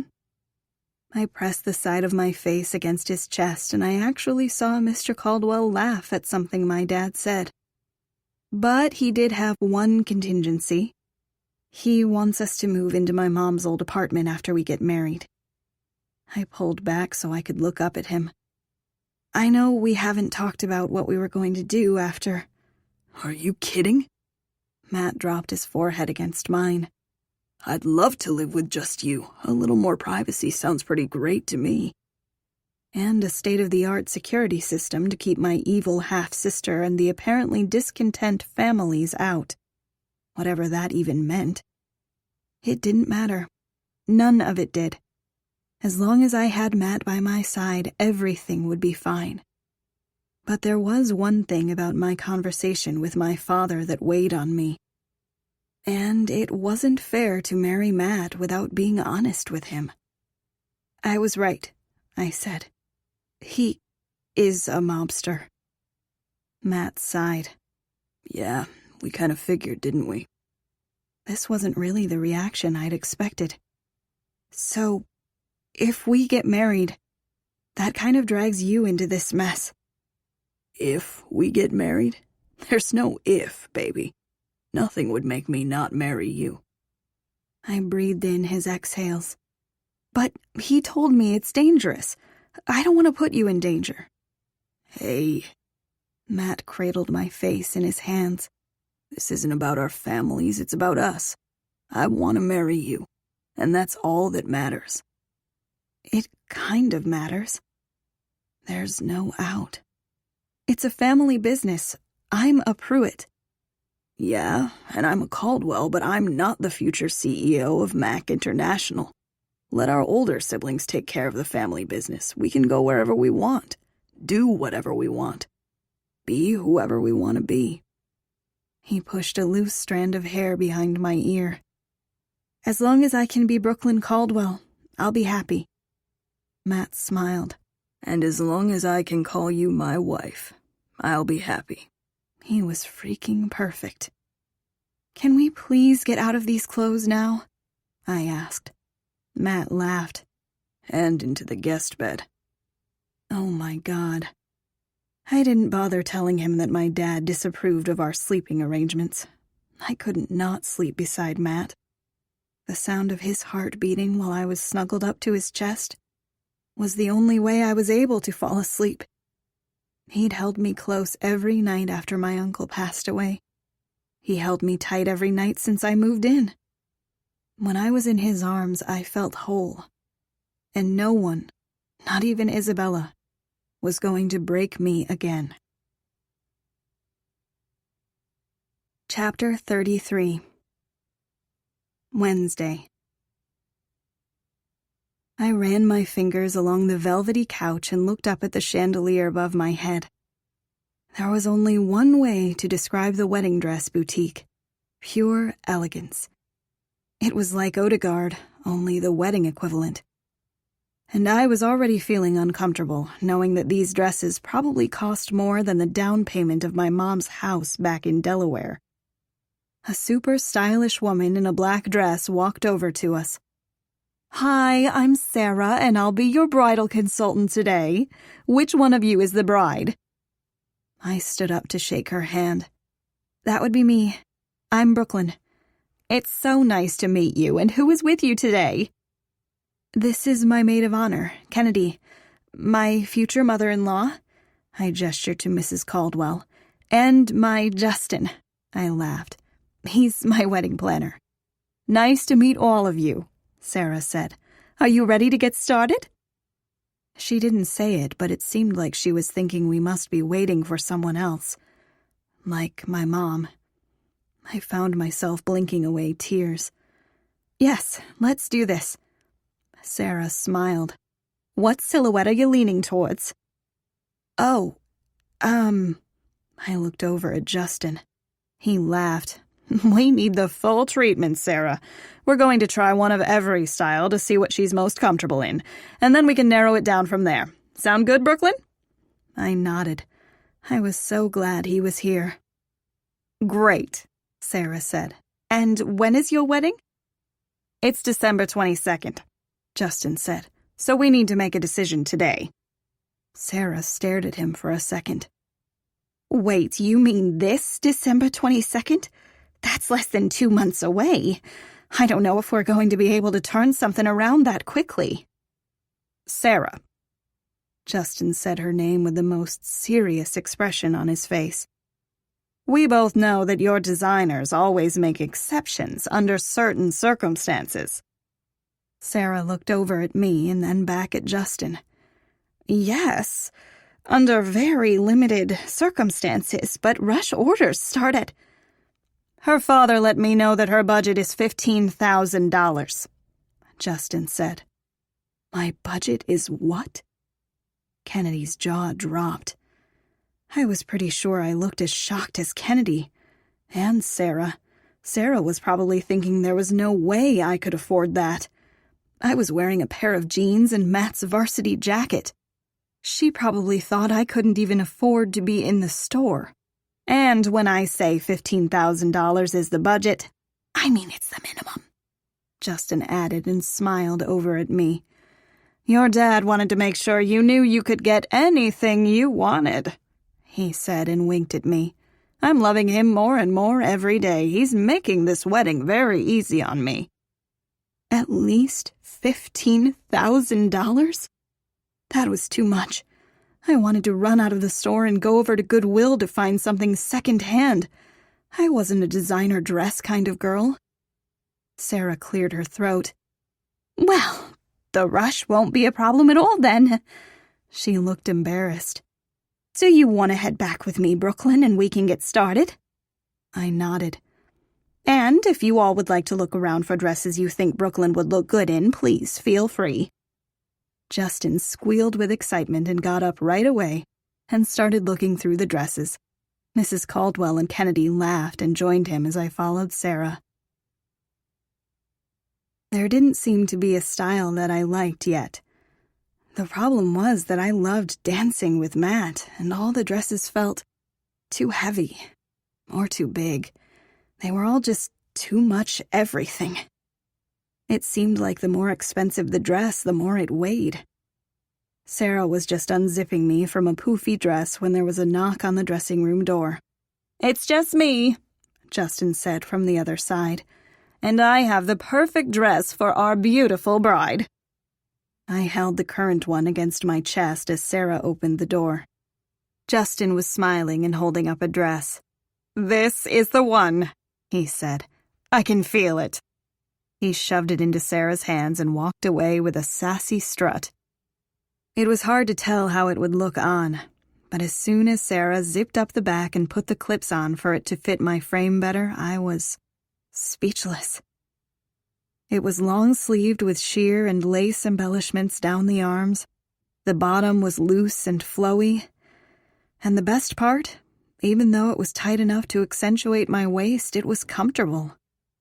"What do you think of this one?" Sarah said. There was a lump in my throat, and I wasn't sure why. I think a part of me was still worried I didn't really belong in Matt's world. But in this dress, I looked like I belonged beside him. "He's going to love it," I said with a laugh as I brushed away my tears. "Let's go show everyone." Sarah opened the door, and I slowly followed her out, holding up the soft, flowy material so I wouldn't step on it. I walked up onto the platform and dropped the fabric so that it pooled perfectly around my legs. Everyone stopped talking. "Brooklyn," Kennedy said. "You look so amazing." A 10 out of 10 from me, Justin said. "You're simply glowing in that dress." I smiled and turned to look in the mirror. I really was glowing. It was like this dress was made for my body. "That's definitely the one," Kennedy added. "Here," Sarah said as she clipped a veil into my hair. She spread the sheer fabric across my shoulders. The lace accents matched the dress perfectly. I felt like a princess, and I could picture my wedding day better than I ever could before. Walking down the aisle towards Matt's smiling face, saying I do and promising him forever, I could see it all so clearly. The only person who hadn't said a word was Mrs. Caldwell. I glanced at her in the mirror to see her reaction. She'd grabbed a tissue and was blotting her eyes. I turned around to face her. "Mrs. Caldwell?" She laughed and continued to blot her eyes. "Oh, I'm sorry. I'm a mess." She tried to wipe away the rest of her tears. I would never describe Mrs. Caldwell as a mess, but the fact that she was crying had me worried. "Do you not like it?" She laughed and stood up. "Brooklyn, you look stunning." "Really?" She nodded. "Matthew's going to love it." "Then why are you crying?" I said and tried to laugh through my own tears welling in the corners of my eyes. But it was no use. The tears started falling down my cheeks. "Because I was just thinking about how much I've always wanted a daughter. And I know that the circumstances that led you to New York were awful, but I'm so grateful that you met my son." She stepped up onto the platform with me and squeezed my hands. "I know your mom and uncle can't be with us on your wedding day, and I wasn't lucky enough to meet either of them. But I have a feeling they would have said you looked beautiful in this dress, too." I nodded through my tears. It was exactly what I'd needed to hear. I looked back in the mirror, ignoring my tear-stained face. My mom really would have loved this dress. If she'd ever gotten married, I could picture her wearing something just like this, something light and flowy that she could dance the night away in. I smiled, remembering the way that we used to dance around the kitchen. It was like a little piece of her was in this dress. And I think it's why I loved it so much. I'd wondered what my mom would have thought about me getting married so young. But she'd fallen in love with my dad when she was a teenager. And she'd fallen in love with me, too. She was brave and strong and knew exactly what she wanted. I wasn't sure I was nearly as brave or strong as her, but I was trying to be. And I did know exactly what I wanted. Matt. Chapter 34. Wednesday. I wasn't sure how Matt and I could get any closer, but as the days turned to weeks and the weeks to months, we were completely inseparable. I didn't even feel like myself unless we were touching, which was why I always practically ran to lunch. I spotted Matt laughing with Mason at our usual table. It still felt surreal to me that I was dating Matthew Caldwell. I wasn't sure when that feeling would disappear. Hopefully never. "Hey," I said when I reached the table. I leaned down to kiss Matt on the cheek, but he grabbed me around the waist and pulled me onto his lap. Yeah, it was so much easier to breathe when we were close. Kennedy snapped a picture of us. "I'm going to make you the most amazing pre-wedding album," she said. "Pre-wedding album?" Matt asked. "Is that even a thing?" "It is when I have thousands of pictures of the two of you being ridiculously adorable." She stole one of the fries off his tray, and he didn't even complain. "I can't wait for Friday's Thanksgiving. Are you sure you don't need us to bring anything?" "Nah, my mom said to just come hungry," Matt said. Kennedy and her mom were both coming to our second Thanksgiving on Friday, and I was so excited.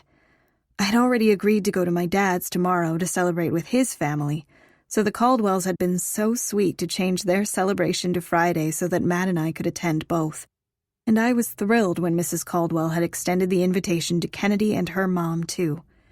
She'd dubbed it Friendsgiving, and she was going all out, as usual. It was going to be a perfect, relaxing, long weekend. Just as soon as real Thanksgiving was over. I was excited to spend time with my dad, but I hadn't stepped foot in his apartment since homecoming. I'd be entering Isabella's turf, and both she and I knew it. "Are you nervous about tomorrow?" Kennedy asked, entering Wizzy's lair once again. I looked over at Isabella. She'd calmed down over the past month. She'd only left me one threatening note in my locker a day now. Sometimes two, but at least there weren't any dead animals.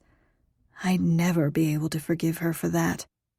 Matt and I had buried Sir Wilfred in the Caldwells' backyard, and I felt guilty the whole time, since I'd originally hated the little guy. God, just thinking about his body on Matt's bed made me feel sick to my stomach. "No, I'll be fine," I said. "I'll have Matt there with me." I smiled up at him. Honestly, I'm mostly nervous about meeting my new extended family. And I was a little nervous about the prank James, Rob, and I were planning on pulling on Isabella. But they promised they had everything covered.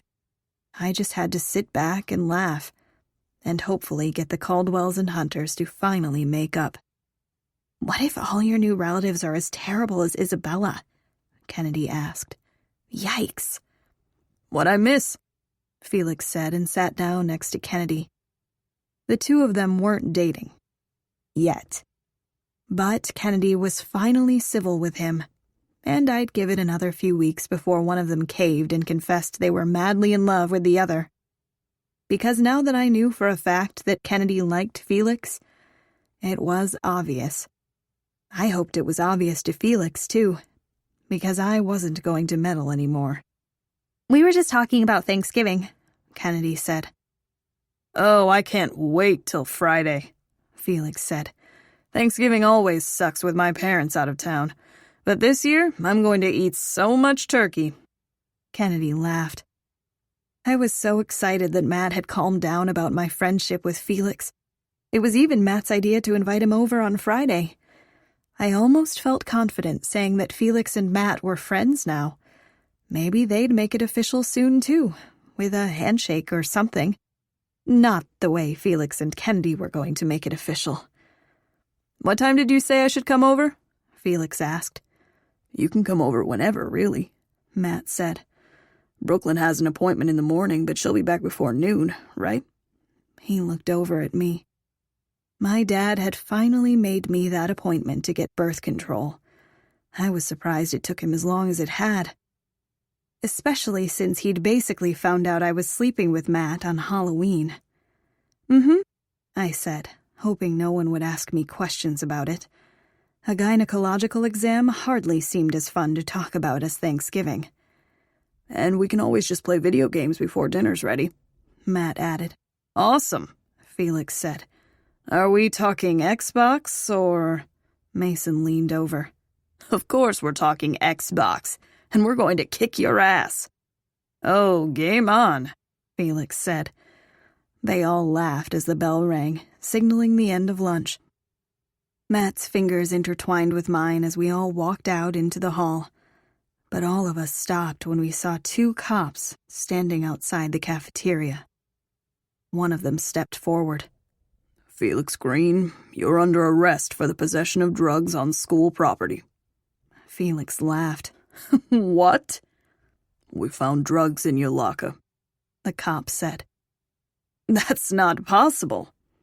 "Mr. Green, you need to leave the school grounds immediately," the principal said. "You're hereby expelled. An investigation—" "An investigation? But I don't have any drugs in my locker." Felix's voice trailed off as the cop held up a bag of white powder. "You need to come with us right now," he said. The sound of laughter made me look behind me. Freaking Cupcake, with his arm around Isabella and a huge grin on his face. I knew without a doubt that he was behind this. They both were. Isabella winked at me and my heart sank. Her words from several weeks ago came back to me. "I'm going to break you, sissy." And I'm going to do it by breaking everyone around you.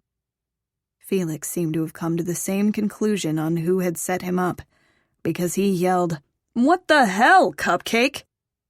Cupcake shrugged his shoulders. I didn't do anything. You can thank Brooklyn for this.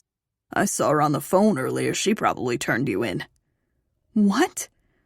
I took a step forward, but Matt grabbed my arm to hold me back. Felix didn't even look over at me. Fuck you, Cupcake. Brooklyn had nothing to do with this, and you know it. I'm not so sure about that, Isabella said. This is all definitely happening because of her. Nothing like this ever happened before she moved to the city. It's a shame she doesn't just leave. They were doing this because of me. God, she was trying to destroy everyone around me. He must have put the drugs in my locker, Felix said and pointed to Cupcake. He set me up. Mr. Green, I'm not going to ask you again. You need to leave the school grounds immediately, the principal said. But I didn't do anything. The cop grabbed his arm. It was Cupcake, Felix yelled. He's selling drugs on school property. He's putting them in his gross sugar cakes. He had to be the one that planted drugs in my locker. You should be arresting him. Cupcake just laughed. I haven't done anything wrong. You haven't done anything wrong? You fucking raped Kennedy, you disgusting piece of shit! Felix lunged at him, but the cop caught his arm. No. No, no, no. Oh, shit. There was an audible gasp from the students around us. But Kennedy's gasp was the only one I was focused on. Tears pooled in the corners of her eyes as the cop handcuffed Felix and dragged him away from Cupcake. Everyone get to class, the principal yelled. Now! How could you? Kennedy said as students rushed past us. You promised you wouldn't tell anyone. I told you I liked Felix. How can you do this to me? Kennedy, I'm so sorry. I don't care if you're sorry. You promised. I know. It just kind of came out at homecoming. He's known since homecoming? Are you freaking kidding me? I was just trying to help. I was so worried about you. Save it, Brooklyn. I always have your back. Always. And the one time I ask you to have mine, you don't. Kennedy, I was barely holding on as it was. You know that. And I was finally excited about something. But this whole time, Felix was just being nice to me because he felt bad for me? No. Of course not. You think he'd actually like the poor girl from the wrong side of the tracks? She tried to wipe away the tears that were pouring down her cheeks. My life isn't a fucking fairy tale like yours, Brooklyn. God, Felix probably still likes you. Because everyone always just likes you. No one will ever want me. Kennedy, that's not true. Someone will want you. Someone? Just not Felix? You sabotaged me.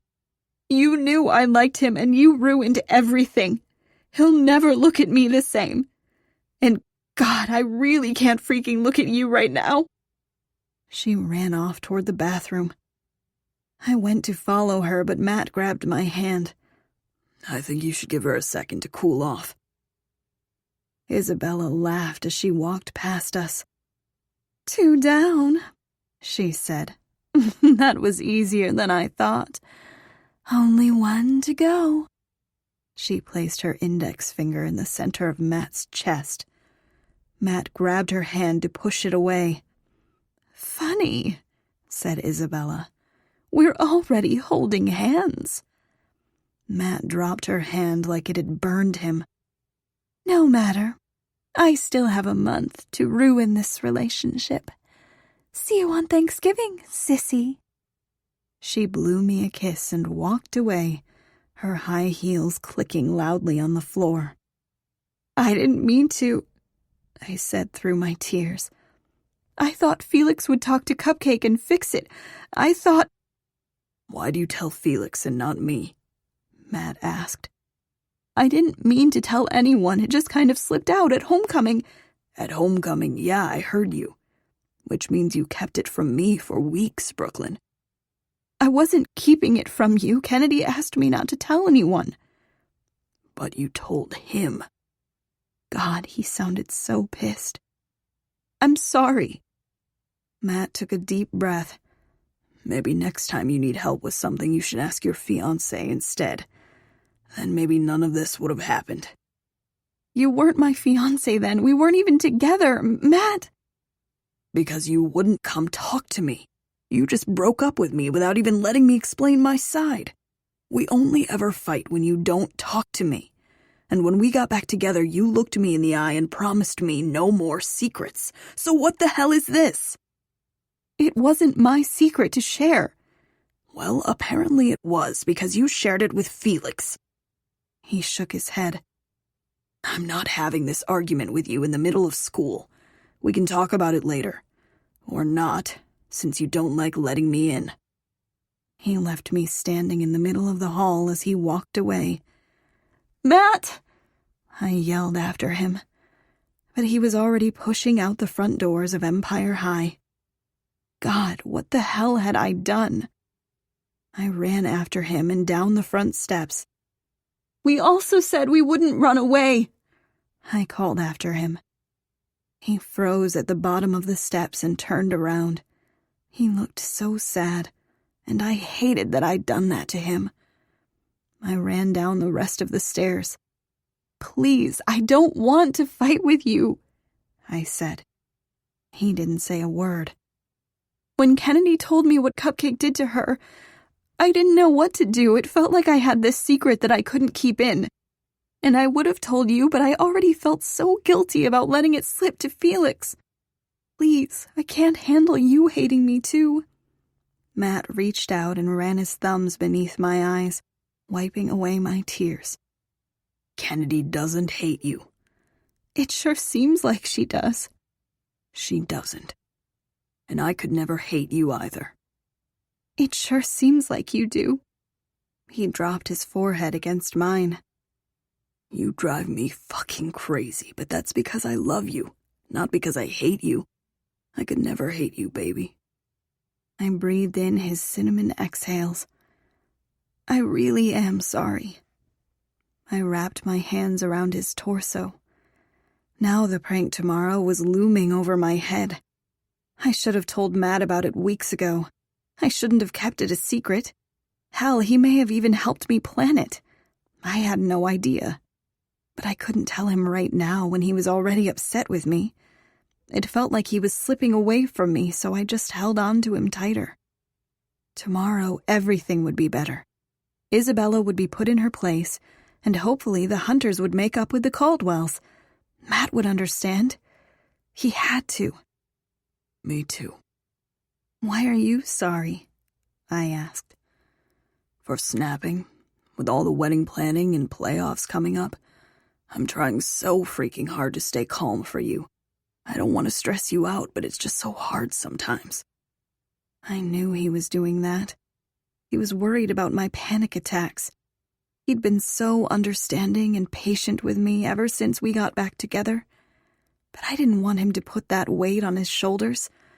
I wanted him to feel free to react however he needed to. The last thing I wanted was for him to be stressed out instead of me. Take a deep breath, I said and rubbed his back. He laughed. I'm not having a panic attack, baby. I know. I looked up at him. But it helps with stress, too. There's other things that are better for stress. I laughed as his hands slid to my ass. Yeah, I guess that would work, too. But a better idea had just crept into my head. I knew exactly what to do to make sure Matt wasn't stressed out. Chapter 35. Thursday. It's a Thanksgiving present, I said and pushed the wrapped package toward Matt. He smiled at me. There's no such thing as a Thanksgiving present, baby. Open it. I tapped my hands on the top of the big box. I was so excited to see his reaction. "You're so beautiful," he said, his eyes transfixed on my face instead of the huge wrapped gift in front of him. "I swear if you don't open it, I will," I said. He laughed and looked back down at the box. "How did you even get this huge box up here?" "Oh my God, Matt, just open it." He smiled and tore the wrapping paper on the side. He pushed back the rest of the paper. It was just a generic box. And when he went to lift the flap, I held my breath. Please like it. Please don't be upset. This could go one of two ways, and I just really hoped he loved it. He didn't say anything as he stared down at the contents of the box. Oh no. He hates it. He reached down and lifted up a paintbrush. "You got me painting supplies." His eyes locked with mine. "You said you used to love to paint with your aunt, and that you didn't have as much time recently, but now that you don't have to chase me around anymore, you have a little more free time." He really does hate it. Maybe it was too soon. When he told me about his aunt's death, the story of them painting together had stuck with me. I liked things that reminded me of my mom, but that didn't mean Matt wanted to be constantly reminded of his aunt. God, what had I done? "I'm sorry." I grabbed the brush out of his hand and tossed it back into the box with the canvases and paints. "I thought it might help with your stress, but it was stupid. I'm just making it worse." I closed the lid. "What? No, baby, I love it." He opened the top of the box back up and pulled out the unassembled easel. "You do?" He started putting the easel together. "I have a much better idea than going to Thanksgiving at your dad's house," he said. I just stared at him. I thought he was upset, but now he just looked super excited. "And what's your idea?" "I'm going to finish putting this together, and you're going to get naked and lie on the bed so I can paint you." I laughed. "As wonderful as that sounds, we have to get going. I promised my dad we'd be there, and I'm already nervous enough without being late. But maybe we can do that tonight? You really like it?" He put the easel down on the ground. "I love it." He pulled me into his arms. "I love you." He placed a gentle kiss against my lips. "You're going to be my muse." I laughed. "So just tons of nude portraits of me, huh?" "You can wear clothes in some of them if you want. Definitely not necessary, though." "You're ridiculous." I placed my head against his chest. "And I love you so much it hurts." Truly, it felt like everything hurt today. My heart, most of all. I was sure that Kennedy was never going to speak to me again. "She'll call you back, baby." I didn't even know how he knew I was thinking about Kennedy. It was like he could read my mind. What if she doesn't? "She will." Kennedy hadn't answered my dozens of texts and calls. I hated that it was a holiday and Kennedy and I weren't speaking. I was so sorry. I never should have told anyone her secret, especially when she'd specifically asked me not to. And now the whole freaking school knew. But I knew she was most upset about Felix knowing. God, Felix. I didn't know if Felix was sitting in a jail cell. But he hadn't answered my calls or texts either, and I was assuming the worst. Matt's lawyers were supposed to help, but it was a holiday. It didn't seem like they'd have any news until at least tomorrow. "Do you think I should tell my dad about Felix?" I asked. "It kind of seems like he has the cops in his pocket. He might be able to help."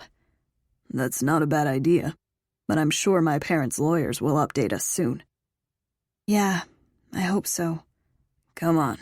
The sooner we get Thanksgiving #1 over with, the sooner you can be naked." Even though Matt seemed eager to get back, it took me forever to drag him out the door, and my stomach was twisted in knots. "I still don't understand why I was invited," Mason said as we stood in the hall outside the Pruitts' front door. I wanted to tell him that I had no idea why either, but apparently my dad was rather persistent when it came to the fact that he thought Mason was a better suitor. I actually hadn't known Mason had been invited until this morning. Mom and Dad were invited too, Matt said, but they're busy getting ready for tomorrow. Mason laughed. That's a great excuse.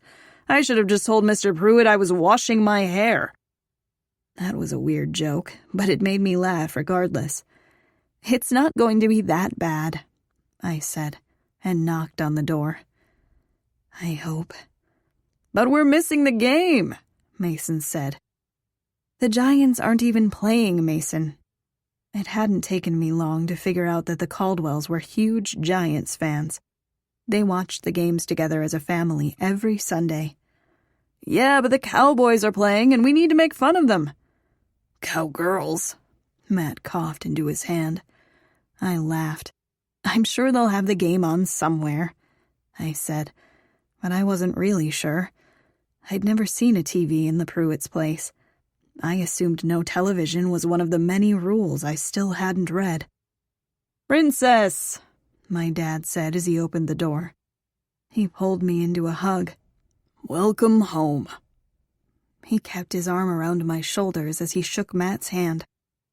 And Mason, I'm so glad you could join us today. He shook his hand too. Mason said. Do you have the game on? My dad laughed. Of course. I need to introduce Brooklyn to a few people, but Isabella can show you to the living room. I honestly couldn't even remember where the living room was. But the last thing I wanted was for Isabella to show them anything. I can show them real quick, I said. Isabella appeared from somewhere at the sound of her name. Like a witch.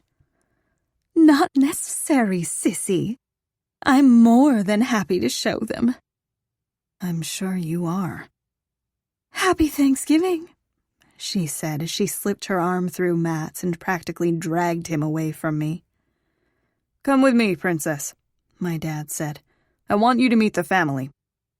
I looked over my shoulder to see Matt pushing Isabella's hand off his arm. Not today, Wizzy.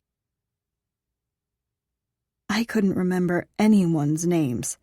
I thought this was supposed to be an intimate family dinner, but there had to be at least 40 people here. And I was beginning to wonder if every uncle I met was actually a relative or not. Dad, I said as he pulled me away from a girl that I knew for a fact was related to Isabella, because they looked almost the same, and she was rude to me. Remember my friend Felix Green? I asked. Who lives in this building? Of course. Someone planted drugs in his locker at school. He got arrested and the principal is threatening expulsion. Could you maybe help him get off? He smiled down at me. You want me to take care of it? Yes. I knew it came out as more of a question than a direct answer, but the way he'd said, take care of it, gave me pause. It's not so bad to have connections, my dad said. That was true. I just wasn't sure his connections were on the up and up. Anything else I need to know about what happened with Felix before I make a call? No, he's innocent. Several weeks ago he wouldn't have been, but Felix was trying to be better. His past mistakes shouldn't ruin his future. There was one piece of information that my dad needed to know, though. I guess you should probably know that Cupcake and Isabella framed him. My dad looked down at me. Cupcake? Joe Dixon? He's a kid from school. I think Isabella is sort of dating him. I'm almost positive that they put the drugs in Felix's locker. Isabella said something to me a little while ago about breaking everyone around me. I think she's trying to make everyone hate me so that I leave town. When were you planning on telling me this? Today? My dad sighed. Princess, it's of vital importance that you tell me everything Isabella says to you. Do you understand? I nodded. I mean it. Every single thing. I will. I honestly wasn't worried about Isabella right now. Well, minus the fact that she'd probably been hitting on Matt for the past 30 minutes. "So you'll help Felix?" He smiled. "I'll take care of it." "Thanks, Dad." "If you'll excuse me for a moment, I need to have a conversation with Isabella about this cupcake. It's the first I've ever heard of him." Crap. I wasn't trying to get Isabella in trouble today. I knew my dad required weird relationship contracts and stuff. Isabella was going to be furious with me. But would it really make anything worse? The psycho already wanted me dead. Chapter 36. Thursday. I turned down a hall that I thought led to the living room, but it was the one that went to the library. How did I not know where the freaking living room was? I turned around and ran straight into James. "Hey," he said with a smile. "Hi." God, I couldn't be alone with him in a random hallway. If Matt saw us together, he'd be so beyond pissed. "Sorry, I didn't mean to startle you," James said. "I just saw you going to the library and figured it would be a good place to talk." He clearly knew this apartment better than I did. "I don't really have time to chat right now. I left Matt with Isabella. Do you have any idea where the living room is?" He laughed. "Back that way to the left." He pointed over his shoulder. "Great." I tried to step around him, but he stepped the same way, trying to let me pass, and we both laughed. "Actually, while I have you, I did want to give you something." He pulled out something from his pocket, and for just a second I had a terrible feeling that he was about to propose again. "What's with the face?" He held up a thumb drive. "It looked like you were worried I was about to pull a prank on you instead of Isabella." Yeah, something like that. "Sorry. What is that?" He handed the thumb drive to me. "Your completed project for your entrepreneurial studies class." "Wait, completed project? You were only supposed to do the coding." He shrugged. "I figured with Matt and Rob fighting, it would be hard for you to finish. Now you don't have to worry about it." Wow, that was really nice. "Thanks, James, but that wasn't necessary." "It was no problem." He gave me one of his real smiles, the ones it seemed like he reserved just for me. "But it wasn't necessary. You and Matt are about to be friends again," I said. "Because the deal was that we'd talk to him." James shrugged. "Doesn't mean we'll magically be friends again. He kissed my girlfriend." "And you kissed me." "True, and I don't feel an ounce of remorse. It was a great kiss." I could feel my cheeks getting red. "Well, don't say that when you talk to Matt. How about you try apologizing instead?" "That wasn't part of the deal, Brooklyn. You just said we had to talk." "You know what I meant." "Did I?" "James!" He laughed. "I'm just messing with you. I'll talk to him. I'll be nice and everything. I promise." "There you guys are," Rob said and ran over to us. He seemed out of breath, which was weird because I knew he was in great shape. Soccer players had to be. What had he been doing? "Everything's all set for the prank," Rob said. "Last chance to back out, Sanders." I took a deep breath.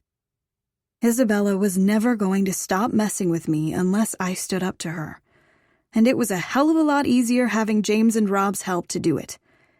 This was my one shot to put her in her place, in front of her whole family.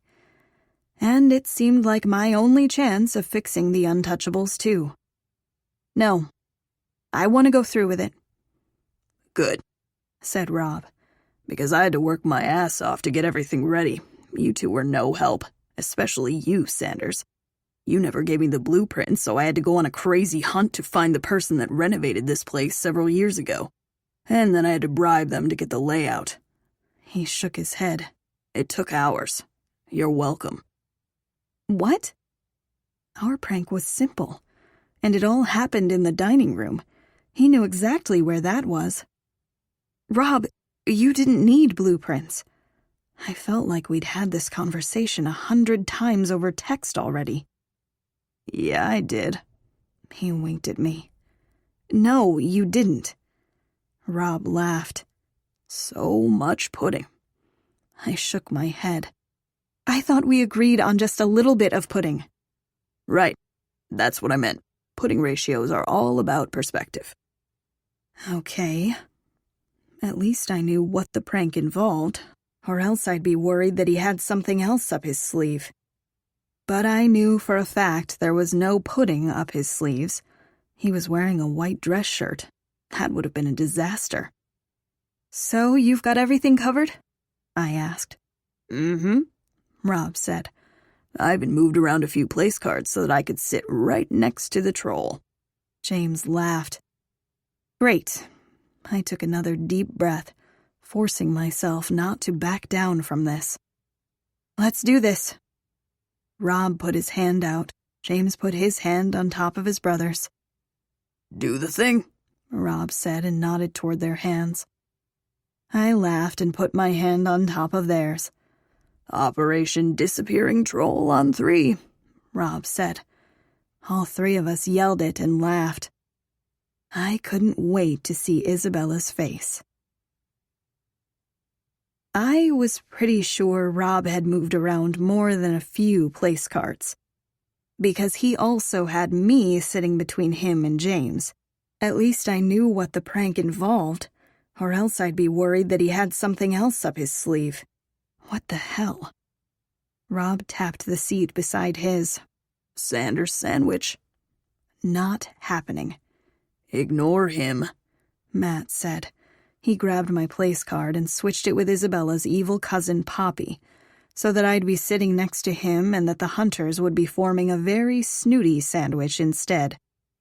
No, not Poppy, James said. She's the worst. He tried to switch her place card with someone else's just as Poppy walked into the room.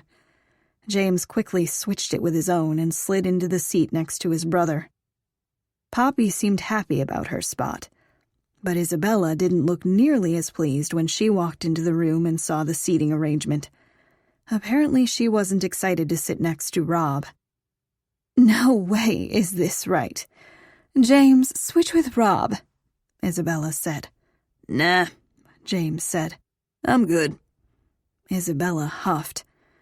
And Matt actually laughed, almost like he would have when all the Untouchables were still friends. It was the first time I'd seen him not hostile with them in ages. Mason sat down next to me and laughed too. I was very much aware of the fact that I was still a Sanders sandwich, just between the Caldwells instead of the Hunters. I was exactly where I was supposed to be. I would have been perfectly comfortable if Rob hadn't kept winking at me. Is something wrong with your eye? I asked Rob. Nope. Rob lifted up the bowl of chocolate pudding in front of him. Pudding Wizzy? Bite me. But it's a Hunter family tradition, the Thanksgiving pudding of prosperity and health. If you don't eat any, you'll have a year of bad luck. Stop talking to me, or you'll have a year of bad luck, she said. Rob winked at me again. Stop it. What's going on? Matt asked as he looked back and forth between me and Rob. Nothing, Rob and I both said at the same time. Great. Now it didn't sound like nothing. I looked down the long dining room table, searching for a good distraction. There were dozens of people here. Surely someone could say something to shift the focus off me and Rob. I sighed with relief as my dad stood up at the head of the table. He lightly tapped his knife against his glass, easily silencing the room. Thank you all for coming tonight, he said. Once a year, we all get together to celebrate our family. And tonight we have a new addition. Princess, I am so lucky that you found your way back into my life. Everyone turned to stare at me. And, despite what my dad said, I didn't feel like part of the family. I felt like an intruder. Especially with the way Isabella was staring at me, and Poppy, and even a few of the uncles. I tried to focus on my dad instead of on all the haters. And I expect everyone to welcome you with open arms," he said. It sounded more like a threat than a toast. I gulped.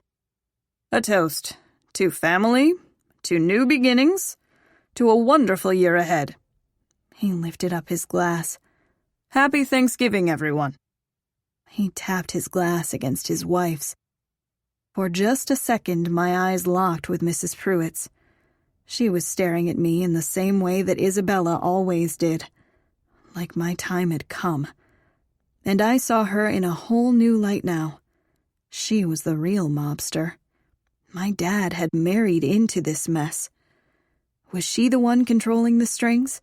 Was that why there was unrest with the families? Was that why everyone was staring at me like I didn't belong?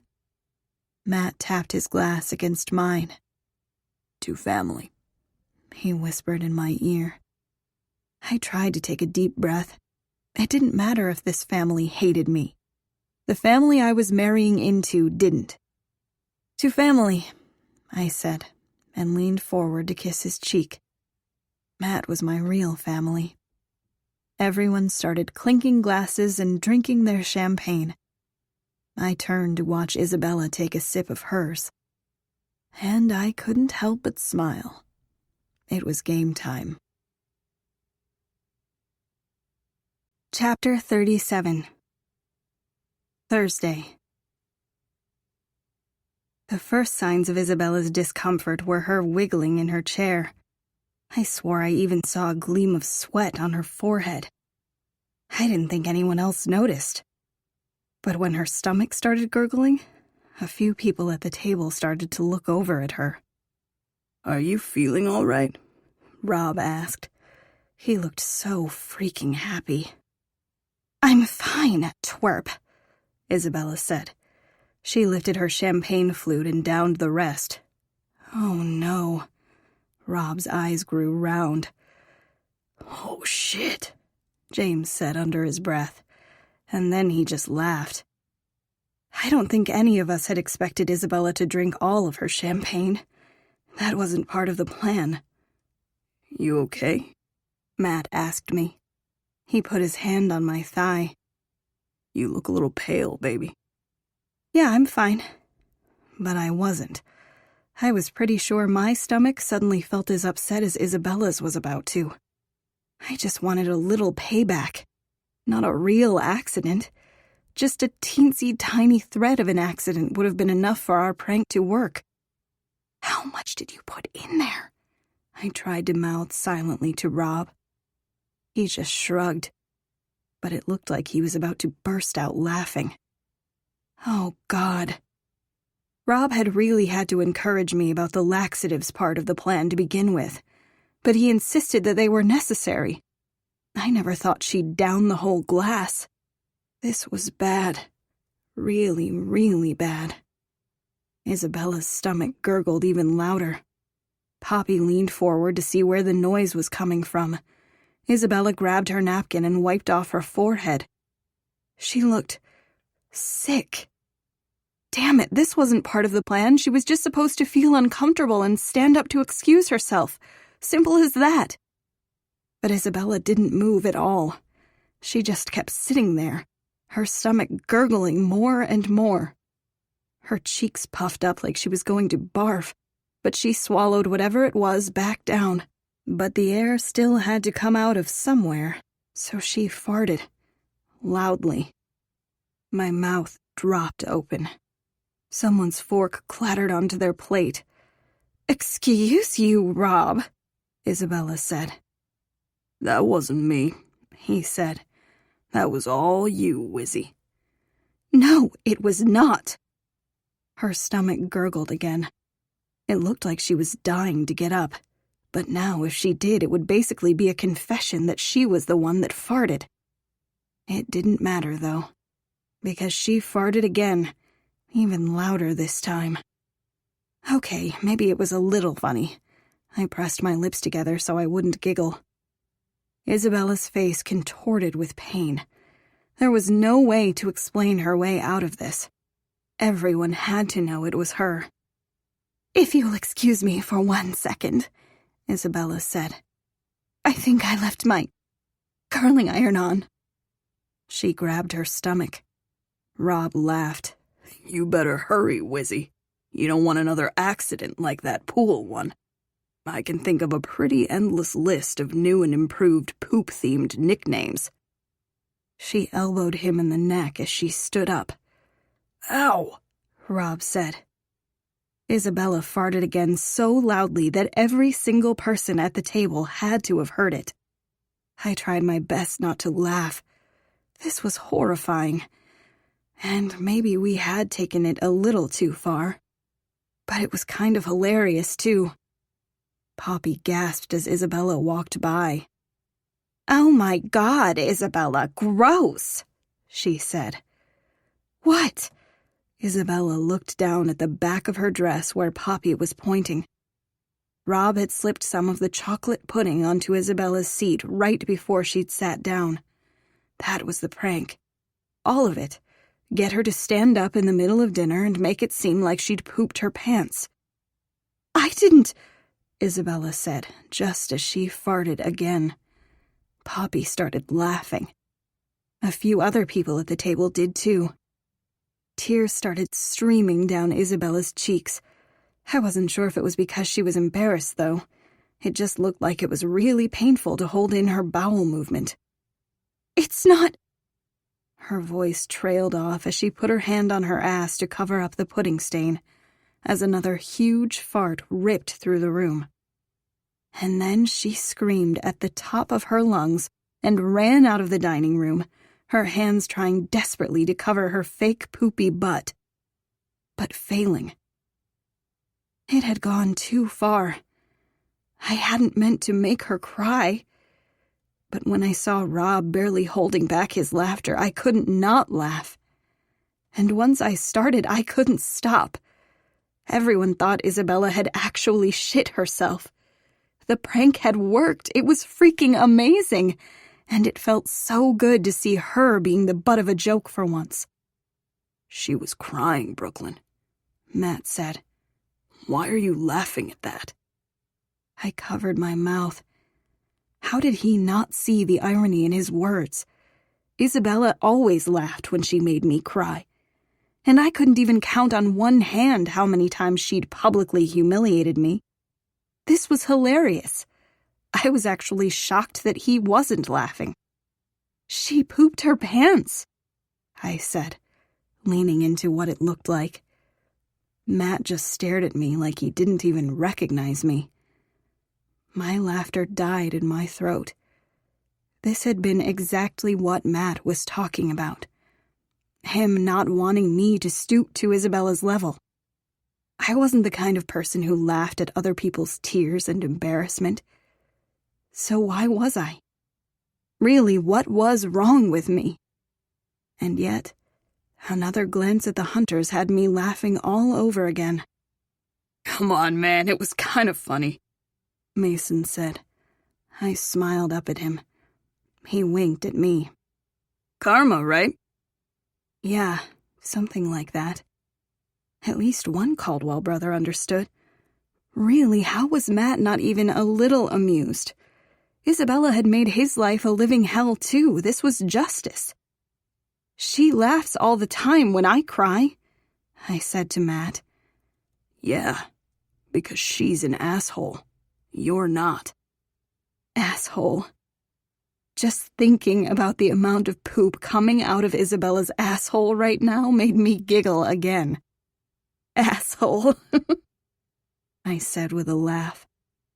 And for some reason, that finally made Matt smile. Fine, maybe it's a little funny, but only because you find it so hilarious. He kissed the side of my forehead. This is like the whizzing in the pool thing all over again. Right? It was the perfect prank.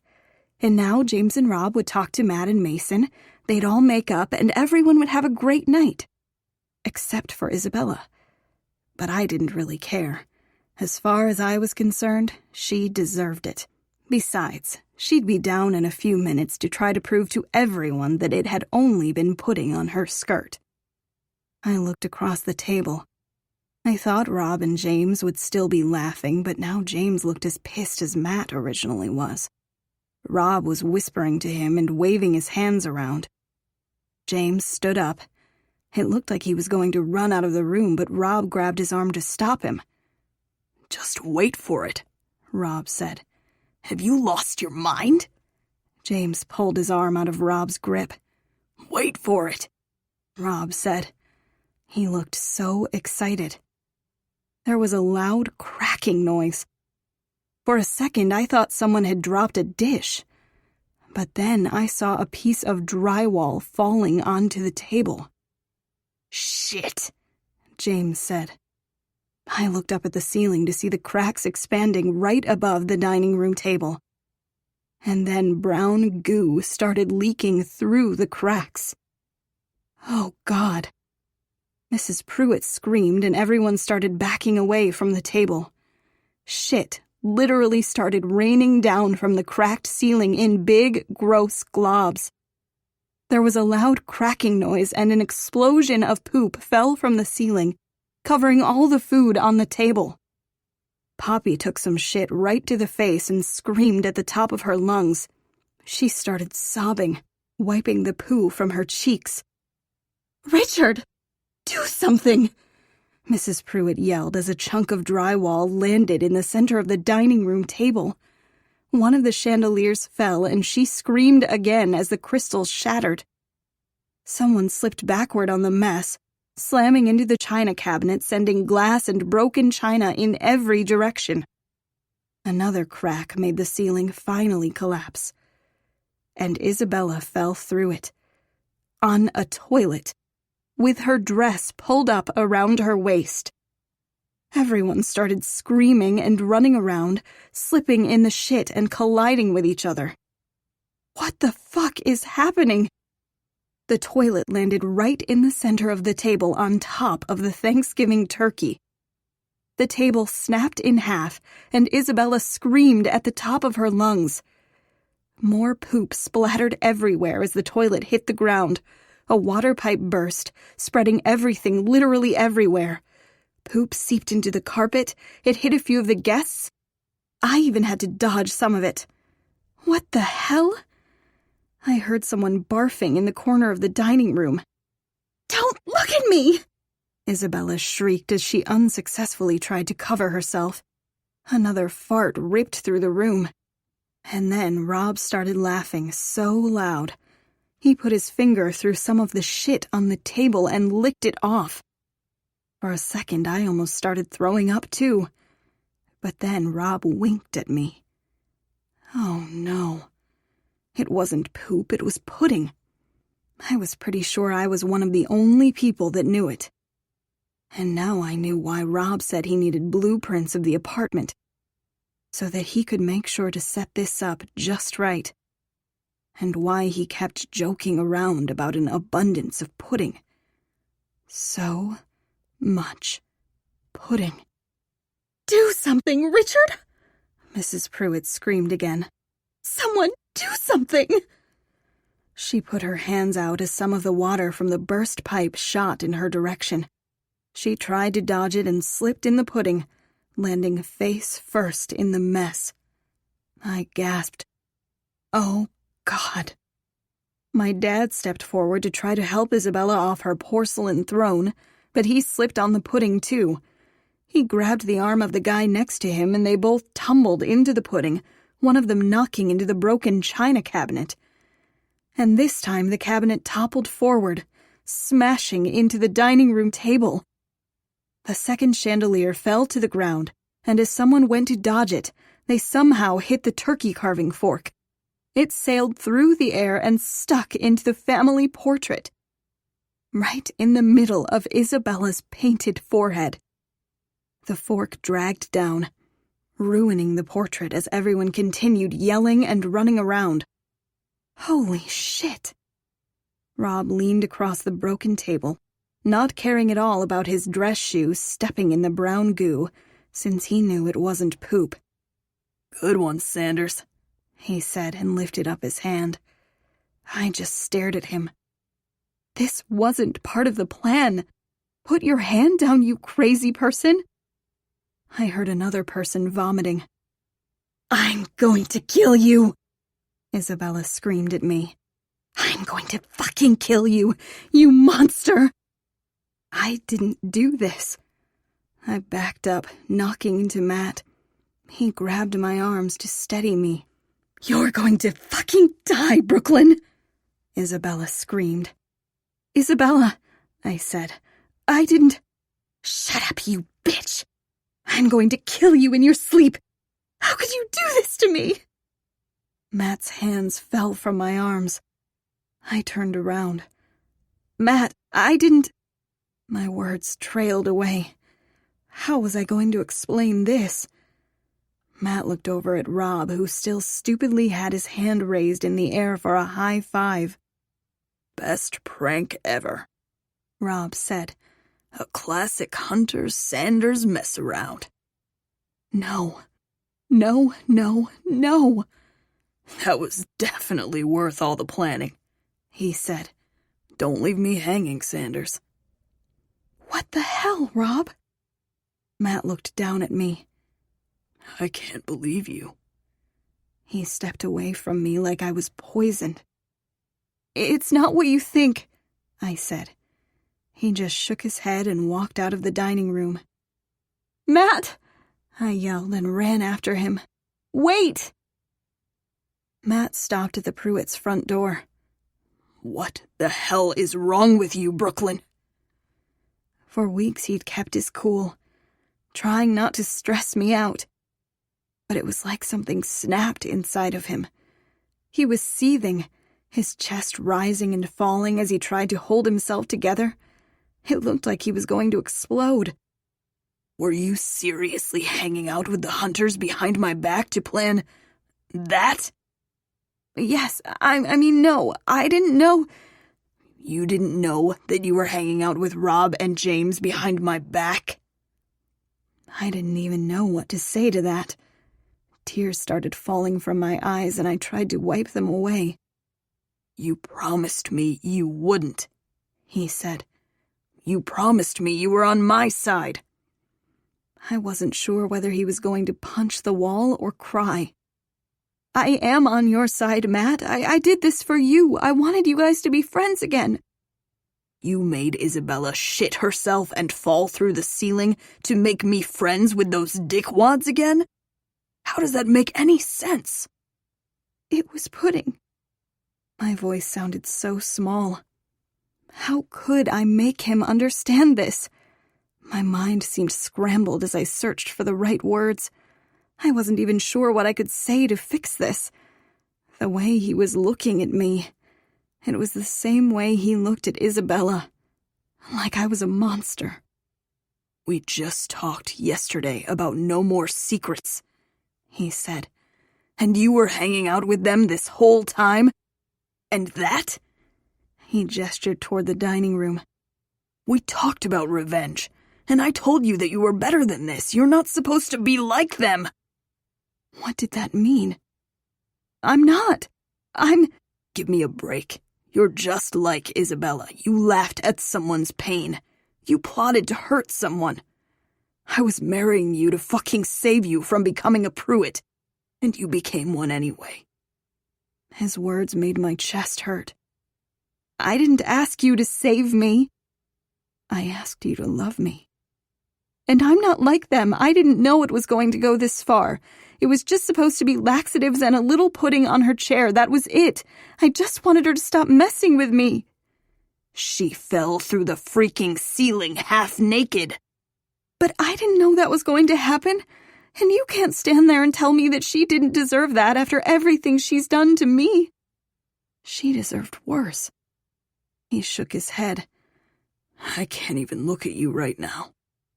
It was the exact same thing Kennedy had said to me yesterday. I grabbed his arm. Matt, I'm sorry. I didn't mean it. If you'd just give me a second to explain. None of this was coming out right. I didn't mean to. You didn't mean to talk to James and Rob behind my back? Or you didn't mean to lie about it? Or you didn't mean to keep this crazy revenge plot from me? Or you didn't mean to lie about keeping secrets? Or you didn't mean to stoop to Isabella's level and publicly humiliate her when I thought you were the bigger person? Which thing didn't you mean? God, what had I done? All of it. I tried to blink away my tears. My mom was wrong. You can't marry out of this crazy family. They're toxic. All of them. Is he calling me toxic? I tried to wipe away my tears, but I couldn't stop crying, because he was staring at me like I was a stranger, like I was toxic, like I was a Pruitt and not a soon-to-be Caldwell. Isabella's a disease. Those were some of the first words he'd ever said to me. I'd known that's what he thought, that the Pruitts were all toxic. I just prayed he didn't lump me in with the rest of them. You're not the person I thought you were. He grabbed the doorknob. Yes, I am. Please just stay and hear me out. Like you heard me out when you believed I'd sleep with my best friend's girl? You didn't give me the time of day. Matt. My chest ached not just because he was angry, but because what he was saying was true. I'm sorry. I fought for you. For us. I tried to be patient and understanding about what you were up to all that time you weren't speaking to me. But we're together now, and you still look me in the eye and lie, and keep secrets and sneak around behind my back. How the hell am I supposed to be understanding about that? You don't care about my opinion at all. You don't care about me. Of course I care about you. My tears were falling so fast that he was blurring in front of me. How could he think I didn't care? I loved him so much that it hurt. Yes, I planned a stupid little prank to get back at Isabella, but I never meant for it to go this far. And I was doing it to fix your relationship with James and Rob. He shook his head, and he didn't say it, but I knew what he was thinking. That I did it because I was a Pruitt. That their blood was in my veins. That I was a monster. I couldn't think straight. Nothing was coming out right. But I was crying too hard, and I could feel so many eyes on me from the dining room. I couldn't breathe. You have to believe me. I choked. That's the whole problem, Brooklyn. You haven't given me any reason to believe a word you say. He opened the door. Matt, you promised you wouldn't walk away. I guess we're both liars. The door slammed shut behind him. Chapter 38. Friday. I guess we're both liars. The words kept rolling around in my head as I stared up at the ceiling of my bedroom at the Pruitts. I hadn't slept at all. My whole body ached. My heart most of all. The prank was supposed to fix everything. But, if anything, the Hunters and Caldwells just hated each other even more. And everyone hated me. Matt wasn't speaking to me. Kennedy still wasn't answering my texts. I'd yelled at Rob and James, even though James swore he didn't know about that part of the prank. They were probably mad at me now, too. As far as I knew, Felix was still in jail because of me. And Mason was pissed at me, too. He'd left shortly after Matt, and told me not to bother to come back to the house. Even Isabella had called me a monster. I didn't care about her opinion, but that one did hurt. A monster had called me a monster. Miller and Donnelly were both stationed outside my room to make sure Isabella didn't make good on her promise of killing me in my sleep. But what would it have mattered if she had? No one would miss me. Everyone would be better off if I was gone. I wiped away my stupid tears as I looked at my phone. I'd left dozens of calls and texts for both Matt and Kennedy, and my screen was still blank. I just stared at it, waiting for something to come through. But why would it? I was a liar. They'd both said so. I was a monster. I was a Pruitt. I sat up and pressed on Matt's name on my phone again. I'd tried to explain it 1,000,000 times already, but one more time wouldn't hurt. It rang once and went to voicemail. He'd rejected my call. He'd seen it was me and ignored it. Even though he had to know how much I was hurting too. His silence literally made my chest ache. I tried not to cry as the voicemail switched on. "Matt, it's me." Of course it was me. Who else would leave him so many repetitive voicemails? "Can you please call me back? I know you're mad, and I would be too, but you have to believe me, I never meant for it to go that far." I ignored the tears rolling down my cheeks. How could he ignore me right now? He wasn't supposed to cut me out.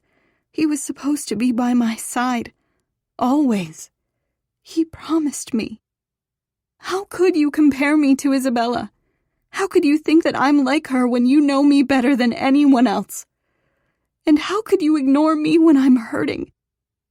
I wiped away my tears with my fingertips. I gave you so many second chances when we first got together. All I'm asking for is one. I think you owe me that after everything we've been through. Didn't he see that? How could he treat me this way? I was still crying, but they were angry tears now, and I didn't bother to wipe them away. "You're a hypocrite, Matt. You're a fucking hypocrite." I hung up the phone and let myself cry, because I was pretty sure yelling at him instead of apologizing was something that Isabella would have done too. I'm not like her. I'm not. God, maybe I am. There was a knock on my bedroom door. "Princess, can I come in?" My dad walked in. He gave me a small smile. "How are you feeling this morning?" I felt my bottom lip start to tremble. "I messed everything up, Dad." He rushed over and put his arms around me. "Nonsense, you didn't do anything wrong." He was one of the only ones that believed me when I said I didn't know about the whole prank.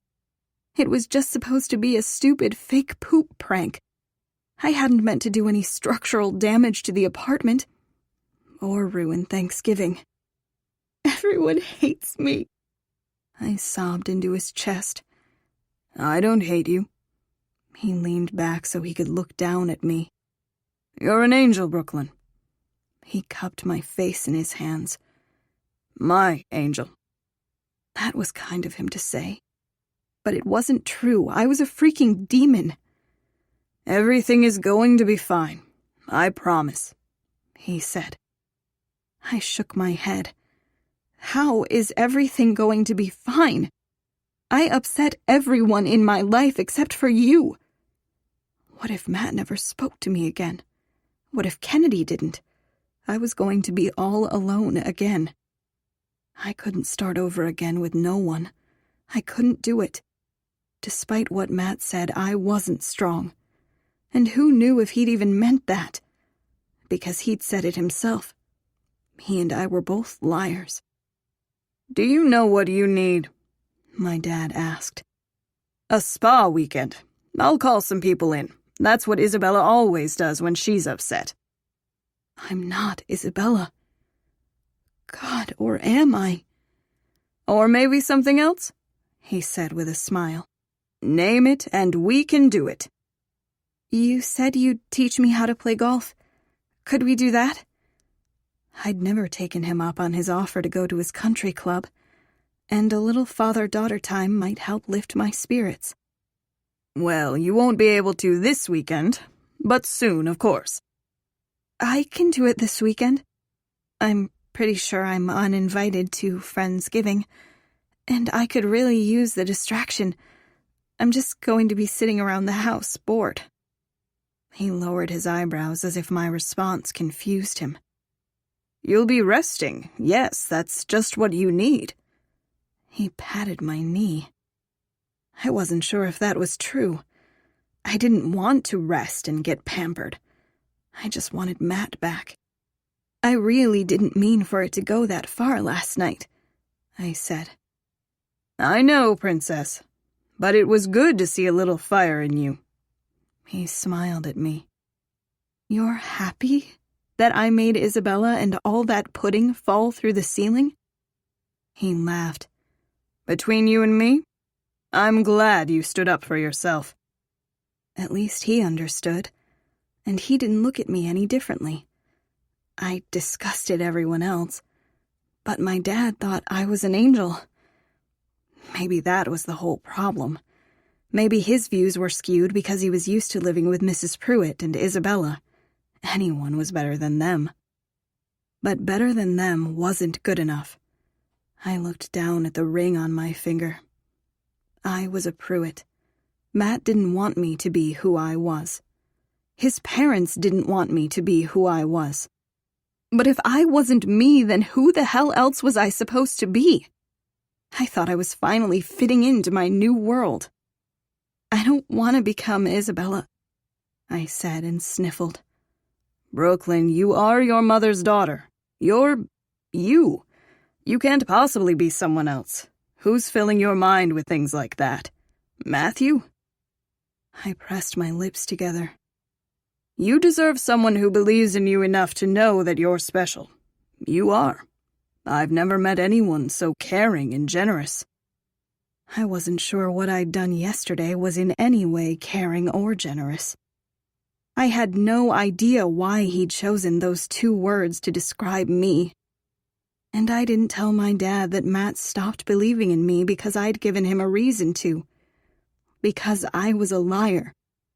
Thanks, Dad. He patted my knee. Now, I'd love to keep chatting, but it's just about time for your appointment. Oh, I'd completely forgotten about that. Dad, I really don't feel like going anywhere today. Dr. Wilson came here, of course. Come on, you wanted to see what was in that room down the hall anyway, right? What did that have to do with Dr. Wilson? Yeah, okay. Maybe it would be good to move around. Besides, I didn't want to be alone right now. Talking to Dr. Wilson would at least keep my mind preoccupied. I walked out of my room and tried to hide from Miller's judging glare. Although, he didn't look so disapproving this morning. He just looked sad. For me? Because of me? I had no idea. I could add him to the list of people that hated me right now. His eyes locked with mine. You don't have to do this, Miller mouthed silently to me. You can still back out. What? Why was everyone so concerned about whether or not I was on birth control? It was no one's business but mine. I just turned away from him. I didn't have the energy to fight with him right now. All the fight in me was gone.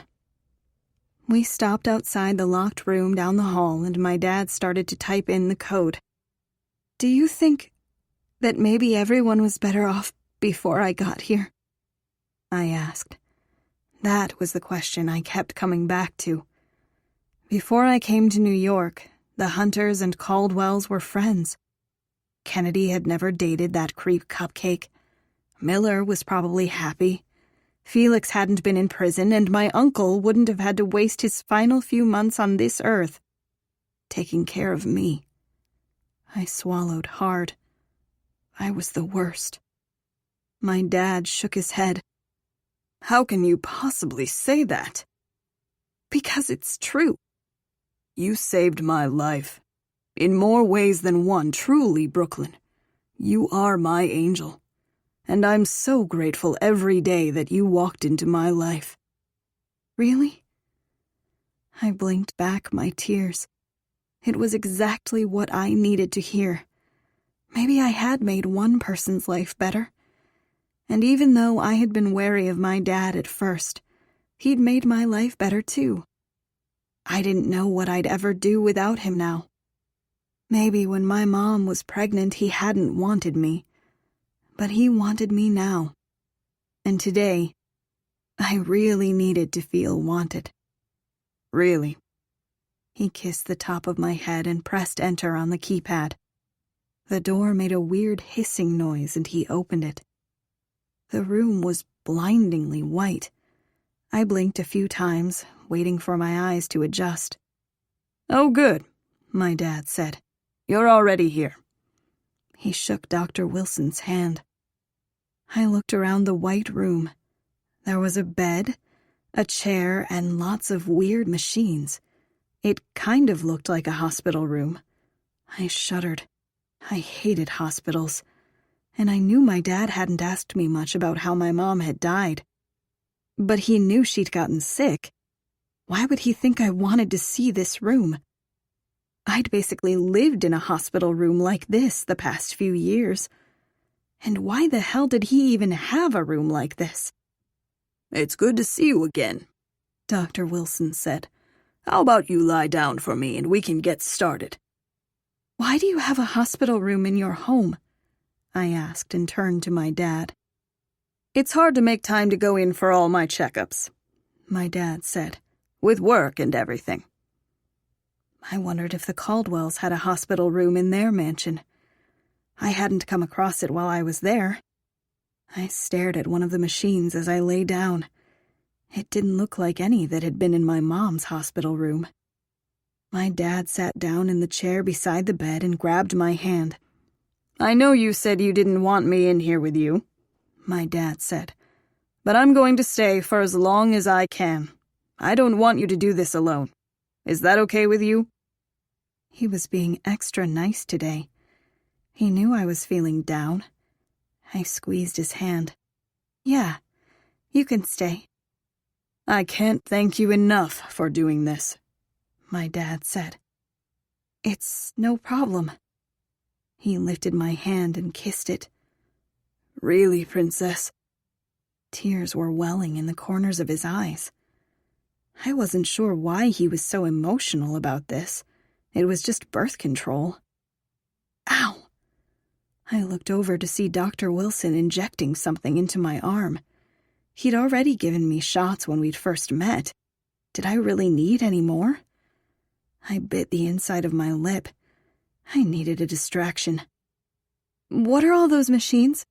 I asked. My dad gave me a strange look. "They're for my dialysis. I need it 3 times a week. It was getting exhausting going to the hospital so frequently, so Dr. Wilson helped set all this up." Wait, what? Dialysis?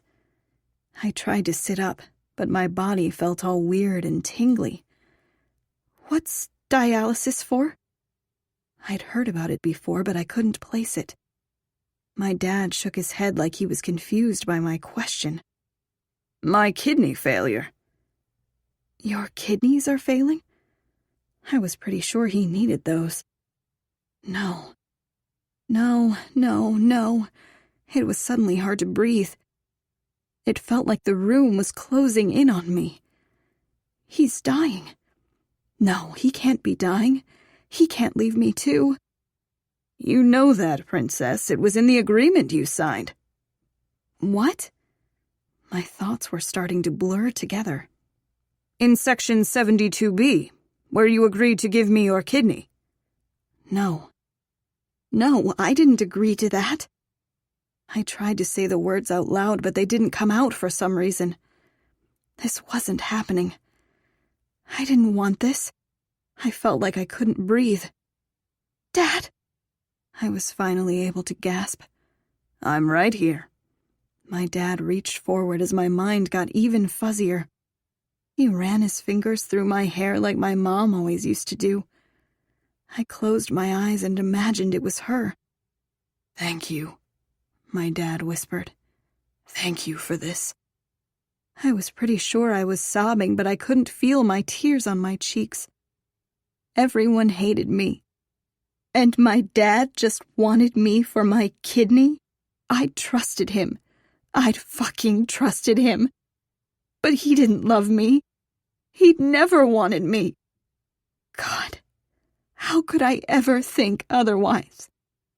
He'd popped up out of the blue and forced me to live with him not because I was his daughter, but because I was a fucking match for his failing kidneys. All the blood work, all the being overly worried about my health, all the safety precautions, him swearing he wouldn't let Isabella ever hurt me. I thought he was being a good dad. I thought he loved me. I couldn't feel my tears, but I saw them fall from my chin and onto my shirt. I remembered Miller being surprised I'd signed the contract. I remembered how excited my dad was when I'd finally given him the signed papers. I was his angel. Fuck that. And fuck him. I was just an organ donor. My dad never wanted me. I'd known that. I'd known it, and I still let him in. Of course he didn't love me. Of course he didn't want me. No one wanted me. No one. I couldn't breathe. All I could think about was how much everything hurt. My heart ached. My mom had been right. My uncle had been right. Mrs. Alcaraz had been right. Even the Caldwells had been right. My father was a monster.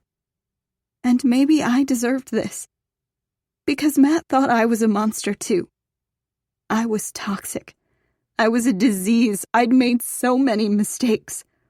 I'd betrayed Kennedy's trust by telling Felix about Cupcake, and I'd betrayed Matt by doing the prank and talking to the hunters. I'd even betrayed the hunters by completely throwing them under the bus for the whole prank. I wanted to think that everyone would eventually be able to forgive me. I'd called Matt a hypocrite. But I guess that was me. Because I'd never be able to forgive Cupcake for what he did to Kennedy, or how he and Isabella set up Felix. It seemed like everyone in my life betrayed everyone else. But this? My dad betraying me in this way? I'd never forgive him. Never. He was supposed to love me unconditionally. He was supposed to be my dad. I just needed one person to believe in me, to want me, to love me. My dad's face blurred in front of me. I thought he loved me. I thought Matt loved me too. Why did no one ever love me? I pictured my mom singing to me as we danced in the kitchen. It was like I could actually hear her voice. And then the image in my mind morphed, and I was holding her cold hand in her hospital bed, watching the life drain from her face. She was the only person that ever loved me for me. The only person that saw the good in me. The only person worth fighting for. And she was already gone. For one last second, I felt her fingers in my hair, and her song in my ear. My heart felt like it was breaking in two, but I knew that wasn't true, because it was already shattered. Chapter 39. Friday. Matt. I looked down at all my missed calls and texts from Brooklyn. She probably had an equal number of them on her phone now because she had ignored all my calls and texts this afternoon. I was pissed off last night. Fuming. Not just because I'd seen a side to Brooklyn I'd never seen before, but because she lied. She looked at me and lied to my face while she was out sneaking around with James and Rob behind my back. How the fuck was that supposed to make me feel? James had proposed to her, and if she didn't see that he was trying to steal her away from me, then she was blind. Or maybe she was hoping he would. I sighed and ran my hand down my face. She had every reason to be mad at me too, though, and I had a feeling I knew why she wasn't calling me back. I'd basically told her I was marrying her to help her get away from her crazy fucking family, and that it was pointless because she belonged with them. She'd lied. She'd made me feel like shit. But I'd been the asshole, and I hated that I'd made her feel like shit too. Thinking about shit made me picture the destruction of the Pruitts' dining room. I shook my head. What a mess. But if anyone deserved to fall through the ceiling on a toilet, it was Isabella. Brooklyn was right about that. Are you going to call her? I look up to see Mason leaning against the door jamb. Mom's already wondering why Brooklyn didn't come home with us last night, he said. You definitely won't be able to evade her questions if Brooklyn doesn't show up for Friendsgiving. What do you think I've been doing in here all afternoon? I tossed my phone down on my bed. I don't know. Jerking off? Funny. Brooklyn's not answering my calls. Huh. If you ask me, she seemed pretty sorry last night. I'm surprised she isn't answering. Yeah, I know. But I shouldn't have left her at the Pruitts', and I shouldn't have said all that stuff about her being like them. She's probably super pissed off at me. Mason shrugged. No one wants to be compared to a Pruitt. I wasn't even sure that was the worst part. Brooklyn had gone behind my back in order to pull that prank on Isabella. If she had come to me and told me that she really needed to stand up to Isabella, I would have helped her. But Brooklyn must have felt like she couldn't rely on me, and now I'd given her even more reason to doubt me. I'm going to go there and try to talk to her. Can I borrow your car? I asked and stood up. Much better plan than calling, said Mason, but I don't mind driving. I laughed. You're coming with me, voluntarily, to the Pruitts'. You said a lot of stupid shit last night. You're going to need a wingman. Fair enough. And I'm pretty sure if I stay here, Mom's going to make me help in the kitchen, and no one wants that. Another good point. Mason slapped my back as I walked through the door. It's gonna be fine. Yeah, maybe we should stop and get flowers, though, I said. Just in case. Not that I knew what flowers were her favorite. I'd bought her every type of flower I could find after her uncle passed away. I got it stuck in my head that if I found the right kind, she'd smile. That hadn't worked, but holding her as she fell asleep in my arms had worked. She smiled a lot in her dreams. Recently, I'd been getting her to smile more when she was awake, too, and I couldn't believe I'd stood there yelling at her when all I cared about was seeing her smile. I knocked on the Pruitts' door. I'd gotten a bouquet of red roses. Sometimes when my dad made my mom angry, he'd come home with a dozen roses for her. If it worked for him, hopefully it would work for me. Mason gave me a thumbs up. The bodyguard that always hung around Brooklyn opened the door. His eyes were red and puffy, like he'd been crying. Oh, hey, I said. Can I speak with Brooklyn? He wiped under his nose with the back of his hand, and then held the door open for Mason and me to come in. Mr. Pruitt's been expecting you. He's in his study. He gestured toward the large wooden office doors. Okay. But will you tell Brooklyn that I'm here? Friendsgiving starts in less than an hour and we really have to get going. The guy looked like he was about to start crying again. Just go talk to Mr. Pruitt. Before I could ask any more questions, he walked away. Weird. I hoped he was okay. Brooklyn was always so nice to her security team, but they always just made me feel uncomfortable, like they hated me for some reason. I walked over to Mr. Pruitt's study and knocked on the door. Come in. I pushed open the door and froze. Mr. Pruitt was sitting behind his desk in a wheelchair. His arm was attached to an IV. His face was completely drained of color, except for his eyes.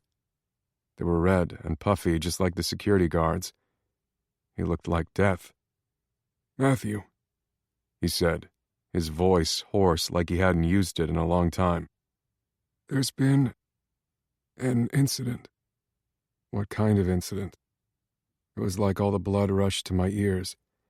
I could hear my heart pounding. Mr. Pruitt looked back down at the picture of Brooklyn he had on his desk. Brooklyn. She... His voice trailed off as a sob escaped his throat. He tried to reach for a tissue from his desk, but his arm gave out. What the hell is going on? Where is she? Mr. Pruitt just shook his head. We didn't know how weak her heart was until it was too late. Too late? Too late for what? I'm sorry, he said. I'm going to miss her just as much as you.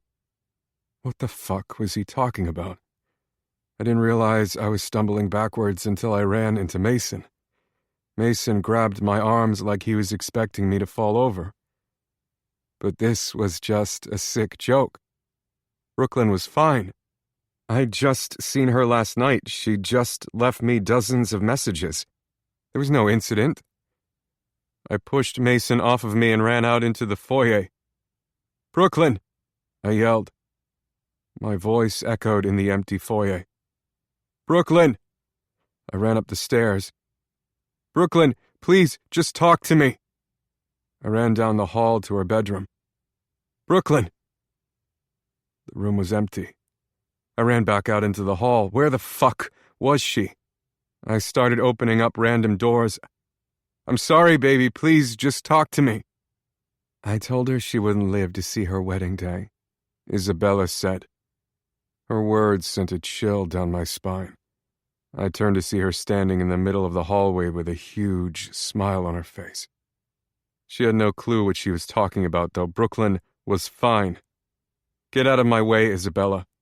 I walked past her. "Brooklyn, where are you?" "Those morgue people came and took her away hours ago." Panic was starting to settle into my chest. "Brooklyn!" "They just wheeled her cold, lifeless body out," Isabella said. "Like a bag of trash, because that's what she was." I lunged at her. I didn't realize or care that anyone was watching us, but two bodyguards grabbed me before I could wrap my hands around Isabella's throat. Isabella laughed. "Get off me," I yelled. "Brooklyn, where are you?" "Exactly where she belongs," Isabella said. 6 feet under with her whore mother. I ripped my arm away from one of the security guards and grabbed the front of Isabella's sweater. She screamed at the top of her lungs. "What did you do?" I yelled. The security guards pulled me away. This wasn't happening. This wasn't real. "I didn't have to do anything," Isabella called after me as I was being pulled down the steps. "I had a wonderful plan, but I didn't even have to use it. She died because she was weak." "Don't you dare fucking call her that!" I tried to lunge up the stairs again, but Mason stepped in front of me. "She died in surgery," he said. I shook my head back and forth. "No. What the hell are you talking about? She wasn't having surgery today." She agreed to give her dad her kidney. There were complications. "No." She would have told me if she was doing that. I just kept shaking my head as the tears started to fall down my cheeks. "She's okay. She's alive. I'll call her again. I'll just call her. You'll see." I fumbled with my phone in my pocket. All the missed calls and texts were blinking back at me. Mason put his hands on my shoulders. They didn't know her mom died of heart disease. Mr. Pruitt seemed shocked when I told him that. They were under the impression that it was cancer like her uncle. "No. She's gone, Matt. Her heart gave out on the operating table. She didn't make it." "She's not gone." What the hell was he talking about? Surgery? She just had a doctor's appointment, not a freaking surgery. "Brooklyn!" I yelled. "I'm sorry, Matthew," Mr. Pruitt said. I turned around. Mr. Pruitt was in his wheelchair in the middle of the foyer. His IV wheeled in right beside him. "I owe her everything. She saved my life." "You fucking prick." "She never agreed to any surgery." "She did. She signed the papers. I have a copy of them in my office. If one of your contracts? They're 1,000,000 pages long. No one reads those things, you psychopath." He looked at me like I'd slapped him. "I can't change what happened now. It's done." How could he talk about his daughter like she was just a finished business transaction? This is a joke, right? This is all a joke. But I didn't have the energy to call out her name again, because no one was looking at me like this was a joke. She can't be dead. She can't be. Mr. Pruitt pulled Brooklyn's ring out of his pocket. She would have wanted you to have this back. He held it out to me. If Brooklyn was alive, she wouldn't have taken it off. She promised me forever. She promised. I didn't want the ring back. I just wanted her. He grabbed my hand and pressed the ring into my palm. I'm sorry. I'll be in touch with the funeral arrangements. I know she would have loved for you to give a speech. Mr. Pruitt snapped his fingers and one of the bodyguards wheeled him away. I looked down at the ring in my hand and it became blurry through my tears. This isn't real. She can't be dead. She can't be. I wanted to run around the house looking for her. I wanted to see her laughing at one of my jokes, or even crying because I was being an idiot. I just wanted to see her face. I needed to see her face. Mason hugged me. This isn't real. I closed my eyes and opened them again. But I was still standing in the middle of the Pruitt's foyer, Brooklyn's ring digging into my palm. Brooklyn was gone. And the last thing I'd ever said to her was that she was a liar. I looked down at the rose petals all over the floor. I wasn't even aware that I'd dropped the bouquet. What the fuck had I even brought them here for? Flowers couldn't fix anything. They couldn't bring her uncle back. And they couldn't bring Brooklyn back either. My whole body felt numb. It's going to be okay, Mason said. How was anything going to be okay? Brooklyn was dead, and she died thinking that I hated her. Chapter 40. Wednesday. Matt. I was still numb. I'd gone from rage to despair. I'd called the cops on Isabella, convinced she was somehow behind it. I'd hired a private investigator thinking maybe Brooklyn was still alive and out there somewhere alone and scared. Hell, I'd even thought I'd seen her in the street. But I'd just scared some random girl half to death when I grabbed her arm. From rage to despair, all the way back to numb. I looked over at the coffin. I wanted to climb inside and stop breathing. I wanted to stop feeling this hollowness in my chest. I just wanted my fucking girl back. Someone in the church cleared their throat, and I realized I'd just been standing up here saying nothing. I was supposed to marry Brooklyn next month, I said into the microphone. The mic made a squealing noise like it was rejecting the past tense words that didn't make any fucking sense coming out of my mouth. And I don't really know what to say about our ending when all I was thinking about recently was our beginning. I swallowed down the lump in my throat. I wrote my vows to her a few weeks ago. Before this, I looked over at the coffin again. How could she be dead? How is this happening? I took a deep breath and pulled out the folded-up piece of paper in my pocket. I stared down at the words that I'd planned to say to her on our wedding day. I don't know anything better to say than how I feel about her. The words started to blur in front of me, but I knew them by heart anyway. Brooklyn, when I first met you, you thought you were invisible, but I always saw you. The first thing I loved about you was how your eyes lit up whenever you saw me. Like I was the only one that could make you happy. Happy. Fuck. I destroyed her. I wiped the tears out of my eyes. I had to get through this. I had to let her know. But you were the one making me happy. You were a breath of fresh air in this city. I was infatuated with you before we ever spoke. And I fell harder for you every single day since you first let me in. And I know that I'll keep falling harder every day from here. I dropped my head. I know you're scared of time. but I'm giving you all of mine every second. I'll cherish you, Brooklyn. I'll keep you safe. I choked on my words.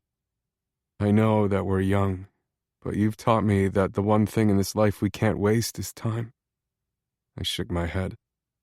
Baby, I can't imagine my life without you. I'd be lost if we weren't together. I'm only happy when I know that you're happy too, and it took me being an idiot, but I know for a fact that I'm only really living when we're together. And I don't want to go another day without you by my side. I took a deep breath. I promised to be all your firsts. First kiss, first love, first husband. When I'd written these vows, I could picture her smiling at that. An inside joke that not one damn person would understand but her. And she wasn't fucking here to laugh with me. And there are so many more firsts that we'll get to experience together. First child. My voice cracked. I couldn't read this part. I couldn't make myself think about all the firsts that had been ripped away from us. I wiped my face and skipped to the last paragraph. Brooklyn Sanders. Or Pruitt. It doesn't matter what your last name was because you're Caldwell now. My wife. I tried to steady my voice, but it was impossible. My home. My heart. My best friend and the love of my life. I promised you that I've only ever loved you and that I will only ever love you. And I'm standing here today, doubling down on that promise, baby. Because I will love you and only you until the day I die. I promise.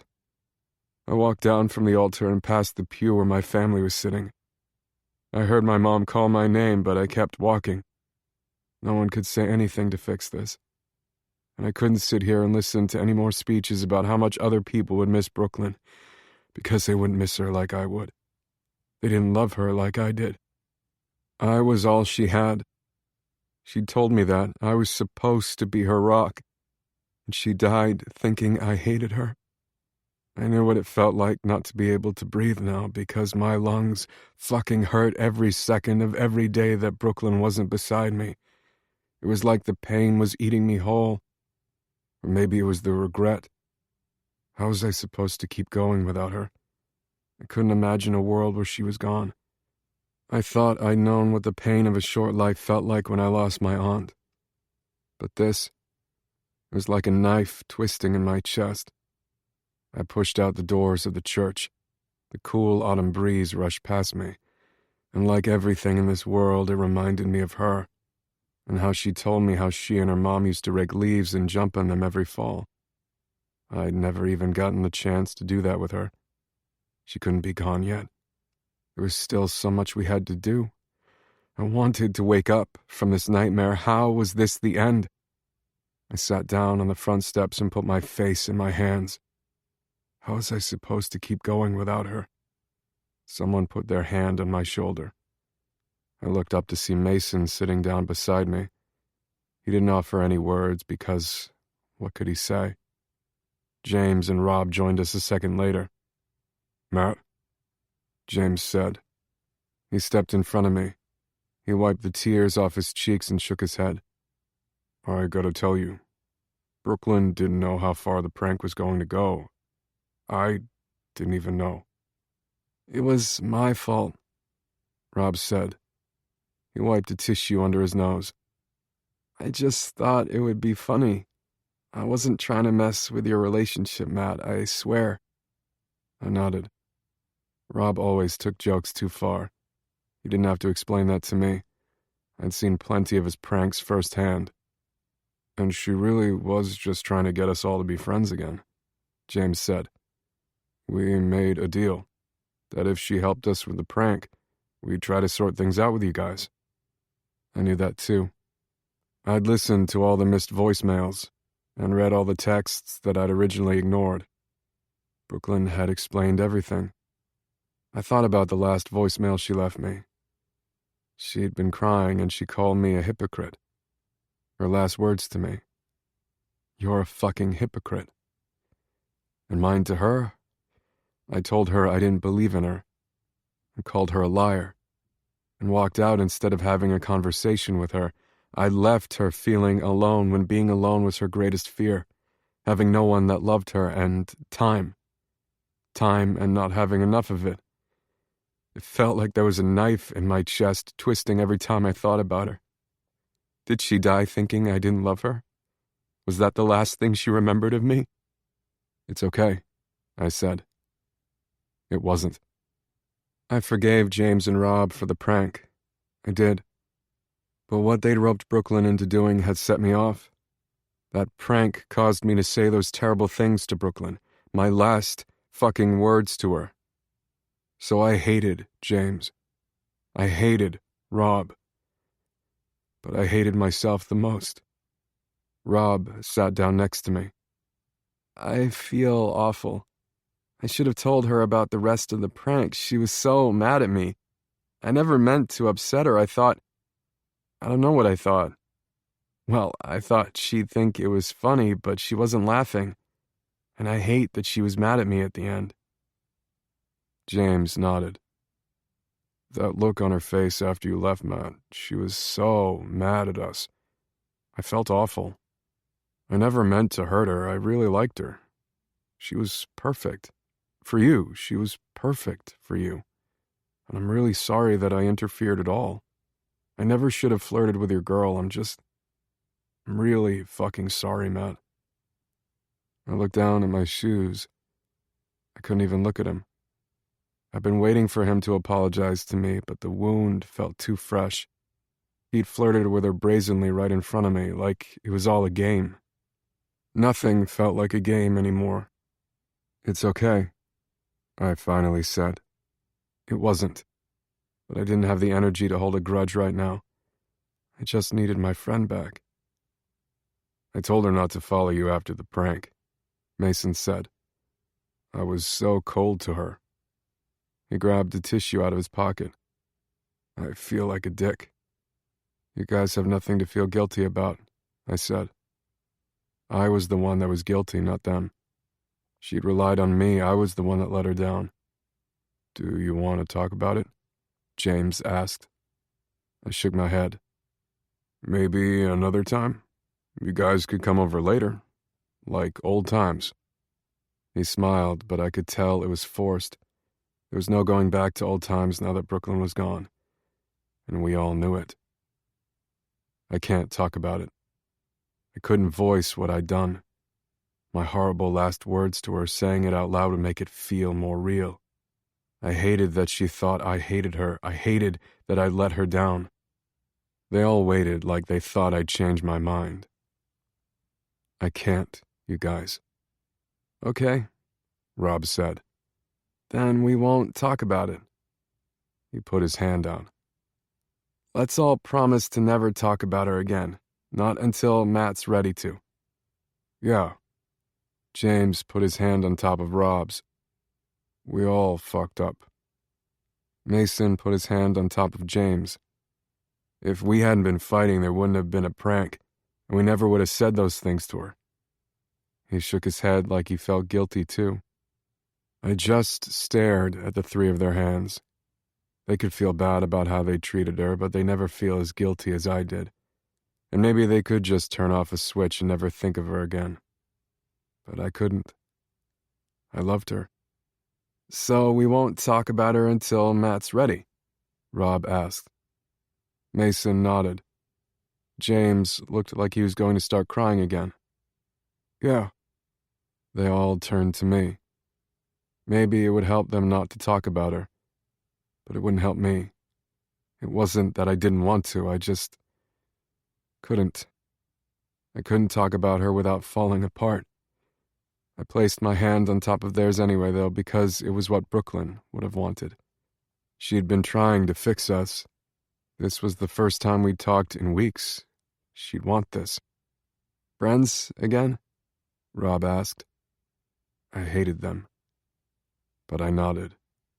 I'd pretend to be their friend until I could actually be their friend again. Maybe once I could forgive them for making Brooklyn think I hated her before she died.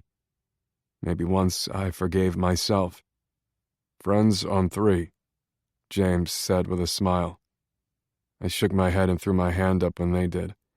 I watched Rob and Mason walk back into the church. I really am sorry, James said. She was a great girl. I thought we weren't supposed to talk about her. He nodded. For now. But whenever you're ready to talk about her again, I'm here. I wouldn't be taking him up on his offer. It wasn't that I just blamed him in part for the horrible last words I ever spoke to Brooklyn. He'd also robbed time from us. His girlfriend had kissed me, not the other way around, and I tried to keep the secret to protect him, because I was fucking worried that he'd take his own life. But he was still standing here, breathing, and Brooklyn was dead. I'd wasted weeks of my time with her keeping her a secret, hurting her feelings, because of my loyalty to him. So he couldn't fucking stand here and tell me he was here for me. I was the one who had been there for him, not the other way around. James wasn't my friend. I really am sorry, he said. I knew he meant it, and I knew that Brooklyn wanted me to forgive him. Fuck. I took a deep breath. I had to let it go. I knew he was sorry, and honestly, I was sorry too. I was sorry I hadn't told him right away when Rachel had kissed me. I was sorry that we'd stopped being friends in the first place. Brooklyn was right. I couldn't just cut him out so easily. James was like a brother to me. I expected James to walk back into the church with Mason and Rob. Instead, he sat down next to me. Maybe he was the one worried about me now. I'd forgive him, eventually. I knew I would. One day I'd be able to call him my friend and mean it, but that day wasn't today. It was better that we just sat in silence. It was nice of him to stay, though. It made me feel a little less alone. He knew I needed him. Wasn't that all friendship really was? After all, time was limited. Just like Brooklyn had said. I didn't want to waste any more of it by fighting with James. And I just really needed my friend back right now. She loved you, James said. The past tense made the knife in my chest twist again. But they were still somehow the exact words I needed to hear. Brooklyn did love me, and I'd always love her. I just nodded, because there was nothing else to say. Chapter 41. Wednesday. Matt. Felix gave me another hug before walking away from the gravesite. I didn't know exactly when we'd become friends, but Brooklyn, me, Kennedy, and him always hung out. I was glad someone had gotten all his charges dropped, but I didn't know how to hang out with him and Kennedy without Brooklyn.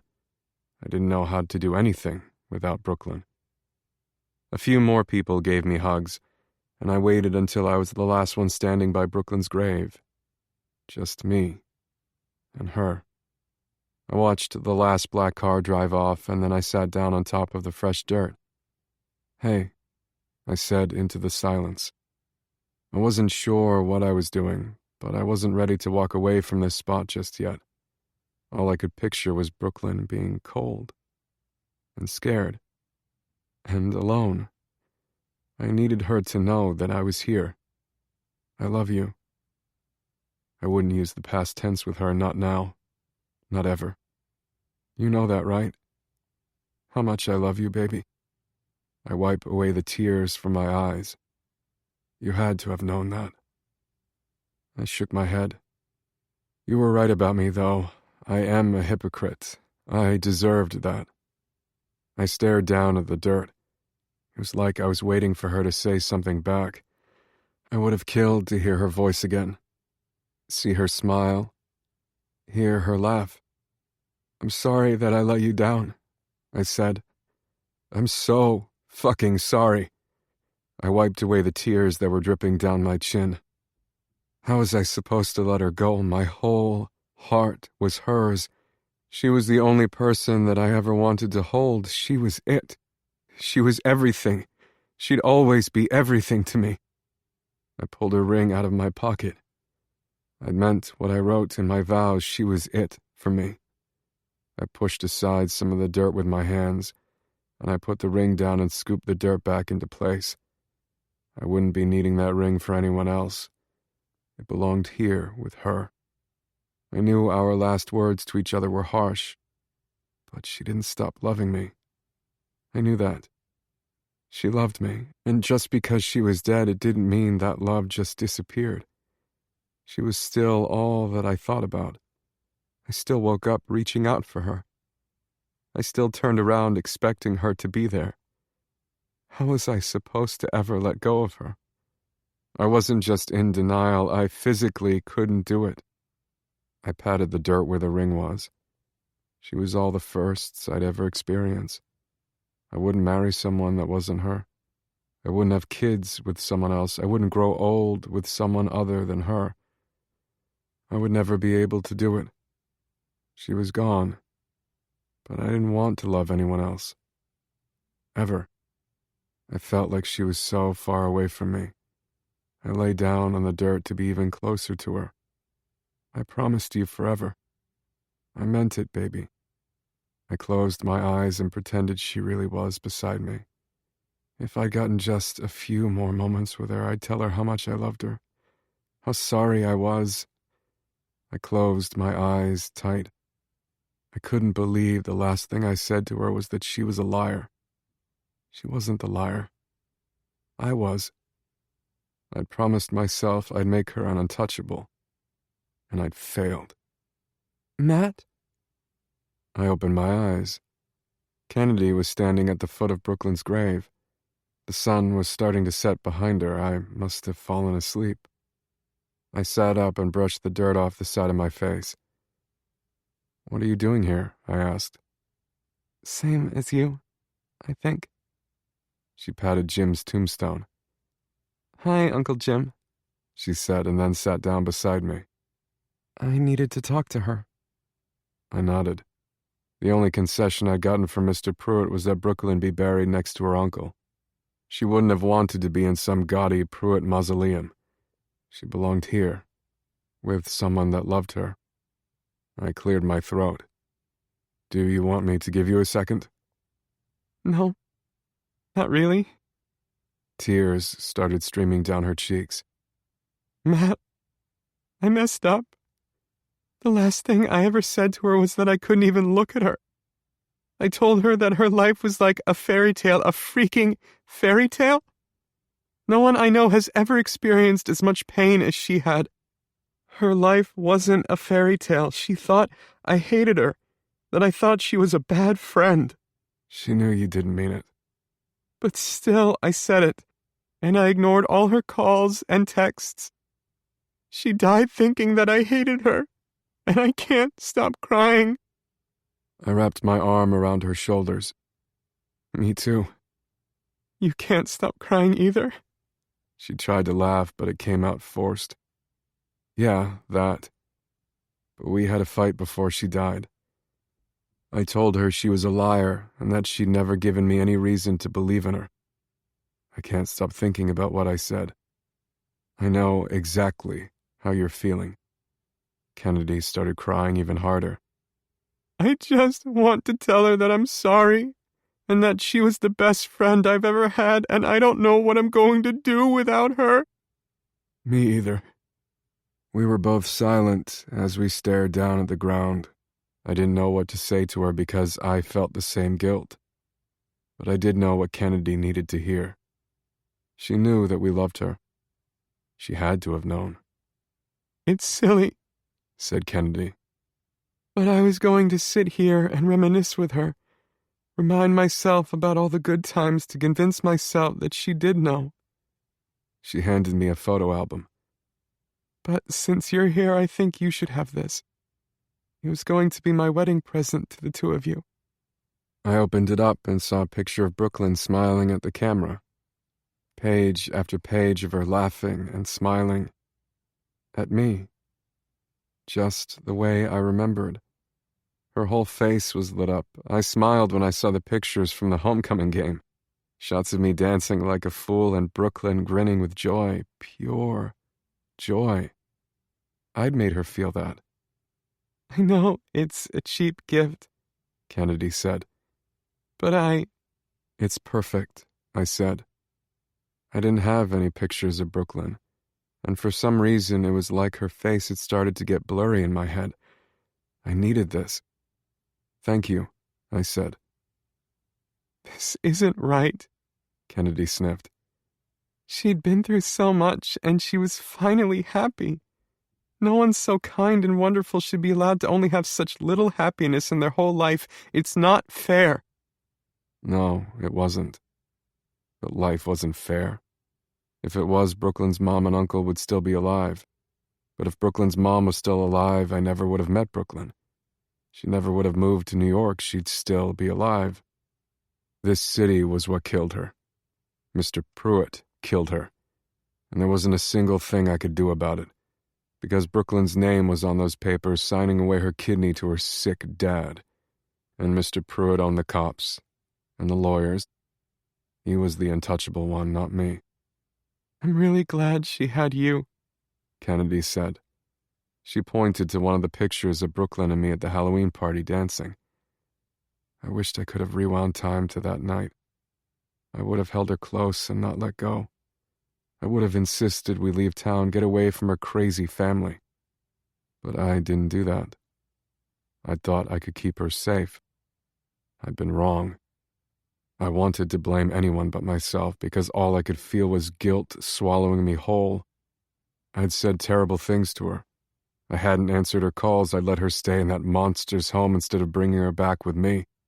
And I'd pretended she was a dirty little secret, when in reality, she was my whole fucking world. We sat there in silence. I wasn't even sure how long. We just sat and sat. She didn't say a word as I cried, so I didn't say a word about her tears either. I think we both just needed to be close to Brooklyn, and it was nice that there was someone else that seemed to care as much as I did. Brooklyn was loved, and she'd always be loved. It's getting late, Kennedy said. We should probably get going. I closed the photo album. I could barely see it in the encroaching darkness anyway. You go ahead. You're staying? I stared at her. Where else am I supposed to go? My whole life was here. I couldn't fathom moving from this spot. I couldn't. Not now, not tonight. Kennedy nodded. Okay. I'll stay too. You don't have to. She would have wanted me to. She would have wanted me to make sure you were okay. My stupid tears started up again. I'm not okay. I don't know how to be okay. I know. She grabbed my hand and squeezed it. So I'm just going to stay too. We can be not okay together. For however long it takes. Forever. I would forever not be okay. My friends didn't understand. They thought not talking about Brooklyn would help. And maybe it would help them. But it wouldn't help me. It seemed like Kennedy was the only one who understood. I couldn't let Brooklyn just fade away. I wouldn't. I don't ever want to forget about her. And no one else understands. I can't forget her. I can't stop loving her. We won't, Kennedy said. We won't let her just become a distant memory. We can't. I opened up the photo album again and squinted down at a picture of Brooklyn smiling at the camera.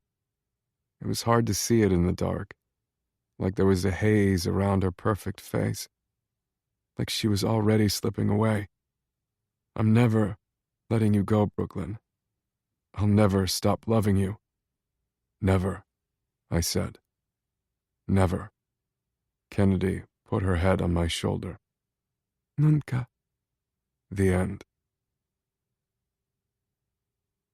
This recording of Empire High Betrayal was presented by Dreamscape Media, LLC. Narrated by Lori West and Connor Crace, and produced by Dreamscape Media, LLC. Text copyright 2020 by Ivy Smoak. Sound recording copyright 2020, Dreamscape Media, LLC. Thank you for listening. Please check dreamscapepublishing.com for Dreamscape's latest releases.